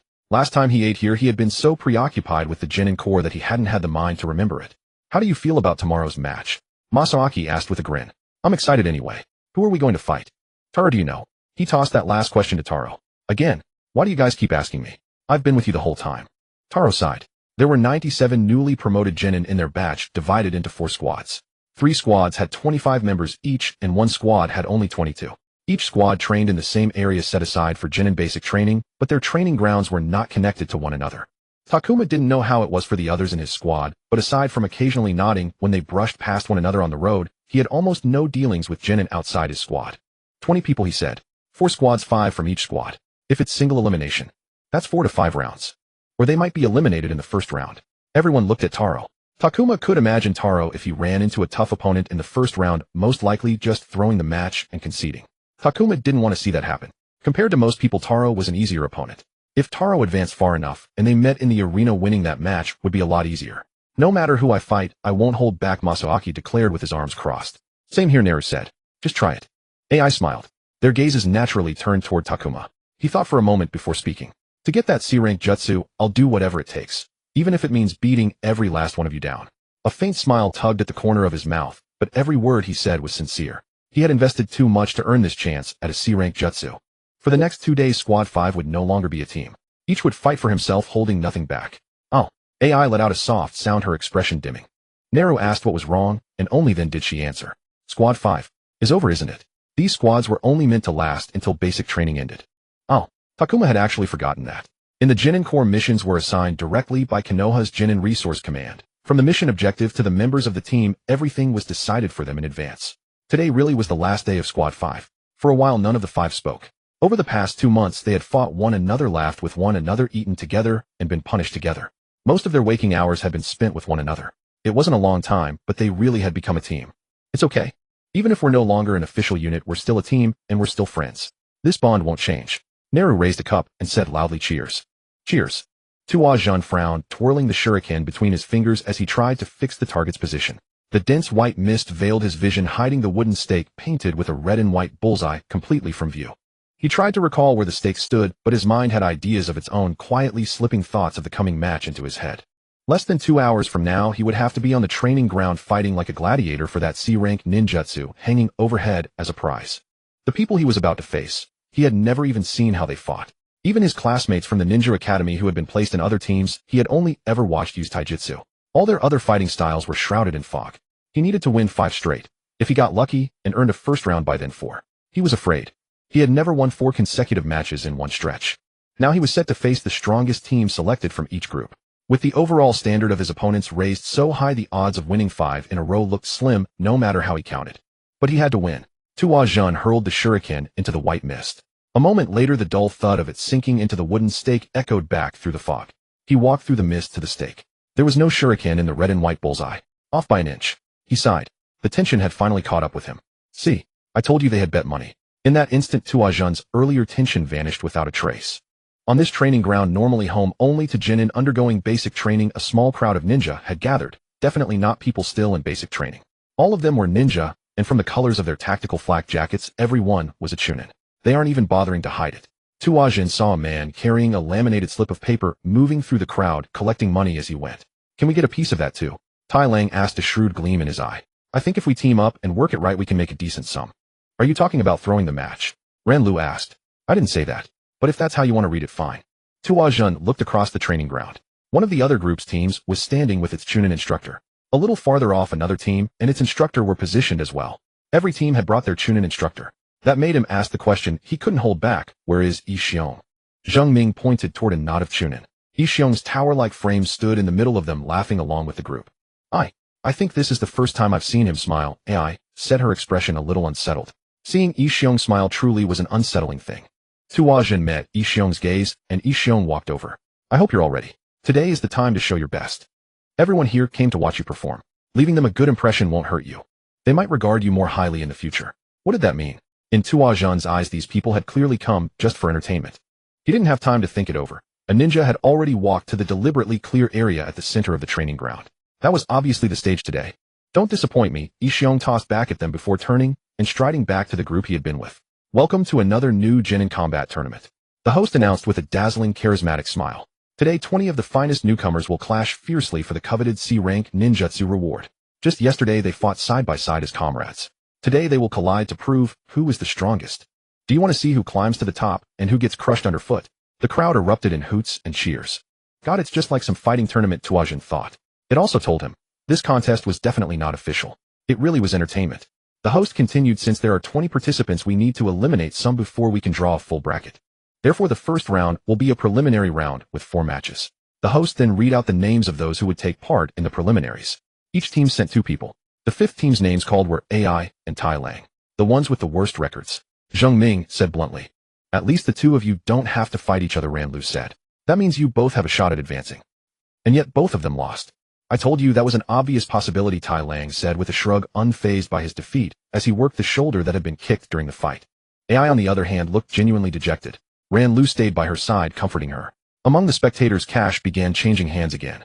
The host took the stage again. Our genin fought bravely. Though some lost, they are victors in spirit as well. The host had only managed a few pretty words before the audience booed him right back down. He ignored them as though deaf and pressed on. Now that we have a complete bracket, the real show can begin. The instant the words fell, money began changing hands rapidly through the crowd. Let's begin with the round of 16. The host read from the slip in his hand. The first match will pit the representative of Yi Xiong's team against the representative of Qianxia's team. Tuajin versus Tai Tian. As Tuajin walked out, Zheng Ming gave him a heavy slap on the back. At the same moment, the man called Tai Tian from Qianxia's team stepped forward. Jeers and cheers rose around them as they stepped onto the stage. Tai Tian was taller than Tuajin, almost as tall as Zheng Ming, and even broader around. Tuajin could imagine him eventually growing into an Yi Xiong-like build. The two stood facing each other, and the host began addressing them. You all know the rules, he said. Don't kill anyone, and don't tear off anything that can't be put back. The moment I call stop, the fight is over. Obey those rules, and you'll be fine. Understand? Tuajin nodded. Tai Tian answered, understood. Good, then begin, young men. Try to make it a splendid match. The moment the host stepped back, Tai Tian spoke. I heard you're a useless piece of trash. Tuajin was a little taken aback by the sudden trash talk, but he only paused for a breath before answering. Oh really? You know what I heard? I heard you're a spineless shrimp. The moment things get serious, so this fight should be a walk in the park for me. 2 of Tai Tian's teammates were his classmates from the Ninja Academy, so he knew exactly where that story had come from. Oh, who said it? Your mother said it. Tuajin bared a grin. Since arriving in this world, he had never said anything like that, but the effect was astonishingly good. Tai Tian was stunned for a second, then fury completely flooded his face. He charged like a maddened bull. Tuajin nimbly sidestepped out of his reach, dodged a kunai slashing toward his face, and sank a front kick deep into Tai Tian's stomach. Tai Tian folded in half and flew backward. But he was as tough as he looked. Before his body could strike the ground, he forced himself back into balance midair and landed with his feet carving 2 long scrapes across the earth. Tai Tian roared, and without even catching his breath, he surged forward again. Tuajin threw himself backward. Tai Tian's sweeping kick grazed just past his face, missing by less than a palm's breadth. Tuajin closed the distance again in the next instant. Tai Tian whipped into a frenzy by those words, attacked with nothing but pure reckless fury. Tuajin blocked each heavy strike, all while taking the rhythm back piece by piece. If he was going to exploit Tai Tian's fury, he would wring it dry.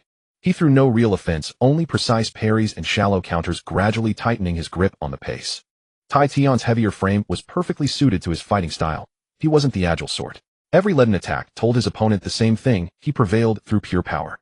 That style was exactly to Tuajun's taste, because he could follow the rhythm better and keep the initiative in his own hands. The rhythm was now completely his, and he knew Tai Tian was slower than him. Tai Tian had yet to notice how badly the rhythm had tilted against him, all because of the rage blazing in him and the space Tuajun deliberately granted him. Then Tuajun moved.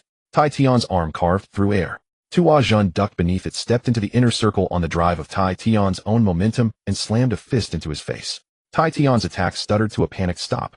Tuajun pushed off the ground, slid around to his side, and kicked the back of his knee. Tai Tian was driven to one knee. He twisted desperately, trying to drag his arms into a better guard. The last thing he saw was a kunai hurtling down at him. Then agony told him the kunai had buried itself deep behind his shoulder. A scream ripped through the crowd's cheers and blood spilled across the ground. Tuajun's feet never stopped. He slid from Tai Tian's left flank to his right, driving Tu Sinban into Tai Tian's back, deep enough to bite, careful enough to miss every vital organ.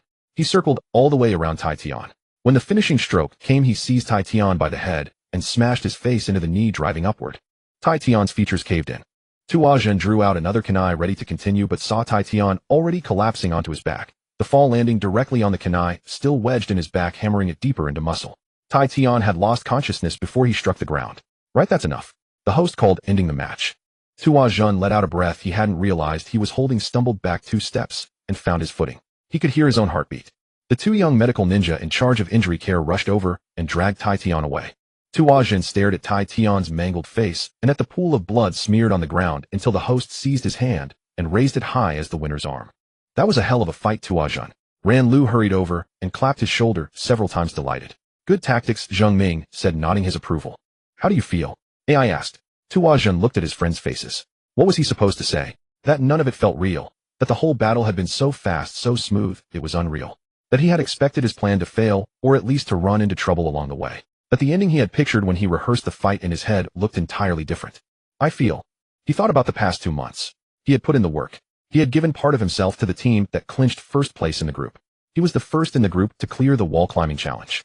He had also won hard fights. Fights he couldn't have imagined winning 2 months ago. Those feelings of shock and disbelief as these thoughts welled up quietly yielded to something else. I'm full of confidence. Ranlu watched Tuajun walk toward the medical tent to deal with the minor bruises on his body. The fight had been amusing enough, though not quite what he had expected. Tuajun had said something to his opponent Taitian, and the man flew into a rage. From beginning to end he flailed around like a madman, led by the nose through the entire battle. Whatever that exchange had been, the effect was absurdly effective. I don't know what you lovely spectators think. Watching a bloody beating is certainly satisfying, but I wouldn't exactly call that a well-matched contest. The announcer glanced down at the note in his hand. Why don't we jump over to the other side of the bracket and see if we can catch something even more exciting? A bracket. They had never even shown them the tournament bracket. That was a real problem. He had no idea who he was matched against, much less how to study possible opponents in advance. But judging by the crowd, they clearly knew the bracket. If only he could sneak a peek. Second match of the round of 16, Team Liang versus Team Yixiong, with Hai representing Liang and Ranlu representing Yixiong. Ranlu narrowed his eyes slightly. He didn't like the way the announcer had phrased that matchup. He was not fighting on behalf of Yixiong. This match had nothing to do with their instructor. This was a stage they had built for themselves, fighting one another for the prize. Go crush him, Zheng Ming said with a grin. Ranlu returned his grin, jogged into the arena, and faced his opponent. Hai was lean, his features sharply defined, and a long fringe of hair covered half his face. His fighting style was unknown. But Ranlu knew Hai was a local of my village and came from a shinobi family, which meant the likelihood of facing ninjutsu here was higher than usual. But Ranlu wasn't worried. He would win. Hai looked tense. Ranlu lifted his chin slightly and took a few measured steps backward. He showed no sign of hiding or rushing. He simply pulled out 2 kunai, one in each hand. Hai reacted like a cat whose tail had been stepped on. He drew his own kunai and flung it at Ranlu immediately. Ranlu sidestepped it and threw one of his own in the same motion. Hai dodged in a rush, and the kunai only grazed his cheek, leaving a thin cut with fine threads of blood seeping out. Ranlu didn't pause for a half step. He flashed forward and closed in. Hai was decent after all. He had already drawn a second kunai, and his arm was halfway into a throwing stance. Ranlu knew exactly how dangerous it was to take a thrown kunai at close range, so he reacted at once, dropping low in a sliding sweep and knocking both of Hai's legs out from under him. Using the momentum of his slide, he rolled up to pin Hai down, but Hai had already bounced back to his feet and was charging straight at him. Kunai clashed, and sparks flew. Ranlu drove an elbow across. Hai jerked back to dodge it, gripped his kunai with both hands, broke off, and immediately followed with a thrust at Ranlu's chest. At the last instant, Ranlu twisted aside, letting the kunai rip through his vest without cutting flesh. Neither of them stepped away, and the close quarters scramble churned together. Ranlu had to admit that Hai was genuinely nimble. His own attacks kept missing their mark. At the final beat, Hai would always slip out of range like an eel or barely dodge. Ranlu realized that if he kept fighting this way at such close quarters, he was fighting a losing battle. He made his decision fast. He took a moderately hard side strike to his thigh as the price for a better position, then buried a heavy punch into Hai's ribs. He broke contact at once and pulled back at even greater speed. Hai knew his own advantage and had no intention of giving it up. Gritting his teeth, he forced down the pain with a low growl and pressed forward, only to see a kunai spinning rapidly around its own axis hanging right in front of his eyes. An explosive tag with a red border was tied to the ring at the end of the kunai. The flash of the tag lighting up reflected in Hai's widened eyes, and his gaze traveled past that flare to the ram seal Ranlu had formed. Boom. Ranlu crossed his arms in front of his chest and pulled his knees inward. The searing shockwave of the exploding tag slammed into him. He was hammered to the ground, skidding across it on his side. He had been too impatient. His timing on the explosive tag had been far too tight. Ranlu didn't waste another second on his mistake. He rolled over and got to his feet. His ears were ringing, but he ignored the damaged hearing and squinted at the thin, drifting smoke. Before he could even steady himself, Hai burst out of it. His arms and the vest over his upper body were shredded, the skin beneath blackened by burns, but Hai still came at him with fury burning in his eyes. Ranlu calmly raised a hand and formed a seal. Hai's body suddenly went rigid and slammed straight into the ground, as if petrified. The momentum of his charge dragged him along for a distance before he stopped at Ranlu's feet. Hai stared up at him, his eyes full of confusion and fear, struggling desperately to move, but seemingly bound by invisible ropes. Jinjutsu binding, complete. Ranlu knelt on one knee and held a kunai over Hai's throat. He looked up at the announcer, who was also the referee, and the man nodded to him. He had won. Ranlu rose and swept his gaze across the crowd. The Chunin were exchanging cash from their bets, some cursing, but most looking pleased. But his attention fell on the genin. They were all staring at him. Smart people would observe, soaking in every fight and every move. Every fight they watched meant one more layer of understanding about the opponents they might face. That last fight had already revealed one of his cards. They would carry that information into their coming matches, guarding against the moves and techniques he might well use again. The fights ahead would only get harder. He looked at Jingming. Jingming stood with his arms crossed, wearing that usual bright smile, but Ranlu could see something pressing underneath it. Especially when the person he had to face was someone who already knew him thoroughly. The seventh match, Team Yixiong versus Team Mu, with Jingming representing Yixiong against Jiantai. Jiantai stood among his own teammates watching Jingming enter the arena. Unlike everyone else, who walked straight up to the announcer, Jingming deliberately took a long detour, waving his raised arm to the crowd with a huge grin fixed on his face. Is he serious? Jiantai murmured to himself. To his surprise, the announcer took up his words. He looks extremely confident in himself and his chances in this match, and he's showing that confidence to everyone.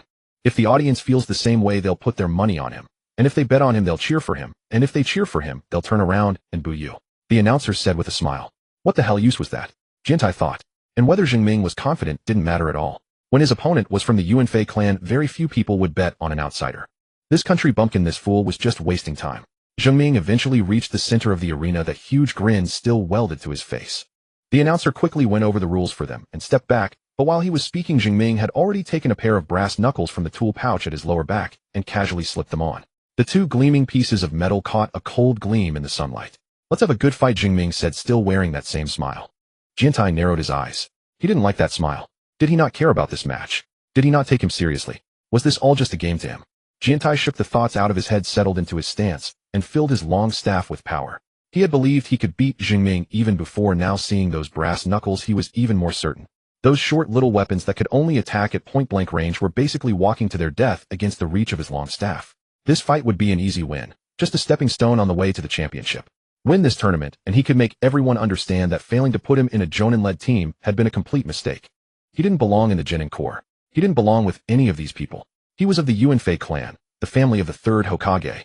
His clan was a distinguished family of my village. His talents were being wasted in the Genin Corps, but he knew that if he were given a chance, he could show what he was truly capable of.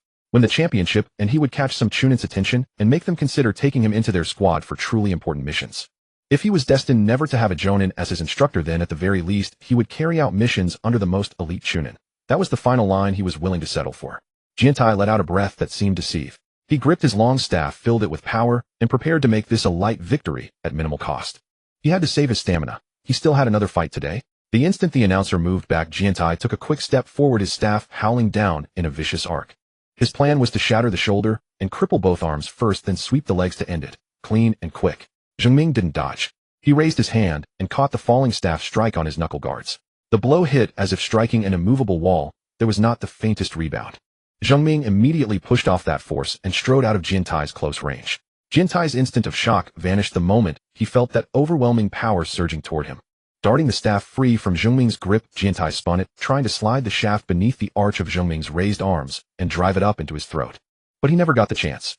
Zheng Ming's arm moved faster than he expected. A punch landed beneath his ear, snapping his head to one side and sending him staggering, almost falling. His head ringing and his neck burning, Jiantai fought desperately to steady himself. The next attack was already slamming down. He hastily raised his staff and thrust it forward, trying to use distance and the staff's tip to buy a moment of breathing room, only to be kicked viciously in the shoulder by a brutal side kick. Through a wavering, blurred field of vision, he swung the staff at Zheng Ming's head, cutting only air.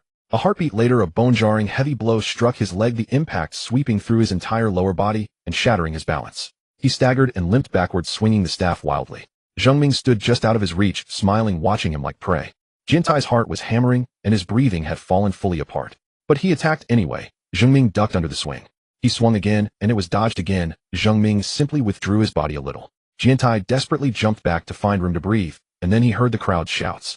He turned toward the sound, and his heart dropped straight to the ground. It was the Chunin. They were cheering his loss, applauding his opponent's victory. How the hell did that make sense, he thought. He was Yuanfei Jiantai. Why would these people cheer for some country bumpkin who crawled out of some unknown corner of nowhere? No more. This couldn't go on. He represented his clan. Winning this match was his responsibility, and he could not allow himself to dishonor the Yuanfei name. With a roar, Jiantai poured chakra violently into his long staff.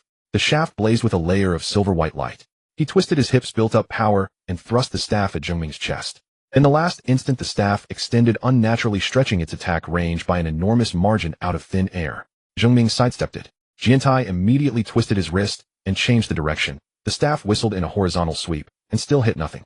He reset his balance, lowered his center, spun, and swept the extended staff hard toward Zheng Ming's shins. No contact. He was adjusting his angle, at once about to press the attack again, when two fists encased in hard metal slammed him to the ground. He gasped. The agony nearly tore him in half.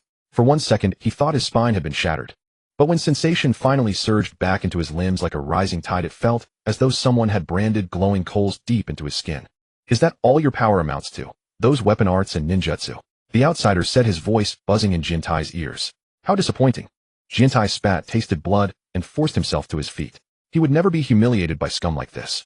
With a bellow, he shot upright, staff leading, shouting filthy curses. Zheng Ming merely sidestepped, and Jiantai staggered past him, as if his bones had been scooped out, collapsing limply and curling down into the pain. Zheng Ming's descending elbow strike was the final straw. Seems this is where it ends, Jiantai heard the announcer say. He wanted to protest, to shout that he could still go on. His heart was burning, fiercely demanding to keep fighting. But every inch of his body was screaming for him to stop. He opened his mouth, but only coughed out blood. He still couldn't speak those words. Before the darkness swallowed him, the last thing he saw was the grinning outsider raising the hand that belonged to the victor. The atmosphere on the training ground was electric. Nearly half of the people who advanced to the matches are from our team. AI announced, her tone brimming with pride, her nose practically turned up to the sky. After the round of 16 ended, 8 fighters were left on the field. Takuma, Ninro, and Masaaki were all among them. Since I've already been eliminated, can I join the side betting as well? Taro bit into a bento, his eyes fixed on the Chunin, who had been gambling all morning. Takuma chewed on a rice ball. He had made himself, his gaze sweeping over the genin who had stayed for the quarterfinals. He still had no idea what the bracket looked like. None of the competitors did. The Chunin had kept it hidden from them all along. He glanced at Masaaki, who was eating his bento with a careless air. Of everyone remaining, Takuma least wanted to face Masaaki. That match earlier had been a one-sided, brutal stomp. Masaaki hadn't even broken a sweat, winning by overwhelming force and leaving more than enough of an impression on everyone. Besides, Masaaki was one of the few who still hadn't revealed any ninjutsu. Maybe he hadn't learned any, since his taijutsu was already that terrifying. As for his other teammate Ninro, he was exactly the opponent Takuma most wanted to meet. They were on the same team after all, and had sparred against each other so many times that he knew Ninro's fighting style best of all. He hadn't seen Ninro's match himself, and he hadn't seen how that genjutsu was used in real combat, but he knew it was the binding type. As long as he had intelligence, he could prepare some way to handle it. I want all 3 of you to make it into tomorrow's semifinals. AI grinned. Then 3 of the final 4 would be from our team. The championship would basically be locked up. That's possible as long as you don't draw each other today, Taro commented. Masaaki laughed out loud. Bring it on. I'm ready anytime, any day. AI smacked him on the shoulder. Takuma and Ninro didn't say a word. There was a very good chance they would collide in the quarterfinals. Takuma even suspected that the reason the Genin weren't shown the bracket was that the instructors could adjust the pairings at will, arranging the most exciting matchups for the Chunin spectators. First match of the quarterfinals, Team Maki versus Team Yoshio Kana facing Takuma. Takuma bumped fists with Masaaki and AI, then jogged to the center of the field to face his opponent. Yuhi Kana was a short petite girl with a long thin ponytail falling over her shoulder and a pair of highly distinctive red-ringed eyes. If not for those eyes, he would probably never have remembered that he knew some information about his opponent, the woman who served as a Jonin instructor in the canon story Yuhi Kurenai. She was one of the few characters he remembered who used Jinjutsu as their primary combat skill, the one who had once tried to cast Jinjutsu on Uchiha Itachi and had it effortlessly turned back on her. Like that other member of her clan, Kana had displayed Jinjutsu in the first round. He didn't know what kind it was, but her opponent's eyes had gone vacant, and he immediately lost the ability to act. He was a little worried. The Yuhi family didn't exactly count as a ninja clan, but they were still a family of ninja. Unlike Ninro, Kana likely possessed some strange Jinjutsu he had never read about in any material. As long as I'm mentally prepared, I'll be fine, Takuma said to himself. Let's have a good fight, Yuhi Kana said to him just as the announcer moved back to give them room. Before she had even finished speaking, Takuma was already charging at her, closing the distance in an instant. In her last match, Kana had fit the stereotype of a Jinjutsu specialist perfectly. Her taijutsu was poor, but she had clearly prepared for it. Kana retreated, quickly flicking her wrist as a sunbon slid out from her sleeve and shot at Takuma. Takuma hadn't expected her to use a concealed weapon like that. He jerked his head aside to dodge the treacherous sunbon. It was only a heartbeat, but in that moment of pause, Kana had already pulled back to a safe distance. Takuma clicked his tongue and continued the chase, but Kana, as if long used to being pursued, kept moving. What else can you do besides run? Takuma hurled the line out after chasing for a while. The words were barely out before he realized how cliched they sounded. Kana didn't answer. She kept moving, dodging every kunai Takuma threw at her. She had definitely trained specifically for this kind of battle. This style was irritating and passive, and mastering it required tremendous patience. She had to wait for Takuma to expose a weakness before she could counter. But Kana didn't look like she planned to wait forever. She hurled a kunai at Takuma. During the second and a half it took the kunai to reach him, Takuma raised his own kunai to deflect it, but noticed a coil of red wrapped around the handle. An exploding tag. Before the emotion could even reach his face, instinct took over. He slid forward and dropped low, curling himself as tightly as possible to reduce his exposed area. The next second the tag detonated. Takuma felt the shockwave slam into him, rattling his bones. He forced down the discomfort and tried to lock onto Kana, only to find her weaving hand signs. Damn! A sea of blood swallowed the world. The glaring afternoon sunlight was replaced by the eerie cold light of a blood moon. Everything that wasn't red had turned the deepest brown. It might have been the sight of the apocalypse, or maybe the face of hell. Takuma's heart suddenly began to race as if a hand had wrapped around it and squeezed, making it beat faster and faster and faster. He turned in panic toward where his team had been sitting, but no one was there. No trace of a human being remained in the entire training ground. Even the birdsong had disappeared. The only thing still with him was the faint whispering coming from the trees surrounding the training ground. Where in the world was he? Where had everyone gone? How had he even gotten here? The instant that thought faded, the ground shook violently and fissures tore open across the training ground. Fingers thrust out of the cracks, scraping away the surface dirt. Then one by one stone golems crawled out of the earth. They varied in size from tiny stone imps that could only roll around a person's feet to colossal monsters that towered beyond the limits of human imagination. Takuma's heart jumped into his throat. Watching the horde of stone golems close in from all directions, he instinctively wanted to run, but they had already surrounded him completely. He rapidly calculated the odds of fighting them head-on, but their numbers led to only one result. He was as good as dead. He was going to die. Why so soon? What had he endured this past year for? He hadn't even completed a single official mission. Had it all really been meaningless? But just as Takuma was being dragged deeper by those dark thoughts, he suddenly found he could see Kana walking toward him. Without warning, everything around him changed. The surroundings no longer felt as solid as before. The stone golems lost their physicality, no longer so opaque. He remembered what his surroundings and circumstances had looked like moments ago, and the fear began to fade bit by bit. He noticed his ears were no longer ringing, and his skin no longer stung. He realized those injuries shouldn't have vanished from an exploding tag detonating so close. The fear receded.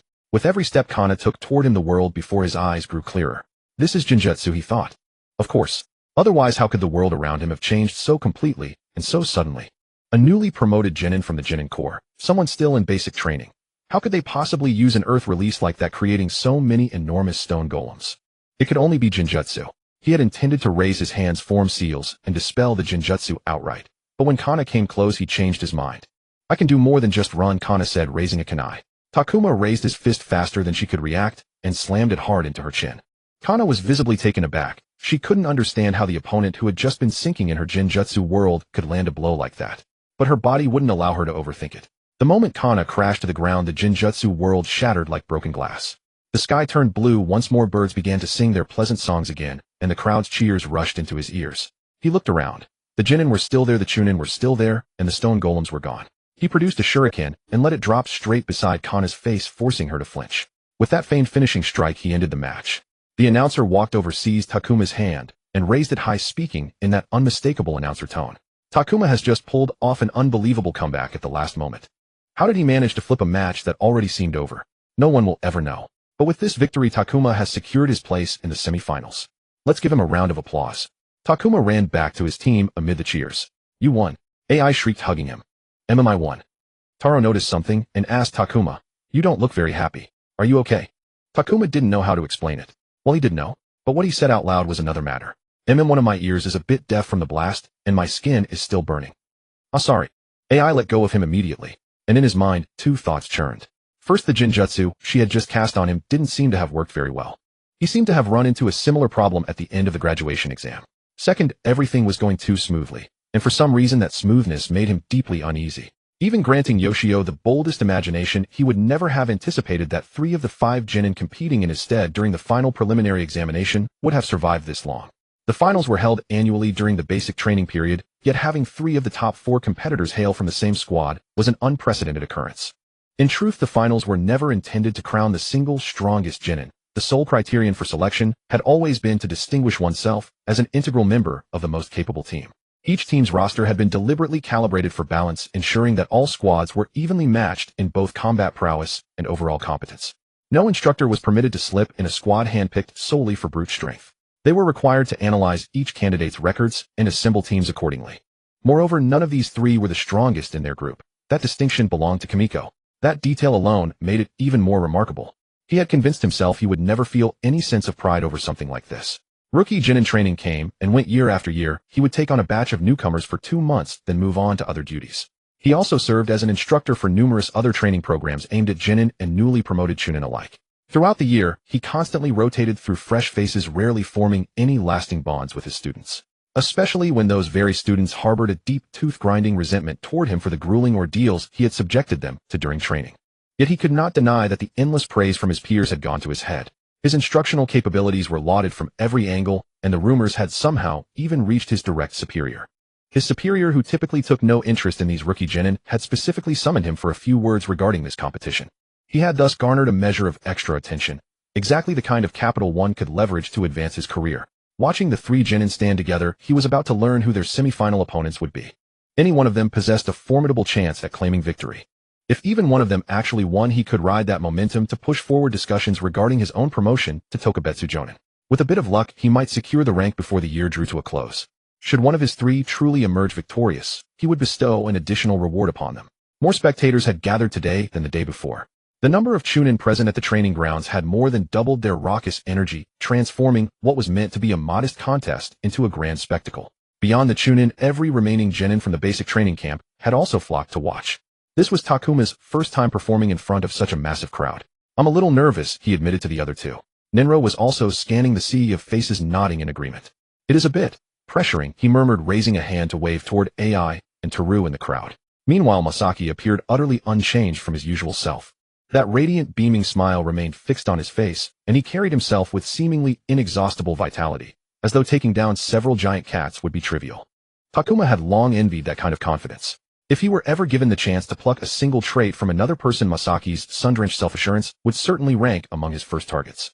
The 3 of them stood beside that familiar medical tent, a place they had visited far too many times throughout the entire basic training period. The onlookers instinctively formed a wide circle to serve as the arena. The tent sat right at the edge of the ring, with makeshift earthen walls erected on either side to separate it from the crowd. Where there was a medical tent, there inevitably had to be that gloomy medical ninja. He was sunk deep into his outdoor lounge chair, gazing listlessly at the crowd as though nothing in this world warranted his concern. Takuma's gaze naturally drifted to the 4th competitor, the genin from Chinatsu's chunin squad. He recognized her. She had been his classmate at the ninja academy. Her name was Arisu. The girl possessed large, sharp amber eyes, and shoulder-length green hair was neatly tucked beneath her forehead protector. Like all the other genin in the training camp, she wore the standard Konoha ninja uniform save for an additional sash tied around her waist embroidered with the emblem of a black shuriken. Takuma stared at the black shuriken clan crest, recalling that Teru had once mentioned which family it belonged to. Fuma Arisu is it? While it isn't often discussed aloud, it hardly remains a secret. The Fuma clan shares a distant kinship with the Uchiha. That revelation had taken Takuma quite by surprise back then. They certainly don't carry that Sharingan abomination, but if you trace their lineage back far enough, they were once allied. It was during that same conversation that he had also learned about the Taketorai clan. Yes, the Taketorai from Taketorai Kimiko, being a ninja clan with deep ties to the Byakugan-wielding Hyuga. Their bond was fundamentally political as well. According to what Teru had told him, the alliance between the Taketorai and the Hyuga predated the formation of the 5 great shinobi nations. Yet today the opponent standing across from Takuma would be Arisu. He studied the girl quietly.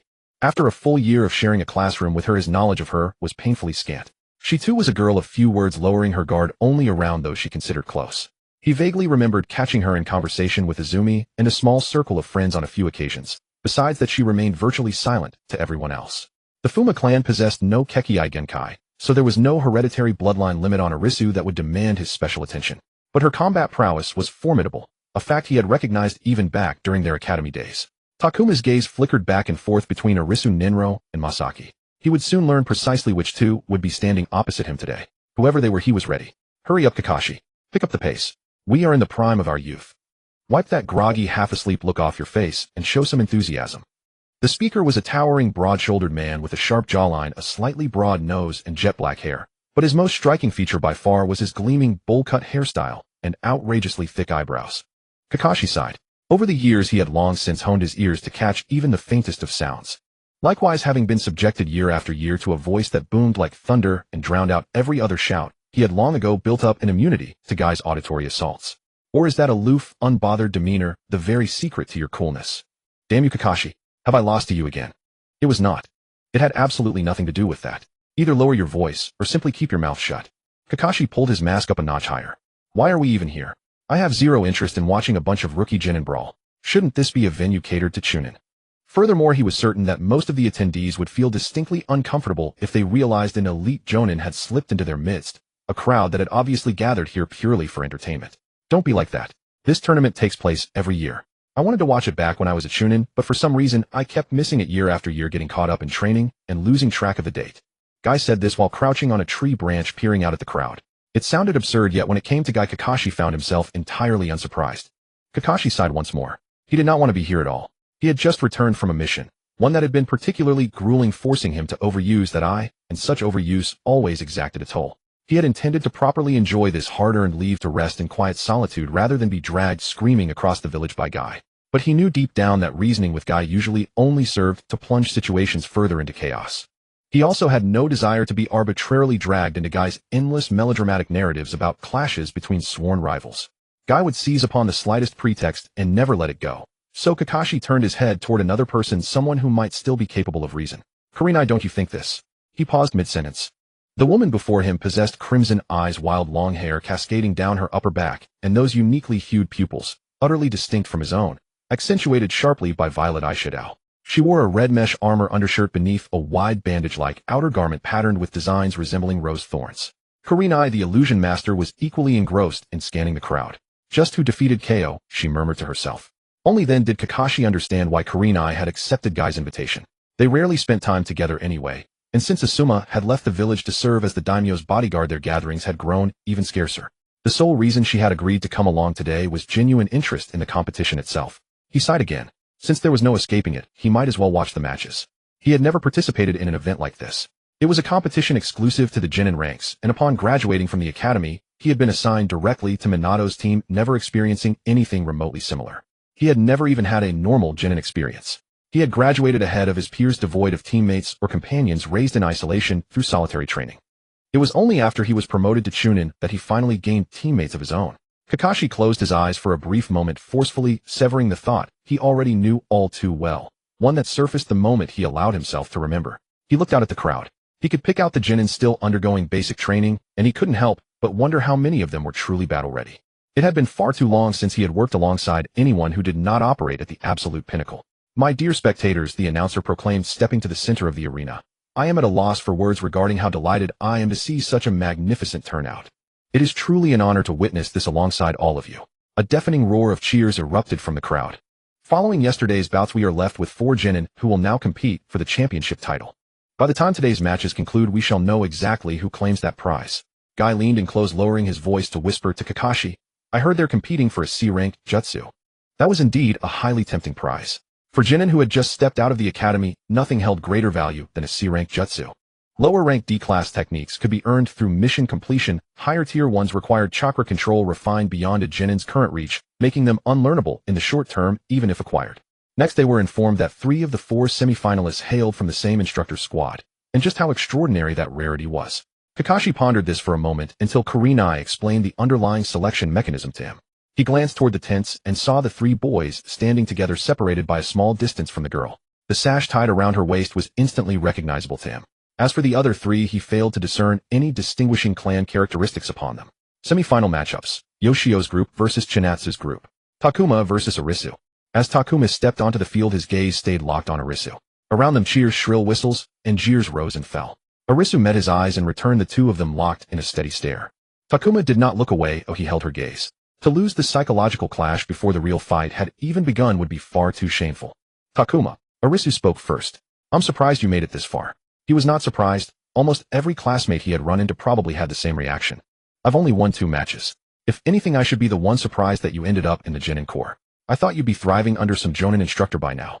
Seems I was wrong. Arisu narrowed her eyes. To Takuma, with her cold, reticent demeanor, those piercing eyes, and the air of keep away radiating from her whole being, she looked more like an Uchiha than Izumi did. But that was probably because his entire impression of the Uchiha could only hold 2 faces, Sasuke and Itachi. The announcer finished repeating the pre-match instructions and stepped back. Arisu retreated slowly, putting distance between them. Takuma made no sudden moves either. He simply drew a kunai from the weapon pouch strapped to his thigh. They began circling each other, keeping a constant gap, each testing whether the other would strike first. Takuma suddenly changed course and advanced straight at Arisu in quick strides. He let out a deliberately loud grunt and hurled the kunai in his hand with all his strength. Arisu twisted aside and actually caught the kunai that had cut through the air with her bare hand. She glanced up and Takuma was already charging toward her. But in the next instant, the equilibrium was broken. From the instant she caught the kunai to the next when she whipped it back in a reverse throw while drawing out another kunai and flinging both at once. The second hidden in the shadow of the first, Arisu moved with a fluidity that made battle seem carved into her very marrow. Takuma dodged the first kunai more by instinct than by judgment, but when he avoided the second, he was forced into an extremely awkward twist and stumbled. He scrambled upright, throwing both hands up just in time to catch the arms that were driving a broad-bladed dagger howling down at his skull. Arisu screamed, straining to push the blade tip even closer to the top of his head. Takuma fell backward, hit the ground with his back, and used the rebound to kick Arisu away from above him. The next second he was on his feet, and Arisu had risen too. She had landed as lightly as a cat. Arisu swung and thrust with her dagger. Empty-handed Takuma could only dodge and retreat, unable to find even an instant's opening to draw a weapon. Arisu kept hammering him backward with relentless attacks until at last she landed a hit. Ugh! Takuma sucked in a sharp breath as a thrust cut open a gash across his forearm. Gritting his teeth, he seized a brief pause in Arisu's assault, stomped hard on her instep, and at the same time, slammed a headbutt into her forehead. Arisu lost her balance in an instant.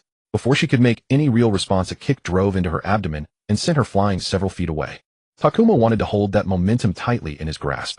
He charged at Arisu, snatching up the dagger that had fallen to the ground when she was kicked away. Like all ninja, taking a hit was second nature. Arisu had already shaken off most of the impact. She was on one knee, hands joined in seals. Takuma quickly realized that Arisu was forming hand seals for a ninjutsu. He then took a moment to decide whether to stop or keep moving forward. He dug his heels hard into the earth, but the instant he stopped, a wall of wind slammed into him and sent his entire body flying. He knew what this jutsu was. He had been hit by it once before. Yet recognizing it after the fact did him no good at all. He crashed to the ground, head first. Never in his life had the world spun so violently around him, not even after being kicked in the head countless times at the Ninja Academy. The ground turned gray, and everything before his eyes shifted between sharp and blurry. He fought desperately to concentrate, but his brain simply refused to obey. But something at the edge of the crowd seized all his attention in a single instant. That, he did not see Arisu flying toward him, feet first. Arisu really gave your boy a beating back there. She spun his head right around. Yoshio clicked his tongue and glanced down at the woman beside him. To be honest, she was a beauty, with a striking figure, features carrying a hint of aristocratic air, and most of the time a decent head on her shoulders. There probably wasn't much more anyone could ask for. If only that coarse mouth weren't attached to her, she'd be perfect. The match isn't over yet, he said.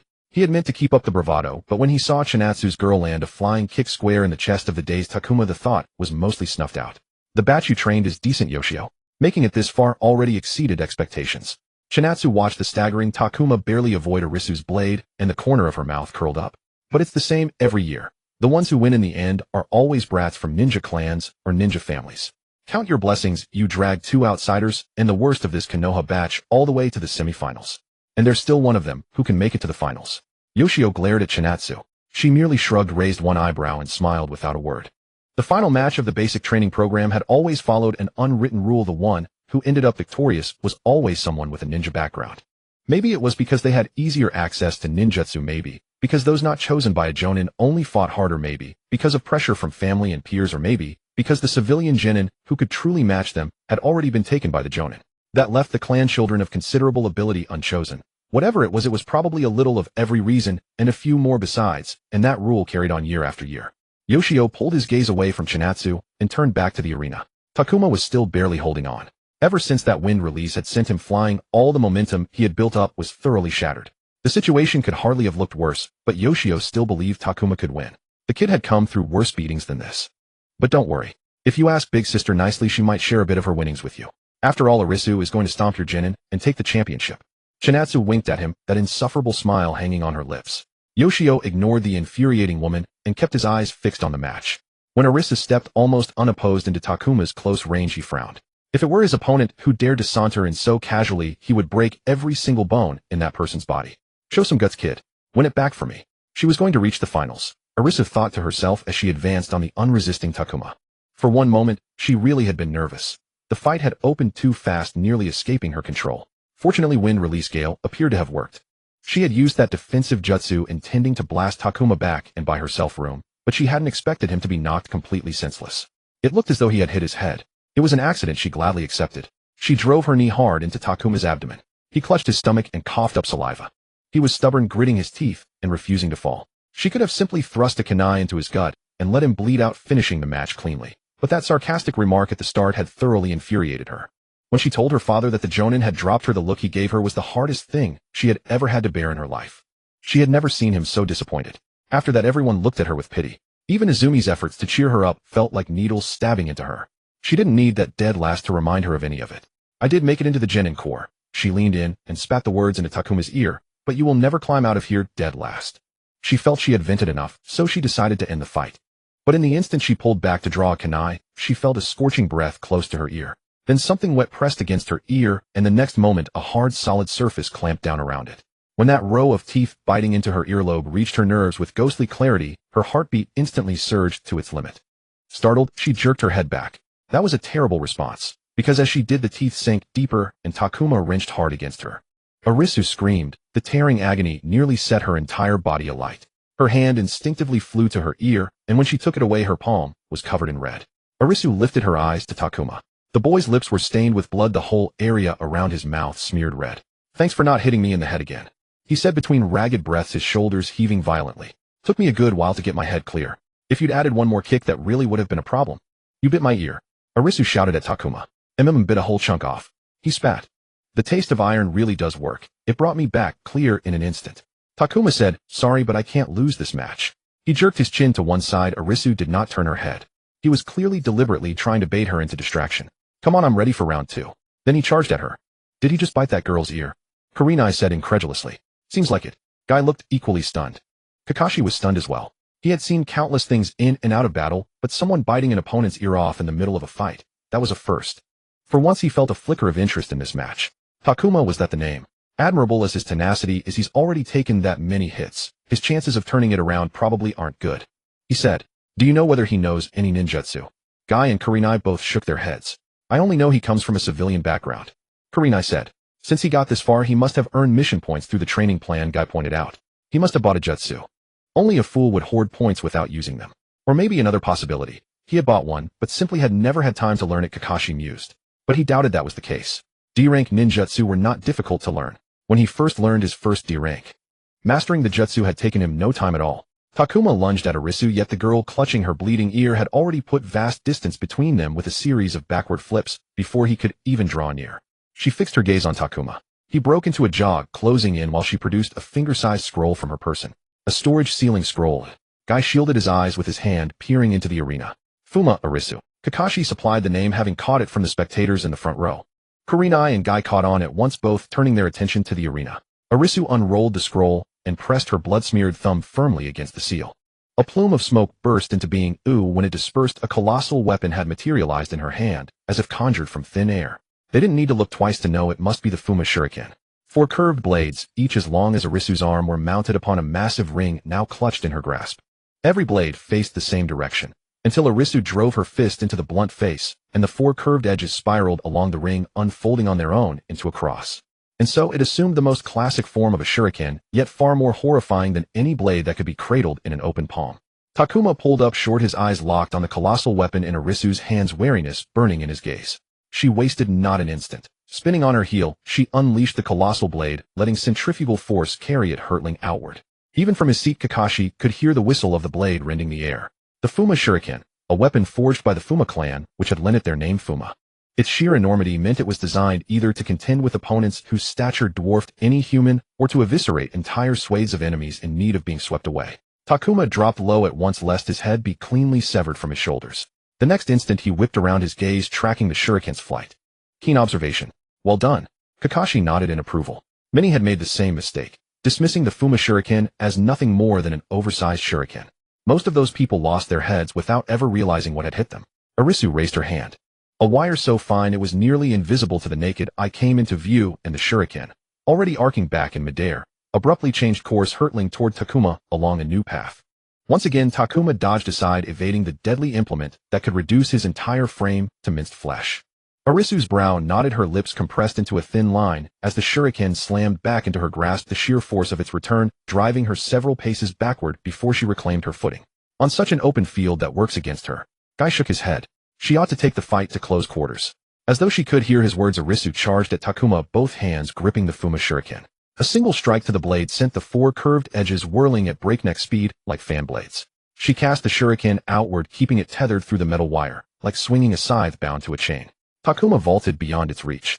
The Fuma Shuriken revolved around Arisu like the earth orbiting the sun, while she paid out ever more line, driving the shuriken to fly farther than Takuma's position. She means to ensnare him with the wire. Kurenai narrowed her eyes. The metal wire grazed Takuma's arm, snapping him back to awareness. He launched himself into the air before the wire could coil around him, flipping over to the opposite side.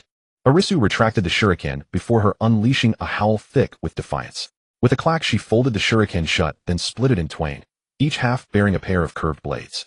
Gripping those 2 ring handles, she swung the 2 half shuriken aloft like twin swords. Except what filled her palms were clusters of colossal crescent blades fused together. The instant he saw Arisu surging toward him, Takuma lifted both hands and began forming seals. Kakashi sat bolt upright. Which technique had this unexpected lad selected? Which nature affinity suited him best? How would the technique weave into his combat style, and how would he bend it to his will? Every one of those thoughts crashed through his mind in a single instant, until he recognized the hand seals. Clone technique. A dense cloud of smoke blossomed across the arena and was rent away at once. Where it cleared stood over 20 Takumas packed shoulder to shoulder. That was no solid clone technique, nor could it be the shadow clone technique. These were nothing but the simplest of illusions. What in heaven's name was this boy Takuma plotting? Arisu hesitated, shaken and momentarily thrown off balance. But when her gaze swept downward to the ground at the feet of those, Takuma's fury blazed back to life in her eyes, burning hotter than before. You mean to defeat me with the most rudimentary clone technique there is, eh? Howling, she charged into the cluster of clones, and the clones surged toward her in return, yet not a single sound was made. From Arisu's vantage, her line of sight may well have been blocked by the oncoming tide of doppelgangers, but from Kakashi's position, he could see everything with absolute clarity. Takuma, unquestionably the genuine article, was lingering in the rear, merely advancing at a languid walk, hands folded together as he shaped another set of seals. Kakashi, Guy prompted. Kakashi knew precisely what he wanted and fixed his attention on the seal sequence. Lightning release. Electric shock. So he ventured. As Arisu swung her sweeping blade, cleaving through the apparitions one swath at a time, the true Takuma stood revealed before her. No more than a few feet separated them. Takuma thrust his right hand forward, his left bracing his right arm. Blue-white arcs of lightning writhed around his limb like a nest of serpents, converging and condensing before his palm. Arisu had no time for any semblance of a response. The orb of lightning had already transformed into a beam of thunder, crashing into her with savage force. She attempted to raise the Fuma twin blades in defense, yet the bolt outpaced her, striking her dead center in the chest. That was too weak. Kurenai turned to Kakashi. Kakashi nodded. He recognized the jutsu. It numbered among the very first techniques he had ever learned to cast. But the technique had no business being this feeble. Either he's never truly trained it or lightning release isn't suited to him. Possibly one reason, possibly both. He said. Takuma strode toward Arisu in long, deliberate steps, his hands already forming seals. Another bolt of lightning slammed into Arisu's body. Takuma did not relent. Now within mere strides of the girl who had been driven to her knees, he sent yet another lance of lightning into her form. But if you take a spoon to the same spot and keep hammering away long enough, you can carve a hollow in a skull. Kakashi shot his friend a sidelong glance. What a peculiar analogy. Still, the man had a point. Takuma's pallid bolts had indeed been stacking damage, and so long as they continued to accrue, they were bound to compound into something consequential. Thinking of accruing damage, Kakashi asked, "When is the final?" "After lunch," Guy answered. "That bodes ill for her, doesn't it?" Takuma throbbed with dull aches across 100 different points of his body. Arisu might not have struck his head again, but she had thoroughly pulverized every last inch of the rest of him. His legs shuddered, craving to shed the burden of his own weight, yet he dared not fall. He still had this fight to finish and another victory to seize. Until everything was done, he could not stop. Arisu lay sprawled on her back, coughing between ragged gasps, her whole body racked with uncontrollable convulsions. Takuma had to concede that she was a fearsome opponent by any measure. Even with 3 lightning bolts seared into her chest, she still held the Fuma twin blades locked fast in her grip. Surrender. The words came from his lips. Arisu forced a sliver of an eye open, lifting her head to regard him. She raised one of the Fuma blades with unsteady effort, her entire arm trembling as if on the verge of falling apart. Takuma shook his head. "In that state, you couldn't possibly." Then the base of one curved blade suddenly flared, its body separating from the ring, and it lanced through the air like a bolt of light, burying itself deep into Takuma's thigh. A blood-curdling scream tore from his throat. The enormous curved blade had pulverized his flesh, scraped along his bone, and punched clean through the other side of his body. Pain and shock struck him as one, forcing him to one knee. He had never known the twin blades could be hurled as projectiles. Nor could he have imagined that Arisu still had it in her to attack. Arisu let out a hoarse scream through clamped teeth, shoved herself upright, propped herself upon a curved blade, and dragged her feet toward Takuma. Surrender should come from you," she said. Takuma felt the world dissolving around the edges of his vision. He toppled backward, crashing onto the ground, his sight stuttering with every fevered heartbeat. But he could not lose. He ground his teeth and spat, "Screw you." A sweeping kick sent her crashing to the earth. What followed was a wretched, filthy scuffle in the mud. After Takuma kicked the other Fuma blade clean out of Arisu's hand, the two of them simply hammered at each other with bare knuckles. The wound in his thigh, a gash laid open to the bone, ultimately outweighed those 3 lightning bolts. Arisu scrambled on top of him and began raining wild, unthinking fists upon Takuma's face. Takuma began to feel drowsy and cold. He knew it was because his blood was gushing from him like a burst faucet. He could not summon a shred of strength to throw Arisu off. By the time his face had been beaten into an unrecognizable wreck and his vision was bathed in red, his hand was flailing instinctively at his side until his fingertips found something sharp enough to cut him open. He groped along the object, seizing a hilt. He knew precisely what he held, so he used it. Arisu felt something strike her body with tremendous weight. It was cold. Only when a piercing, excruciating pain tore through her shoulder did she recognize the sensation that had first collided with her. Her own weapon at this moment was buried deep in her shoulder. Takuma sucked in ragged mouthfuls of air. He shoved Arisu aside, blood streaming endlessly from her wound. He looked at the sky dyed in blood and the clouds painted just as red. Neither of them noticed that the announcer had already walked to their side. "Whichever of you stands first, that one wins. I'll count to 10. If neither of you can rise, you both lose," he said. Beyond the words, "win the match," Takuma heard nothing at all. Beyond the pain, the only thing he could still feel was his heart hammering furiously inside his chest. Pain had swallowed every fragment of his sensitivity, and so when he finally perceived Arisu's indistinct outline at his feet, that was how he knew he had already risen. He turned to face the announcer, who was saying something Takuma could no longer parse. He hoped those words declared him the victor, because at that very second consciousness fled him entirely, and his body pitched straight down onto the ground. When Tuajin opened his eyes, he was staring at a moss-green waterproof tarp canopy. He blinked once and remembered where he was. He shot upright, a tearing, splitting agony exploding from every part of his body at once. He let out a pained grunt as his body forced him back down onto the stretcher bed. Thrashing about is not a wise move, young Tuajin. Tuajin stopped groaning. He turned his head and fixed his gaze on that familiar, deeply lined face. "I knew you weren't a hallucination I conjured out of thin air after hitting my head." He rasped out the words, the corner of his mouth tugging into a half-formed smile, because his face hurt far too much. He had not seen his mentor for 2 whole months, yet it felt as if he had endured an endless stretch of time with no end in sight. Precisely because basic training consumed every part of his life, he hadn't realized how much he missed him. Seeing Gu Jie was also one of the reasons he hadn't collapsed when his entire thigh had been shredded. He had fought countless sparring matches and lost in front of countless people, but Gu Jie was the only person who had never seen him lose, except to Gu Jie himself. He would rather his mentor never see him lose. Apparently, he was willing to pay a considerable price for that wish. His body right now was practically falling apart. If you conjured me up from your imagination because of a head injury, that would be far more worrying, Gu Jie said. Tua Zhan tried to laugh, but only a grunt escaped him, a sharp agony suddenly flaring up from his leg. He instinctively tensed his muscles to brace himself, but that single motion detonated every pain receptor in his entire body. I went through a great deal of trouble to heal you, another familiar voice spoke up, and if you wreck yourself again this quickly, I'm going to have a real headache. Tua Zhan glanced at the medical ninja. He was wiping his hands with a cloth stained with blood. The lanky medical ninja had the same sinister air, as always wearing a headband and a pair of opaque black glasses. Is he in any condition to continue competing? Gu Jie asked him. What do you think? I'm fine. I can fight.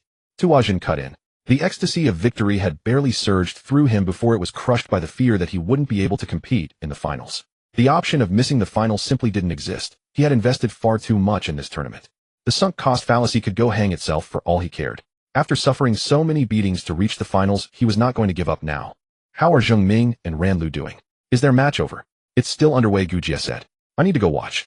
Tua Zhan said, trying to sit up, but Gu Jie gently pressed him back onto the stretcher. I believe that having your body recover enough to support combat is a prerequisite for participating in the finals. If you truly want to fight, then you'd better rest first. But, Tua Zhan shut his mouth. Even if he could gain some intelligence by spectating, if he couldn't even drag himself to the arena, all of it would be meaningless. How long until I can move around normally? At least not for the rest of today, the doctor replied, and a thoughtful expression appeared on his face. However, I think I can give you something extra to suppress the pain enough for you to move around with difficulty. Give it to me. Tua Zhan, you don't have to. Give me the painkillers. Tua Zhan cut Gu Jie off. The medical ninja and Gu Jie exchanged a look, then the former nodded and turned to walk away. Only the master and apprentice were left in the tent. I don't know what that look meant, but I still want the painkillers. Tua Zhan called after his back. He turned toward Gu Jie, his eyes narrowing. I'm going to fight in the finals. He said it with absolute certainty. Gu Jie looked down at Tua Zhan. His face and half his body were wrapped in gauze and bandages. In that state, Tua Zhan looked less like a patient undergoing treatment than a mummy. Is there truly no way to make you change your mind? Gu Jie asked. Fighting while in an unstable condition is extremely dangerous. A ninja's body can be remarkably resilient and medical ninjutsu can work miracles, but that is no reason to take it lightly. Every tool needs meticulous maintenance to perform at its best. For one fleeting moment, a thought crossed Tua Zhan's mind, demanding a C-rank jutsu as the condition for withdrawing from the tournament. But he crushed that thought at once. He couldn't ask Gu Jie to buy a jutsu for him. That was something he had to earn on his own. He shook his head. Gu Jie let out a sigh. Sometimes I can't help wondering if I taught you the wrong things, and that's what made you this stubborn. Tua Zhan tried to squeeze out a smile through the agony in his facial muscles. Damn that Yuchi. She had really punched every last inch of this face. The final is scheduled after lunch. Depending on how long your friend's match lasts, you'll probably have less than 2 hours of rest. Let's pray it's enough time for you to recover. It had better be Tua Zhan's side. I've wagered all my mission points just to win this competition. If I can't win, I'll have lost too much. After lightning release electric shock, he had purchased another jutsu. He turned his head to the side and looked in the direction of the match. In the distance, the wall of ninja spectators blocked his sight completely, and he couldn't see anything.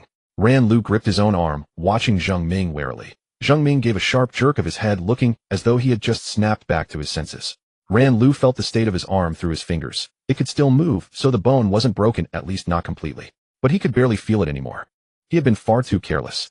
Getting close to Zheng Ming was extremely dangerous. He had known that perfectly well. Even when Zheng Ming was still bound by Jinjutsu, close contact could be lethal. If he had been cautious enough, he would never have been hit by that pair of brass knuckles the exact moment Zheng Ming suddenly tore free of the Jinjutsu. You almost had me.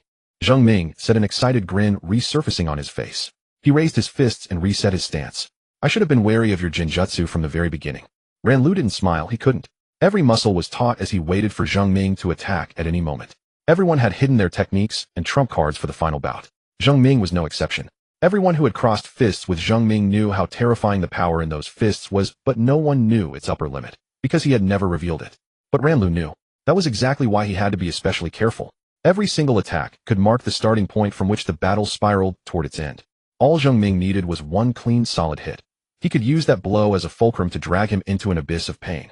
So he had strapped a sturdy arm guard beneath his flak jacket meant to cushion the metallic impact of Zheng Ming's brass knuckles. Just as he had expected, Zheng Ming charged at him without any warning.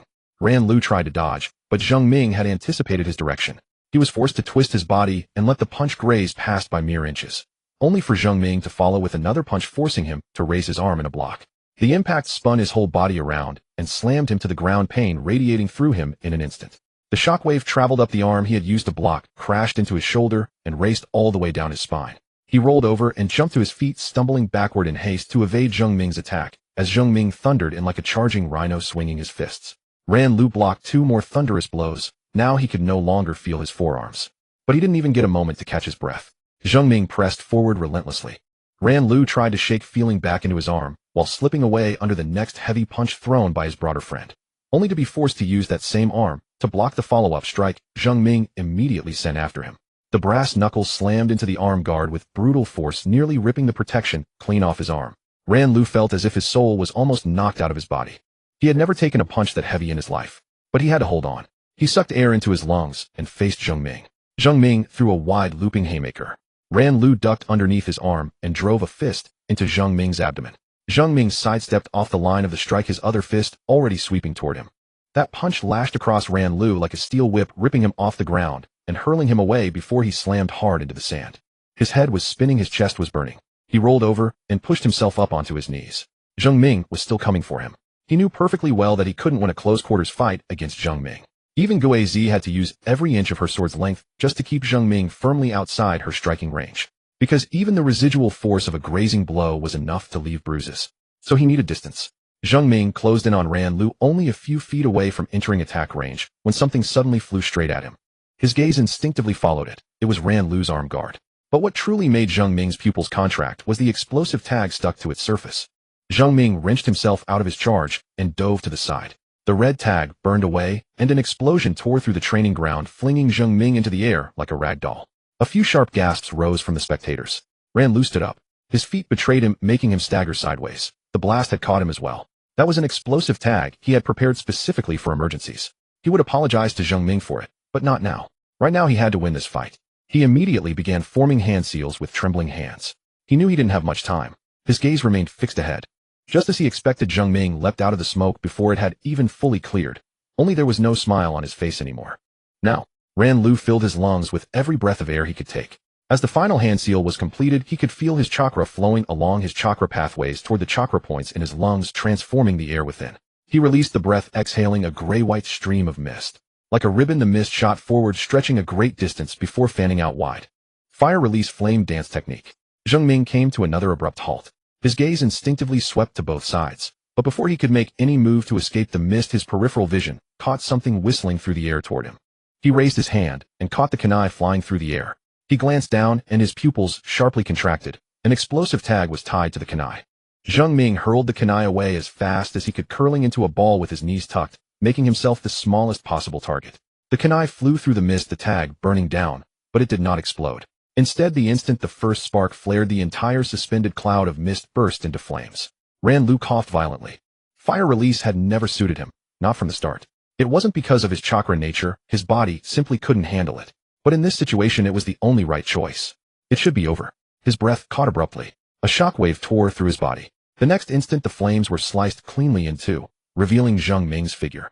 His hair was singed, his skin blackened by smoke, and several small flames still smoldered on his clothes. He coiled his arm, gathering strength, the brass knuckles bathing his fists in a layer of white light.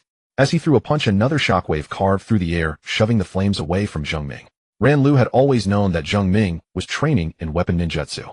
He had known it ever since they were at the Ninja Academy. It was a retired ninja who had given Zheng Ming those brass knuckles and taught him how to use them, and most likely that same person had provided him with the jutsu he had just used.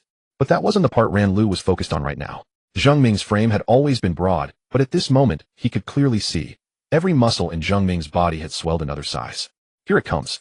Zheng Ming was beginning to take things seriously. From now on, he had to be extremely careful. Every attack that came next would be devastating. Even being half a beat too slow could mean losing the fight outright. If he got hit, Zheng Ming took one step forward, and with a simple push of his feet crossed several feet of distance in an instant.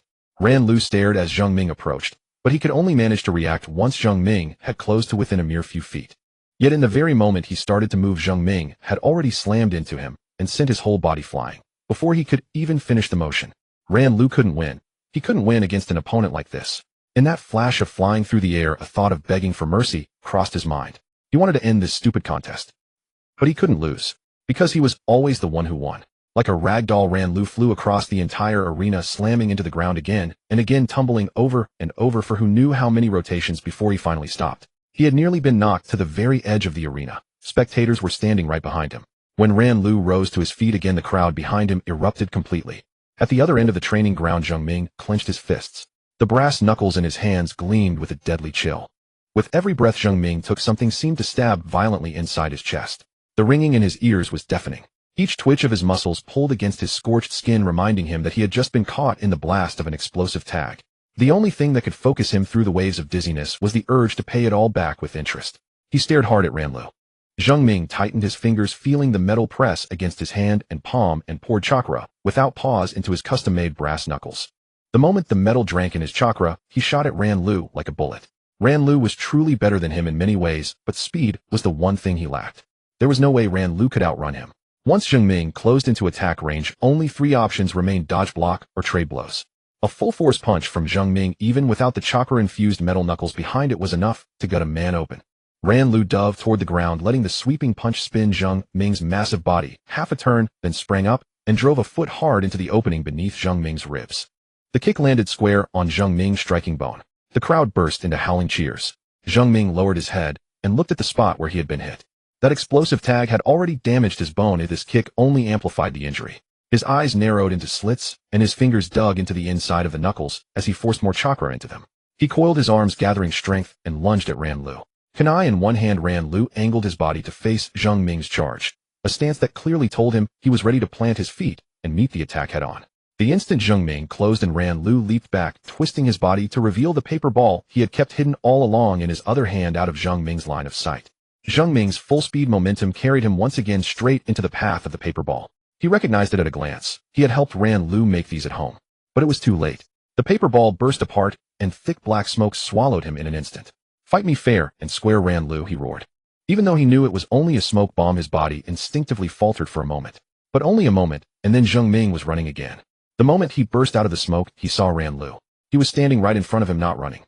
He swept a quick glance to check whether Ranlu was holding another annoying thing, only to find his hands clasped together in hand signs. "You?" Zheng Ming felt himself bound in an instant. Ropes wrapped around his body from every direction, leaving no gap of space to move. He rolled his eyes downward and saw the ropes wound tightly around him. But as he looked longer, he noticed they were translucent. Jinjutsu. It was Ranlu's Jinjutsu binding. There were no ropes at all. He only had to break out of it. Ranlu dropped his kunai, thrust both hands into the tool pouch at his back, scooped out every shuriken he could grab, and hurled them at Zheng Ming's head. The instant Zheng Ming broke the Jinjutsu, 6 shuriken sank deep into his torso. He let out an agonized roar as the sharp metal tips buried themselves in his flesh. He dropped to his knees, but he wasn't finished. This match couldn't end like this. He wasn't as smart as Tai Lang, couldn't talk to anyone the way AI could, and couldn't make friends everywhere like Ranlu. As for all those odds and ends, Tuajun said every ninja should know he knew nothing at all. But he had one thing. He could fight. "Zheng Ming, you're a tough kid. These will make you stronger." That was what the old man at the blacksmith shop had told him when he handed him this pair of brass knuckles. He was stronger than anyone at that ninja academy. After he had beaten down everyone there who could fight, that was what everyone said. But when they came to the Hidden Leaf Village, the Jonin who tested them turned all three of them away. AI and Ranlu had made no mistakes, at least none he could see. That made him wonder, was it because he still wasn't strong enough? No, it couldn't be. Maybe no one in the Hidden Leaf Village knew him. They just didn't know. The Jonin's decision not to choose him, AI and Ranlu, was absolutely wrong. He would prove it. The first step was to win this match and make everyone see he was strong. Zheng Ming roared and swung his arm violently, flinging the shuriken stuck in his hand away. He struggled to his feet, but Ranlu had already closed in at incredible speed, his kunai-wielding arm already in motion. Blocking was impossible. With no other choice, he dropped his knee and dodged the potentially fatal thrust at the cost of the blade opening another gash across his shoulder. One more wound added to pain he could barely endure. Zheng Ming looked up at Ranlu and, using the momentum of his body surging forward, drove a chakra-loaded uppercut hard into Ranlu's body. The punch sent Ranlu flying, his back crashing heavily into the dirt, then forced him to tumble until he finally stopped with his face pressed into the ground. Ranlu groaned in agony, coughing into the dust. He tried to get up, but failed. On sheer willpower, Zheng Ming dragged his feet toward Ranlu. The whole world was tilting, his chest was a knot of pain, and he still hadn't caught his breath. But he raised his fist, aiming it at the person he considered his best friend. Ranlu somehow got to his feet, vomiting a mouthful of blood as he rose. He couldn't even stand steady, swaying endlessly from side to side. Ran Lu threw a punch at him. Zheng Ming felt nothing. Ran Lu punched him again. The blow was so weak and limp that even his battered body couldn't feel it. He understood that this battle was over. Ran Lu had nothing left to give. The moment he realized that his whole body relaxed. I won. Zheng Ming raised his fist, then crashed hard to the ground. Elsewhere, Tua Zhan was talking to Gu Jie when the medical ninja's apprentices rushed in with 2 stretchers. Lying down, he couldn't see it, but he understood in an instant. Only the other 2 had been fighting today. The next second, AI pushed aside the tent flap and rushed in, and he knew at once that the 2 on the stretchers had to be Ran Lu and Zheng Ming. He was lying on one side of the tent with Yu Qi's stretcher bed beside him. Zheng Ming's and Ran Lu's beds were placed across from them. He forced his way past Gu Jie's protest, stood despite the searing pain, and went to see his teammates, his friends. They both looked terrible. Both of their faces were beginning to swell, and through the tears in their clothes, he could see horrible cuts and gashes beneath. The large burns across Zheng Ming's body made his whole face twist. Were it not for the nearly miraculous power of medical ninjutsu, Tua Zhan would have grieved from the bottom of his heart over how the damage left on their bodies would affect them for the rest of their lives. "AI," he called, his voice breaking. She looked over at him. Her eyes were full of worry, and every line on her face was twisted with pain and anxiety. She didn't cry. Crying would have been absurd. From the day Yixiong announced the no-holds-barred sparring, everyone had known what they would be facing. If they went at it for real and left each other battered beyond recognition, that was only natural. The power in their hands was exactly that great. But that didn't spare anyone the pain of watching someone they loved beaten nearly beyond recognition before their eyes. She looked once more at her 2 childhood friends, then walked over to Tua Zhan. "They look like they went too far," he remarked, trying to force a smile, though he knew how awful a smile would look on his face right now. AI let out a soft snort, almost like a reluctant laugh. "You're not much better. I came to see you while you were still unconscious." Tai Lang wanted to come in too, but they only allowed 1 visitor. As she spoke, she reached out and touched Tua Zhan's bandaged face. "They really went too hard. You did too. You pushed yourself too far, you know." "I can tell." He paused before asking, "So who do I fight next?" "Ran Lu." AI sighed. Her expression showed neither joy nor disappointment. That surprised Tua Zhan a little. He had been 100% sure Zheng Ming would beat Ran Lu into the ground, but it seemed he was wrong. He looked at Ran Lu. Although Zheng Ming already looked horrifying, Ran Lu seemed even worse than Zheng Ming in many ways. He had missed Ran Lu's match again. There was nothing here to broadcast it live, and he didn't have the 3rd Hokage's spine crystal ball to show him what trick Ran Lu had used this time. Ran Lu had fought 3 matches in total, and Tua Zhan hadn't seen 2 of them, a fact that made him faintly uneasy. Although they often traded blows in private outside the sparring Yixiong arranged, there was a deep chasm between that light training and today's true life-staking combat. Tua Zhan pulled himself out of his thoughts and noticed AI looking at Gu Jie. Gu Jie was staring intently at the side, where Zheng Ming and Ran Lu were being treated. "AI, this is my esteemed mentor watching Gu Jie. Without his wholehearted help and support, at every step, I would never be standing here today," he said. Gu Jie looked at AI and smiled. Tua Zhan then introduced the other side. "This is Song Dao, AI, my teammate." He pointed to the other side of the tent. "Those are my other 2 teammates, Ran Lu and Zheng Ming. I've always been taking beatings alongside them." "A pleasure to meet you, young lady." Gu Jie bowed politely like a gentleman. AI was flustered for a moment, then quickly returned the greeting and exchanged a few pleasantries. Tua Zhan couldn't help the slight curve of his lips at the rare sight of her being a beat slow in conversation. The tent flap was pushed open, and Yixiong walked in together with several other Chunin instructors. Yixiong surveyed the scene. When his gaze fell on Gu Jie, he paused, surprise flickering across his face, then bowed in greeting. Gu Jie returned the bow. No words passed between them. Tua Zhan thought. Yixiong shot him a strange glance before turning to that medical ninja, the one worth more than him, and speaking. "Can they recover enough to fight? First, don't step into my workplace without permission." The man, still busy over Zheng Ming with his back to them, answered without turning around. "If they want to fight, I can use some methods to stitch them up just enough to last 1 more match. But afterward it will hurt a lot more." "I'm ready, Captain," Tua Zhan stated his decision. "Understood," Yixiong nodded. "But they're hurt so badly," AI cut in, "it's obvious these 2 can't fight anymore. Can't the final be postponed to another time?" Captain Xianxia, Yu Qi's Chunin instructor, let out a mocking laugh. "Postponement isn't even fit to be brought to the table, let alone enter this room. Haven't you seen the crowd outside? Those people took time off work to come watch this match. They won't come again. If either side is physically unable or unwilling to fight, that counts as an automatic forfeit, and the other side directly wins the championship." A vicious smile spread across her face. Of course, if neither of them can fight, that's simple too. Except no one gets that final reward. When she finished, she shot Tua Zhan a fierce glare. Maybe she was still bitter that Yu Qi hadn't won. A frown creased AI's pretty face. She turned to Yixiong, and Yixiong nodded. "I'll fight," Tua Zhan said. AI looked at him as if she wanted to say something, but in the end she held her tongue. She knew as well as he did. After coming this far and taking this many brutal hits, he would never back out now. The only remaining question was whether Ran Lu would be willing to take part in the final. And from the look of things, they would only get the answer when Ran Lu regained consciousness and could speak his own mind. The answer came almost immediately. From the other side of the tent, Ran Lu's voice was hoarse and broken, but clearly audible. "I'll fight." Tua Jun looked toward Ran Lu's bed. Ran Lu was lying down, so he couldn't see the expression on his face, but he could see that clenched, trembling fist. At that moment, Tua Jun understood. No matter what happened, no matter what it cost, Ran Lu would make it to that final. He had the same resolve as he did. Tua Jun let out a shaky breath, dragging his stiff, unresponsive body out of the medical tent with a limp. The injection the medical ninja had given him suppressed the searing pain, but at the cost of his entire body becoming as unresponsive as a wooden plank. Walking into the training ground like this, he was essentially a stationary target. He had to regain enough mobility to last through a battle before the match began. "You've been so busy these past 2 months that you were nowhere to be seen," Tuan said to Gu Jie, who was walking out with him. "I haven't seen you once since basic training. A mission took me and a small squad out of the village. We were stationed on a trade route where bandits and thieves were reportedly targeting freight convoys. At first it was a series of straightforward arrests, but it turned into uprooting an organization hidden deep in the forest." "Sounds exciting," Tua Jun said, stretching his torso. Gu Jie shook his head. "It wasn't good at all. We had to make sure our movements stayed hidden. If traveling merchants knew that ninja were hunting bandits, they might take detours to avoid trouble, which would affect the toll collection on that route. The client didn't want to see that happen. We disguised ourselves as merchants and traveled back and forth along the route, just waiting for the bandits to take notice of us.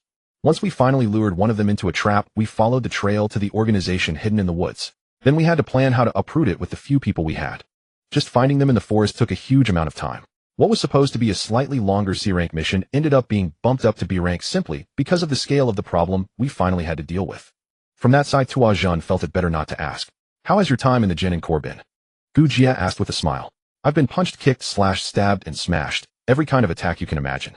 These past 2 months I've taken more hits than in my entire previous life," Tua Jun said, "but I learned how to climb trees, so I guess it evens out." Several times at home, he had pretended to be Spider-Man hanging upside down from walls and ceilings. He was grateful to have Gu Jie with him. He didn't like to think about exams, reports, or interviews on the day they were happening. His preparation always ended the day before. The day itself was meant for relaxation until the tension swelled at the final moment. This helped him shift his focus away from the upcoming duel. "I never thought you'd pick a lightning release ninjutsu as your first technique," Gu Jie said. "I considered asking you about it, but you weren't around." "Electric shock really is too weak," Tua Jun said. He had been forced to unleash that jutsu at Yuchi 3 times, yet in the final grapple, she still managed to outmatch him. If not for the fortunate grab of that weapon, he might not have won at all. He sighed. He really wished he had chosen something else. However, when picking his second technique, he had chosen a different element. "Did you test your chakra nature before selecting a jutsu?" Gu Jie asked. "Chakra nature? How do you test?" Tua Jun's voice trailed off as he saw Yi Xiong walking toward them. He glanced behind Yi Xiong. The ninja had already dispersed to enjoy their lunches. "Is it time?" he asked. Yi Xiong nodded and walked into the medical tent. Tua Jun turned to Gu Jie. "Looks like it's time. Wish me luck." The tense moment had finally arrived. He could feel his heartbeat quickening. It always did at moments like this. "You've worked hard enough. I believe you'll win. But what matters is, do you believe in yourself?" Gu Jie asked him. Tua Jun nodded. "That's enough." The tent flap was pushed aside, and Yi Xiong emerged. Close behind him came Ran Lu with AI at his side.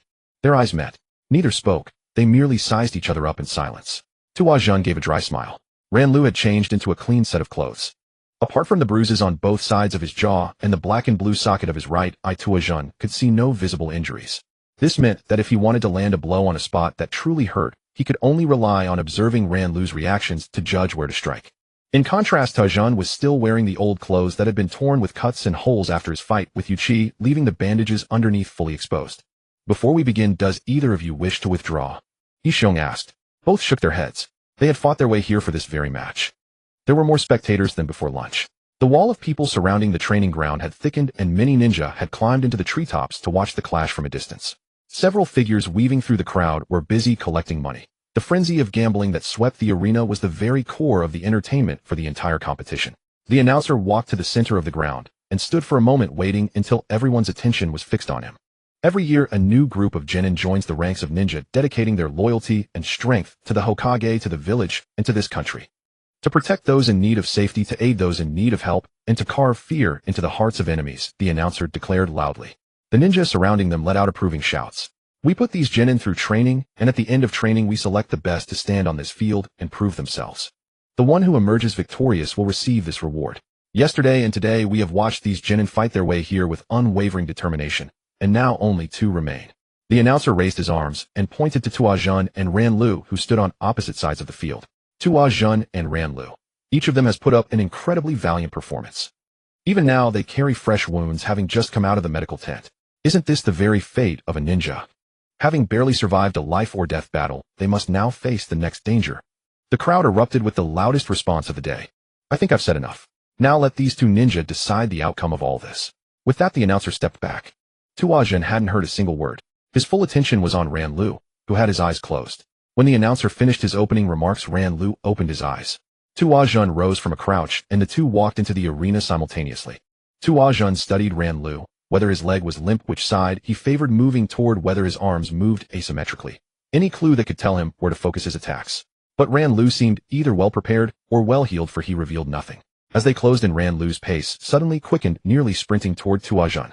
Tua Jun silently drew a kunai. Ran Lu lunged into attack range, leaping into the air toward him.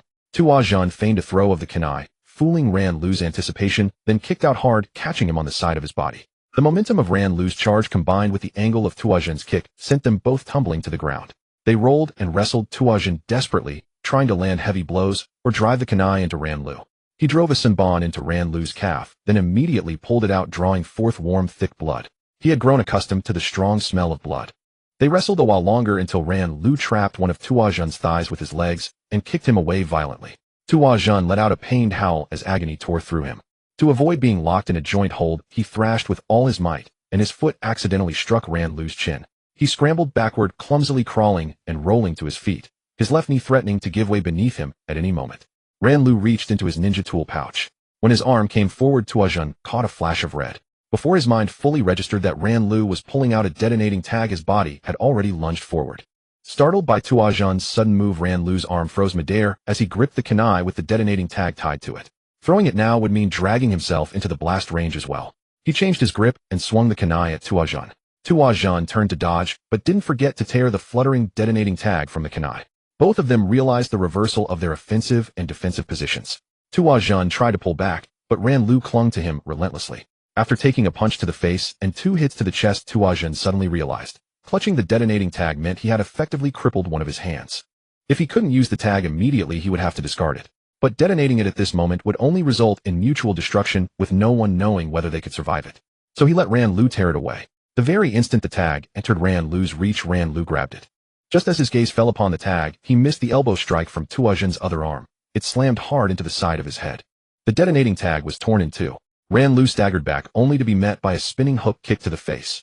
Then Tua Jun finished the combo with a straight kick to the chest, sending Ran Lu flying several feet away.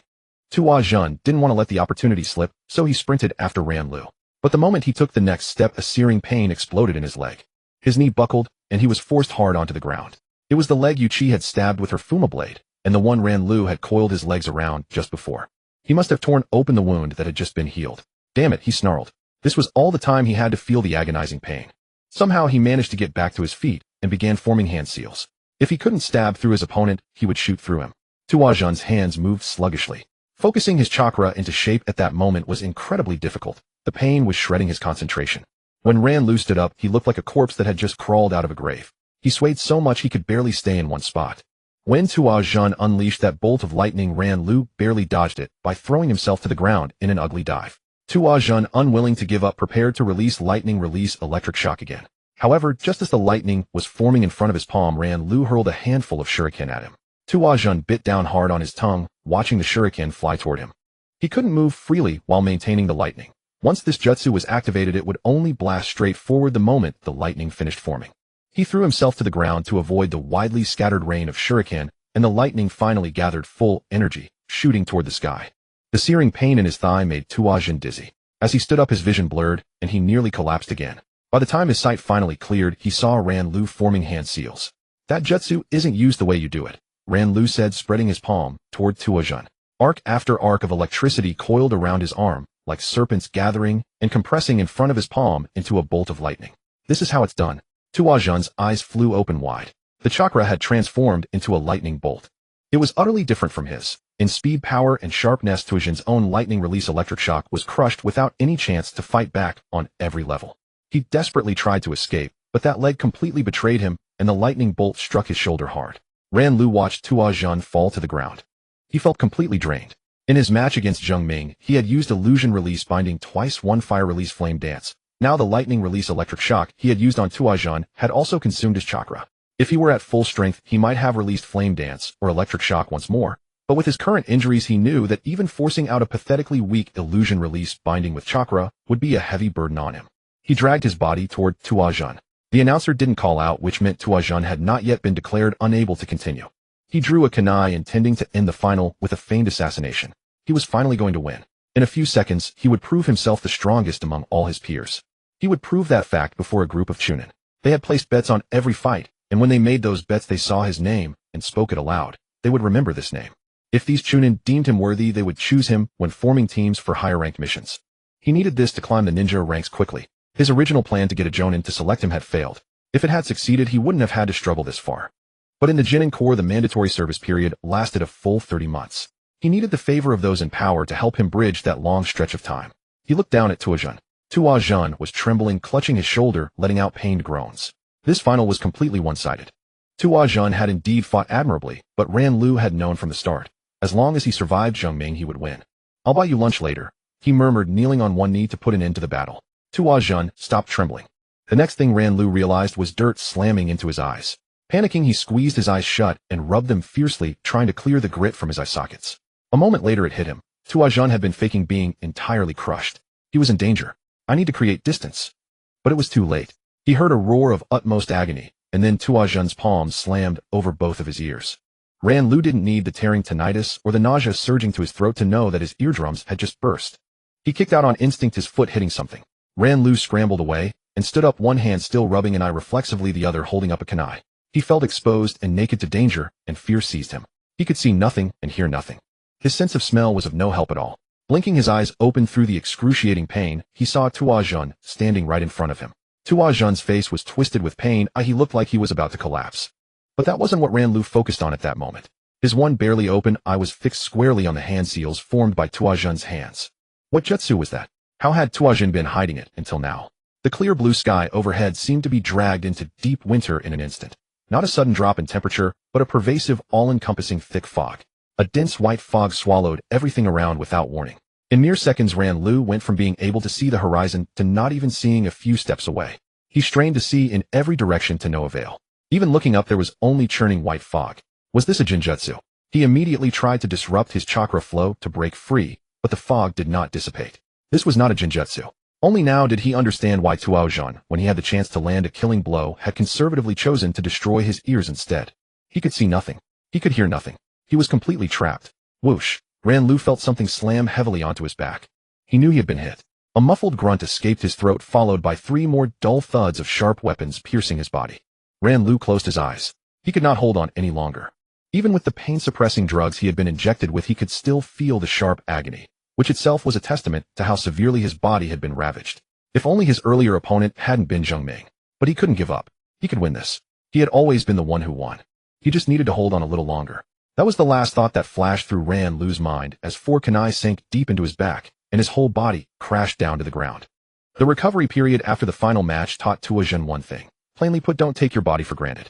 Because even with medical ninjutsu as a near-miraculous safety net, the recovery period itself was still a living hell. Once medical treatment exceeds a certain threshold, that miraculous rapid healing gradually loses its effectiveness. The body still needs natural healing over time to return to its peak condition. Day and night stiffness, searing pain triggered by the slightest movement, and all the attendant troubles and inconveniences. It was utterly unbearable. Even after nearly a week of bed rest, he was still seething with frustration because his body wouldn't move exactly as he willed. But in any case, being able to get out of bed was something to be grateful for. Dressed in the standard uniform of a Konoha ninja, Tua Zhan walked into an administrative building in the village's ninja barracks district. He asked for directions several times along the way and finally found the door, one of a row of narrow offices lining the corridor. Tua Zhan knocked, waited at the threshold until Ishiong called him in. "Come sit down," Ishiong said from behind the desk that, though tidy, was still cluttered with documents, stationary desk ornaments, and photo frames. The sight struck Tua Zhan as strangely incongruous. This burly chunin, whose physique could rival that of a professional bodybuilder, was sitting behind an office desk. "Good afternoon, Captain," Tua Zhan said, sitting down across from Ishiong. It was a very small office. An entire wall was taken up by filing cabinets, drawers, and shelves stuffed with archived scrolls and assorted paperwork. The remaining walls were adorned with calligraphy scrolls, a few old weapons, and beneath a photo display stand was a small row of sealing talismans along with various ninja-related knickknacks. "How are you feeling?" Ishion pushed the papers he was handling aside and asked. "I'm still stiff all over, but I feel okay. The medical ninja's treatment is as miraculous as ever. I believe I can resume missions at any time." "Good, that's good. It wouldn't look good if you missed the newcomer meeting for your group." Tuajun's batch of genin had been given a rest period of about 10 days. They wouldn't officially begin serving as full-fledged genin until the beginning of next month. "Do you know why I called you here?" Tuajun thought briefly, then decided to be straightforward. "You called me to receive the reward I won in the final match." During his recovery, what he thought about most was that pending reward. He eagerly looked forward to his first C-rank jutsu. Ishion grinned, letting out a light snort. "That's right, the reward. I never expected that out of your whole batch, it would be you who ended up claiming it. I'd even thought to myself that this year it would fall into the hands of some clan brat who didn't care about it at all. But you won. This is a pleasantly surprising turn of events. It actually landed in the hands of someone who truly needs it." He stood up from behind the desk and gestured for Tuajin to follow. They left the building. Ishion led Tuajin deeper into the barracks and finally stopped in front of a heavily guarded structure. The building's exterior walls were tall and thick, unmarked, and unremarkable from any angle, except that they had to pass through 3 security checkpoints, each stricter than the last, with an increasing number of ninja conducting inspections. Those ninjas scrutinized Ishion and Tuajin with unconcealed stares. They verified both ninja identification documents, then ordered them to hand over all weapon pouches at the counter before allowing them entry. While Tuajin was handing over his weapon pouch, Ishion gave something to one of the guards and said a few words. Then that guard led them into the building. "Captain, what is this place?" Tuajin asked Ishion in a low voice as he followed the guard. "The C-rank ninjutsu archive." Ishion didn't lower his voice. Tuajin was almost speechless with astonishment. The D-rank ninjutsu archive was nothing like this. Back then he had been let in after only a simple identity check. The security level here seemed excessive to the point of paranoia. Tuajin wanted to learn more, but the atmosphere in this place kept him from speaking further. He decided to ask for details once they left the building. They were led into an empty room containing only a small table, a few chairs, and a lone bookshelf fixed to a blank wall with several catalogs resting on it. Ishion told Tuajin to sit, then turned to the guard. The guard handed Ishion a small square piece of paper. As Ishion sat down, Tuajin glanced at the guard. He hadn't left. Instead, he remained motionless against the wall by the door, staring at them. He met Tuajin's gaze, the look almost challenging him head-on, and Tuajin was the first to look away. "Here, take this." Ishion handed the small square paper to Tuajin. The paper felt rough to the touch, completely unlike machine-made commercial paper on the market. Rather, it was more like handmade paper with an uneven surface. It had a dirty, lusterless gray tone and was smaller than a standard sticky note. Tuajin looked up at Ishion with a bewildered expression, unsure what to do with the piece of paper in his hand. "Your lightning release jutsu. It doesn't seem to work right, does it?" Ishion said. "You must have found it very difficult to learn and even harder to improve. Ranlu used the same jutsu as you. This was how it should be, while yours was nowhere close." Tuajin pressed his lips together, his heart filled with bitterness. During his recovery, he had replayed that final match over and over. After the initial shock of learning that Ranlu had chosen the same jutsu, without ever mentioning it, his thoughts turned to how much better his teammate was at it than he was. The gap was so vast there was no comparison, and it didn't stop there. Ranlu knew 3 jutsu, 2 ninjutsu, and 1 jinjutsu, and by the sound of it, his proficiency in the other 2 was far higher than his lightning release electric shock. That dealt a heavy blow to Tuajin's confidence. "Don't feel bad about it. It's not entirely your fault," Ishion said. "What do you mean?" Tuajin sighed as a headache crept in. Everyone's chakra has a natural affinity tendency toward the 5 basic nature transformations: fire, water, earth, wind, and lightning. Learning jutsu that match your natural affinity is far easier and quicker to improve than those that don't. I believe the reason you and Ranlu are so far apart is that he has a very high affinity for lightning, while your lightning affinity is very low. That's why ninja identify their highest affinity nature and consistently focus on it, because the corresponding jutsu are inherently easier to master. Tuajin frowned at the paper in his hand while listening to Ishion. He felt like he was forgetting something. "That thing," Ishion pointed at the paper, "can tell you your highest affinity nature." Tuajin's brows furrowed deeper. No. He remembered. He remembered what he had forgotten. This piece of paper. He knew what it was. He had seen it once in the manga, when Kakashi was teaching the main characters. "What's wrong?" Ishion looked puzzled. Tuajin clutched his head and let out a pained groan. "I knew such a thing existed, but I forgot about it. When I was choosing jutsu, I never tested my nature. I wasted mission points, time, and effort for nothing." If he had used this piece of paper to test his nature before choosing, he would have known which element to focus his efforts on. The time saved from learning jutsu could have been used to shore up his taijutsu. How much could he have accomplished? Not necessarily, Yixiong said. Tuajin looked up at him. What do you mean? Yixiong pointed at the paper. Do you know how much this little piece of paper costs? If you had bought it back, then you could forget about buying any jutsu. Chakra induction paper is made from a specially cultivated tree, one raised by feeding it chakra. The tree must grow to maturity before it can be processed into paper, and its maturation period is 20 years. The effort invested in cultivating it is enormous, which is why it is extremely rare. That one small piece of paper would have drained your mission points dry back, then, even so you wouldn't have been able to buy it. Tuajin stared at the small paper in his hand. After learning how precious it was, a sudden wave of unease seized him. He set it down gently on the table, afraid that his sweaty hands might soak it. For most people, testing all 5 nature transformations is far more cost-effective than directly buying one of these. Yixiong said, I bought this paper for you. It wasn't part of the reward to begin with. My original plan was to bring you here and have you browse the catalog. Whichever one you picked would be yours. Why would you do that? Undeniably, though Yixiong's teaching methods were rather strict, Tuajin felt somewhat moved at this moment. Let's just say you're winning the final match benefits me too. Alright, inject some chakra into this paper and get it done quickly. I don't have all day to waste with you here. That sounded more like him. Tuajin picked up the paper and channeled chakra into it. He could feel the paper absorbing his chakra, and almost at that very instant it turned a murky, earthy brown, then crumbled into fine fragments, collapsing into a pinch of dirt. He looked at Yixiong. Earth? He asked. Yixiong nodded. Yes, Earth. Your highest affinity nature is Earth Release Jutsu. This surprises me. Seeing how well you performed that water release hidden mist technique, I thought it would be water. It seems I was wrong. Did you find that technique easy to learn? It was easier than lightning release electric shock, Tuajin said. Water release hidden mist technique was something he had only started as a second option after growing tired of repeated failures with lightning release electric shock. Fortunately, that second option had indeed proven more effective for him. Water release hidden mist technique could shroud the surrounding environment in thick fog and allowed the user to adjust the fog's density with their own chakra. When the opponent lost visibility and had no means to defend against attacks, that was the moment to strike from the darkness and finish them. He remembered this technique. It had been used by Momochi Zabuza at the very beginning of the story. You must have put a lot of work into it. And it certainly paid off. Yixiong rose from his chair, walked to the bookshelf against the wall, and pulled out a catalog. These are C-rank Earth Release Jutsu that anyone can redeem with enough mission points. Whichever one you end up choosing. It doesn't have to be an Earth Release Jutsu. I've already paid the price. Once you've chosen, tell him. Yixiong gestured toward the ninja guard. Take your time. I'm leaving now. After Yixiong left, Tuajin began flipping through the catalog. Compared with the D-rank ninjutsu archive, the C-rank collection catalog had fewer options, but there were still so many that he immediately knew he could never make a decision on the spot. He turned to the ninja guard. Is there any way I can take a copy of this catalog home to look at? No. The guard frowned. Nothing in this facility may be taken out. If you want to look at catalogs, you can only do so in this room. If you're permitted to review a specific jutsu, you can only read it here. Nothing leaves this facility. Wait. So if I buy a jutsu, I don't get the corresponding scroll? No. Tuajin's mouth hung open in a daze for a long moment before he swallowed, and asked, may I ask why? I mean, I was allowed to bring D-rank jutsu scrolls home.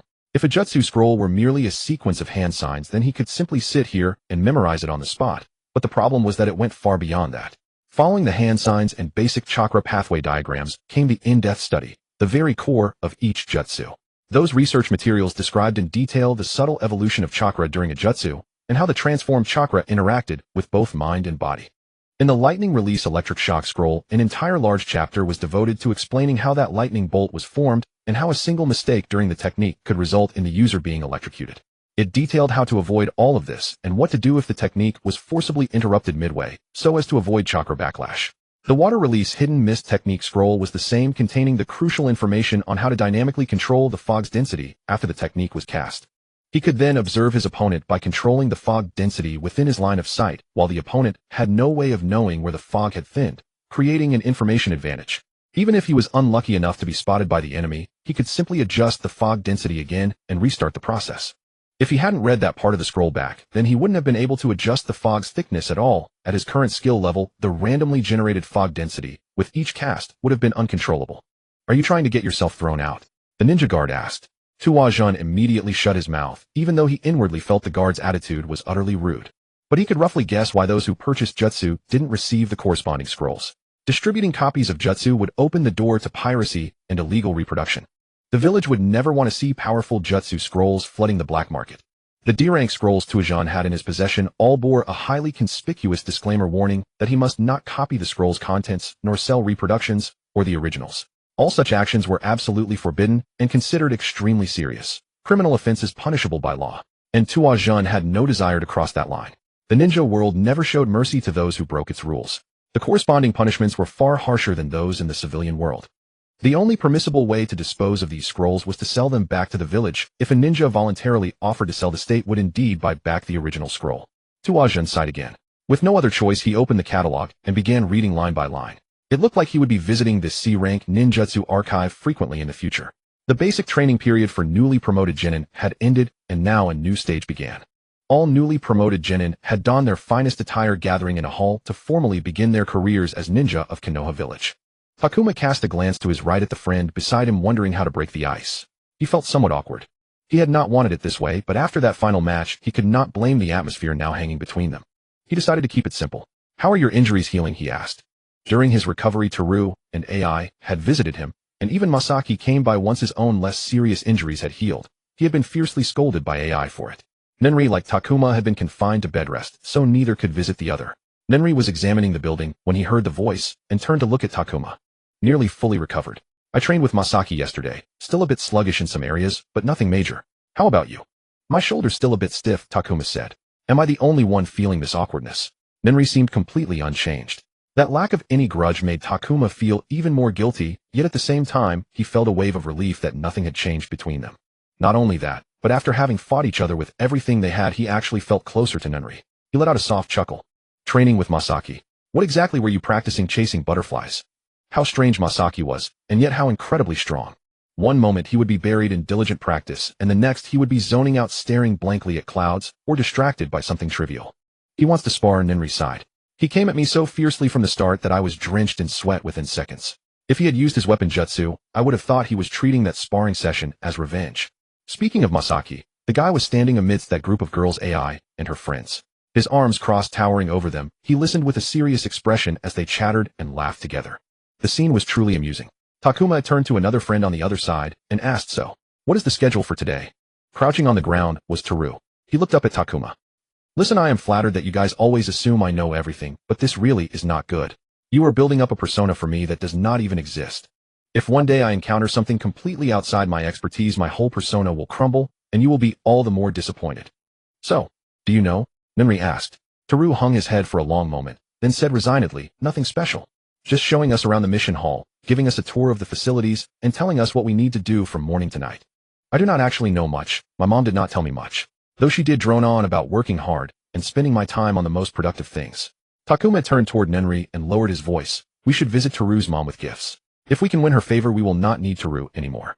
We will just follow her guidance from then on." Nenri mimicked an extremely earnest nod. If not for the corners of his mouth twitching upward, the expression could have passed for genuine. "If I can't hear all this, then it is hardly a whispered conversation," Teru said. Takuma laughed. Team 5 was no longer an official squad, but he was grateful they could still gather like this, joking with each other as before. "Quiet." A loud voice cut through the hall's chatter. Everyone turned to the speaker. A girl of about 15 or 16 dressed in standard ninja attire. The small rank band on her uniform indicated she was a genin. Beside her stood a boy of similar age. "I am Saki, and this is Nobuo." She gestured toward the boy. "Next we will go over the basic rules you must follow during your time as genin.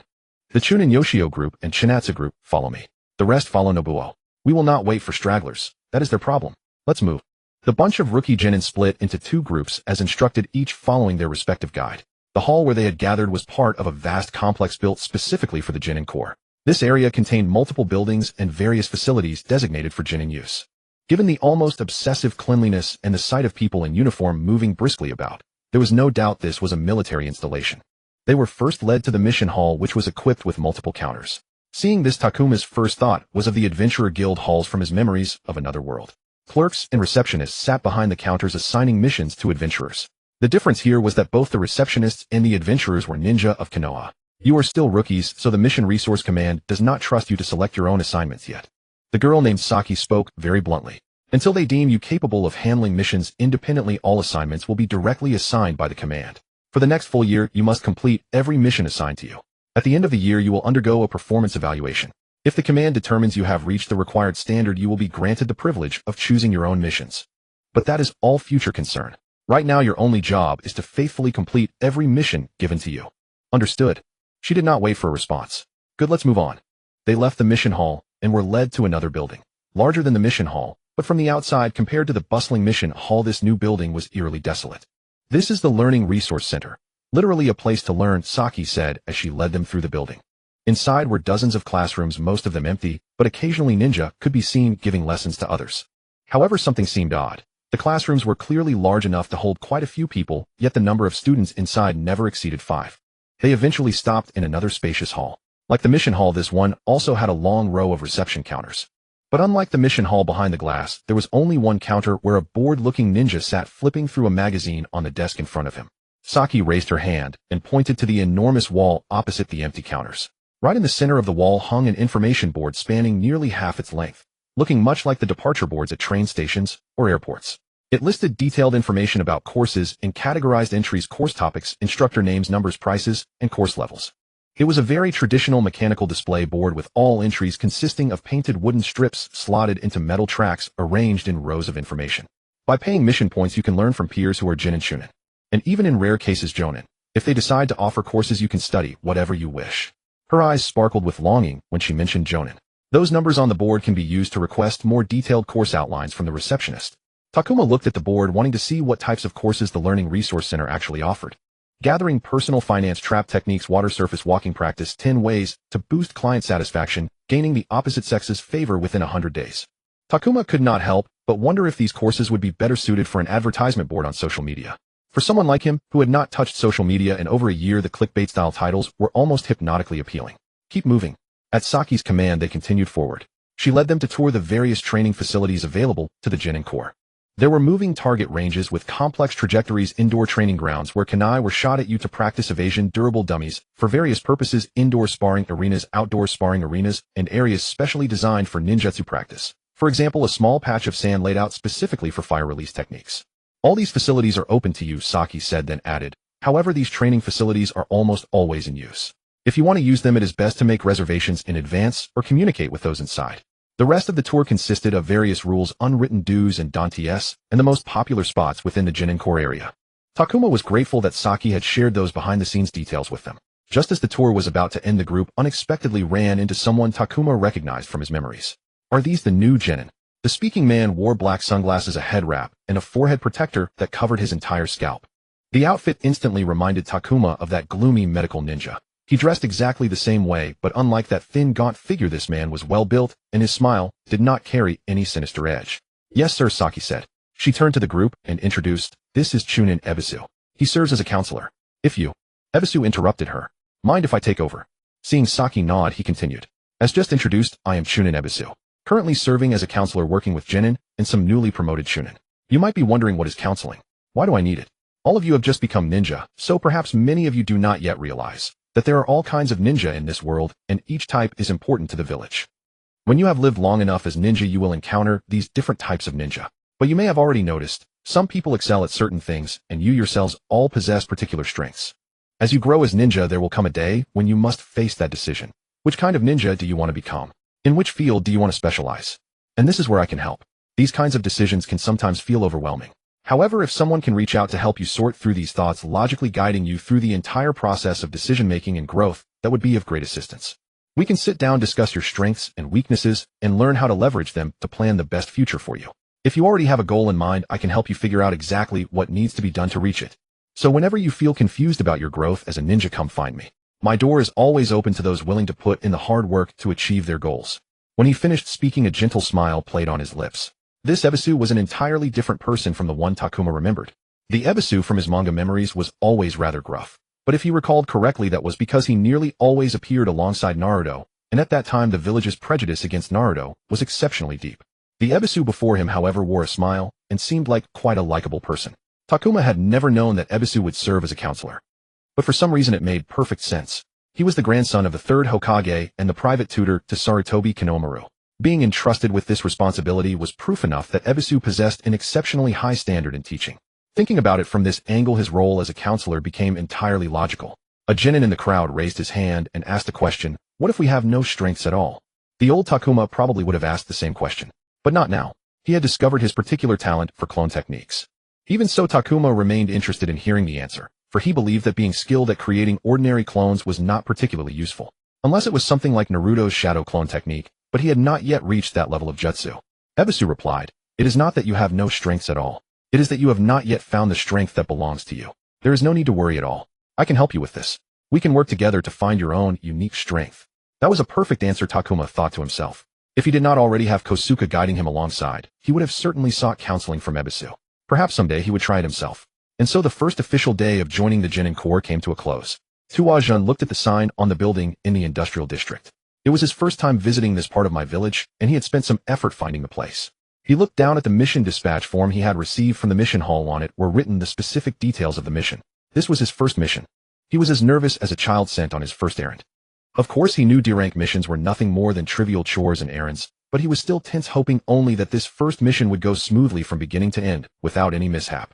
Even while still standing outside, Tuajun could tell that the building was a huge warehouse. Long tall shelves stacked layer upon layer filled the entire floor.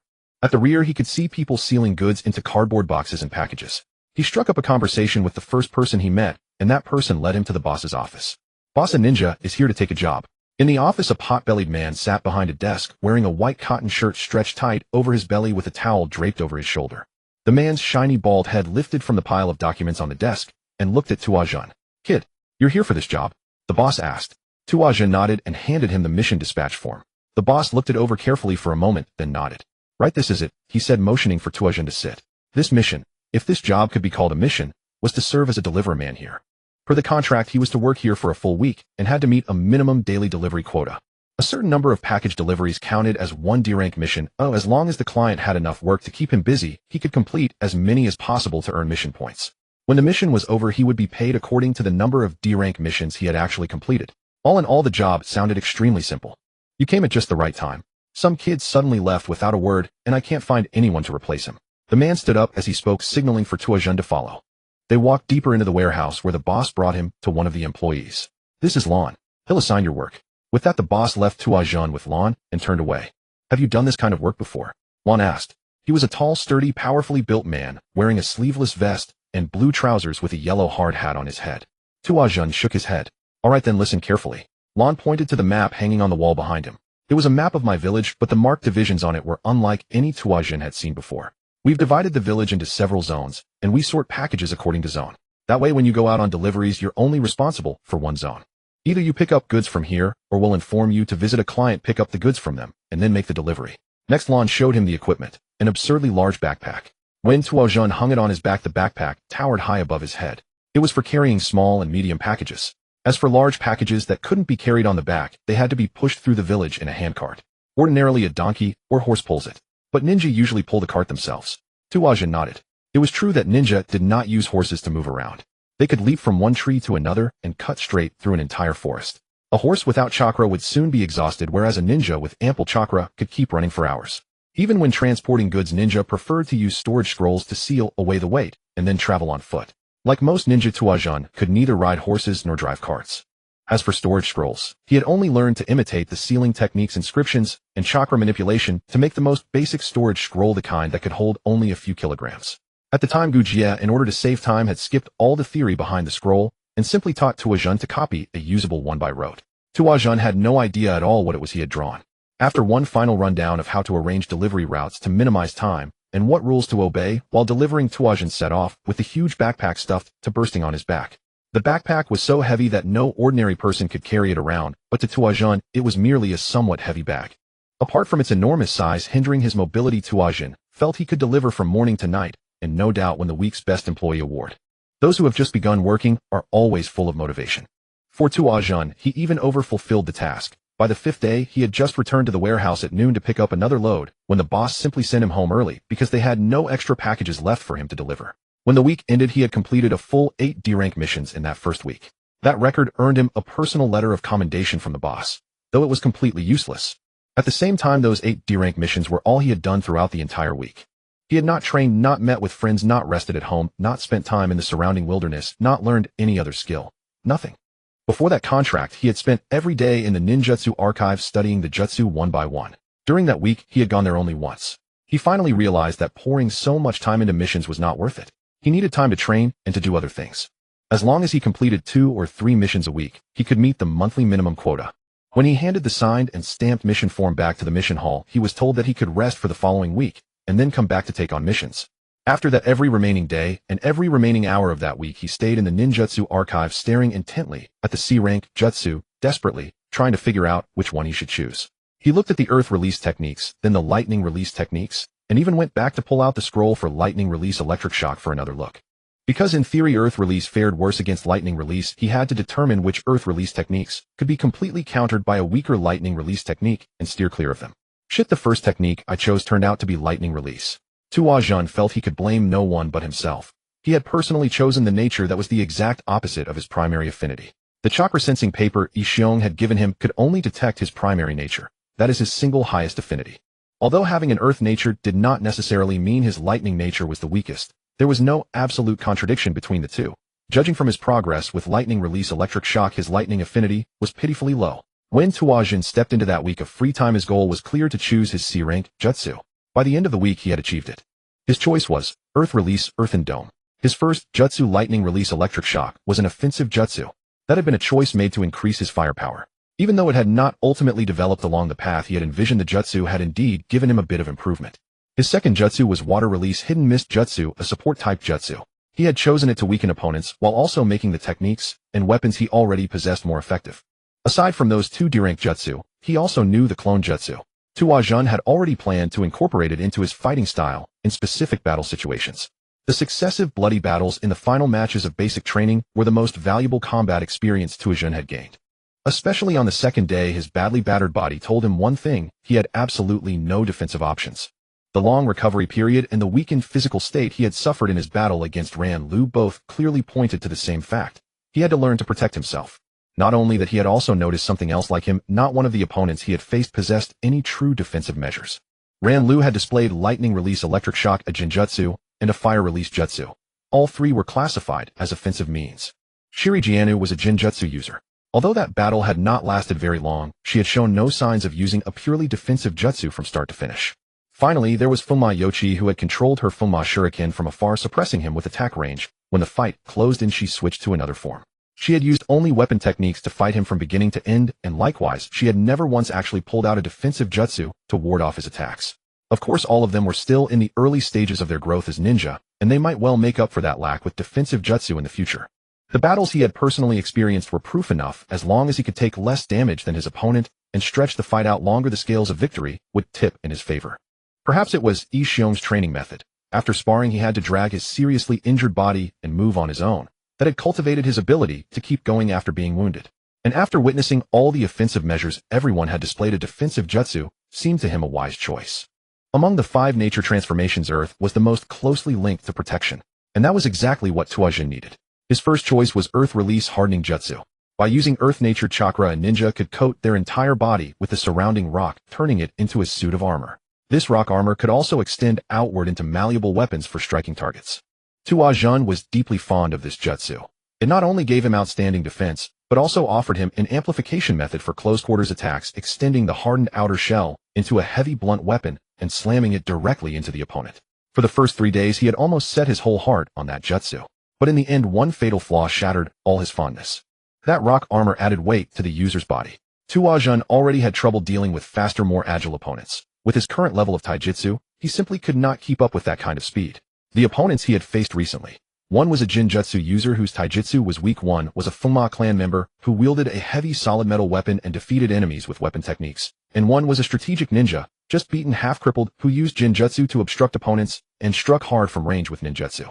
He knew very well what reality would look like when facing more agile enemies. Reducing his speed any further would do him no good. So he turned to another jutsu, and ultimately chose Earth Release Earthen Dome. According to the scroll's description, this jutsu was a simplified version of the B-rank Earth Release Rock House. He could not understand exactly where it had been simplified, but both techniques created a dome-like protective barrier around the user. It was an extremely simple jutsu, and that was precisely why Tuazhan liked it. It meant it could be used in a wide variety of situations with no restrictions imposed by environmental conditions. The second option Tuazhan had considered was Earth Release Earth Flow Wall. Also a defensive jutsu, it raised a wall of earth from the ground to provide protection. Because of its material composition, this jutsu had extremely high resistance to fire release jutsu, but for that very same reason, it was highly vulnerable to lightning release jutsu. Furthermore, it could only block attacks from one direction. The reason he had originally considered this jutsu was that in the land of fire, most people's primary nature was fire release. Having a jutsu that countered fire release extremely well was by itself a good choice. In the end, however, Tuazhan chose to take the safer, more neutral side, settling on Earth Release Earthen Dome. Tuajan turned to the ninja, who shared the room with him. I've decided, he said. The ninja came closer, asked what Tuajan had chosen, then walked out carrying his ninja registration card. When he returned, he held a jutsu scroll in his hand. Tuajan looked at the scroll lying on the table in front of him, then slowly unrolled it with slightly trembling hands. It was time to start learning. This isn't exactly the kind of work I imagined myself doing after becoming a ninja, AI grumbled, yanking weeds from an old woman's garden with determined force. This, however, was precisely the kind of thing Takuma had foreseen himself doing long before he ever became a ninja. Across this land, tens of thousands of people with power were engaged in much the same line of work, so he harbored no particular grievance against these trivial tasks. I want something cold. Once we finish this, let's go buy a drink, Takuma said, his hands never once resting as he cleared the garden. D-rank missions were not always solo operations. Depending on the specific requirements of a job, mission command would temporarily throw unfamiliar genin into one unit, because when clients wanted their work done faster, extra hands were necessary. In the months since he had become a genin, he had gone on exactly one mission alongside Masaaki, and this was the first time he had been paired with AI. Running into 2 out of his 4 teammates on the very same mission was itself a small probability occurrence. Today, in addition to him and AI, there was a third genin tagging along, one more senior than both of them and a complete stranger to either. How have you been adjusting to ninja life? Takuma asked. It's been much easier than I expected. I haven't found it hard at all. Compared to basic training, I don't even find these missions that tiring. But the pay is indeed a little scant. The compensation for D-rank missions was total garbage, especially when a mission dragged on for days or pulled in several genin, since the fee had to be split evenly among them. Moreover, before any of them received the remaining portion, the village would first cut its own commission out of the total reward. If not for that fixed base wage unrelated to missions that kept them afloat, D-ranks alone would never have been worth doing. And they could never predict whether a richly compensated assignment would come their way or whether they'd be forced to accept a rotten one with a miserable return. The odds of the latter were far, far greater than the former. Takuma turned to AI and said, we can't let our training lapse. Who knows when we might be handed a C-rank mission. With that kind of mission, there's a real chance of running into bandits. Far better to sharpen our skills in advance than to die unprepared in some mountain gully. Besides, if we don't grow stronger, we'll never become chunin. We honestly can't afford to stop training. Isn't it a bit early to be worrying about that? We still have to wait a solid 2.5 years before we're even eligible to submit an application, and by then we'll need someone to write us recommendations, AI said. 2.5 years sounded like plenty of time to accumulate several recommendations, Takuma reflected. At the same time, however, he had not yet established any sort of connection with a single chunin. The only people he dealt with on a regular basis were fellow genin of his own cohort, and those receptionists behind the counters of the mission hall, who were themselves only genin as well. He had to find some way to reach out to the chunin. That very same week, he was presented with an opportunity to converse with one. Only that chunin was not the one he had expected. Takuma, I never imagined I'd run into you here. Walking along his usual route home, Takuma came to a halt beside a dessert shop.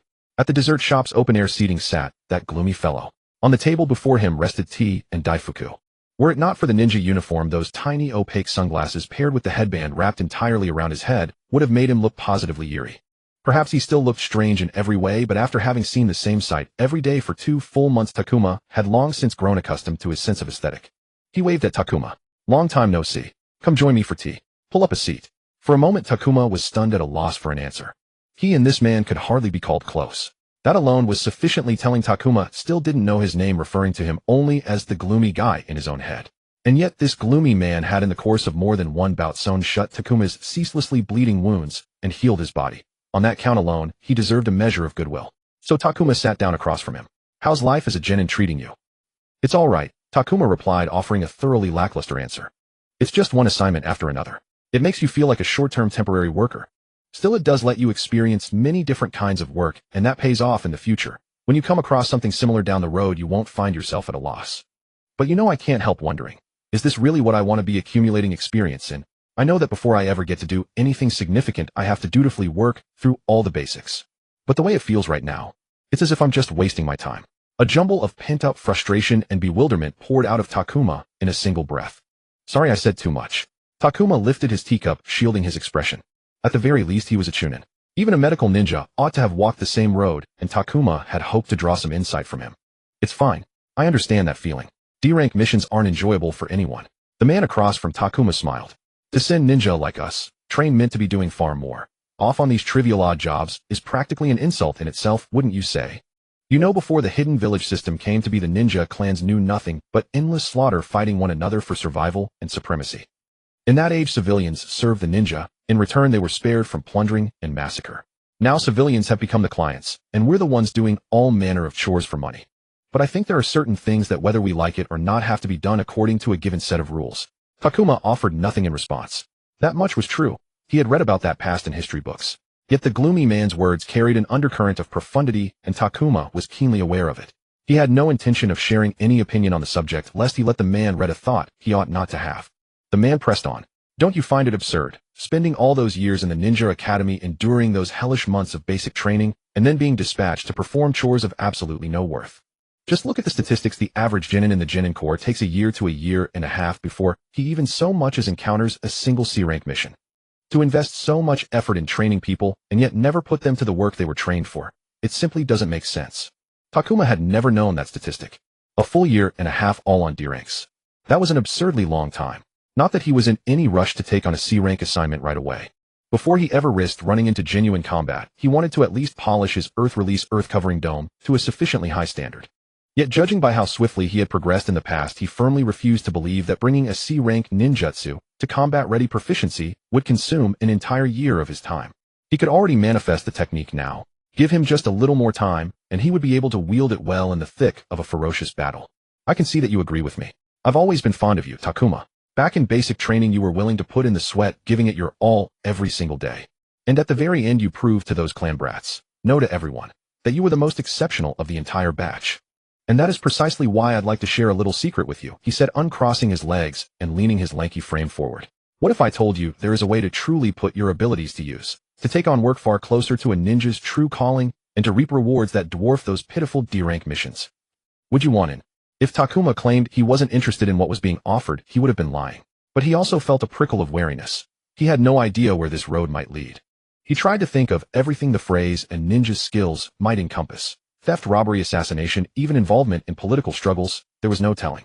He gave it a worrying mental once-over and conjured every worst-case possibility for what the gloomy man might bring to the table. Then what exactly are you referring to, he asked. It was curiosity that pushed the question out of his mouth. Merely listening, he reasoned, couldn't do him any harm. I can tell you. But you must promise me that you will never breathe a word of this to anyone. Trust me. If you let it slip, I will know. Takuma swallowed silently, then nodded. You see, plenty of ninja have long since grown weary of the dull, grinding routine of D-rank missions.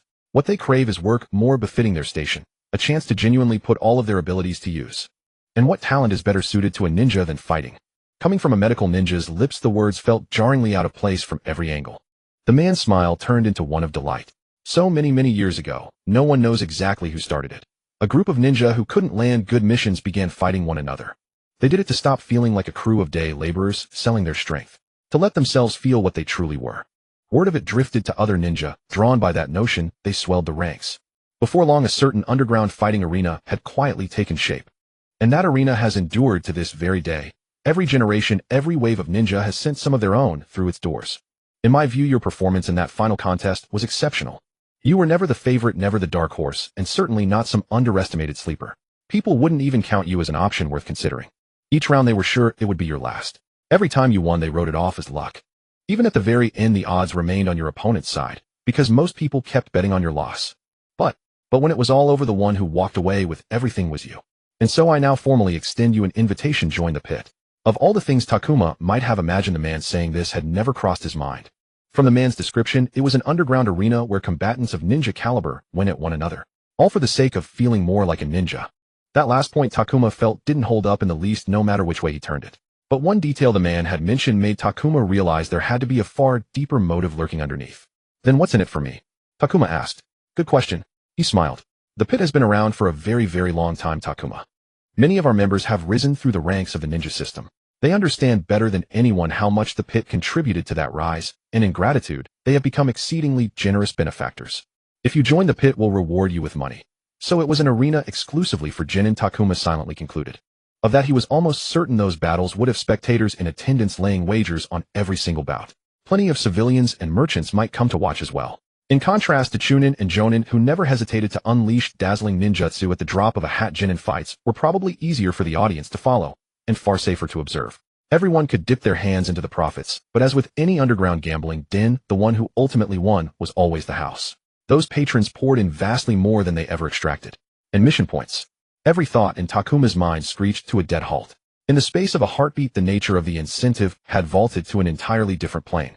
The gloomy man seemed to have locked on to that precise shift, and beneath his getup his smile turned only more shadowy. You know very well what D-rank compensation stands at. If his stretch as a genin functioning like a mission machine had taught him anything, it was this D-rank mission point rewards were so stingy as to border on the atrocious. They were paid out in decimal fractions of a point. Of all the missions he had completed over the past 5 months, there was exactly one that had earned him a full whole point. Only recently had he scraped together enough points to afford a D-rank technique. From what he had gathered from others, accumulating the mission points needed for a D-rank jutsu scroll required, measured in ceaseless time invested, an average of 3 full months of grinding toil. And the gap in price between a D-rank and a C-rank technique was enough to daunt any soul. At this rate, he would have to spend an entire year running himself ragged on missions and hoarding points just to graze the threshold of a C-rank jutsu. It was only in that moment that he fully grasped with crystalline clarity exactly how munificent the mission point rewards distributed during basic training had been. What we are able to pay you goes far beyond that. The gloomy man eased back into his chair, speaking with unhurried composure. So, what do you say? You can change clothes in here. The old farmer pushed open the door of the wooden shed. You did well today, boy. You've really been a great help. Takuma thanked the old farmer and went into the shed to change out of his clothes. Working as a farmhand was one of the most common D-rank missions. Sturdy shinobi proved astonishingly efficient at farm work, everything from plowing to repairs across entire fields and pastures alike. Thus, in every season of the year, a considerable portion of the genin corps found themselves engaged in one or another stage of farm labor.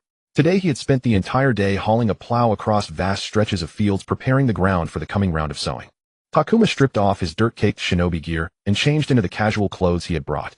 The workday was over and all he wanted now was to go home and shower, but before that he had to buy groceries. He slipped the shirt over his shoulders and his mind drifted back to that matter. Take your time. Give me your answer later. The sinister man had left those words and a way to contact him before walking away. Since then, that conversation had become the single thing lodged at the forefront of Takuma's mind.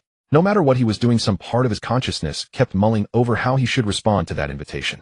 Clearly the invitation had not been extended out of goodwill toward him. To believe otherwise would be the height of naivety and folly. As far as Takuma could tell, the most likely explanation was that the man got some kind of benefit for every new person he lured into that underground fighting pit.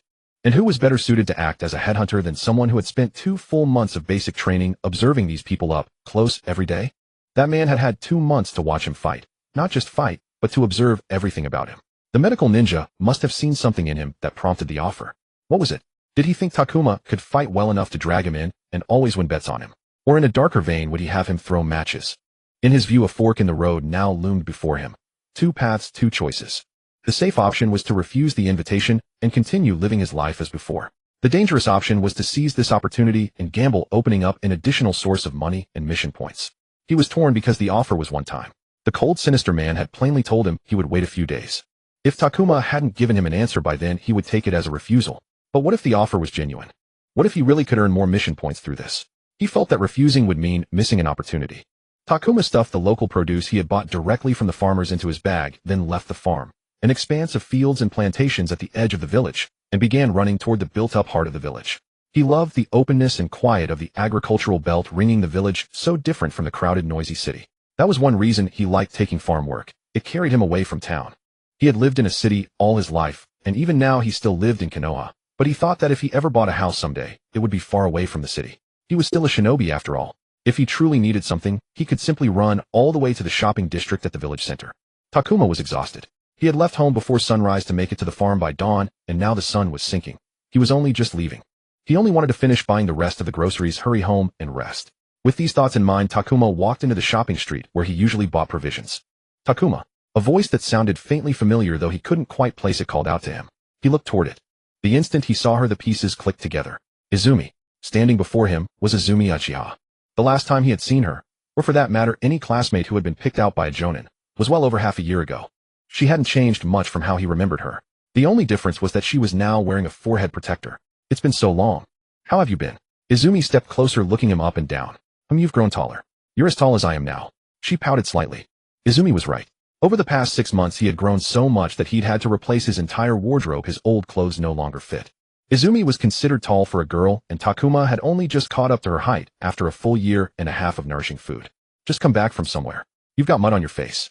She giggled. Just finished a farm job. Takuma immediately wiped his face with his sleeve. What about you? How's genin life? Oh, it's been a delight. Last week we left the village to deliver a package to another place. Izumi folded her arms, radiating pride. Was that your first C-rank mission or something? He asked. It was the first real C-rank mission.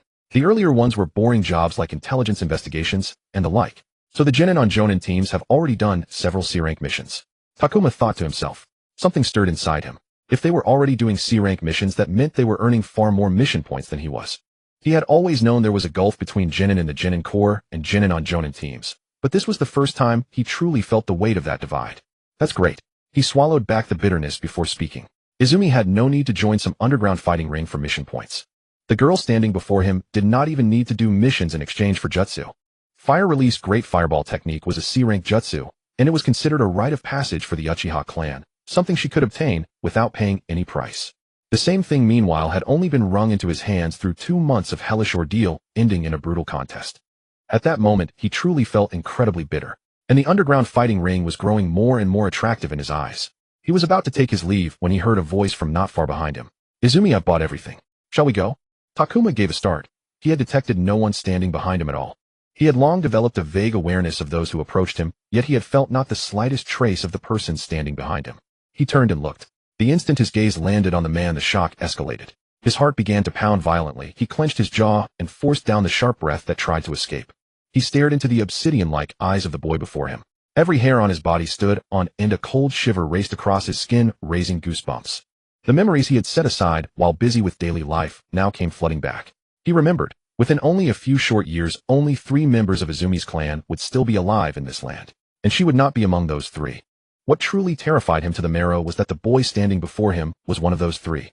And he was also the one who within a single evening would erase the great and proud Uchiha clan from this world. At that instant, the reasons behind the Uchiha clan's annihilation were utterly irrelevant to Takuma. Anyone capable of slaughtering his own family and kinsmen would absolutely be capable of silently snapping Takuma's neck while he was none the wiser. His body felt stiff because he was standing face to face with the clan killer Uchiha Itachi. As Itachi walked past him, his gaze swept over him, and then he came to stand beside Izumi. Izumi, completely unaware of what Takuma was thinking, smiled and spoke. Let me introduce you. This is Takuma, my classmate from the Ninja Academy. She then gestured to Itachi. This is Itachi of our clan. Takuma, surely you remember Itachi. In the first year, he was still our classmate. Then he graduated from the academy early. That caused quite a stir back then. Her voice was full of pride, but Takuma didn't hear a single word. Itachi gave a small nod by way of greeting, but Takuma made no response. Takuma. Takuma suddenly snapped out of his petrified state. Sorry. I was a bit dazed for a moment. I mean, who wouldn't know Uchiha Itachi? I still remember something of what happened back then. He entered the academy at 6 and graduated in just 5 months. Promoted to Chunin at 10. Right. It's truly amazing. Even without the memories from another world, knowing about Itachi was hardly unusual. News of Itachi's promotion to Chunin had sent shockwaves through the whole village. A 10-year-old genius of that era became the focus of every ninja circle, and even the Ninja Academy could not escape that wave. That had happened not long after Takuma came into this world. If Takuma remembered correctly, Itachi had most likely already joined ANBU by now. After all, he was the youngest ANBU member in Konoha's history. You flatter me, Itachi said very politely. Which jonin were you assigned to? To another person's ears, that question could easily be read as a contemptuous sneer. If Takuma hadn't known what kind of person stood before him, he would have taken it as deliberate humiliation, but he knew the intention behind the question was simple enough. Izumi immediately sensed the potential for misinterpretation and hurriedly cut in. Itachi, the Genin Corps. Takuma said. Oh, I see. Itachi's eyes widened slightly for a moment, then he nodded. He smoothly steered away from that topic and asked, since you and Izumi graduated in the same year, did you take part in the final bout of the Genin Corps' basic training? What's that? Apparently Izumi had never heard of the final bout. I was invited to watch, but I don't care much for such things. As he spoke, Itachi briefly explained the general circumstances of the final bout to Izumi. Quite unlike her clansman, Izumi seemed genuinely interested. She turned to Takuma and asked, did you take part? I did. I even won in the end. Takuma said with a smile. He just hoped the conversation would end at once. Oh, congratulations. Izumi's face lit up. Thank you. Takuma nodded. Although I'd love to catch up more and perhaps pick up a few pointers from you, he glanced at Itachi, I still have to get up early tomorrow. Besides, I'm sure you two have your own things to do, so I'm afraid I'll have to get going. Let's find another time to meet, okay? Takuma carefully measured his words so the farewell wouldn't seem too abrupt. He turned, walked away, and did not stop again. He did not look back, did not pause for even an instant until he was standing in his own home, the door locked behind him and the curtains tightly drawn. He had actually forgotten the training where he had desperately struggled to keep pace with his academy peers. The immense pressure of the ninja graduation exam hanging over his head. The bone-grinding basic training. The countless hours poured day after day into ninjutsu practice to win the final bout. And the endless repetitive D-rank missions one after another. He had been too busy, completely swallowed up by the monotonous days. He did what he had to do, too occupied to remember what still lay beyond this little world, forgot what the future of this world truly was. He wasn't ready. Of course he knew that. Yet this sudden encounter with Itachi forced him to confront that reality. The night of the Uchiha clan massacre was already so close. He didn't know the exact moment it would happen, but he knew Itachi would still be extremely young then. If forced to make his closest estimate, there were 2 years at most. Damn. His entire back was soaked with cold sweat, and his heart felt like it was about to burst from his chest. What loomed in the future was far more than just the fall of the Uchiha clan. The Akatsuki had already been formed. Obito had already started the new Akatsuki alongside Pain. Orochimaru had long since defected from Konoha and joined the Akatsuki. After the night of the Uchiha clan massacre, Itachi would infiltrate Akatsuki as a double agent. After that, Orochimaru would leave Akatsuki and found his own hidden village, and Tsunagekyu's invasion of Konoha alongside Orochimaru was already that close. He could very well be killed during that invasion. Takuma did not have nearly as much time as he had believed. He had let himself live as a genin, doing all the things every other genin did, believing that as long as he kept walking down this path, he would move forward. But it wasn't enough. He had to do more. That night Takuma could not sleep. How can I become stronger? The question churned through Takuma's mind more violently than ever before. He had once found an answer to that question: do exactly as Kosuke taught, complete every single exercise to the letter, observe others' fighting styles during basic training, and learn to counter them more effectively, keep refining the ninjutsu at his command, and learn more of them. But now all those answers seemed to have lost their power. He no longer trained under Kosuke. His mentor had his own life, and he had his. That daily morning routine could no longer be maintained. No matter how desperately Takuma wished to keep going, he could not bring himself to ask Kosuke to adjust his schedule for him. The compulsory daily sparring Yoshio had run through basic training was gone too. He could go to Ai Ninro and Masaaki for matches. Taro declined. But their free time rarely overlapped. He kept training in ninjutsu, yet he had no mission points to exchange for more techniques. Even the total hours he could put into training had been drastically squeezed. During basic training, he trained alone in the early morning, and then Yoshio relentlessly drilled him during the day. But now he still got up at dawn to train, while the rest of the day was spent on missions. D-rank missions of every kind fell on him in rotation, demanding an average of 4 or 5 days of work a week. He had tried cutting down his work days, but with no control over which missions he received, it was almost impossible. And at the moment he needed an answer most, Kosuke had left the village again on a C-rank mission, escorting a merchant caravan to a distant land. He had also thought privately about ways to become stronger by himself, trying to use the hidden knowledge in his head about this world to gain an advantage, but no road seemed to lead anywhere. He could try to seize a Sharingan or Byakugan, but that would get him hunted down and killed at once. He could also steal the Forbidden Scroll, just like Naruto, but the severe punishment that followed was all but unavoidable. Every scenario he had played out in his mind had run into a dead end. Takuma sighed, took a sip of the iced lemonade he had bought from a stall in the Genin-core district, and tried to shake off the scorching summer heat. He had just taken a D-rank mission to guard one of the village's warehouses as a night watchman. He despised night work. It disrupted his sleep cycle and threw his entire daily rhythm into chaos. That sigh has nothing to do with the weather, does it? Takuma looked up, a little surprised to see Ebisu sitting down on the bench beside him. No, it doesn't, Takuma answered offhandedly. Would you like to tell me about it? A lot of the time, just putting things into words lets the problem find its own answer. Takuma chuckled.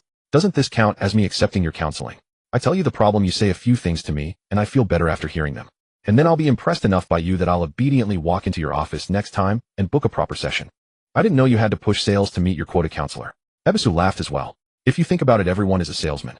Every one of us presents a certain side of ourselves to others, trying to make people like us. We do it with our peers, with friends, partners, superiors, even with strangers. Some do it badly, some do it very well. As for the answer to your earlier question, I'd be glad to have you walk into my office and receive a real counseling session. Takuma took a look at Ebisu. The image of Ebisu in his head was far from the man before him. In his impression, Ebisu should have been stricter, more stern, more blunt, but the man in front of him turned out to be rather a good conversationalist. You know, I wouldn't mind booking a session with you, Takuma said. Unfortunately, you charge mission points, and I can't squeeze out any spare ones. If you charged a little less, I'd probably already be sitting in your office mapping out my ninja career with you. Even though Ebisu's counseling didn't cost as much as a D-rank ninjutsu, it still used mission points. Even if it only cost a fraction of a point, he couldn't spend it on a counseling session. After all, no matter how small the crumbs once saved up, they could eventually become a ninjutsu. Sorry, I haven't asked your name yet, Ebisu said. Takuma. Then Takuma, it's nice to meet you. How about this? I'll give you a short free counseling session right here, and you can decide for yourself whether an official session is worth those mission points. Ebisu smiled and said, what do you think? Takuma thought for a moment, then stood up from his own bench and moved to sit beside Ebisu. I'll take that as your agreement. Ebisu set aside the drink and plate of food in his hands. How can I become stronger? Takuma went straight to the point. If this was truly a free short counseling session, then he would ask the most direct, candid question and extract the most possible from it. Ebisu was silent for a moment before answering. That depends on your skill composition. I assume you mean overall combat ability, not just physical strength. Takuma nodded. I need to know a little more about you before I can give truly useful advice, Ebisu said. My primary chakra nature is Earth Release, and I've completed basic training. Nothing about me stands out, but I've already mastered a C-rank Earth Release ninjutsu. Besides that, I can use 2 D-rank ninjutsu. He told Ebisu the names of the techniques. I think taijutsu is my weak point. So that's about it. Takuma said. You already know your chakra nature. That's a great help. A pleasantly surprised look appeared on Ebisu's face. Yes, but I don't have mission points to buy more ninjutsu. Takuma sighed. Progress takes time, Takuma. Still, I understand your current difficulty. Ebisu was silent for a moment. If we take the long view, since you already know your nature and have mastered a C-rank ninjutsu, learning more ninjutsu seems like a clear path for you. But if we only consider what you can do immediately, well, which direction feels more workable to you, using some means to conceal your taijutsu weakness, or simply eliminating that weakness at its root? Takuma was caught off guard by the question. Wouldn't eliminating the taijutsu weakness at the root be better? I mean, if I can choose, why would I leave a weakness behind? People have never been equal. Everyone has strengths and weaknesses, talents and deficiencies. Chakra nature affinity is a classic example. Sometimes, rather than pointlessly training something you've never been good at, it's better to keep nurturing the strengths you already have. Ebisu pushed up his glasses. Do you think you have talent in taijutsu? Or would your effort and reward simply fail to balance out? Of course, I'm by no means telling you to abandon taijutsu entirely, but you have to make choices about where to put your energy. Did Takuma believe his taijutsu had reached a dead end, and that he needed something else to cover for it? Those sparring matches, those skirmishes streamed through his mind one after another. From the first sparring match he'd ever had to his first win over Aimi, to the wounds of basic training, and to the moment he finally stood at the highest place in the contest. Did he really think he could no longer improve? He didn't. Then what do I use to cover my taijutsu weakness? He asked. You can work toward becoming a ninjutsu-type ninja and add more options to your fighting. Or you could go deeper into weapon techniques. Weapons are an extremely important part of combat. They add many fresh layers to your fighting style, and they may be exactly what fills the gap you're missing in close-quarters fighting. Takuma sighed. He had 3 ninjutsu. If he could wield lightning release electric shock like Ninro, he would definitely try to find or create opportunities at long range and take his opponents down one by one. Water release hidden mist could also effectively keep people at bay, but that technique had a fatal shortcoming. Its effect wasn't actually very good. Konoha was in the land of fire. Unlike the land of water, it lacked enough air humidity. The mist he produced with his chakra was neither thick enough nor wide enough. Back then he'd had to deafen Ninro and impair his vision, first ensuring the other boy could barely take in information before he could bring him down. As for weapons, Kosuke used a sword. His mentor wore a prosthetic limb with a sword hidden inside it. One of the most terrifying things Takuma had ever seen with his own eyes. He had no plans to learn swordsmanship for now, but if he ever took that road, he wanted to study under Kosuke. He turned to Ebisu and asked then, what about Jinjutsu? Ebisu let out a low hum. Jinjutsu is different from ninjutsu, Takuma. Of course you can obtain a Jinjutsu scroll and learn it by following it. But if you truly want to master Jinjutsu, you have to start with a great deal of foundational theory. In many ways, Jinjutsu is closer to medical ninjutsu. That is exactly why so few people in our village are truly skilled at Jinjutsu, except for the Uchiha and their Sharingan. To learn Jinjutsu to the point where it can truly function in battle requires an enormous amount of time and energy. And integrating it into your combat style is a completely different, even larger undertaking. But once you master the fundamentals, you can within those rules freely create anything you can imagine. For anyone thinking of studying Jinjutsu, my advice has never changed. If you're not ready to start from the beginning and study it earnestly, then learning isolated Jinjutsu from a scroll is a waste of time and resources. Takuma licked his lips and weighed the question in his heart again, and again was he truly willing to make that level of commitment. He knew Jinjutsu didn't work well on him, but he didn't know whether that peculiarity would extend to his ability to learn it. He had never had a chance to test it. The mission points in his hands were enough to buy a D-rank ninjutsu scroll, but he didn't want to spend those hard-earned points on a purely risky experiment. The lesson from lightning release electric shock still stung. Now that he knew his primary affinity, moving toward the direction in which he was strongest was far wiser than doing something whose outcome he couldn't know at all. I'll keep training my taijutsu, Takuma said. Someday in the future, when he had surplus mission points, he would buy a Jinjutsu scroll and test it for himself. Until then, Earth Release and taijutsu were his path. If that's the case, then taijutsu is your answer. Ebisu smiled and raised a clenched fist. Of all the skills available to a ninja, taijutsu is the one whose progress is the most visible and gives the most direct feedback. The more you use your body, the more your physical energy strengthens it. You'll become faster and stronger, your reactions and senses sharper, and your endurance greater. Not only that, your body's ability to bear and resist damage will grow as well. A ninja who is extremely hard to kill is the most terrifying enemy. For most ninja, taijutsu is the foundation that makes them so hard to deal with. Takuma agreed with all his heart. At this moment the person in the village he thought was hardest to kill was Might Guy, that monster. The chapters in which Guy fought Madara Uchiha the Ten-Tails Jinchuriki were his favorite part, and one of the few iconic scenes from the anime he had replayed more than once. Even purely from personal experience, Masaaki was the one in their group who was hardest to put down for good. Although he hadn't seen that fight with his own eyes, he had heard more than enough to understand the appalling price Ninro paid in order to bring Masaaki down. There are indeed some ninjutsu that work closely with taijutsu, but those can wait until later. For now you can take out Konoha-style taijutsu from the public archive and start practicing it. Ebisu offered advice: go to your friends and have sparring matches with them. Takuma could do that. Konoha-style taijutsu was a complete system of taijutsu open to all ninja, and completely free. He could access it any time. If he could set up a fixed sparring rotation with Masaaki AI and Ninro, and perhaps even drag Taro into it, he could guarantee a spar against at least one person every day. Because to put it simply, the best way to improve taijutsu is to fight. Takuma's mind went blank in an instant. Those words echoed inside his skull like a bell. The more you fight, the more your body learns. For taijutsu, action is the only way. Looking back, it could not have been clearer. The sparring and basic training, and that final match had been more valuable to him than a whole year at the Ninja Academy, and more valuable than all his sparring sessions with Kosuke put together. The fear of bleeding and being hurt had driven him forward at an almost inconceivable speed. Thank you, counselor. He had a decision that had to be made. Have you made your decision? By the time Takuma summoned that shadowy man, he already had an answer in his heart. And now standing across from him, he weighed the choice one last time. I'll join, he said. If he could grow stronger through combat, and use combat in exchange for more resources. If he could earn more mission points this way, he could save enough points to conduct that Genjutsu experiment. The medical ninja broke into a smile. He stepped out of the pitch-black alley, walked up to Takuma, and extended a hand. Then welcome, Takuma. Under the cold silver light of the moon, Takuma took that hand. Tuajin glanced around, then walked into a street in my village. This was the meeting point chosen the day before. Oh good, you came. The dark man caught sight of him, pushed himself off the wall he had been leaning against, and looked Tuajin over from head to toe. Good thing you didn't wear a ninja uniform. I've been worrying about that because I forgot to remind you yesterday. If you had come running over in full ninja gear, it would have been a problem. Tuajin was wearing a black long-sleeve t-shirt and long pants. But under his shirt the thin chainmail hugged his body, and his weapon pouch and ninja tool belt were still strapped firmly in place. He never went anywhere empty-handed. I don't want to ask again, but this is the last time, he said. Have you made your decision? If I take you there, and you decide to back out once we're on the spot, it will make everyone extremely unhappy. I don't want to see that happen. I'm sure. Let's go, Tuajin said. That's the spirit. Keep it up, and you're bound to shine in the arena. Tuajin had never liked this man's smile. It only made him look even darker than usual. Then Tuajin followed him through the whole village. They jumped and ran across rooftops, darting through alleyways like two shadows, even strolling along the main street with casual composure for a while, before finally stopping at the door of a shabby bar on a back street. The bar was packed with people and thick with noise.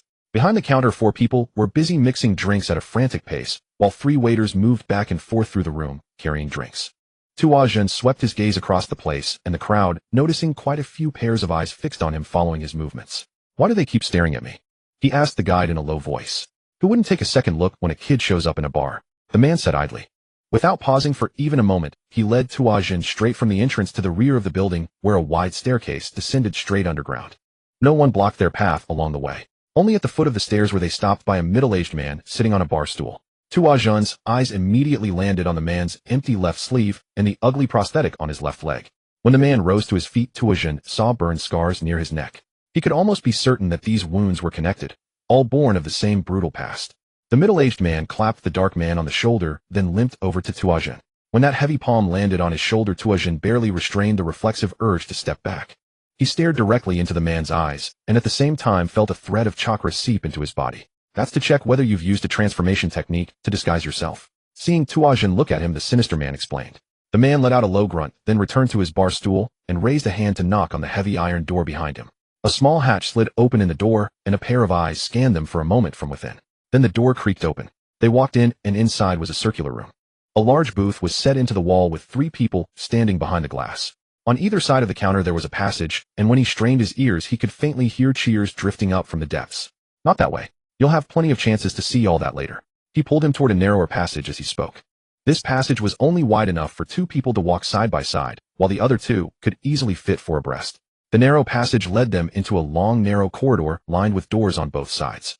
The dark man knocked on the farthest door, heard a response from inside, and pushed it open.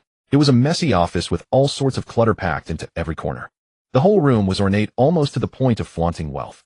A thick red carpet underfoot, a large desk clearly made of fine wood, and several quite beautiful paintings hanging on the walls. These things could have been arranged with dignity, but they hadn't been at all. A third of the room was occupied by a built-in bar. The bar was lined with rack after rack of liquor bottles, and a warm golden backlight shone from behind them, making them look like a row of glowing collectibles. Jiang Ben, you finally made it. It wasn't easy, the big fat man behind the desk said. I'd begun to wonder if I'd never again see that ugly face of yours in this lifetime. Tuazhan had seen the Cho Dao clan members in the village. They were all fat, but they were also all tall and powerfully built with extremely broad frames. One glance told you that the extra fat was no burden to them at all.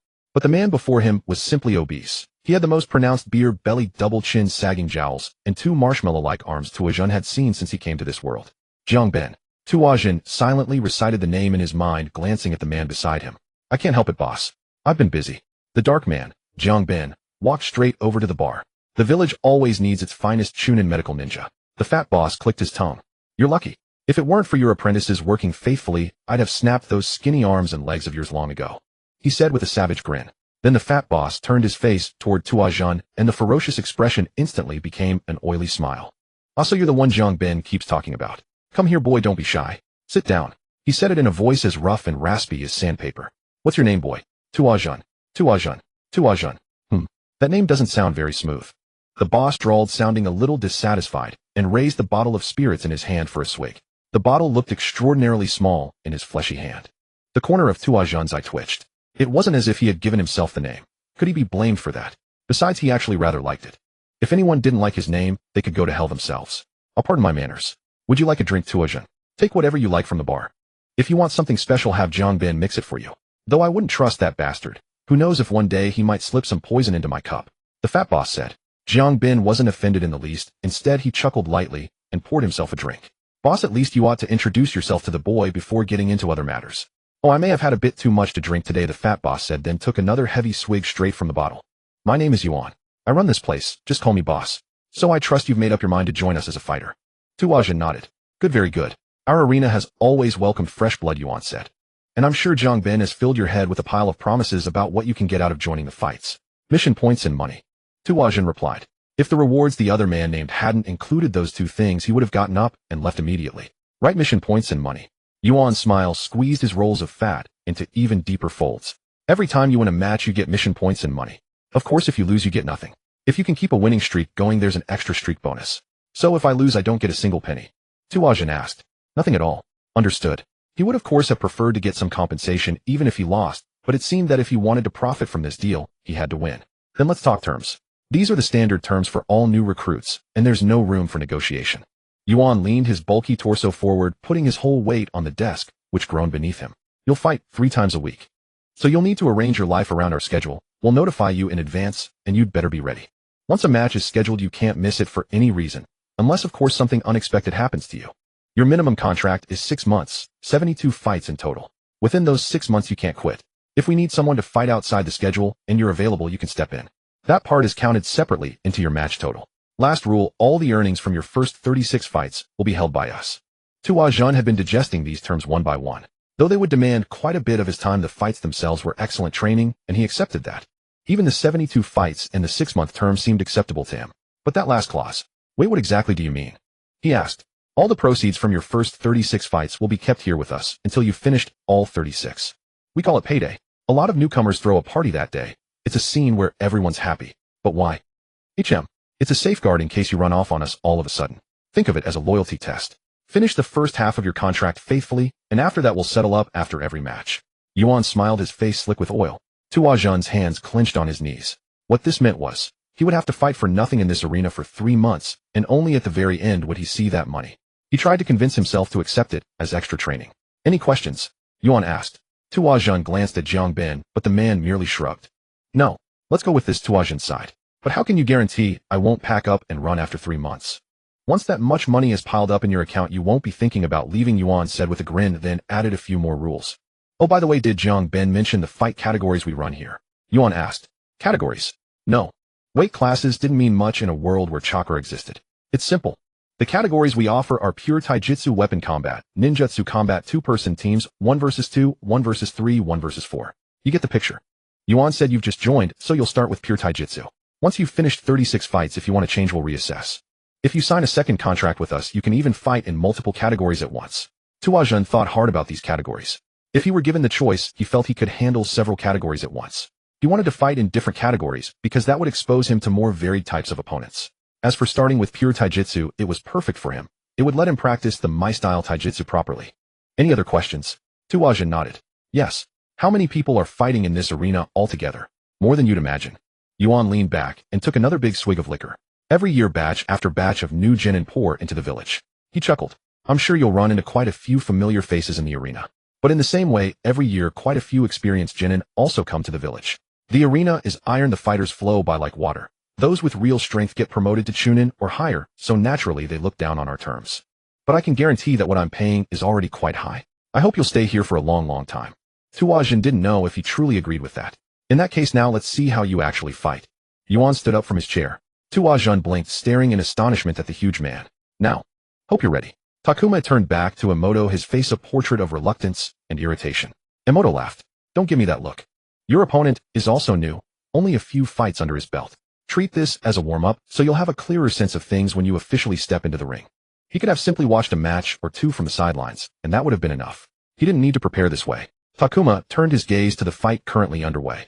Two men were locked in fierce combat, and the surrounding spectators howled wildly at every heavy blow and every spray of blood. But what truly seized his gaze were the masks worn by the fighters. What's with the masks? He turned to Emoto. For you. Emoto handed him a cream-colored mask traced with emerald green striations like a leaf covering the upper right half of his face. You don't want to run into these people during the day. Some of those gamblers can hound you until you lose your mind. If they can pry even a scrap of information out of you for their bets, they'll stoop to any depth. So it's best not to have any dealings with the spectators outside the arena. Takuma stared at the mask in his hand, then felt something like cloth pressed beneath his fingers. He couldn't help frowning. He tugged it out and found a black face covering. The masks get broken often, Emoto explained when Takuma glanced his way. Takuma sighed, pulled the face covering on first, then put the mask over it. Fortunately, the fit was right enough that it didn't feel like a hindrance when he moved. Looks good. Emoto smiled. Now give me your entire weapon pouch. All of it. Takuma wanted to protest, but he saw no point, so he unfastened every weapon he carried. There had better not be a single item missing from this. He handed the weapons to Emoto. Relax. I don't make a habit of stealing from broke genin. Chunin. Emoto bared his teeth in a grin. Takuma clicked his tongue at the jab. Medical nin were hardly short of money. And one last thing. What now? Take off your shirt. In the arena, male fighters are required by rule to fight bare-chested. Takuma let out an exasperated sigh, pulled off his shirt, shoved it into Emoto's hands, and turned toward the arena. The previous match was already over. The announcer was hoisting one of the fighters' arms high as he declared victory. He closed his eyes, forcing himself into a steady rhythmic breathing while he waited for his turn. The last time he had truly fought with everything he had was in that final match. Afterward, there had only been shadowy solitary training and light sparring with friends. He knew tonight would not be anywhere near that level. His opponent was fighting for real, and if he didn't hold the same intent, he would wind up hurting badly. He hated getting hurt, so he would have to return the damage twofold to ensure that didn't happen.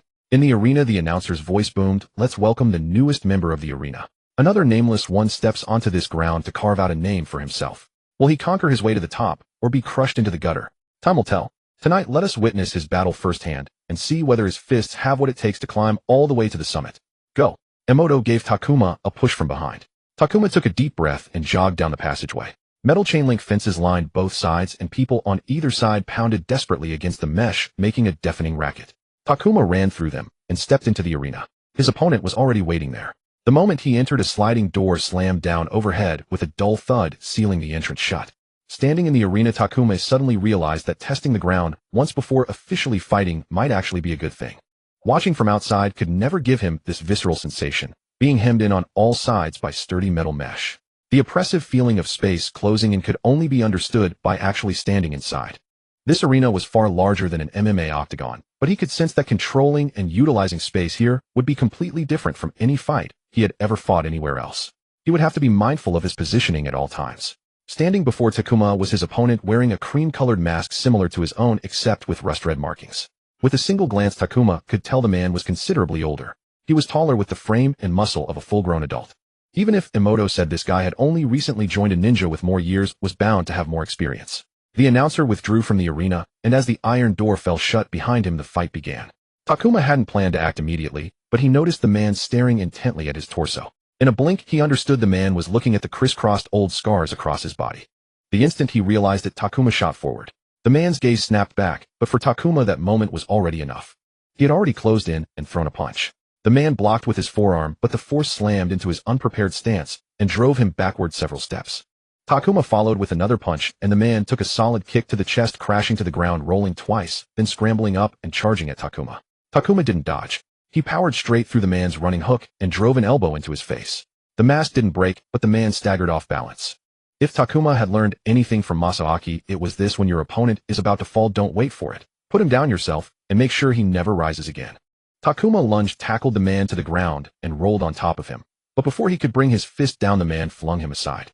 He let out a frustrated grunt, climbed to his feet, and landed a sliding sweep that knocked the man's legs out from under him. He immediately grabbed one of the man's legs, twisting it into a joint lock, ready to wrench the joint from its socket. But in that instant, the man's other leg kicked him hard across the arena. Takuma stumbled backward, and the man was already up, charging into him with a furious roar. The man drove a vicious shoulder charge into Takuma's chest, sending him flying backward into the metal mesh at the edge of the arena, his back slamming against it. The cold wire bit deeply into his flesh, and the air was knocked clean from his lungs. Takuma barely found his footing and caught his breath before he saw the man coming at him like an enraged bull. His hand instinctively shot to the outside of his thigh for a kunai, but his fingers met only air. He couldn't rely on this brief reprieve. Takuma pushed himself off the mesh and had only just raised his guard when a front kick slammed into his head, then a roundhouse cracked against his forearm. The enraged man unleashed a storm of relentless combinations, and soon Takuma's arms began to grow numb and heavier with every blow. He gritted his teeth, holding his defense together so he wouldn't be blown away by the assault. His gaze slipped through the gaps in his guard and locked tightly onto the man. His body made only the smallest adjustments, ensuring that no single strike could truly penetrate. All the audible clamor of the arena gradually faded, replaced by the violent pounding of his own heart and the whistle of the opponent's swings cutting through the air. That state lasted only a brief instant, but in that instant he felt he was truly seeing the man before him. He could feel the fury seeping from every movement the man made. He recognized those movements. They were just like himself when he had sparred with Kosuke, unable to land a hit no matter what, growing more agitated and starting to swing wildly. The moment the two separated, Takuma deliberately opened a crack in his defense. Suddenly, he could see clearly what would happen next. First a knee to open up my stomach, then a right hook at my face. At the same time, Takuma saw every move he himself was about to make in the next instant. Sure enough, the man drove a knee forward first, trying to create distance and force Takuma to lower his guard. Takuma stepped in at the perfect moment and slapped the man's knee down. Then, almost exactly as predicted, the hook swung toward his head. Takuma heard a sharp whoosh as the man's arm grazed past his ear. Time seemed to slow in that moment. Takuma saw the opening he had known would appear, and he seized it. Takuma drove a jab into the man's throat. In an instant, all of the man's offense evaporated. His eyes bulged, his body instinctively curled inward, and his arms clawed back into a guard as he staggered backward. But before his guard could close, Takuma's rear hook landed with brutal force against his chin. As he swayed like a drunkard, Takuma kicked his calf out from under him, dropped him to the ground, then leaped and drove both feet down hard onto his chest. Takuma could feel the bones in the man's ribcage bending slightly beneath his weight. The state ended. The world came flooding back into Takuma's senses. He kicked and struck at the man beneath him in a frenzy. Then a shrill whistle split the air. At the same time, the announcer, who had somehow already rushed into the arena, pulled him off and shoved him down to the ground. Takuma sat dazed on the arena floor, watching the announcer and another person scramble around his opponent in a frantic attempt to help. Above the sound of his own breathing, the only thing he could hear was the deafening clamor and cheers of the crowd. He seemed to finally grasp what Uchiha Izumi had meant by the body's instinct. What do you think? Emoto stood on the second-floor balcony overlooking the whole arena, gazing down, and lit the tobacco in his pipe, drew a deep breath, and the ember glowed and dimmed. He looked down at the newcomer being paraded around the arena by the announcer. That Emoto truly had a sharp, merciless eye for talent. This kid was practically tailor-made for the arena. An orphan assigned to the Genin Corps, a freshly hatched rookie with almost no experience. Quiet by nature, few friends, an unremarkable mission record. But he trained every day and he could put up a decent fight. He did have a fairly close senior ninja, but Emoto had already assured him that wouldn't be a problem. Many young people in the same situation as this boy were unwilling to fight in the arena. They were still naive, throwing themselves headfirst into missions and doing their utmost to become what they thought of as good ninja. These kids would keep slaving away at those missions for the rest of their minimum term of service until one day they realized they couldn't gather the recommendations needed to enter the Chunin exam. The rare few lucky enough to obtain recommendations had long since wasted their years in labor, growing no further as ninja. At the first exam, not a single one advanced. And those fools would keep trying anyway like complete idiots. Chunin promotion had always been reserved for those shrewd enough to know exactly what they were doing from an early age, or for those with connections and someone to guide them into that position. That kind of shrewd person was hard to find. This kid didn't exactly qualify. He did train every day, but he had no awareness of building connections, seeking promotion, or requesting a transfer. This kid was destined to be stuck in the Genin Corps for a long time before he could get out. If he could get out at all. In Un's eyes, he was doing this kid a favor. Win, and he got money and mission points. If this kid had any sense, he would know where to spend them. Before long, he would be sent on a C-rank mission with an observer attached, and if he performed well, he would be pulled into rotation on some Chunin squad. That was the reliable path to a chance at promotion, or at least a way out of the Genin Corps. Nice work, said. I like him. The boy had looked clumsy in the fight, but every newcomer was like that. As long as he kept fighting, he would improve. He won his first match, which wasn't much of a surprise. After all, he was the champion of that final bout in basic training. What stage name should we give this kid? Emoto asked. Un looked down at the youth in the arena, a smile curving at the corner of his mouth. Let's just call him the Scar King. Tua Jun rolled his neck, bent down to grab his ankles, and stretched his spine. He was waiting for his own alias to be called. In the 2 weeks since he had come to the underground arena, he had grown somewhat used to the cold here. It was in this very place that he had bled before a crowd of frenzied spectators. What those people wanted to see was conflict in its rawest form. The arena's newest fighter. Clad in the scars of 100 battles, his face veiled with emerald leaf markings, the announcer's voice thundered from beyond the corridor. Current record: 4 wins, 3 losses. Scar King. Tua Jun burst out of the corridor and into the chain-link runway that led to the domed arena. The steel hatch lifted upward. Tua Jun vaulted over the steps, the tips of his feet brushing the arena's immaculate white floor, the perfect canvas for blood to bloom. By his 3rd week in the fighting arena, Tua Jun still could not say what he thought of the alias Scar King. The announcer called him that, the betting slips carried that name, and the scoreboard was plastered with it. But no matter how the announcer embellished it, not a single scar on his body had been earned in battle. Every one of them came from this body's previous owner. In fact, as long as a wound could receive medical ninjutsu treatment within the time limit from a reasonably skilled medical ninja, it would hardly leave a scar at all. Even if the deadline was missed, there were dedicated scar removal treatments, quite popular among ninja, especially kunoichi. Tua Jun had never bothered to undergo such surgery because the scars on his body neither troubled him nor hindered his life. He didn't have that kind of money either. Had he ever wondered what that boy had gone through to leave him with a body full of old wounds that would make even ordinary ninja look twice? Of course he had. But with no clues and a livelihood to manage, Tua Jun truly had neither the time nor the energy to dig into a matter that had little effect on his current life. In a certain sense, these scars had become an advantage in the arena. They were his most striking feature, and they built the Scar King brand into something thriving. After just 3 weeks, Tua Jun had come to understand quite clearly that this arena was to a considerable degree like the competitive sports of his previous life. If he built a reputation among the spectators, namely the gamblers, he could win himself a higher purse for every fight. And he had to admit, whoever had dreamed up the name Scar King had come up with a truly brilliant persona. His opponent entered from the other end of the arena. Like Tua Jun, he wore a cream-colored mask patterned with blue claw marks. Like most of his previous opponents, this man was a fully mature adult. What was more, he was a genuine big one. Tall frame, broad shoulders, muscles swelling nearly enough to rival Ishiong's. Current record: 25 wins, 21 losses. Rager. Rager pounded his chest with powerful fists, raised his arms overhead, and whipped the crowd into a frenzy. From that record, Tua Jun could tell immediately that this man had been around the arena for a while. With more than 36 fights, he had truly begun to take home real money. Tua Jun nearly drooled at the thought of the prize money 25 wins could have accumulated. Then he thought of Rager's win rate. In the arena, a win rate near 50-50 was the standard. Anyone close to 60% was considered a tough customer. Rager's 54% made it clear he was no weak opponent. The announcer finished his introduction and left the arena. Rager clapped his enormous bear paw hands together and looked down at Tua Jun. Even through the mask, which looked too small for him, Tua Jun could sense the malicious smile hiding behind it. The steel hatch crashed shut behind the announcer, and the moment its muffled thud faded, Rager charged at Tua Jun. Tua Jun felt the ground shake underfoot. With agile footwork, he hopped backward while keeping a constant eye on the arena edge behind him. Being forced into a corner was never a wise move, especially when the opponent was such a colossus. Rager swung his thick arm with all its might, sweeping it toward Tua Jun. Tua Jun ducked under the arm, slipped past, and ended up behind him. He drove hard off the ground, soared upward, and spun into a solid roundhouse kick that slammed against Rager's skull, snapping his thick neck to the side. The strike felt immensely satisfying. He hopped back lightly, but it was not enough. The giant only staggered half a step before rushing at Tua Jun again, arms spread wide. Tua Jun had no intention of being caught. He kept his movements light and made full use of the entire arena floor. Truthfully, Tua Jun had little experience fighting opponents who stood much taller than him. In a world where chakra existed, the effect of a size gap was not as absolute as it once had been, but there were still a few essentials to master when facing a body of a different build. For instance, the idea of reach still mattered. A man's reach was a concrete advantage. His opponent's limbs were longer, and those swollen muscles unmistakably marked him as a heavyweight striker. He did not want to get close enough to take a fist square to the head. For once he was the faster fighter in the exchange, so he made the most of it, circling around Rager and landing precise strikes on his body. No matter how tough his muscles were, they could take only a limited amount of punishment, and damage would slowly take shape. Rager was getting angry, and Tuazhan could feel it clearly, but the man's next movement took him by surprise. Tuazhan took a quick step forward, closed the distance, and poured all his strength into a heavy hook aimed at the torso, only to have Rager absorb it with a tightened guard. Before Tuazhan could retreat, a quick jab had already sunk into his shoulder.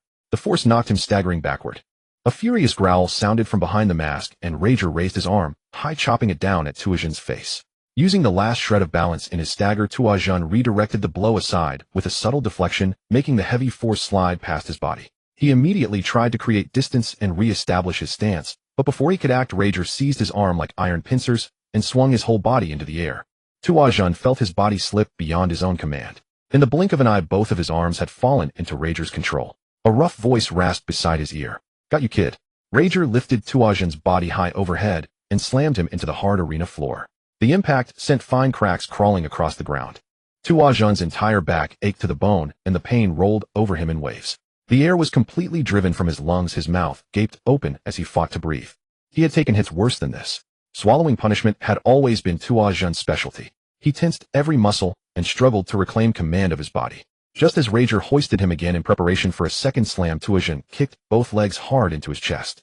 The man merely grunted and still did not let go. But Tuazhan was not finished.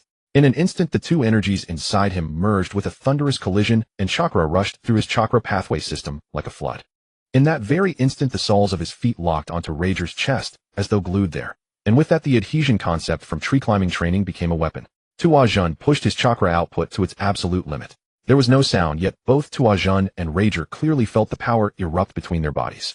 In a flash, the eyes behind the two masks met. It became a contest of who would break first. Rager released Tuazhan's arms, and the blast sent both of them flying in opposite directions. Tuazhan landed on his feet, but only after stumbling several steps and swaying. His legs were trembling violently. The chakra had not been released in a direction that would throw him away, it had instead rampaged through his legs. He could not feel his feet at all, and his knees ached with a vengeance. He could only grit himself and fight to keep from falling. Even though he was competing in the pure taijutsu division, where ninjutsu was forbidden, chakra itself was not listed among the prohibitions. There was a reason this arena had a roof. The ground was not the only spot a fighter could stand on. The entire arena was open to use. He had once spent money to watch a bout between high-level combatants in the pure taijutsu division. Those two had used the ceiling to its fullest, adhering their bodies to the roof and adding an entirely new dimension to the fight. Tuazhan watched the steel hatch rise as the announcer walked into the arena and approached Rager, who was writhing on the ground. Unlike Tuazhan, his opponent had never managed to get up after that chakra collision. At the end of the day, anyone still fighting in the pure taijutsu category after 32 matches probably did not have much to offer in the chakra department. The announcer crouched beside Rager. A few seconds later, he straightened. Rager can't continue. His gaze turned to Tuazhan. "Winner, Scar King." Tuazhan raised both arms, and the stands erupted in deafening cheers. That was the last of his strength. The hatch slid open. As he made his exit from the arena, spectators on both sides slapped the chain-link fence, and the sound chased him all the way down the passage.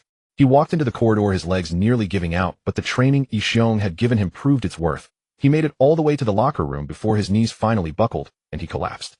"Someone's hurt," a woman said. A man helped her move Tuazhan onto a bed. "What happened?" she asked him. "My legs are done," Tuazhan groaned, clutching the sheets in both hands. He was far from dying, but pain had never been something to enjoy. After a few minutes, as medical ninjutsu gradually soothed the pain from the injuries he had brought on himself, the taut muscles in Tuazhan's body finally relaxed.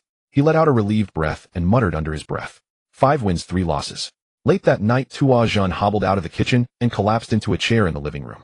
He took out a sheet of paper and began setting down the lessons from his fight with Rager. He had made a mistake. He had misjudged his opponent's personality. He had sensed the man's fury and increasingly impulsive behavior, and so he assumed that if he kept it up, Rager would eventually turn into a wild bull, charging headlong right for exploitation. So he grew more and more confident, certain he could handle whatever Rager threw at him. But amid his fury, Rager had reclaimed his calm. If Tuazhan had not wagered everything in that final moment, he would not only have lost badly, but also have been seriously hurt. There truly were people who could turn cold even when they were enraged, and he should not have underestimated them. He would not make the same mistake again. Emotion was part of battle. Fury and violence could distort form, blur judgment, and even bring about fatal wounds. But he must ensure that he never underestimated any enemy again. That kind of chakra overload cannot be used on my own body anymore. He rose from the chair, grinding his teeth as he muttered, Today had proved it was effective, but he had no intention of letting that power backfire on him. He needed to find a way to use this skill through another means. Tuajun picked up a strip of double-sided tape and pressed the newly written page onto the wall above that row. There were already 4 other similar pages in that row, and above it another row held 3 pinned pages, records of the matches he had lost. He stepped back and let out a long sigh. This wall would eventually be covered with 72 pages. He needed the winning row to always outnumber the losing row. That was his greatest goal for the next 6 months. The ways of a ninja extend far beyond the chakra within his body. Nearly a year ago, Gu Jia had spoken these words. Had Tuajun truly understood the deeper meaning behind them? The answer was no. His mentor had once forced him to learn many skills that he initially deemed utterly useless. Even today, there are still some that he thought he would never use. But at the same time, the cycle of D-rank missions had pushed him into countless paths of life. During this period, he had done more things than ever before. Plowing fields, threading needles, doing construction work under the blazing sun. Surprisingly, some of Gu Jia's teachings actually helped, and along the way he had also picked up many other skills that proved useful in various situations. Looking back, he was astonished to find how ignorant and inept his past self had been. That foolish boy who had idled through college would absolutely never survive if thrown onto the streets to fend for himself. Therefore, although he neither fully agreed with nor fully understood his mentor's words, Tuan had to admit that acquiring a wide variety of knowledge and skills was beneficial overall. But at the same time, he remained a ninja. He believed that if he was to learn various skills, they should be more suited to his identity, rather than learning everything under the sun until he became a shallow jack-of-all-trades. His time was better spent on learning things he truly considered valuable. For this reason, he decided to test something he found both practical and highly valuable for the future. And it was definitely not just because he thought it was fun and had always wanted to try it. Across the street stood the headquarters of my village, the largest publishing house in the entire Land of Fire, Jiang Publishing House. Since arriving in this world, Tuajun had not had time to read many books, but he always kept an eye on the newspapers which carried book reviews. He had heard quite a bit about this publishing house's books. Tuajun wanted to see just how deep into the building he could infiltrate without being discovered. Of course, he could take on the appearance of an employee and walk in boldly using the transformation technique, but the risk of someone calling out to him and striking up a conversation was very high. If that happened, his disguise would be exposed in an instant because he couldn't respond properly. He could act rude, ignore everyone, or pretend to be in a hurry, but that wasn't ideal. Moreover, although the transformation technique was useful, trained ninjas could discern flaws in it. During basic training, they had specifically practiced spotting weaknesses in each other's transformations. Even though Jiang Publishing was merely a civilian institution, he didn't want to use such means. It was a self-imposed restriction. He had other plans. Tuajun glanced down at the simple repairman's outfit he wore, the equivalent of a branded vest from his past life. Tucking the latter under his arm and picking up the red toolbox, he leaped down from the rooftop. He walked toward the building entrance where 2 ninja guards stood. Even for a civilian institution, businesses would hire a few genin as security guards. The building served as both headquarters and a large printing factory. In the ninja hub of my, hiring a genin or 2 to guard the entrance was the lowest level of security arrangement for those who could afford it.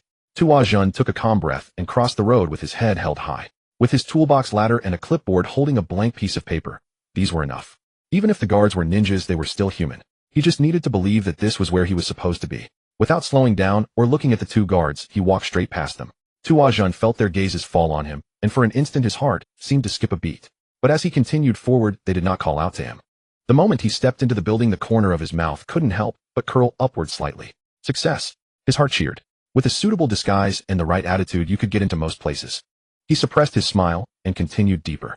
To his surprise, even the front desk receptionist didn't stop him. Well, all the better for him. His destination was the floor where the editors worked, specifically the novel editor's floor. His target, Jinting Huelio, senior editor at Jiang Publishing House. The reason Tuajun chose Jiang Publishing House and Jinting Huilu was that he was not entirely unfamiliar with either. During a delivery job, he had been sent to Jiang Publishing House to deliver a package, and the recipient was precisely Jinting Huilu. He had been in this building once and had met this man once. If this weren't his first time practicing this kind of infiltration, and if he weren't pressed for time because of his fighting arena matches, he would have picked a completely new target and started reconnaissance from scratch.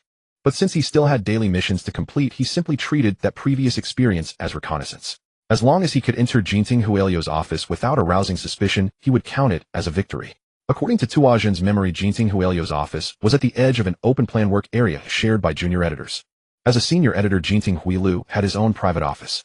For Tuajun to get into that office, he would have to cross an entire floor without drawing anyone's attention. Last time, he had delivered the package directly to Jinting Huelio's office and handed it to him personally. He could once again borrow the identity of a deliverman, but that would only allow him a few seconds in the office, and only if Jinting Huilu happened to be there. If the man wasn't there, he would have to hand the fake package to someone else. He could also hide somewhere, but that would limit his reconnaissance options because a stranger's face would be too conspicuous. So a repairman. Tuajun set up his ladder directly beneath a light bulb outside the office area. The position gave him a perfect view of the office and its surroundings. He pretended to fix the light bulb while carefully observing the surroundings, figuring out how to slip into the office and stay there long enough. The ideal time to sneak in would be during lunch hour when people would go out to eat. But lunch was still a full hour away, and he couldn't wait that long. Sooner or later someone would notice something off. Moreover, from the current situation, Jinting Huilu was not in his office. Even if he could wait until lunchtime, he didn't have that much time to waste. He had a match to fight after lunch. As a newcomer who had just joined the fighting arena, his matches were scheduled in the least noticeable time slots. He had to get out as soon as possible to prepare for the match. Is there something wrong with that lamp? A voice called out to him while Tuajun was looking around. He looked down and saw a bespectacled woman holding documents looking up at him. Although he had expected someone to speak to him, the voice still startled him. He paused for a moment before speaking. "Oh, nothing wrong. Just routine maintenance, miss," he said with a smile. "Then could you take a look at the lamp on my desk?" "It's been flickering lately," the woman said. "Of course. Where is it?" "I'll come over once I'm done here," he said, maintaining his disguise. Inwardly, he was annoyed by this unexpected complication, but he kept a friendly expression on his face. To his surprise, the woman pointed to a spot deeper inside the office area. Tuajun's eyes lit up. He smiled and told her he would take care of it right away. His gaze followed the woman. Her workstation was only a stone's throw away from the target office. Today, luck was on his side. He deliberately waited 2 minutes before walking toward the woman's workstation. She pointed to the flickering lamp. Tuajun set up his ladder and began his deceptive performance. This light bulb looks like it's at the end of its lifespan. It needs to be replaced, miss." He climbed down from the ladder. "I don't have the right model with me for this socket at the moment, but I can take one from another spot and install it here, so you won't have to wait for us to restock." "That would be wonderful, thank you," the woman said with a smile. "Then I'll go find a suitable one," Tuajun said, gently pulling the almost invisible wire. Bang! The woman turned around. A stack of papers on her desk fell to the floor. When she turned back, Tuajun had already vanished. He left that quickly. Tuajun quietly closed the door of Jinting Huelio's office behind him. He grinned as he looked at the empty office. The hardest part was done. Now all he had to do was complete the mission and retreat. In the office, a messy desk was piled with papers stuffed in envelopes. They looked like manuscripts. A large bookshelf stood against the wall, crammed with books. Tuajun could have stolen them, but he didn't want to cause losses to those who had sent in manuscripts. This was just a practice. Aside from furniture and decoration, the room also contained a large iron cabinet. Tuajun tugged at the handle and found it locked tight. "This is it. This is the real deal," he chuckled. Tuajun pulled out his lockpicks and began picking the lock. In less than 2 minutes, the lock was opened. Click. He had succeeded. Inside the cabinet were more documents, a bento box, a jar of candies, a change of clothes, and a suit. None of it sparked his interest. He merely wanted to use this field to test his lockpicking skills. And for the final step, Tuajun picked up a blank sheet of paper and a brush pen from the desk. He grinned and put brush to paper. Getting out was much easier. Tuajun took a smooth pebble from the decorative bowl on Jinting Huelio's desk and threw it toward the other end of the office area, knocking over a large glass jar. The crisp shattering sound was loud enough to draw everyone's attention for a moment. That single moment was enough for Tuajun to slip out of the office unnoticed. He returned to the woman, replaced the bulb for her, packed up his things, and strode out of Jiang Publishing House. No one noticed anything. Later that day, his luck held. He knocked out his opponent within 3 minutes and won the match. That made him wonder whether he should make infiltrating office buildings a regular part of his pre-match routine. What a wonderful day. Jinting Huilu looked up at the faintly flickering light bulb in his office, frowned, then lowered his gaze to the manuscript envelope in his hand. He pulled out the manuscript inside. The title read, Ika Ika Paradise, Volume 1, Zilai. Just as he was about to begin reading the first manuscript of Zilai, one of the legendary Sanin, another folded piece of paper slipped out of the envelope. It was a plain white sheet without lines, completely different from the manuscript paper. He unfolded it and looked. Written on it in scrawled handwriting were several large characters, "I was here." Jinting Huilu frowned, then shook his head. He would never understand the bizarre way ninjas' minds worked.